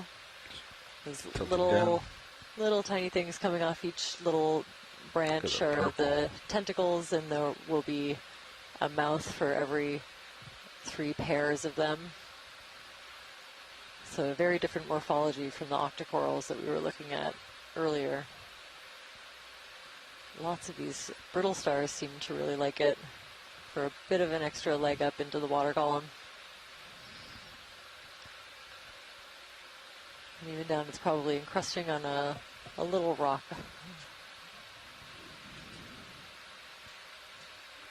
That's excellent. Thanks for that zoom. There's something else, I think, to the right and up. Hold there. Another small coral. Maybe I missed it. It's off to our right here. Thought I saw one. No. Oh, there. Yeah. There he is. Yeah. Can we take a look at this one? Go ahead.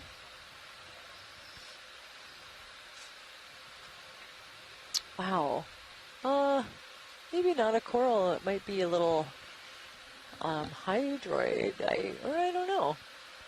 Wow, they're so small. I think I'm seeing some extremely small tentacles. Yeah, I think it's I thought it was a small coral, but I think it's a large hydroid.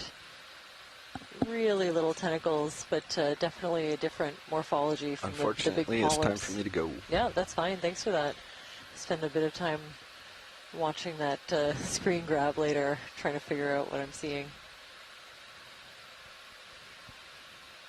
So many fish. So many sablefish. Wow. I think they just keep on increasing in number the longer this dive has gone on. Where's my fishing pole?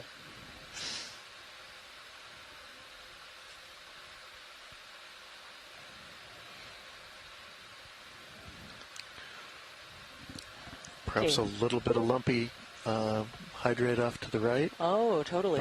Going off starboard. Even though we're not seeing any evidence of active seepage here, we're There certainly has been in the past from these carbonate pavements. It looks like there's just a thin veneer of boulders and a little sediment on top here, and then just in places we see groupings. This cluster of snails suggesting of the clamshells that suggest there's maybe a little bit of remnant fluid flow right there, but partial. Those are gastropod party. Well, this one, yeah, definitely something that's bringing them all together. We have kind of seen them really sparsely around, but they're really into something that's right there. Dead something or other? You can kind of see right where the laser is. Yeah, maybe there is something. A little bit exposed. Wow, it's really hard to tell. Lots of organic matter kind of on top of whatever it might be. Ship looks stopped. Do you guys want to get another 20 in? Sure. Huh. Okay, let's leave it. Great, thanks.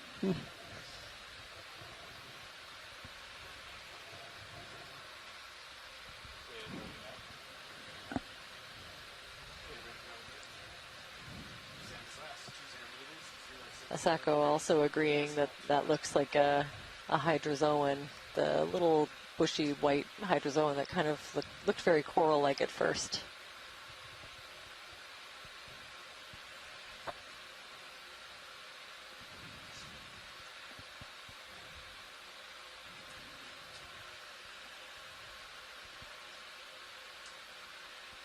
Ooh, some really nice big kind of fan-shaped paragorgias. And a few large, really sparsely branched swiftias, maybe something like Swiftia simplex. Look at the orange SAR, bottom right. Yeah, I think that's one of the benthopectinids, kind of on some harder, rockier material.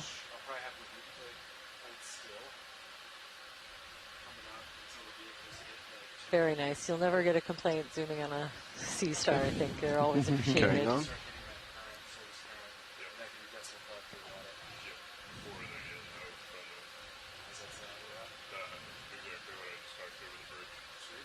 the only other thing I can add to that is right now we have swells. That looks a lot like the chiraster that we sampled before. Snap as we come over. But it sounds like in situ imagery of these is really rare, and we've been seeing them everywhere, so this is really great to collect.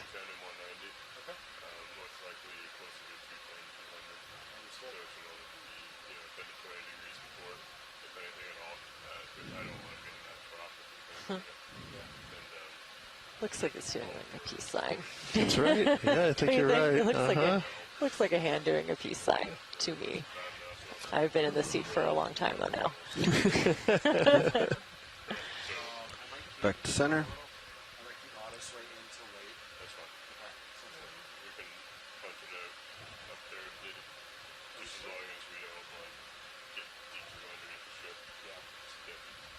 Sweet.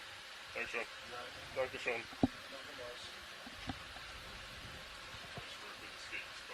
Oh. Boom.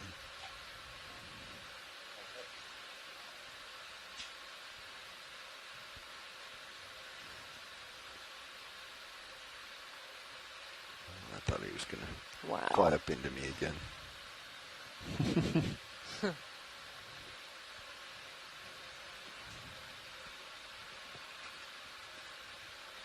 Really loving these large, really healthy-looking bubblegum corals.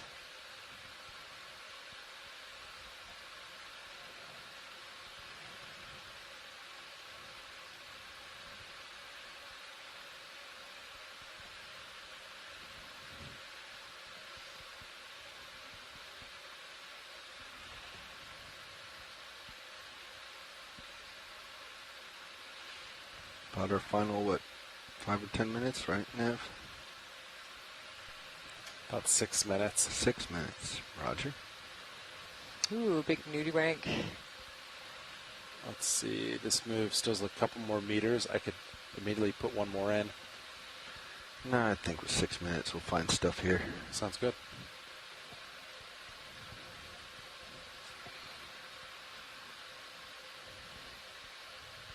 We're almost seeing enough rock here of the same sort. I'm almost making out transit rocks that might be outcrops. I'm starting to wonder if we aren't seeing something that might be in place.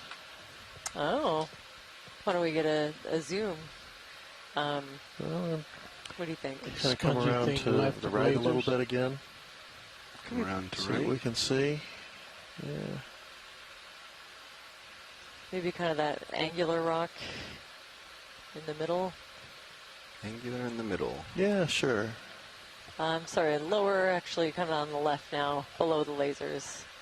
Clump of, there's a big sea star with lots of Big legs. sea star. A little lower down by the fish. Yeah, Right. down there. Let's go partial.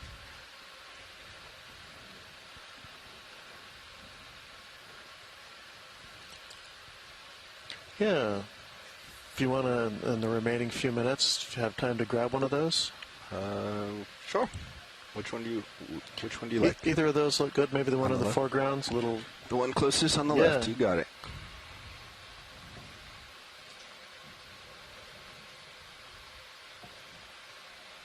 Are you okay with that Zoom video? Yes. Okay. Go on starboard. Go on starboard.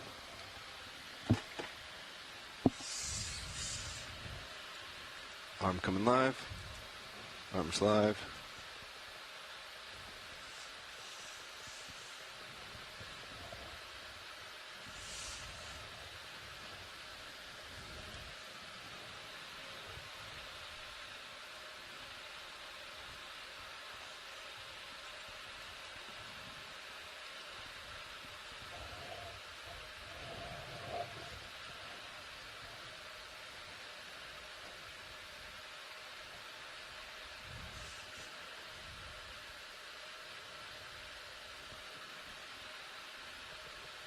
Let's go partial HD1, please. Hold there.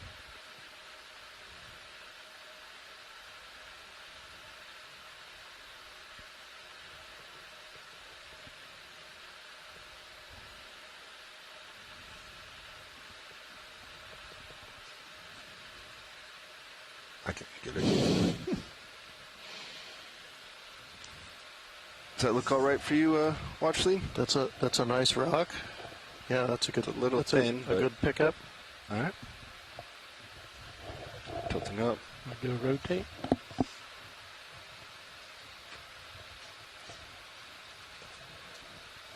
We don't have a ton of time rolling, so we won't probably call that good Okay. enough. All right, yeah, looks good. All right. You want to bring it in? Oh, you're just doing wingboard, right? Wing inboard?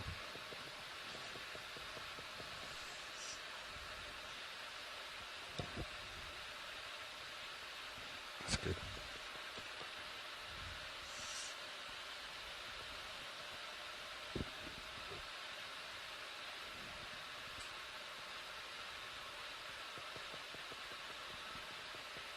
Did they want it in a bio or a geo?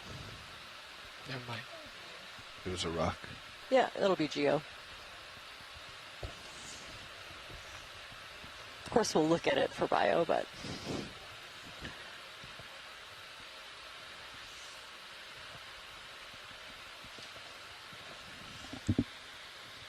I'm secure. All right, so about 2 minutes. 2 minutes. Let's go find something cool. That was EX2306-D14-11G. Starboard rock box. Ooh, can we see into that sponge to the bottom there?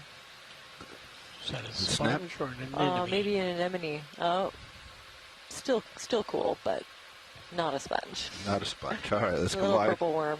Thank you. Yep. Go ahead. You can start stowing everything in the final minutes. Pacific Soul. Little tiny one, I think, too. A little juvenile. Oh, yeah, a little one, Big too. rock out ahead. I think that one looks it's like out of the reach. deep I sea have to come soul. back left. White Find chitin something just off off here. the screen to the right that I must have missed is the white veiled chitin, Placiferella pacifica.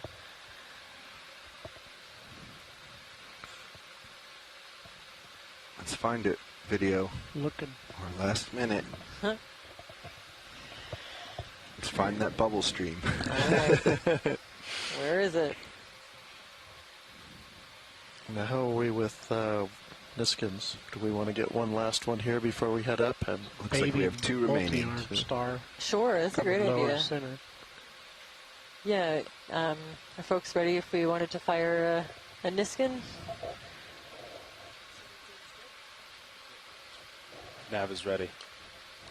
Something off-screen top center. Do you want the multi-star or top center? I want you to take a look. Is that an octopus or just a fish? Purple up center? Yeah. Left the lasers? Oh, I thought it shut. Fish. Oh, cool fish. Been there, seen those. Come on. Oh, okay. Hard to tell if that's fully sealed.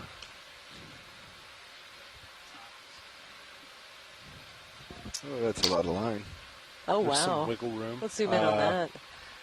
I'd be surprised if it didn't seal, but if we have an extra one, might as well fire it. What are we zooming in? The line. The line, fishing line. Keep our distance. A really big clump of it. Oops, sorry. Been seeing quite a bit of line on this Mechanical dive. on the right. Just full of brittle stars and hydroids. I don't see anything proud. We're going to stay away from it. Yeah, I think that's a good call. Looks like just a rock that it's on. Over. Yeah, there it is. Ending. Yeah. And then it goes off into the distance. Yep. Wow. We'll head back to starboard. All right, pilots, it's time to set up. Time to set up. Roger.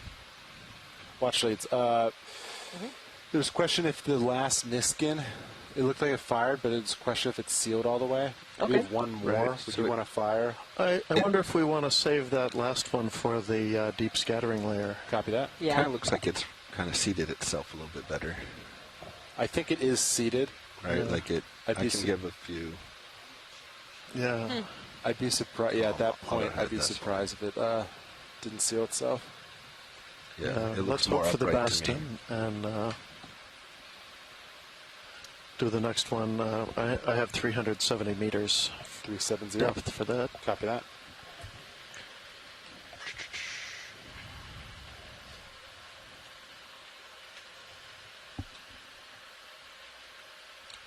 Roger. So if I back up just a little bit towards you, and then you make a half turn, that should take out all our turns, right? So I'm coming back just enough to. Well, actually, you'll be giving me tether, so I can hold my position. That's what we did this morning. Was a half turn of Sirius. Yep. So I'm ready whenever you are, co-pilot. So we didn't find that that last Yeah, bubble so you're plume we going were to take chasing. just a half turn, and that'll zero throughout us this out. whole I'm already dive, in we've position seen pretty some much. really astonishing cold seep communities and formations that just kind of blew my mind. Push out. Even though we're little out bit. of it Does it give now, me a we little have bit more some tether? amazing imagery. Pretty much right from the start of really dense cold seep communities. Some of them covered in encrusting sponges, lots of the chemosynthetic clams and some gastropods and bacterial mats. Roger.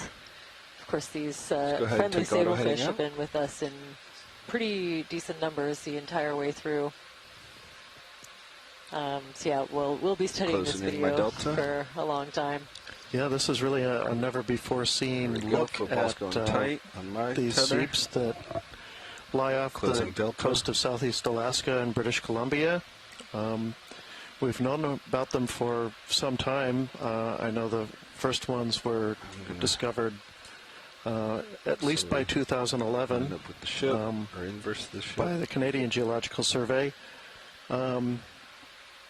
We've cataloged as many as keeping up your 18 or other kill 19 cam. of them. We've sampled some of them by surface ship, either using just grab samplers or piston cores, which by definition we need to Slight, straighten target them up. slightly peripheral to the main seep itself. There we go.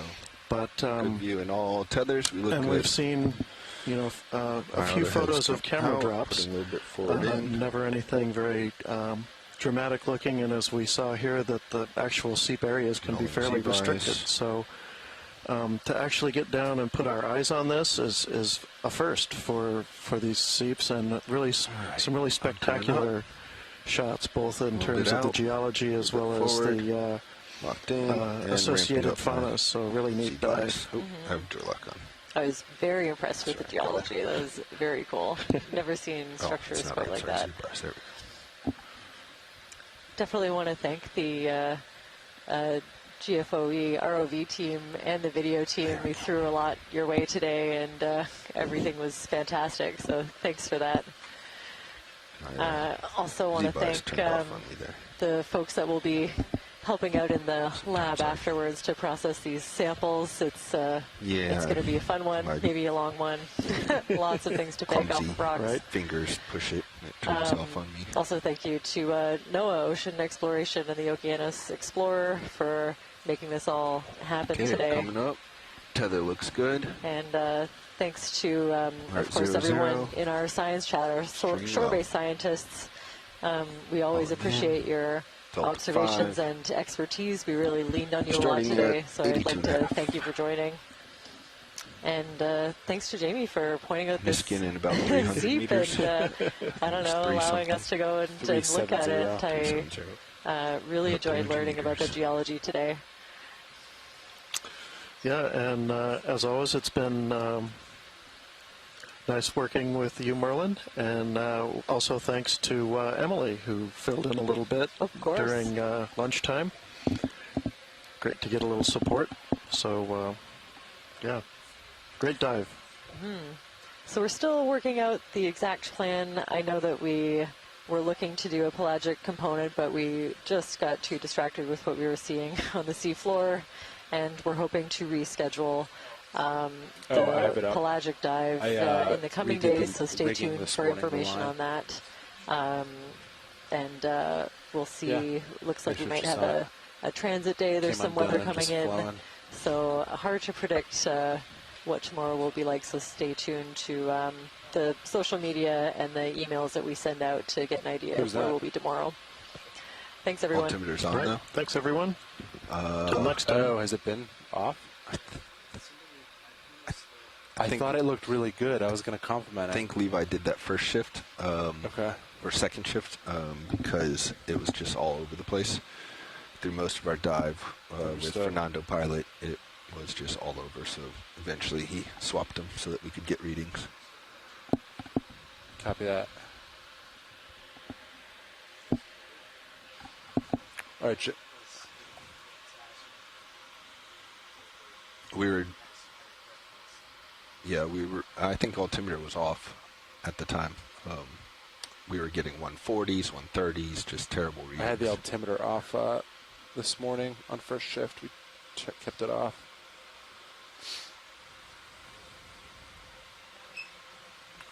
All right, pilots, you want to give you a rundown for recovery? Sure. Ship might turn a little more southern. It's split wind and swell. We've about now 0.7 knots of current hitting the stern of the ship, pretty in line.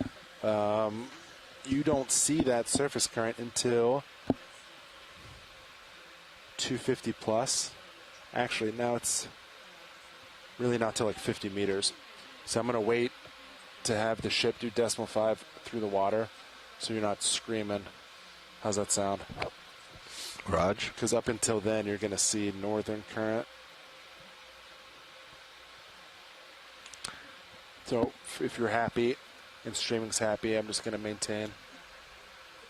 You gentlemen okay with that?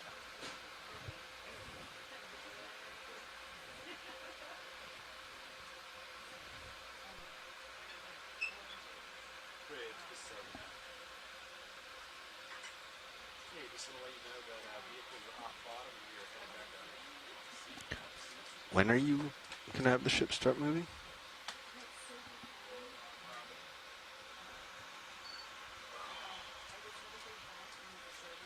I was going to wait.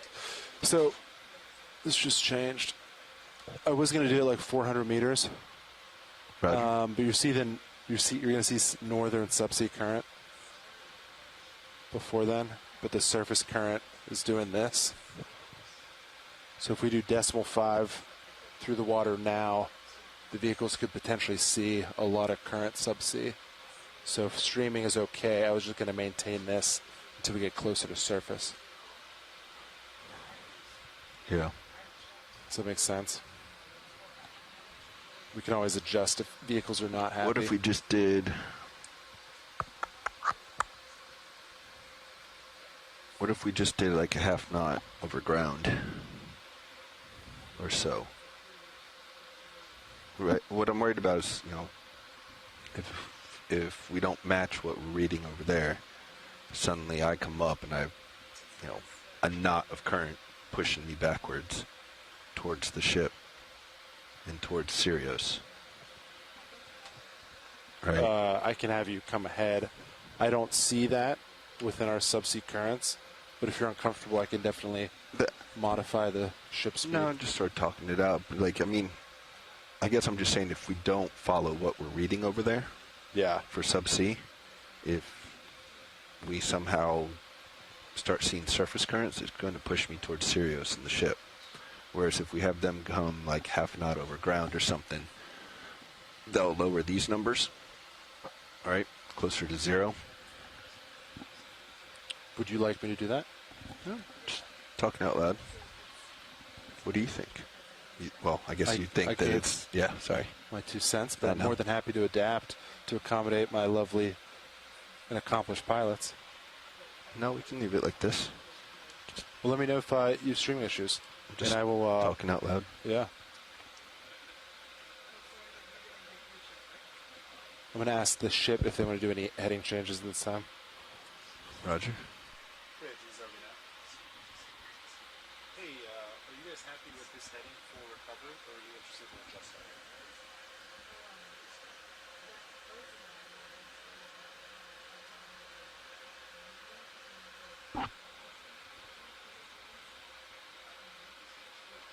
Copy that. Is that something you'd like to do now?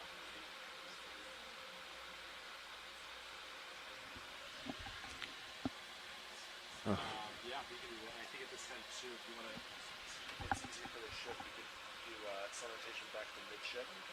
We're off bottom, so we're clear of any obstructions down there.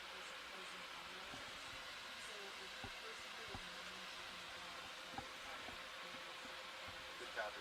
Thank you. Pilot speed advised. Sun rotation to midship, 10 degrees to port. Eyes on streaming.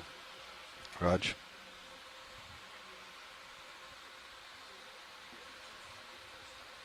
All the bubbles are coming off of me.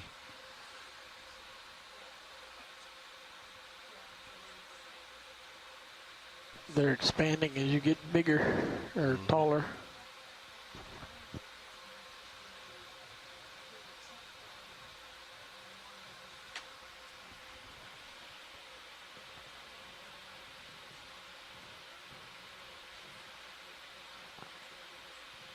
Looking at them from my toes.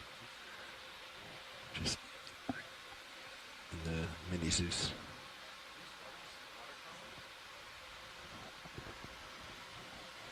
So you're traveling at 30 meters a minute now? Are these bubbles in the water column we're coming through, or are they coming off the ROV? We're watching, we think they're just coming out of the ROV. Okay. And watching, just to reconfirm, 370 is Niskin, is that correct? 370? Yeah, I'm not hearing you on the... yeah, 370. Oh, yeah. Copy that. 370. Copilot, you ready for a 370 Niskin sample? Survey 2, you ready for a 370 meter depth Niskin sample? Good copy. Video, are you involved in the Niskin sample process? Understood. Disregard.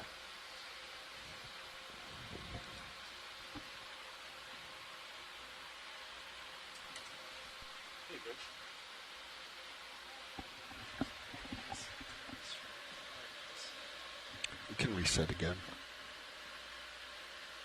That's good for us this time. Pilot's going to do try 10 more degrees, be advised.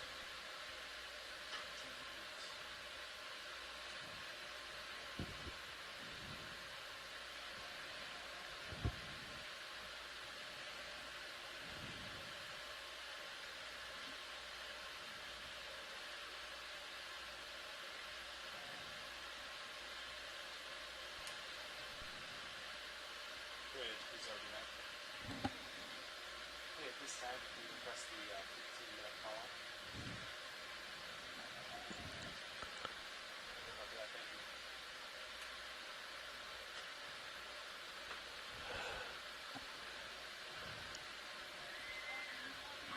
you. Come on, video. Where are you?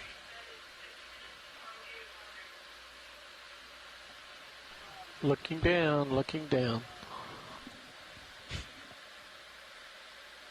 3-0. Coming up to Niskin.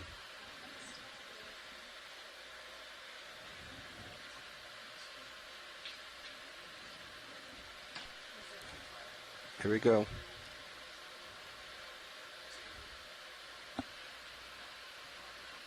Good Niskin. Good fire, Niskin. Copy that.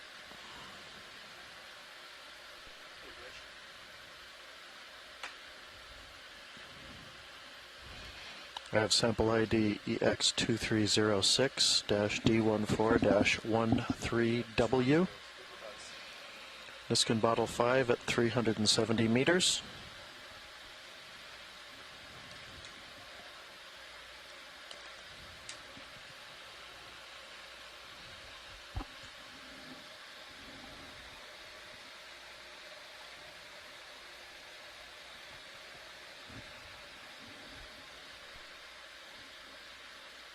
Pilots, at this time, I might have them start coming decimal 5 through the water. You okay with that at this time? Copy.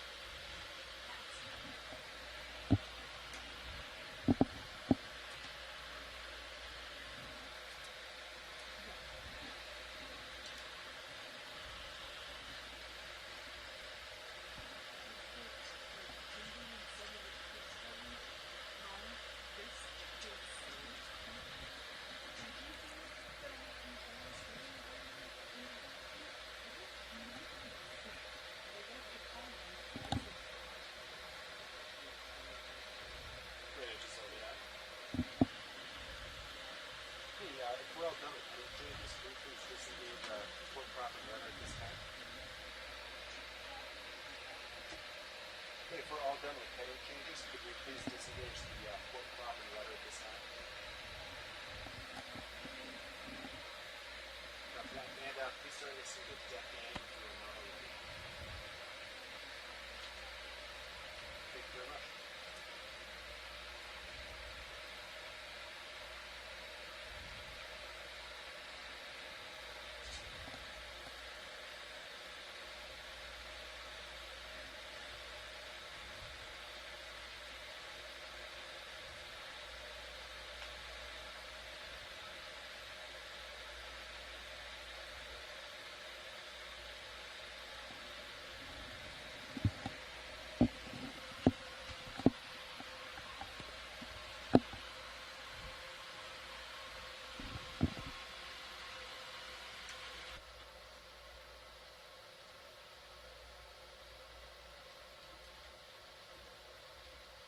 Pilots, what do you think about disengaging auto sway at this time? I don't think it should have too much of an effect. You good with that? Copy. I'm going to pop it out.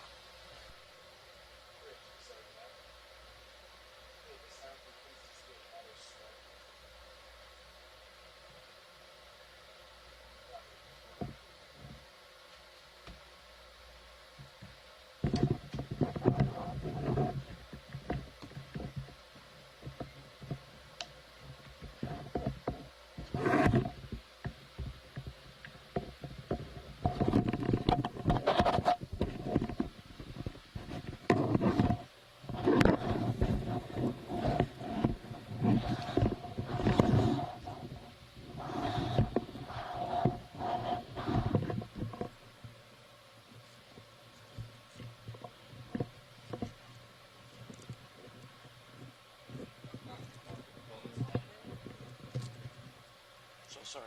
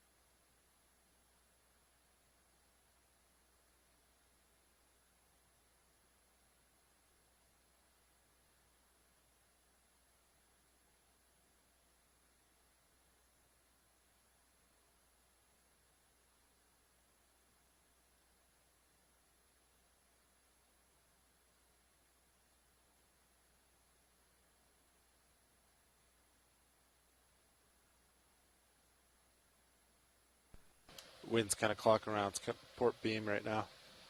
Might be a little awkward driving, but the swell is on the other side.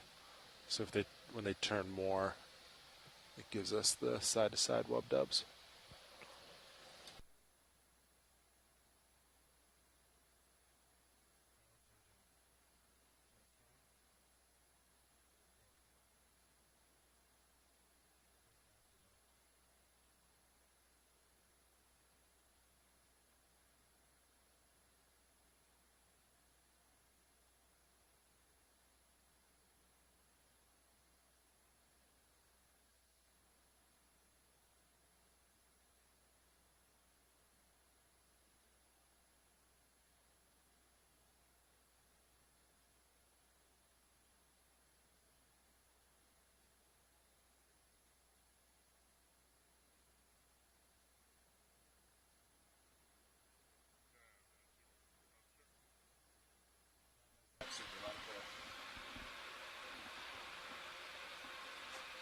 Dive Super Pilot, loud and clear. Winch, Dive Super, comms check. Hey Lars, I got you, but you sound a little garbly to me. Winch, how about now?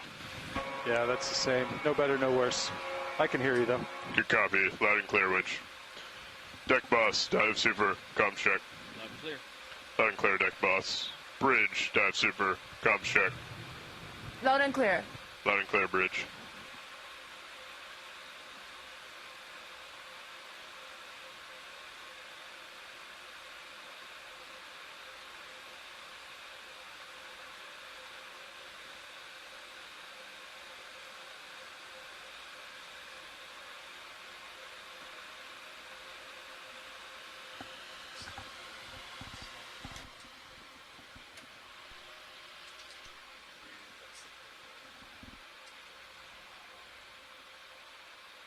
Nav, Dive Super.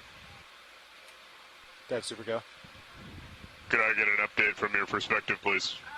Yes, sir. Ship, we're doing 0.5 forward through the water.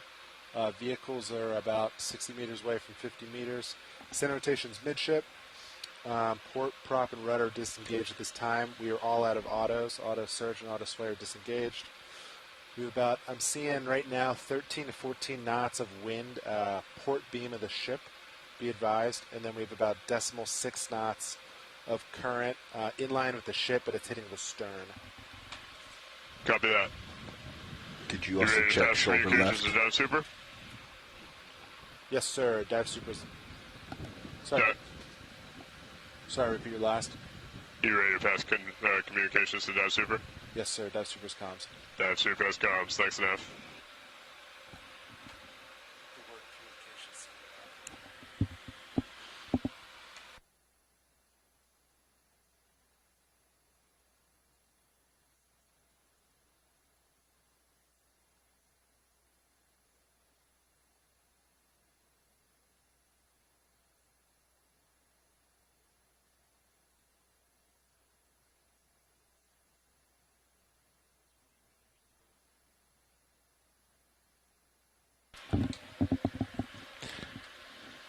Roger, co-pilot, 20 meters. D270.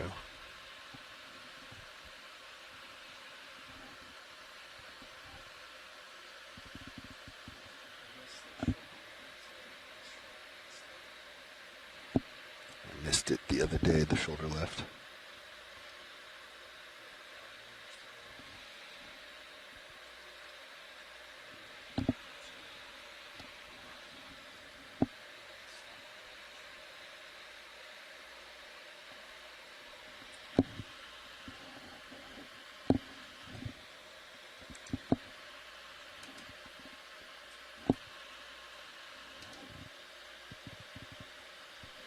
Dive super vehicles are all stopped at 50 meters. Do a couple extra bonus minutes if you want to change heading or do any adjustments. Fully understood, Nav. Thank you.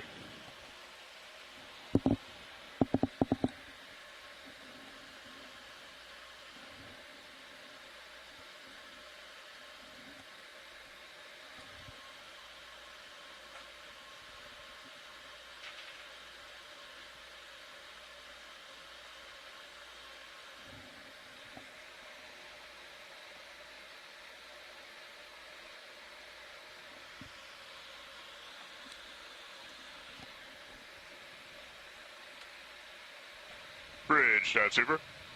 Go ahead, Dive Soup. Can I get an update from your perspective, please? Yes, wind and currents are kind of clocking around at this point. Wind is mostly just on our port beam, and AFCON is expected to fight wind quite a bit, and current is directly astern at this time. We have some weather on the radar, but nothing big squalls, and we have no traffic of concern at this time. Copy that. And can you confirm that port prop and rudder are disengaged and center rotation is midship at this time, please? I can confirm both. Port prop and port rudder are disengaged, center of rotation is midships. Copy that. And also, would you mind giving us a 5-degree heading change to port, coming over to a 205? I just started the heading change. I'm doing that right now. Good Thanks. copy. Thank you.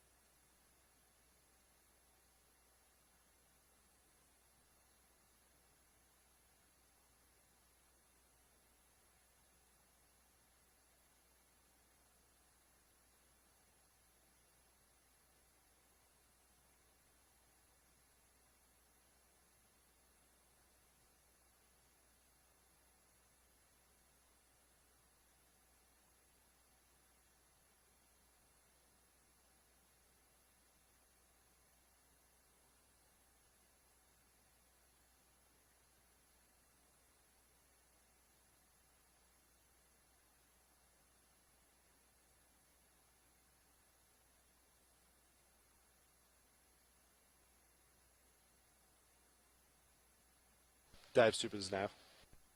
Go ahead, Nav. Hey, it looked like we just had a bump in wind. I'm seeing like 16, 17 knots now. Yeah, we're seeing it as well up here.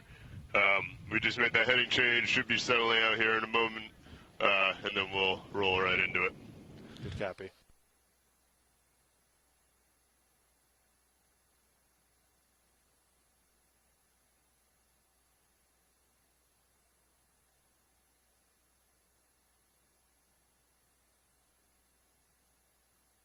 Bridge, Dive Super.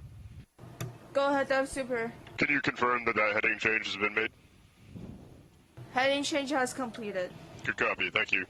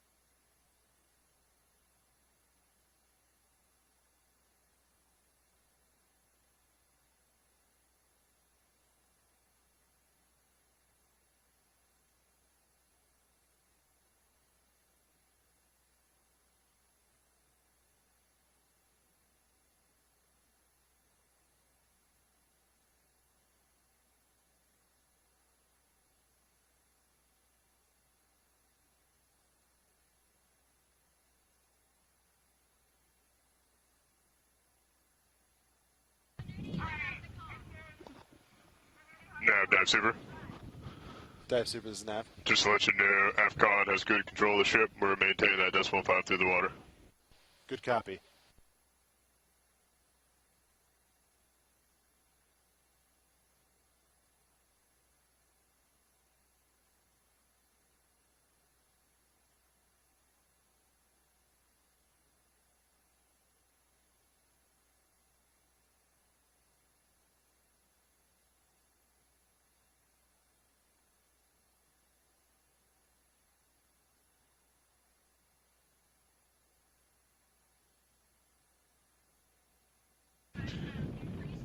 Pilot, Dive Super. Dive Super Pilot. Just watch streaming, please, as we do this. You might have to push out a little bit. Roger, Dive Super. Thank you.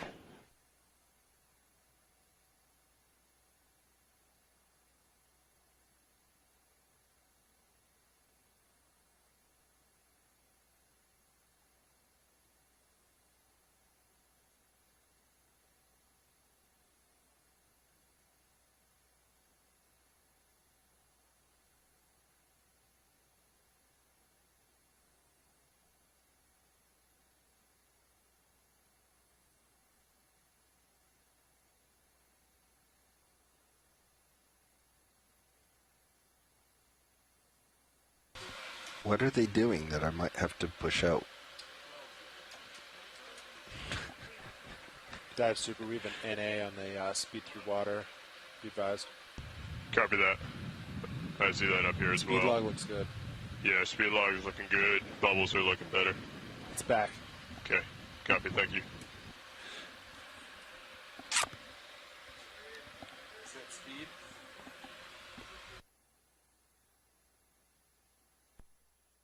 Yeah, we just saw speed log drop out. Nav, be advised. And back. Copy.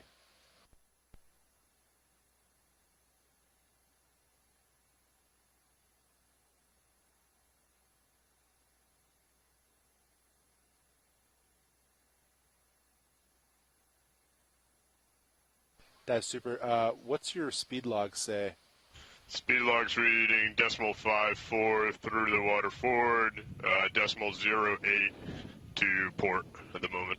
Do you think that's frozen? Mine's been saying the same thing for a little bit. Yeah, it looks frozen to me. Good copy.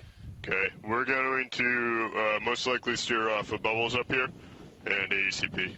Understood, copy Bubbles. Oh, speed log's back. All right, where those have been inconsistent, we'll focus on bubbles and other variables. Understood all. Let me know if you see streaming, decrease at all or get worse. You got it. We're looking good at the moment.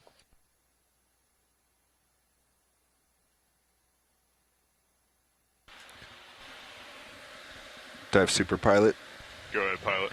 For reference, I've been 0 thrust this whole time, and streaming is holding very well. Good copy. Thank you.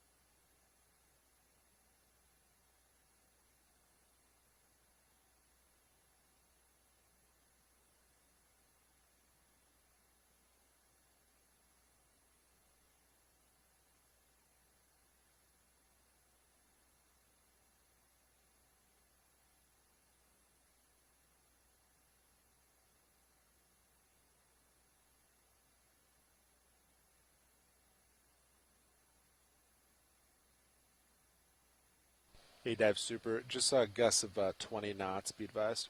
Good copy, Nav. We're feeling it up here as well.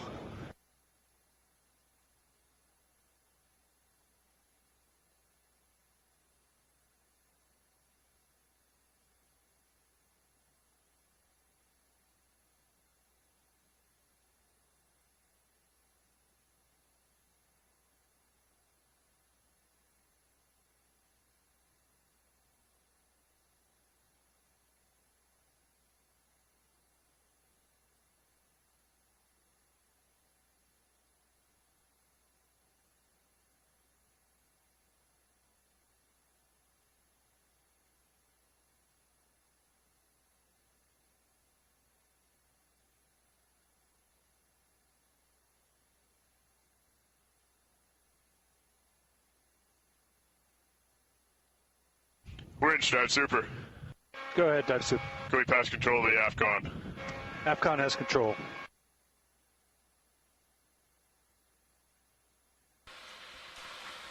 AFCON confirms control of the winch. Bridge, dive super. Dive super, bridge. Do we have permission to continue with the recovery? You are good to go. Good copy, thank you. Pilot, dive super. Dive super pilot. You ready to recover? Ready. Let's ascend 15 meters per minute up to surface. Winch will do the same, calling out every 10. Roger. Ascending. Headings indicate about 15 degrees to port, streaming. 15 to port, copy.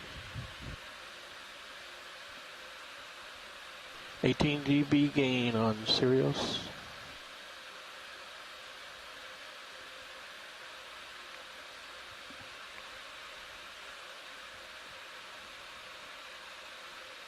Nav, dive super. Go.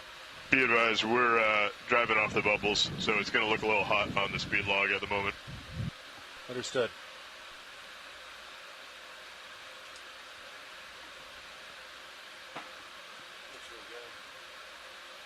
40 meters, wire out. T245, all's well. 7 to port. Good copy.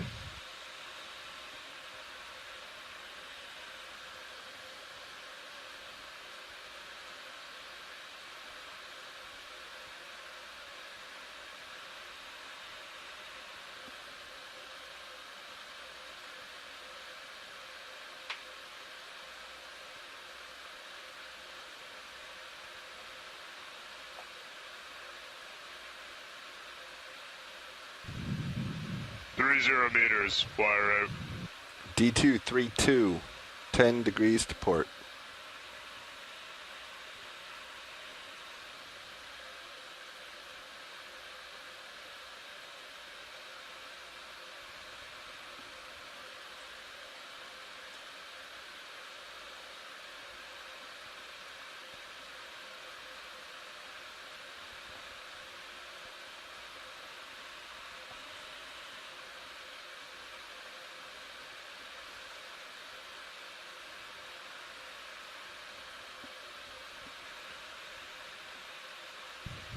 Meters, wire out. D220, about 20 degrees to port. Copy that.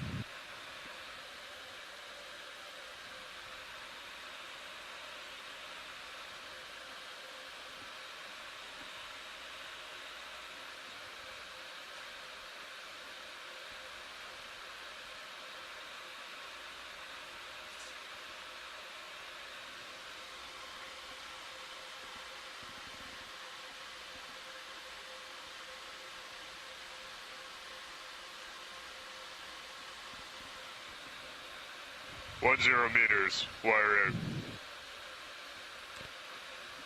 D210, reading now 25 degrees to port. Good copy, pilot. View from Sirius agrees. Off to port.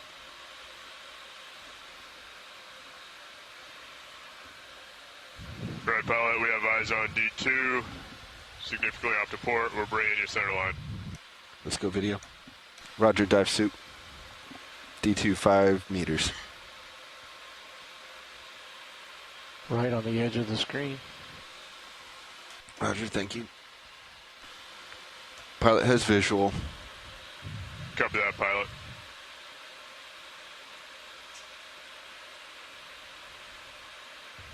All right, pilot, let's On go surface. ahead. Lock in auto heading in versus ship. We're walking you center line now. Roger.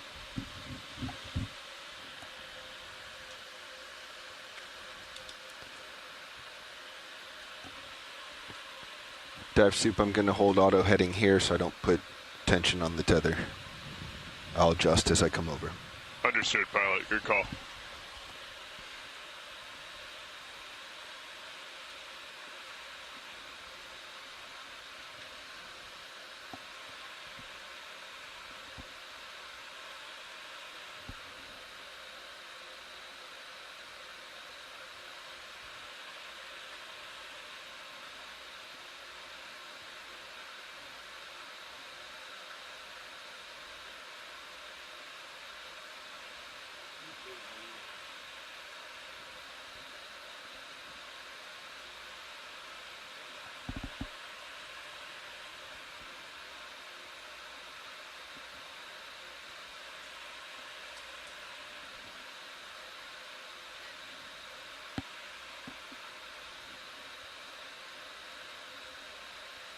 Heading inverse.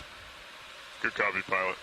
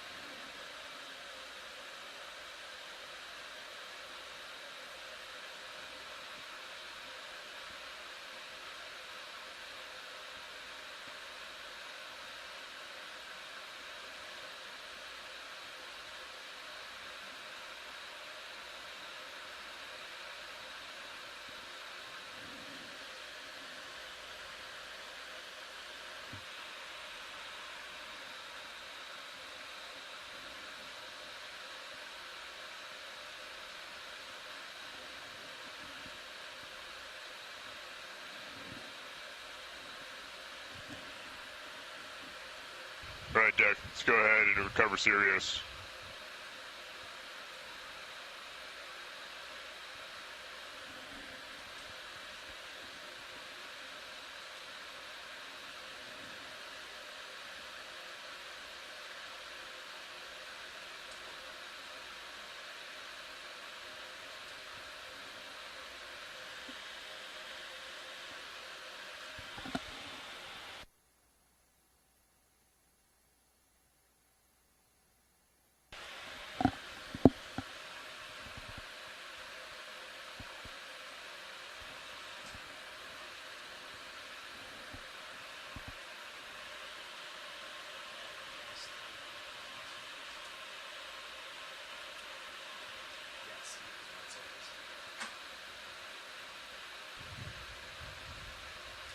Okay, pilot, target lines are on. Let's go ahead and start giving us a little bit of halfway. Sirius comes up and over the side. Roger, dive suit.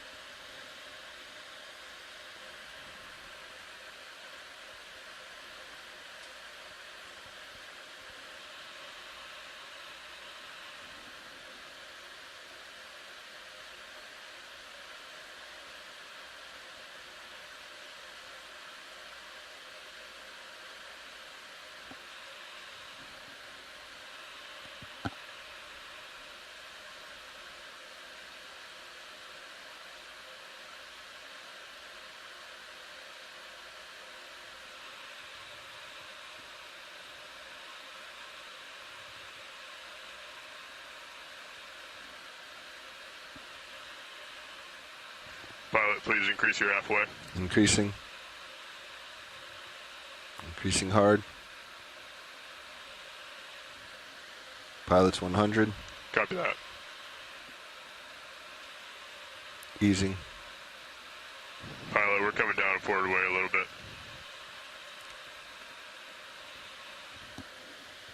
Pilot's currently 50. Good copy.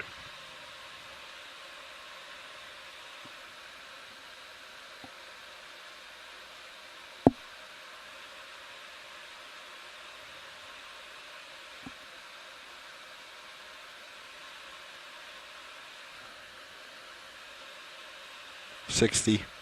Good copy, pilot. Those look good. Let's maintain.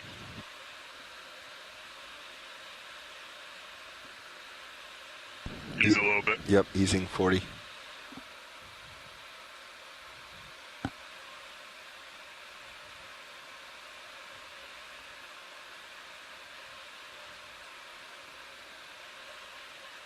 $30.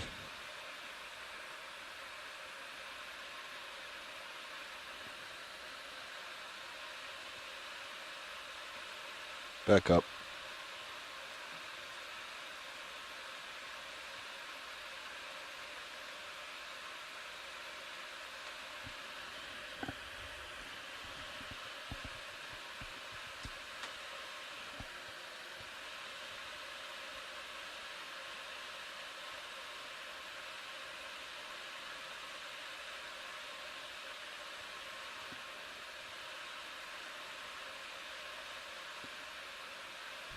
Winch, secure aft controls. Remote disabled. Deck, A-frame.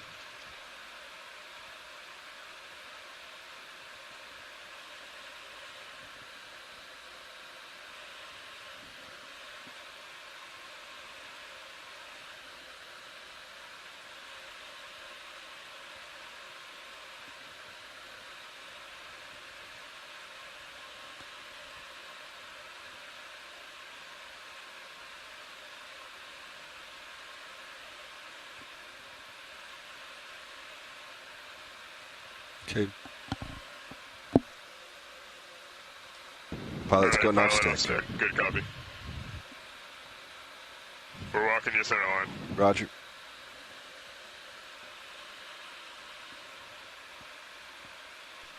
CPHD is clear.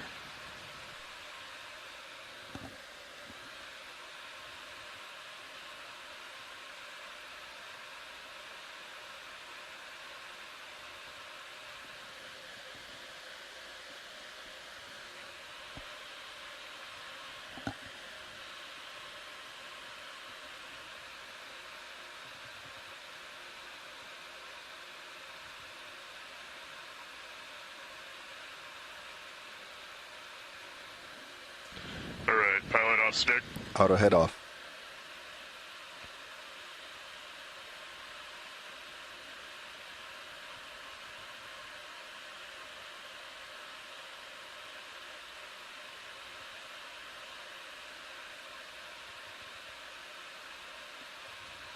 Looks free on our end. Lift line free, daisy chain free.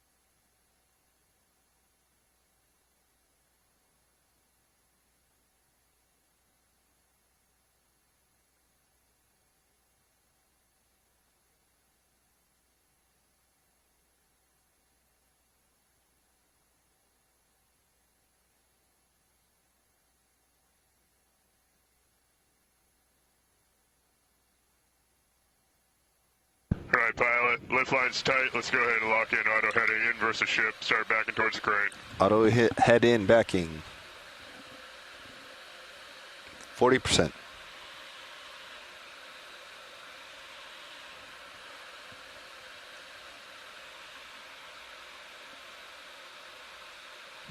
Give us a slight bump to surface, pilot. Bump.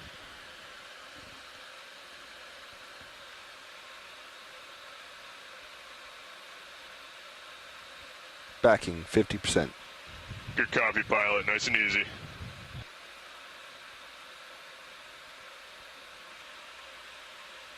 Slow it down, pilot. Slowing down.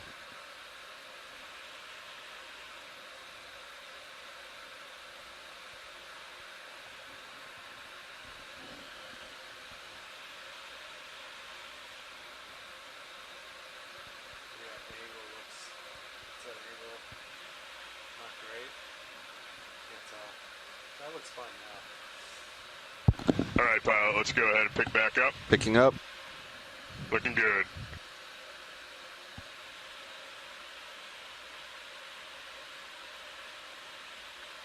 Another bump to surface, pilot. Bump to surface.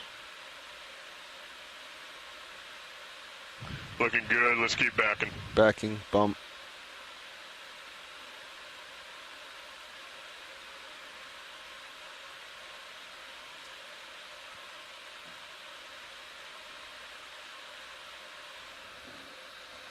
Backing about 50%. Good copy, pilot. Keep backing. Looking good.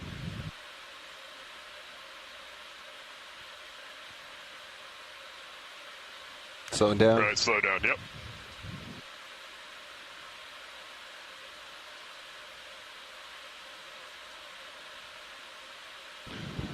Nice and easy, pilot. Looking good.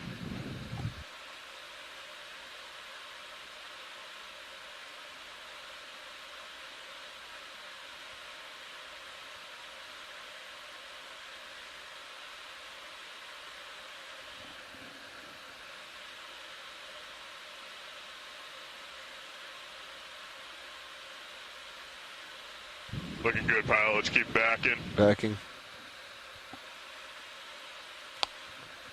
Up at 70%. Good copy. And ease, pilot. Easing. Starting to come under the crane here.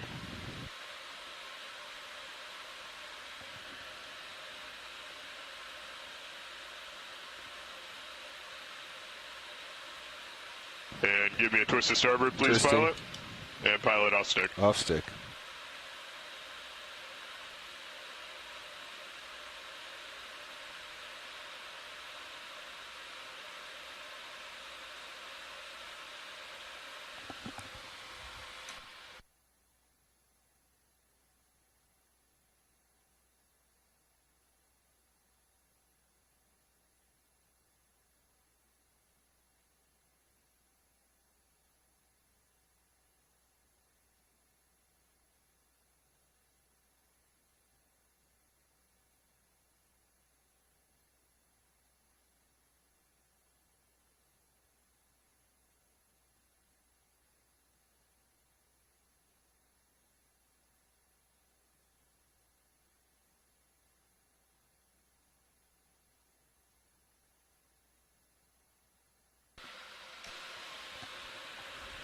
Pilot, secure power. Deck hangar E-stop.